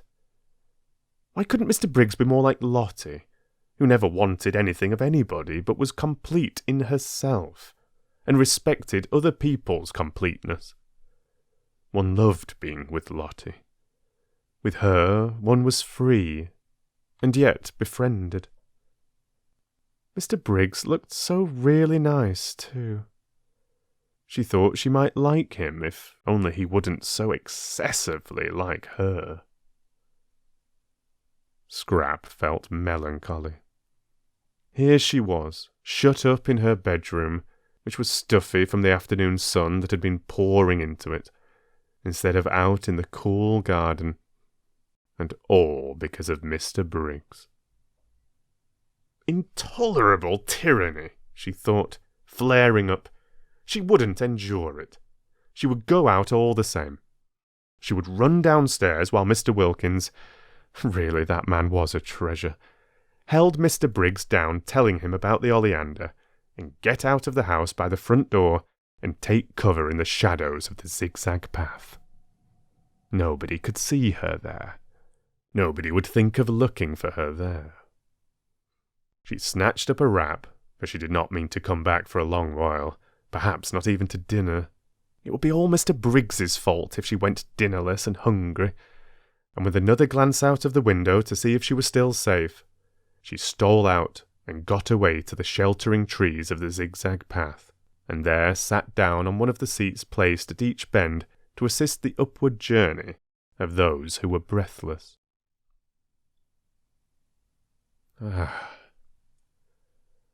This was lovely, thought Scrap, with a sigh of relief. How cool, how good it smelt. She could see the quiet water of the little harbour through the pine trunks, and the lights coming out in the houses on the other side, and all round her the green dusk was splashed by the rose-pink of the gladioluses in the grass, and the white of the crowding daisies. This was lovely. So still. Nothing moving. Not a leaf, not a stalk. The only sound was a dog barking far away somewhere upon the hills, or when the door of the little restaurant in the piazza below was opened and there was a burst of voices, silenced again immediately by the swinging to of the door. She drew in a deep breath of pleasure. This was... Her deep breath was arrested in the middle. What was that? She leaned forward, listening, her body tense. Footsteps on the zigzag path.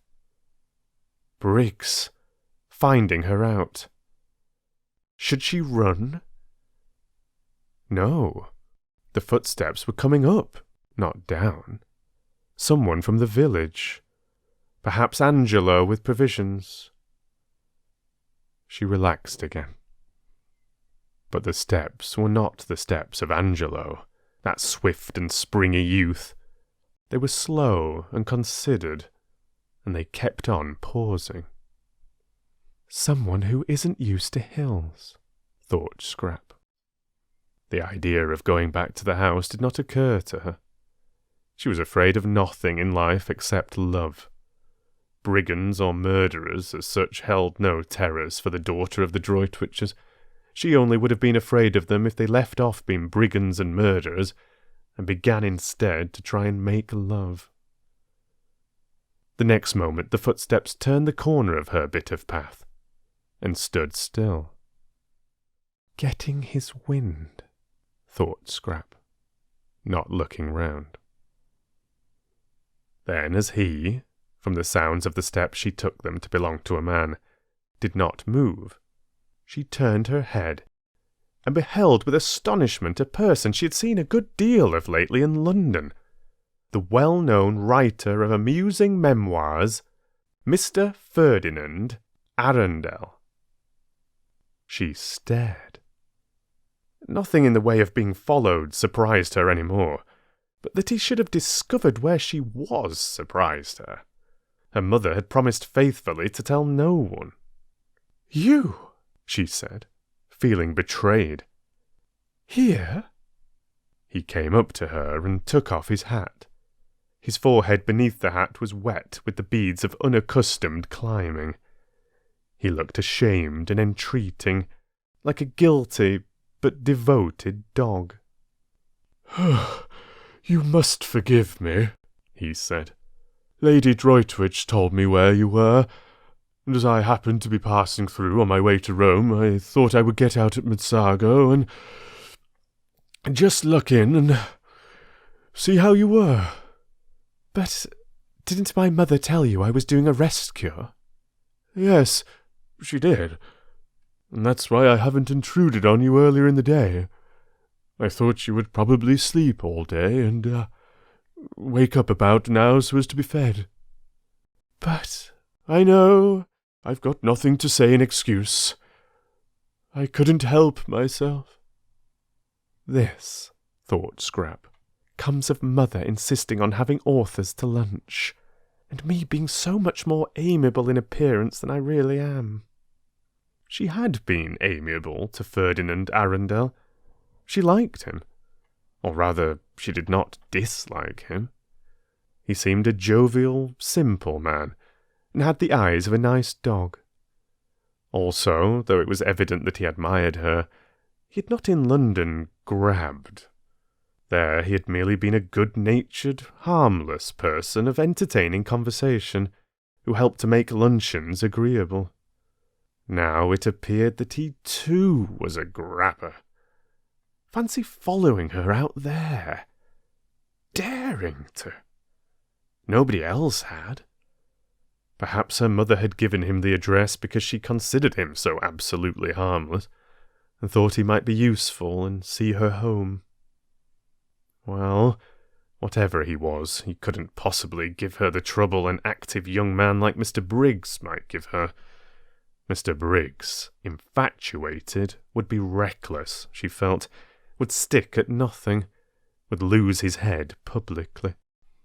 She could imagine Mr. Briggs doing things with rope ladders, and singing all night under her window, being really difficult and uncomfortable. Mr. Arundel hadn't the figure for any kind of recklessness. He'd lived too long and too well. She was sure he couldn't sing and wouldn't want to. He must be at least 40. How many good dinners could not a man have eaten by the time he was 40? And if during that time, instead of taking exercise, he had sat writing books, he would quite naturally acquire the figure Mr. Arundel had in fact acquired.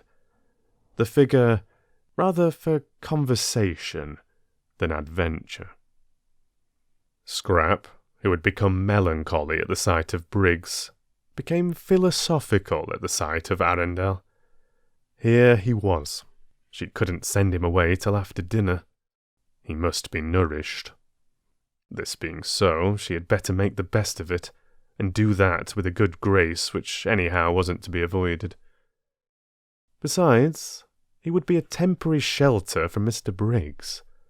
She was at least acquainted with Ferdinand Arundel, and could hear news from him of her mother and her friends, and such talk would put up a defensive barrier at dinner between herself and the approaches of the other one. And it was only for one dinner, and he couldn't eat her. She therefore prepared herself for friendliness. "I'm to be fed," she said, ignoring his last remark, "at 8, and you must come up and be fed too. Sit down and get cool, and tell me how everybody is." "May I really dine with you? In these travelling things?" he said, wiping his forehead before sitting down beside her. She was too lovely to be true, he thought.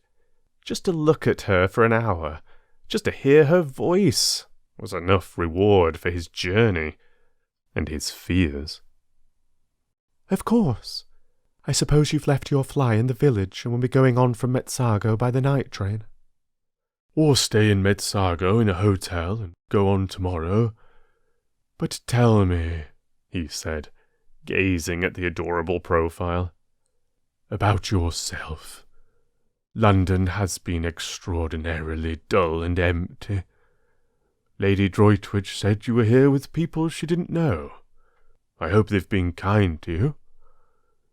You look, well, as if your cure had done everything a cure should." "They've been very kind," said Scrap.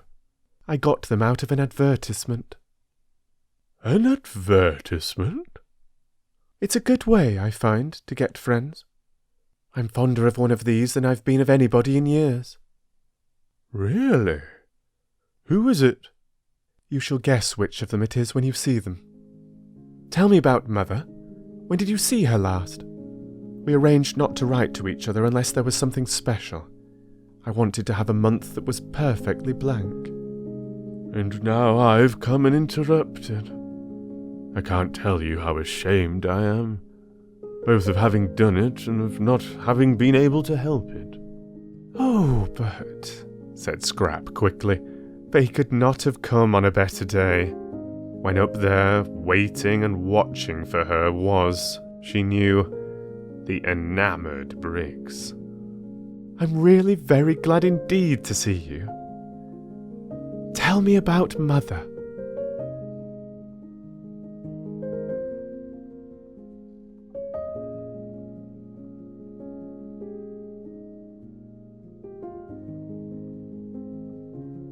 Chapter 20.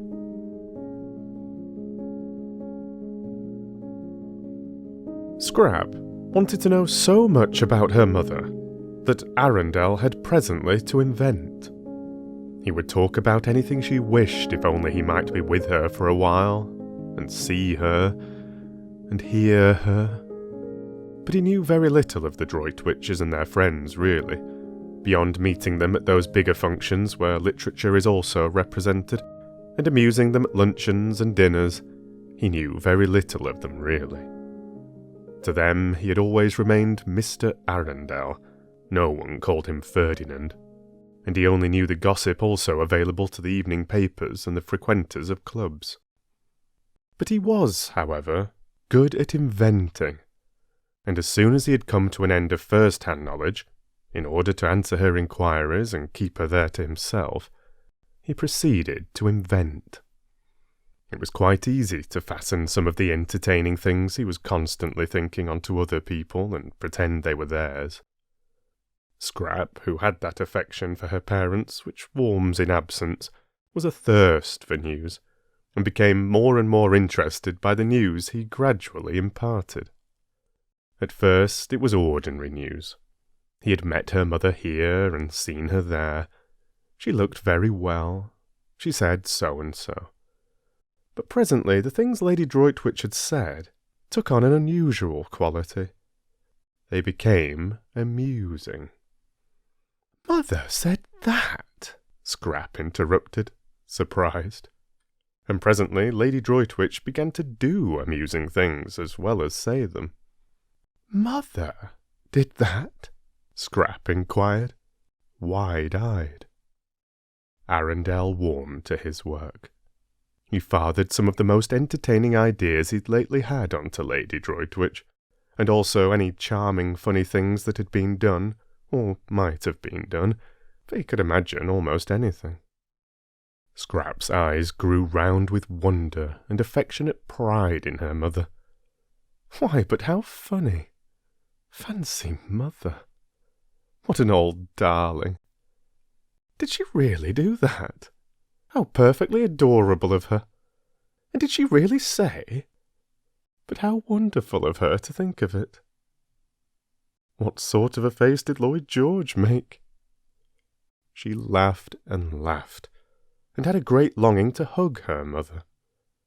And the time flew, and it grew quite dusk, and it grew nearly dark, and Mr. Arundel still went on amusing her. And it was 7:15 before she suddenly remembered dinner. "Oh, good heavens!" she exclaimed, jumping up. "Yes, it's late," said Arundel. "I'll go on quickly and send the maid to you. I must run, or I'll never be ready in time." And she was gone up the path with the swiftness of a young slender deer. Arundel followed. He did not wish to arrive too hot, so had to go slowly. Fortunately, he was near the top, and Francesca came down the pergola to pilot him indoors. And having shown him where he could wash, she put him in the empty drawing-room to cool himself by the crackling wood fire. He got as far away from the fire as he could, and stood in one of the deep window recesses looking out at the distant lights of Mezzago. The drawing-room door was open, and the house was quiet with the hush that precedes dinner, when the inhabitants are all shut up in their rooms dressing. Briggs in his room was throwing away spoilt tie after spoilt tie. Scrap in hers was hurrying into a black frock, with a vague notion that Mr. Briggs wouldn't be able to see her so clearly in black. Mrs. Fisher was fastening the lace shawl, which nightly transformed her day dress into evening dress, with the brooch Ruskin had given her on her marriage, formed of 2 pearl lilies tied together by a blue enamel ribbon, on which was written in gold letters, Esto Perpetua. Mr. Wilkins was sitting on the edge of his bed, brushing his wife's hair. Thus far in this 3rd week had he progressed in demonstrativeness, while she, for her part, sitting on a chair in front of him, put his studs in a clean shirt. And Rose, ready dressed, sat at her window, considering her day. Rose was quite aware of what had happened to Mr. Briggs. If she had had any difficulty about it, Lottie would have removed it by the frank comments she made while she and Rose sat together after tea on the wall. Lottie was delighted at more love being introduced into San Salvatore, even if it were only one-sided, and said that when once Rose's husband was there, she didn't suppose, now that Mrs. Fisher too had at last come unglued. Rose protested at the expression, and Lottie retorted that it was in Keats. There would be another place in the world more swarming with happiness than San Salvatore. "Your husband," said Lottie, swinging her feet, "might be here quite soon. Perhaps tomorrow evening if he starts at once. And there'll be a glorious final few days before we all go home refreshed for life. I don't believe any of us will ever be the same again. And I wouldn't be a bit surprised if Caroline doesn't end by getting fond of the young man Briggs. It's in the air. You have to get fond of people here." Rose sat at her window thinking of these things. Lottie's optimism. Yet it had been justified by Mr. Wilkins. And look, too, at Mrs. Fisher. If only it would come true as well about Frederick. For Rose, who between lunch and tea had left off thinking about Frederick, was now, between tea and dinner, thinking of him harder than ever. It had been funny and delightful, that little interlude of admiration, but of course it couldn't go on once Caroline appeared. Rose knew her place. She could see as well as anyone the unusual, the unique loveliness of Lady Caroline. How warm, though, things like admiration and appreciation made one feel. How capable of really deserving them. How different. How glowing. They seemed to quicken unsuspected faculties into life. She was sure she had been a thoroughly amusing woman between lunch and tea, and a pretty one too. She was quite certain she had been pretty. She saw it in Mr. Briggs's eyes as clearly as in a looking-glass. For a brief space, she thought, she had been like a torpid fly brought back to gay buzzing by the lighting of a fire in a wintry room. She still buzzed. She still tingled, just at the remembrance. What fun it had been, having an admirer, even for that little while. No wonder people liked admirers. They seemed, in some strange way, to make one come alive. Although it was all over, she still glowed with it and felt more exhilarated, more optimistic, more as Lottie probably constantly felt, than she had done since she was a girl. She dressed with care, though she knew Mr. Briggs would no longer see her, but it gave her pleasure to see how pretty, while she was about it, she could make herself look. And very nearly she stuck a crimson camellia in her hair, down by her ear. She did hold it there for a minute, and it looked almost sinfully attractive, and was exactly the colour of her mouth. But she took it out again with a smile and a sigh, and put it in the proper place for flowers, which is water. She mustn't be silly, she thought. Think of the poor. Soon she would be back with them again. And what would a camellia behind her ear seem like then? Simply fantastic. But on one thing she was determined. The first thing she would do when she got home would be to have it out with Frederick. If he didn't come to San Salvatore, that is what she would do. The very first thing. Long ago she ought to have done this, but always she had been handicapped, when she tried to, by being so dreadfully fond of him, and so much afraid that fresh wounds were going to be given her wretched, soft heart. But now let him wound her as much as he chose, as much as he possibly could. She would still have it out with him. Not that he ever intentionally wounded her. She knew he never meant to. She knew he often had no idea of having done it. For a person who wrote books, thought Rose, Frederick didn't seem to have much imagination. Anyhow, she said to herself, getting up from the dressing table, things couldn't go on like this. She would have it out with him. This separate life, this freezing loneliness, she had had enough of it. Why shouldn't she too be happy? Why on earth, the energetic expression matched her mood of rebelliousness, shouldn't she too be loved and allowed to love? She looked at her little clock. Still 10 minutes before dinner. Tired of staying in her bedroom, she thought she would go on to Mrs. Fisher's battlements, which would be empty at this hour, and watch the moon rise out of the sea. She went into the deserted upper hall with this intention, but was attracted on her way along it by the firelight shining through the open door of the drawing-room. How gay it looked! The fire transformed the room. A dark, ugly room in the daytime, it was transformed just as she had been transformed by the warmth of... No, she wouldn't be silly. She would think of the poor, The thought of them always brought her down to sobriety at once.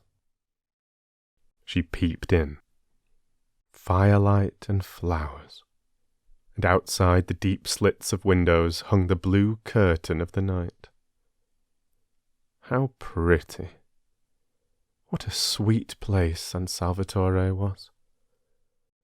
And that gorgeous lilac on the table. She must go and put her face in it. But she never got to the lilac. She went one step towards it, and then stood still.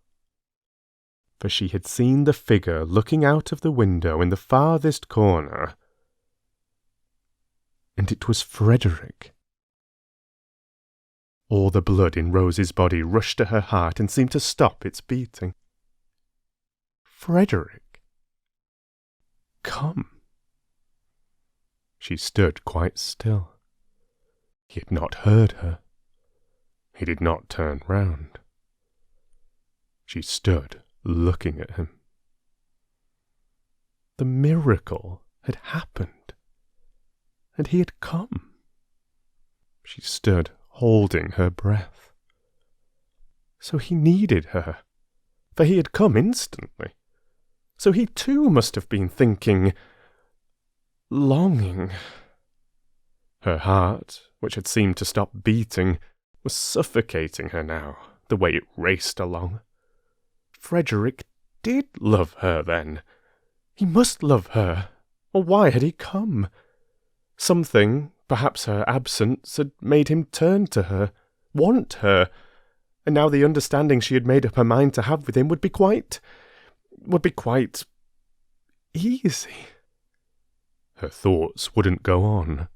Her mind stammered. She couldn't think. She could only see and feel. She didn't know how it had happened.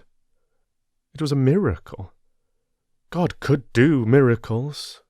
God had done this one. God could...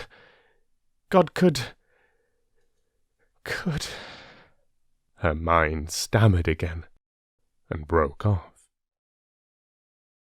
Frederick, she tried to say, but no sound came, or if it did, the crackling of the fire covered it up. She must go nearer. She began to creep towards him. Softly, softly. He did not move. He had not heard.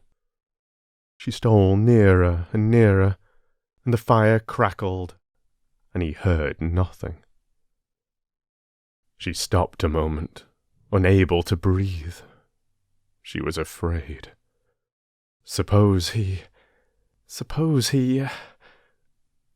Oh, but he had come. He had come. She went on again, close up to him, and her heart beat so loud that she thought he must hear it. And couldn't he feel? Didn't he know? Frederick, she whispered, hardly able even to whisper, choked by the beating of her heart. He spun round on his heels. Rose! He exclaimed, staring blankly. But she did not see his stare, for her arms were around his neck, and her cheek was against his, and she was murmuring, her lips on his ear, I knew you would come. In my very heart I always knew you would come.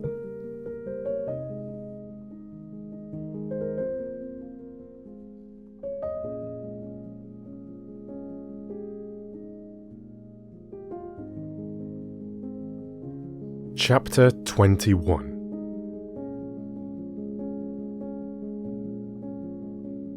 Now Frederick was not the man to hurt anything if he could help it. Besides, he was completely bewildered. Not only was his wife here of all the places in the world, but she was clinging to him as she had not clung for years, and murmuring love and welcoming him. If she welcomed him, she must have been expecting him. Strange as this was, it was the only thing in the situation which was evident. That, and the softness of her cheek against his, and the long-forgotten, sweet smell of her. Frederick was bewildered. But not being the man to hurt anything if he could help it, he too put his arms round her, and having put them round her, he also kissed her. And presently he was kissing her almost as tenderly as she was kissing him. And presently he was kissing her quite as tenderly. And again presently he was kissing her more tenderly, and just as if he had never left off. He was bewildered, but he could still kiss. It seemed curiously natural to be doing it. It made him feel as if he were 30 again instead of 40, and Rose were his Rose of 20. The Rose he had so much adored before she began to weigh what he did with her idea of right, and the balance went against him, and she turned strange and stony, and more shocked, and oh, so lamentable. He couldn't get at her in those days at all. She wouldn't. She couldn't understand. She kept on referring everything to what she called God's eyes. In God's eyes it couldn't be right. It wasn't right. Her miserable face, whatever her principles did for her, they didn't make her happy. Her little, miserable face, twisted with effort to be patient, had been at last more than he could bear to see, and he had kept away as much as he could. She never ought to have been the daughter of a low church rector. Narrow devil. She was quite unfitted to stand up against such an upbringing. What had happened, why she was here, why she was his Rose again, passed his comprehension. And meanwhile, and until such time as he understood, he still could kiss. In fact, he could not stop kissing. And it was he who now began to murmur, to say love things in her ear under the hair that smelt so sweet, and tickled him just as he remembered it used to tickle him. And as he held her close to his heart, and her arms were soft round his neck, he felt stealing over him a delicious sense of, at first he didn't know what it was, this delicate, pervading warmth, and then he recognized it as security. Yes, security. No need now to be ashamed of his figure, and to make jokes about it so as to forestall other people's and show he didn't mind it. No need now to be ashamed of getting hot going up hills, or to torment himself with pictures of how he probably appeared to beautiful young women, how middle-aged, how absurd in his inability to keep away from them. Rose cared nothing for such things. With her he was safe. To her he was her lover, as he used to be, and she would never notice or mind any of the ignoble changes that getting older had made in him, and would go on making more and more. Frederick continued, therefore, with greater and greater warmth and growing delight, to kiss his wife, and the mere holding of her in his arms caused him to forget everything else. How could he, for instance, remember or think of Lady Caroline, to mention only one of the complications with which his situation bristled, when here was his sweet wife, miraculously restored to him, whispering with her cheek against his in the dearest, most romantic words how much she loved him, how terribly she had missed him. He did for one brief instant, for even in moments of love there are brief instants of lucid thought, recognize the immense power of the woman present and being actually held, compared to that of the woman, however beautiful, who is somewhere else. But that is as far as he got towards remembering Scrap. No farther. She was like a dream, fleeing before the morning light. "When did you start?" murmured Rose, her mouth on his ear. She couldn't let him go. Not even to talk, she couldn't let him go. "Yesterday morning," murmured Frederick, holding her close. He couldn't let her go either. "Oh, the very instant then," murmured Rose. This was cryptic, but Frederick said, "Yes, the very instant," and kissed her neck. "How quickly my letter got to you," murmured Rose, whose eyes were shut in the excess of her happiness. "Didn't it?" said Frederick, who felt like shutting his eyes himself. So there had been a letter. Soon, no doubt, light would be vouchsafed him. And meanwhile this was so strangely, touchingly sweet, this holding his Rose to his heart again after all the years, that he couldn't bother to try to guess anything. Oh, he had been happy during these years, because it was not in him to be unhappy.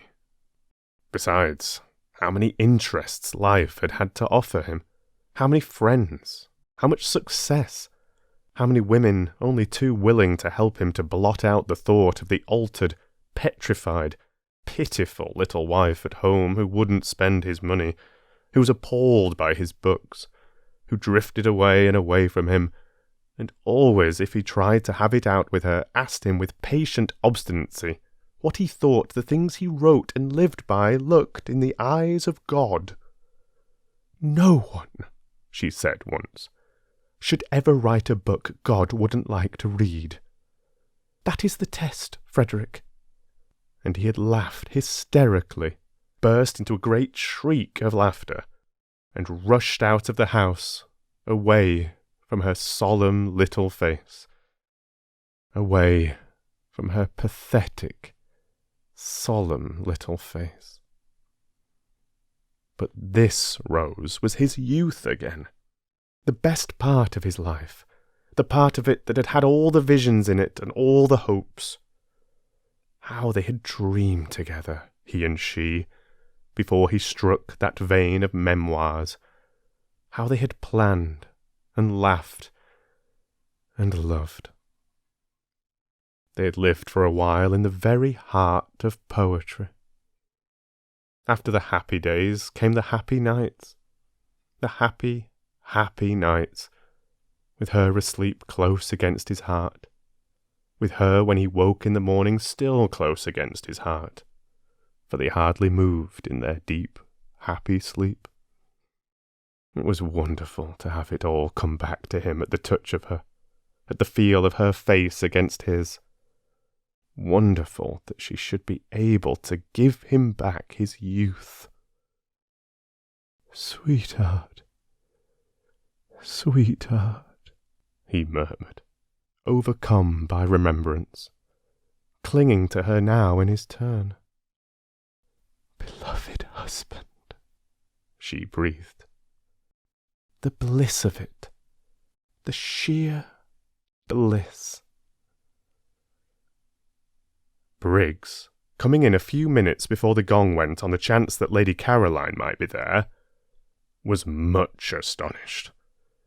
He had supposed Rose Arbuthnot was a widow, and he still supposed it, so that he was much astonished. "Well, I'm damned," thought Briggs, quite clearly and distinctly, for the shock of what he saw in the window startled him so much that for a moment he was shaken free of his own confused absorption. Aloud he said, very red, "Oh, I say, I beg your pardon," and then stood hesitating, and wondering whether he oughtn't go back to his bedroom again. If he had said nothing, they would not have noticed he was there. But when he begged their pardon, Rose turned and looked at him as one looks who is trying to remember. And Frederick looked at him too, without at first quite seeing him. They didn't seem, thought Briggs, to mind, or to be at all embarrassed. He couldn't be her brother. No brother ever brought that look into a woman's face. It was very awkward. If they didn't mind, he did. It upset him to come across his Madonna forgetting herself. "Is this one of your friends?" Frederick was able after an instant to ask Rose, who made no attempt to introduce the young man, standing awkwardly in front of them, but continued to gaze at him with a kind of abstracted, radiant goodwill. "It's Mr. Briggs," said Rose, recognizing him. "This is my husband," she added. And Briggs, shaking hands, just had time to think how surprising it was to have a husband when you were a widow, before the gong sounded, and Lady Caroline would be there in a minute, and he ceased to be able to think at all, and merely became a thing with its eyes fixed on the door. Through the door immediately entered, in what seemed to him an endless procession, first Mrs. Fisher, very stately in her evening lace shawl and brooch, who when she saw him at once relaxed into smiles and benignity, only to stiffen, however, when she caught sight of the stranger. Then Mr. Wilkins, cleaner and neater and more carefully dressed and brushed than any man on earth. And then, tying something hurriedly as she came, Mrs. Wilkins. And then nobody. Lady Caroline was late. Where was she? Had she heard the gong? Oughtn't it to be beaten again? Suppose she didn't come to dinner after all? Briggs went cold. "Introduce me," said Frederick on Mrs. Fisher's entrance, touching Rose's elbow. "My husband," said Rose, holding him by the hand, her face exquisite. This, thought Mrs. Fisher, must now be the last of the husbands, unless Lady Caroline produces one from up her sleeve. But she received him graciously, for he certainly looked exactly like a husband, not at all like one of those people who go about abroad pretending they are husbands when they are not. And she said she supposed he had come to accompany his wife home at the end of the month, and remarked that now the house would be completely full. "So that," she added, smiling at Briggs, "we shall at last really be getting our money's worth." Briggs grinned automatically, because he was just able to realize that somebody was being playful with him, but he had not heard her, and he did not look at her. Not only were his eyes fixed on the door, but his whole body was concentrated on it. Introduced in his turn, Mr. Wilkins was most hospitable, and called Frederick Sir. "Well, sir," said Mr. Wilkins heartily, here we are, and having gripped his hand with an understanding that only wasn't mutual because Arbuthnot did not yet know what he was in for in the way of trouble, he looked at him as a man should, squarely in the eyes, and allowed his look to convey as plainly as a look can that in him would be found staunchness, integrity, reliability. In fact, a friend in need. Mrs. Arbuthnot was very much flushed, Mr. Wilkins noticed. He had not seen her flushed like that before. "Well, I'm their man," he thought. Lottie's greeting was effusive. It was done with both hands. "Didn't I tell you?" she laughed to Rose over her shoulder, while Frederick was shaking her hands in both his. "What did you tell her?" asked Frederick, in order to say something. The way they were all welcoming him was confusing. They had evidently all expected him, not only Rose. The sandy but agreeable young woman didn't answer his question, but looked extraordinarily pleased to see him. Why should she be extraordinarily pleased to see him? "What a delightful place this is," said Frederick, confused and making the first remark that occurred to him. "It's a tub of love," said the sandy young woman earnestly, which confused him more than ever. And his confusion became excessive at the next words he heard, spoken, these, by the old lady, who said, "We won't wait. Lady Caroline is always late." For he only then, on hearing her name, really and properly remembered Lady Caroline, and the thought of her confused him to excess. He went into the dining room like a man in a dream. He had come out to this place to see Lady Caroline, and had told her so. He had even told her in his fatuousness, it was true, but how fatuous, that he hadn't been able to help coming. She didn't know he was married. She thought his name was Arundel. Everybody in London thought his name was Arundel. He had used it and written under it so long that he almost thought it was himself. In the short time since she had left him on the seat in the garden, where he told her he had come because he couldn't help it, he had found Rose again, had passionately embraced and been embraced and had forgotten Lady Caroline. It would be an extraordinary piece of good fortune if Lady Caroline's being late meant she was tired or bored and would not come to dinner at all. Then he could... No, he couldn't. He turned a deeper red even than usual, he being a man of full habit and red anyhow, at the thought of such cowardice. No, he couldn't go away after dinner and catch his train and disappear to Rome. Not unless, that is, Rose came with him. But even so, what a running away. No, he couldn't. When they got to the dining room, Mrs. Fisher went to the head of the table. Was this Mrs. Fisher's house? He asked himself. He didn't know. He didn't know anything. And Rose, who in her earlier days of defying Mrs. Fisher had taken the other end as her place, for after all no one could say by looking at a table which was its top and which was its bottom, led Frederick to the seat next to her. If only, he thought, he could have been alone with Rose. Just 5 minutes more alone with Rose, so that he could have asked her. But probably he wouldn't have asked her anything and only gone on kissing her. He looked round.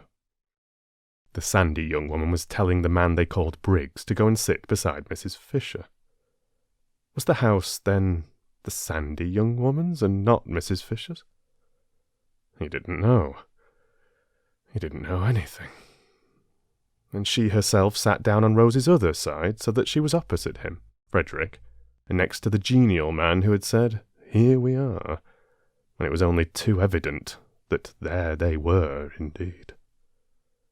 Next to Frederick, and between him and Briggs, was an empty chair. Lady Caroline's. No more than Lady Caroline knew of the presence in Frederick's life of Rose, was Rose aware of the presence in Frederick's life of Lady Caroline. What would each think? He didn't know. He didn't know anything. Yes, he did know something, and that was that his wife had made it up with him. Suddenly, miraculously, unaccountably, and divinely. Beyond that, he knew nothing.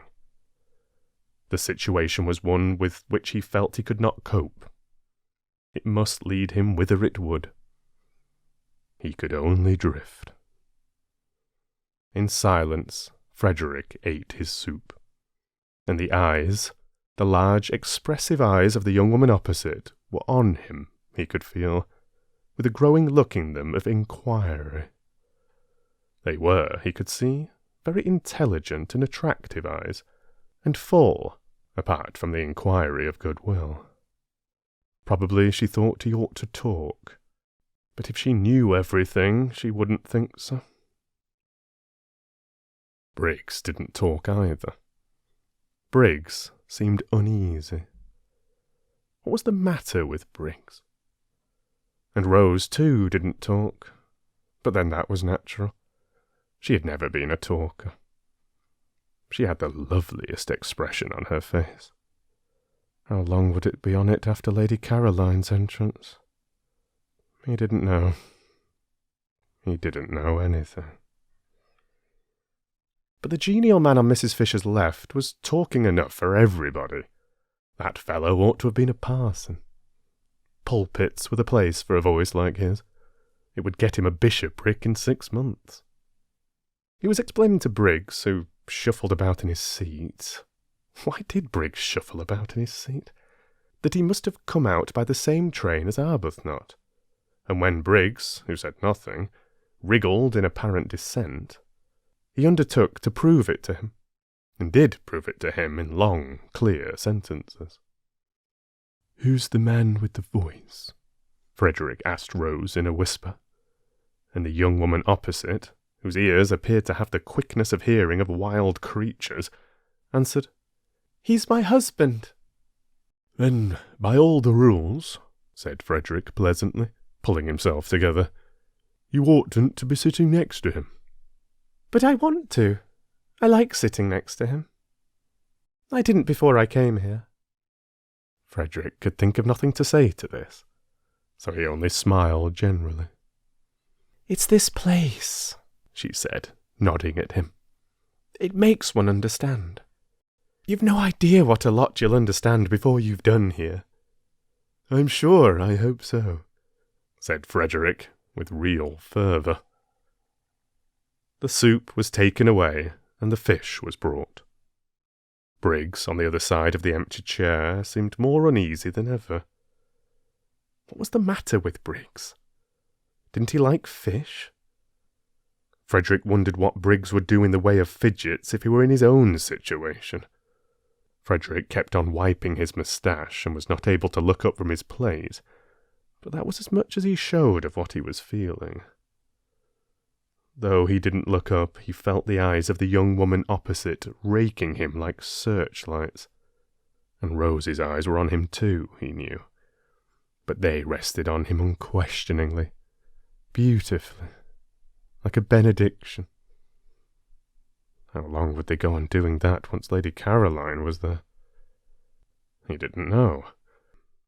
He didn't know anything. He wiped his moustache for the 20th unnecessary time, and could not quite keep his hand steady, and the young woman opposite saw his hand not being quite steady, and her eyes raked him persistently. Why did her eyes rake him persistently? He didn't know. He didn't know anything. Then Briggs leapt to his feet. What was the matter with Briggs? Oh, yes, quite. She had come. Frederick wiped his moustache and got up too. He was in for it now. Absurd, fantastic situation. Well, whatever happened, he could only drift. Drift and look like an ass to Lady Caroline. The most absolute as well as deceitful ass. An ass who was also a reptile, for she might well think he had been mocking her out in the garden when he said, no doubt in a shaking voice, "Fool and ass," that he had come because he couldn't help it. While as for what he would look like to his Rose, when Lady Caroline introduced him to her, when Lady Caroline introduced him as her friend whom she had invited in to dinner, well, God alone knew that. He, therefore, as he got up, wiped his moustache for the last time before the catastrophe. But he was reckoning without Scrap. That accomplished and experienced young woman slipped into the chair Briggs was holding for her, and on Lottie's leaning across eagerly and saying before anyone else could get a word in, "Just fancy, Caroline, how quickly Rose's husband has got here," turned to him without so much as the faintest shadow of surprise on her face, and held out her hand and smiled like a young angel, and said, "And me, late for your very first evening." "The daughter of the Droitwiches."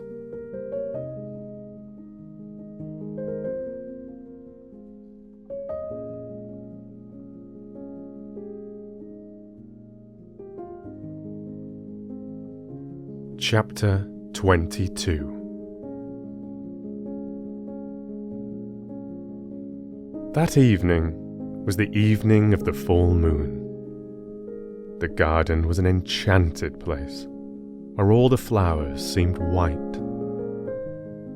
The lilies, the daphnes, the orange blossom, the white stocks, the white pinks, the white roses. You could see these as plainly as in the daytime, but the coloured flowers existed only as fragrance. The three younger women sat on a low wall at the end of the top garden after dinner, Rose a little apart from the others, and watched the enormous moon moving slowly over the place where Shelley had lived his last months, just on 100 years before. The sea quivered along the path of the moon. The stars winked and trembled. The mountains were misty blue outlines, with little clusters of lights shining through from little clusters of homes. In the garden, the plants stood quite still, straight and unstirred by the smallest ruffle of air. Through the glass doors, the dining room, with its candlelit table and brilliant flowers, nasturtiums and marigolds that night, glowed like some magic cave of colour. And the three men smoking round it looked strangely animated figures seen from the silence, the huge, cool calm of outside. Mrs. Fisher had gone to the drawing-room and the fire. Scrap and Lottie, their faces upturned to the sky, said very little and in whispers. Rose said nothing. Her face, too, was upturned. She was looking at the umbrella pine, which had been smitten into something glorious, silhouetted against stars. Every now and then Scrap's eyes lingered on Rose, and so did Lottie's. For Rose was lovely. Anywhere at that moment, among all the well-known beauties, she would have been lovely. Nobody could have put her in the shade, blown out her light that evening. She was too evidently shining. Lottie bent close to Scrap's ear and whispered, "Love." Scrap nodded. "Yes," she said, under her breath. She was obliged to admit it. You only had to look at Rose to know that here was love. "There's nothing like it," whispered Lottie. Scrap was silent. "It's a great thing," whispered Lottie after a pause, during which they both watched Rose's upturned face, "to get on with one's loving. Perhaps you can tell me of anything else in the world that works such wonders." But Scrap couldn't tell her. And if she could have, what a night to begin arguing in. This was a night for... She pulled herself up. Love again. It was everywhere. There was no getting away from it. She had come to this place to get away from it, and here was everybody in its different stages. Even Mrs. Fisher seemed to have been brushed by one of the many feathers of love's wing, and at dinner was different, full of concern because Mr. Briggs wouldn't eat, and her face when she turned to him, all soft with motherliness. Scrap looked up at the pine tree, motionless among stars. Beauty made you love, and love made you beautiful." She pulled her wrap closer round her with a gesture of defence, of keeping out and off. She didn't want to grow sentimental. Difficult not to, here. The marvellous night stole in through all one's chinks, and brought in with it, whether one wanted them or not, enormous feelings. Feelings one couldn't manage. Great things about death and time and waste. Glorious and devastating things. Magnificent and bleak. At once rapture and terror and immense, heart-cleaving longing. She felt small and dreadfully alone. She felt uncovered and defenceless. Instinctively she pulled her wrap closer. With this thing of chiffon she tried to protect herself from the eternities. "I suppose," whispered Lottie, "Rose's husband seems to you just an ordinary, good-natured, middle-aged man." Scrap brought her gaze down from the stars and looked at Lottie a moment, while she focused her mind again. "Just a rather round man," whispered Lottie. Scrap bowed her head. "He isn't," whispered Lottie. "Rose sees through all that. That's mere trimmings. She sees what we can't see, because she loves him." Always love.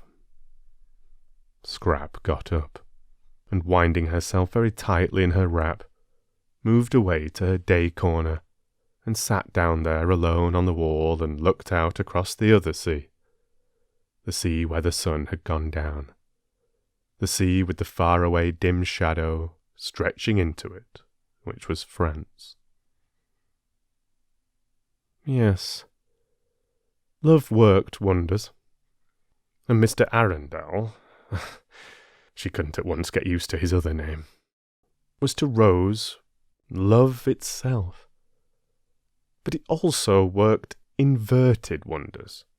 It didn't invariably, as she well knew, transfigure people into saints and angels. Grievously, indeed, did it sometimes do the opposite. She had had it in her life applied to her to excess.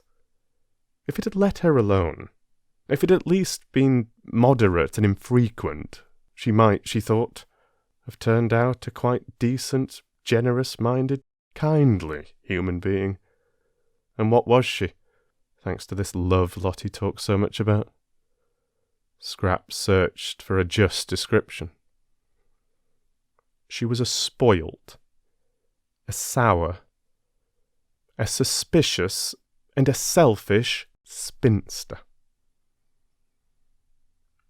The glass doors of the dining room opened, and the three men came out into the garden, Mr. Wilkins's voice flowing along in front of them. He appeared to be doing all the talking. The other two were saying nothing. Perhaps she had better go back to Lottie and Rose. It would be tiresome to be discovered and hemmed into that cul-de-sac by Mr. Briggs.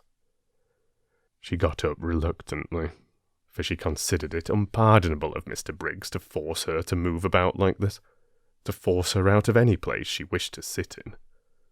And she emerged from the daphne bushes feeling like some gaunt, stern figure of just resentment, and wishing that she looked as gaunt and stern as she felt, so she would have struck repugnance into the soul of Mr. Briggs and been free of him. But she knew she didn't look like that, however hard she might try. At dinner his hand shook when he drank, and he couldn't speak to her without flushing scarlet and then going pale, and Mrs. Fisher's eyes had sought hers with the entreaty of one who asks that her only son may not be hurt. How could a human being, thought Scrap, frowning as she issued forth from her corner, how could a man made in God's image behave so? And he fitted for better things, she was sure, with his youth, his attractiveness, and his brains. He had brains. She had examined him cautiously whenever at dinner Mrs. Fisher forced him to turn away to answer her, and she was sure he had brains. Also, he had character. There was something noble about his head, about the shape of his forehead. Noble and kind. All the more deplorable that he should allow himself to be infatuated by a mere outside, and waste any of his strength, any of his peace of mind, hanging round just a woman thing. If only he could see right through her, see through all her skin and stuff, he would be cured. She might go on sitting undisturbed on this wonderful night by herself. Just beyond the daphne bushes, she met Frederick hurrying. "I was determined to find you first," he said, "before I go to Rose." And he added quickly, "I want to kiss your shoes." "Do you?" said Scrap, smiling. "Then I must go and put on my new ones. These aren't nearly good enough." She felt immensely well disposed towards Frederick. He, at least, would grab no more. His grabbing days, so sudden and so brief, were done. Nice man. Agreeable man. She now definitely liked him. Clearly he had been getting into some sort of a tangle. She was grateful to Lottie for stopping her in time at dinner from saying something hopelessly complicating. But whatever he had been getting into, he was out of it now. His face and Rose's face had the same light in them. "I shall adore you forever now," said Frederick. Scrap smiled. "Shall you?" she said. "I adored you before because of your beauty. Now I adore you because you're not only as beautiful as a dream, but as decent as a man." Scrap laughed. "Am I?" she said, amused.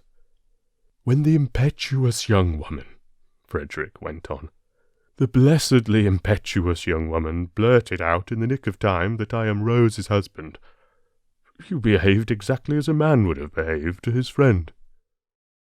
"Did I?" said Scrap, her enchanting dimple very evident. "It's the rarest, most precious of combinations," said Frederick, "to be a woman and have the loyalty of a man." "Is it?" smiled Scrap, a little wistfully. These were indeed handsome compliments. If only she were really like that. "And I want to kiss your shoes." "Won't this save trouble?" she asked, holding out her hand. He took it and swiftly kissed it, and was hurrying away again. "Bless you," he said as he went. "Where is your luggage?" Scrap called after him. "Oh, Lord, yes," said Frederick, pausing. "It's at the station." "I'll send for it." He disappeared through the bushes.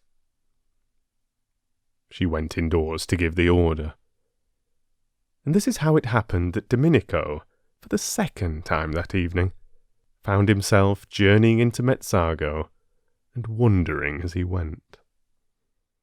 Then, having made the necessary arrangements for the perfect happiness of these two people, she came slowly out into the garden again, very much absorbed in thought. Love seemed to bring happiness to everybody but herself. It had certainly got hold of everybody there, in its different varieties, except herself. Poor Mr. Briggs had been got hold of it by its least dignified variety. Poor Mr. Briggs. He was a disturbing problem. And his going away next day wouldn't, she was afraid, solve him. When she reached the others, Mr. Arundel, she kept on forgetting that he wasn't Mr. Arundel, was already, his arm through Rose's, going off with her, probably to the greater seclusion of the lower garden. No doubt they had a great deal to say to each other. Something had gone wrong between them, and had suddenly been put right. San Salvatore, Lottie would say. San Salvatore working its spell of happiness. She could quite believe in its spell. Even she was happier there than she had been for ages and ages. The only person who would go empty away would be Mr. Briggs. Poor Mr. Briggs. When she came in sight of the group, he looked much too nice and boyish not to be happy. It seemed out of the picture that the owner of the place, the person to whom they owed all this, should be the only one to go away from it, unblessed. Compunction seized Scrap. What very pleasant days she had spent in his house, lying in his garden, enjoying his flowers, loving his views, using his things, being comfortable, being rested, recovering, in fact. She had had the most leisured, peaceful, and thoughtful time of her life, and all really thanks to him. Oh, she knew she paid him some ridiculous small sum a week, out of all proportion to the benefit she got in exchange. But what was that in the balance? And wasn't it entirely thanks to him that she had come across Lottie? Never else would she and Lottie have met. Never else would she have known her. Compunction laid its quick, warm hand on Scrap. Impulsive gratitude flooded her. She went straight up to Briggs. "I owe you so much," she said, overcome by the sudden realization of all she did owe him, and ashamed of her churlishness in the afternoon and at dinner. Of course, he hadn't known she was being churlish. Of course, her disagreeable inside was camouflaged as usual by the chance arrangement of her outside. But she knew it. She was churlish. She'd been churlish to everybody for years. Any penetrating eye, thought Scrap, any really penetrating eye, would see her for what she was. A spoilt, a sour, a suspicious, and a selfish spinster. "I owe you so much," therefore said Scrap earnestly, walking straight up to Briggs, humbled by these thoughts. He looked at her in wonder. "You owe me?" he said. "But it's I who, he stammered. To see her there in his garden. Nothing in it. No white flower was whiter, more exquisite. "Please," said Scrap, still more earnestly, "won't you clear your mind of everything except just truth? You don't owe me anything. How should you?" "I don't owe you anything?" echoed Briggs. "Why, I owe you my first sight of... Oh, for goodness sake, said Scrap entreatingly. "Do please be ordinary. Don't be humble. Why should you be humble? It's ridiculous of you to be humble. You're worth 50 of me." Unwise, thought Mr. Wilkins, who was standing there too, while Lottie sat on the wall. He was surprised. He was concerned. He was shocked that Lady Caroline should thus encourage Briggs. Unwise, very, thought Mr. Wilkins, shaking his head. Briggs's condition was so bad already that the only course to take with him was to repel him utterly, Mr. Wilkins considered. No half measures were the least use with Briggs, and kindliness and familiar talk would only be misunderstood by the unhappy youth. The daughter of the Droitwiches could not really, it was impossible to suppose it, desire to encourage him. Briggs was all very well, but Briggs was Briggs. His name alone proved that. Probably Lady Caroline did not quite appreciate the effect of her voice and face, and how between them they made otherwise ordinary words seem, well, encouraging. But these words were not quite ordinary. She had not, he feared, sufficiently pondered them. Indeed and indeed she needed an adviser, some sagacious, objective counsellor like himself. There she was, standing before Briggs, almost holding out her hands to him. Briggs, of course, ought to be thanked, for they were having a most delightful holiday in his house, but not thanked to excess, and not by Lady Caroline alone. That very evening he had been considering the presentation to him next day of a round-robin of collective gratitude on his departure. But he should not be thanked like this. In the moonlight, in the garden, by the lady he was so manifestly infatuated with. Mr. Wilkins, therefore, desiring to assist Lady Caroline out of this situation by swiftly applied tact, said with much heartiness, "It is most proper, Briggs, that you should be thanked. You will please allow me to add my expressions of indebtedness, and those of my wife, to Lady Caroline's. We ought to have proposed a vote of thanks to you at dinner. You should have been toasted. There certainly ought to have been some—" But Briggs took no notice of him whatever. He simply continued to look at Lady Caroline as though she were the first woman he had ever seen. Neither, Mr. Wilkins observed, did Lady Caroline take any notice of him. She too continued to look at Briggs, and with that odd air of almost appeal. Most unwise. Most. Lottie, on the other hand, took too much notice of him, choosing this moment when Lady Caroline needed special support and protection to get up off the wall and put her arm through his and draw him away. "I want to tell you something, Mellersh," said Lottie at this juncture, getting up. "Presently," said Mr. Wilkins, waving her aside. "No, now," said Lottie, and she drew him away. He went with extreme reluctance. Briggs should be given no rope at all, not an inch. "Well, what is it?" he asked impatiently, as she led him towards the house. Lady Caroline ought not to be left like that, exposed to annoyance. "Oh, but she isn't," Lottie assured him, just as if he had said this aloud, which he certainly had not.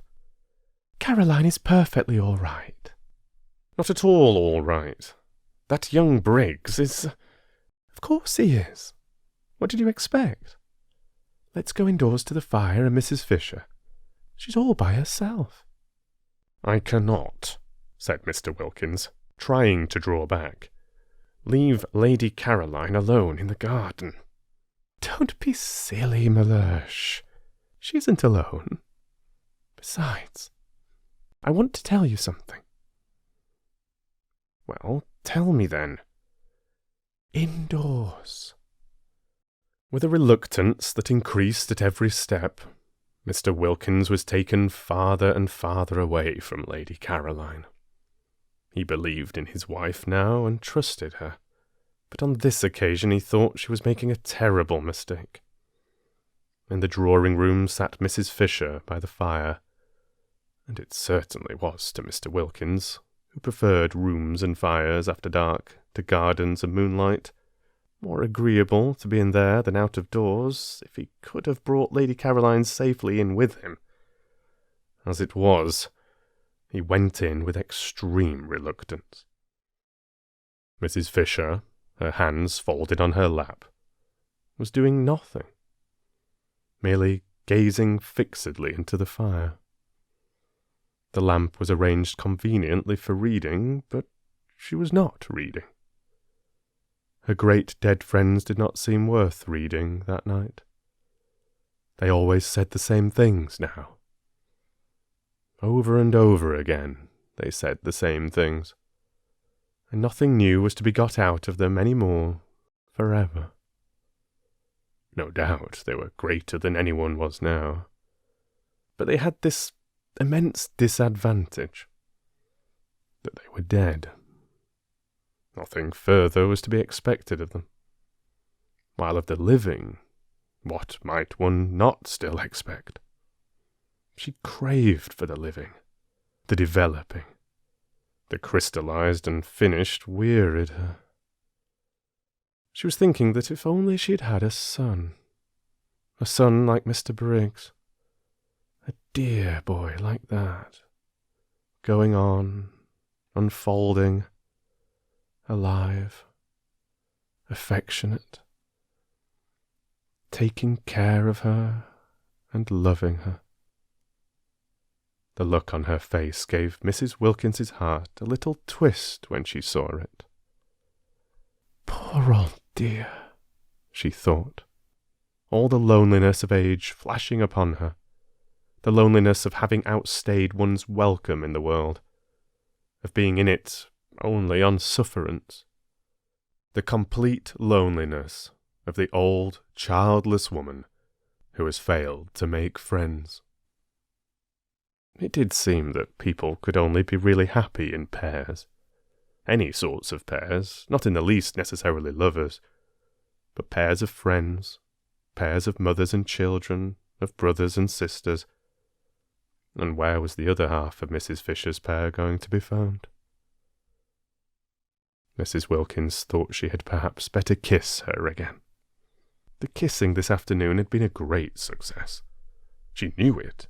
She had instantly felt Mrs. Fisher's reaction to it. So she crossed over and bent down and kissed her, and said cheerfully, "We've come in," which indeed was evident. This time, Mrs. Fisher actually put up her hand and held Mrs. Wilkins's cheek against her own. This living thing, full of affection, of warm, racing blood. And as she did this, she felt safe with the strange creature, sure that she who herself did unusual things so naturally would take the action quite as a matter of course, and not embarrass her by being surprised. Mrs. Wilkins was not at all surprised. She was delighted. "I believe I'm the other half of her pair," flashed into her mind. "I believe it's me, positively me, going to be fast friends with Mrs. Fisher." Her face, when she lifted her head, was full of laughter. Too extraordinary the developments produced by San Salvatore. She and Mrs. Fisher. But she saw them being fast friends. "Where are the others?" asked Mrs. Fisher. "Thank you, dear," she added, as Mrs. Wilkins put a footstool under her feet, a footstool obviously needed, Mrs. Fisher's legs being short. "I see myself throughout the years," thought Mrs. Wilkins, her eyes dancing, bringing footstools to Mrs. Fisher.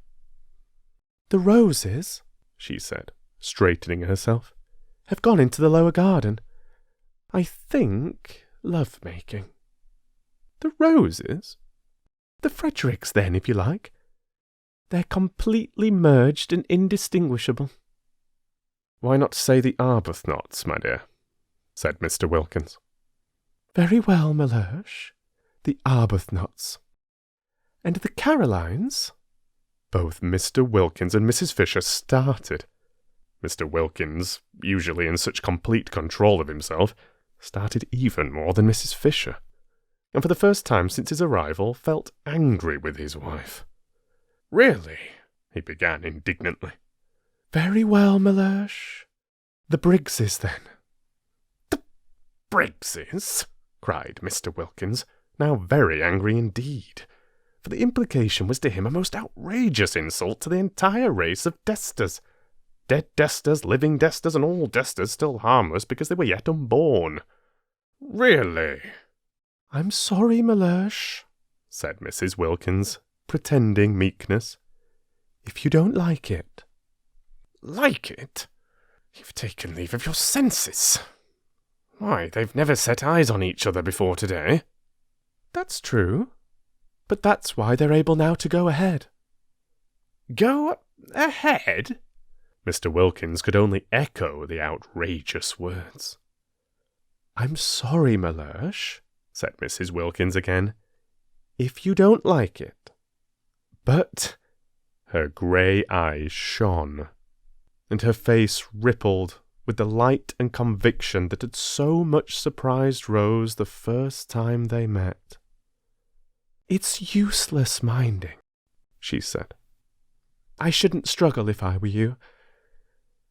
Because—" She stopped, and looked first at one alarmed, solemn face, and then at the other.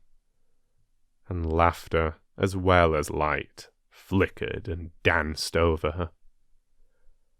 "I see them being the Briggses," finished Mrs. Wilkins. That last week, the syringa came out at San Salvatore, and all the acacias flowered. No one had noticed how many acacias there were, till one day the garden was full of a new scent, and there were the delicate trees, the lovely successors to the wisteria, hung all over among their trembling leaves with blossom. To lie under an acacia tree that last week, and look up through the branches at its frail leaves and white flowers, quivering against the blue of the sky, while the least movement of the air shook down their scent, was a great happiness. Indeed, the whole garden dressed itself gradually towards the end in white, and grew more and more scented. There were the lilies, as vigorous as ever, and the white stocks, and white pinks, and white banksia roses, and the syringa, and the jessamine, and at last the crowning fragrance of the acacias. When, on the 1st of May, everybody went away, even after they had got to the bottom of the hill and passed through the iron gates and out into the village, they still could smell the acacias.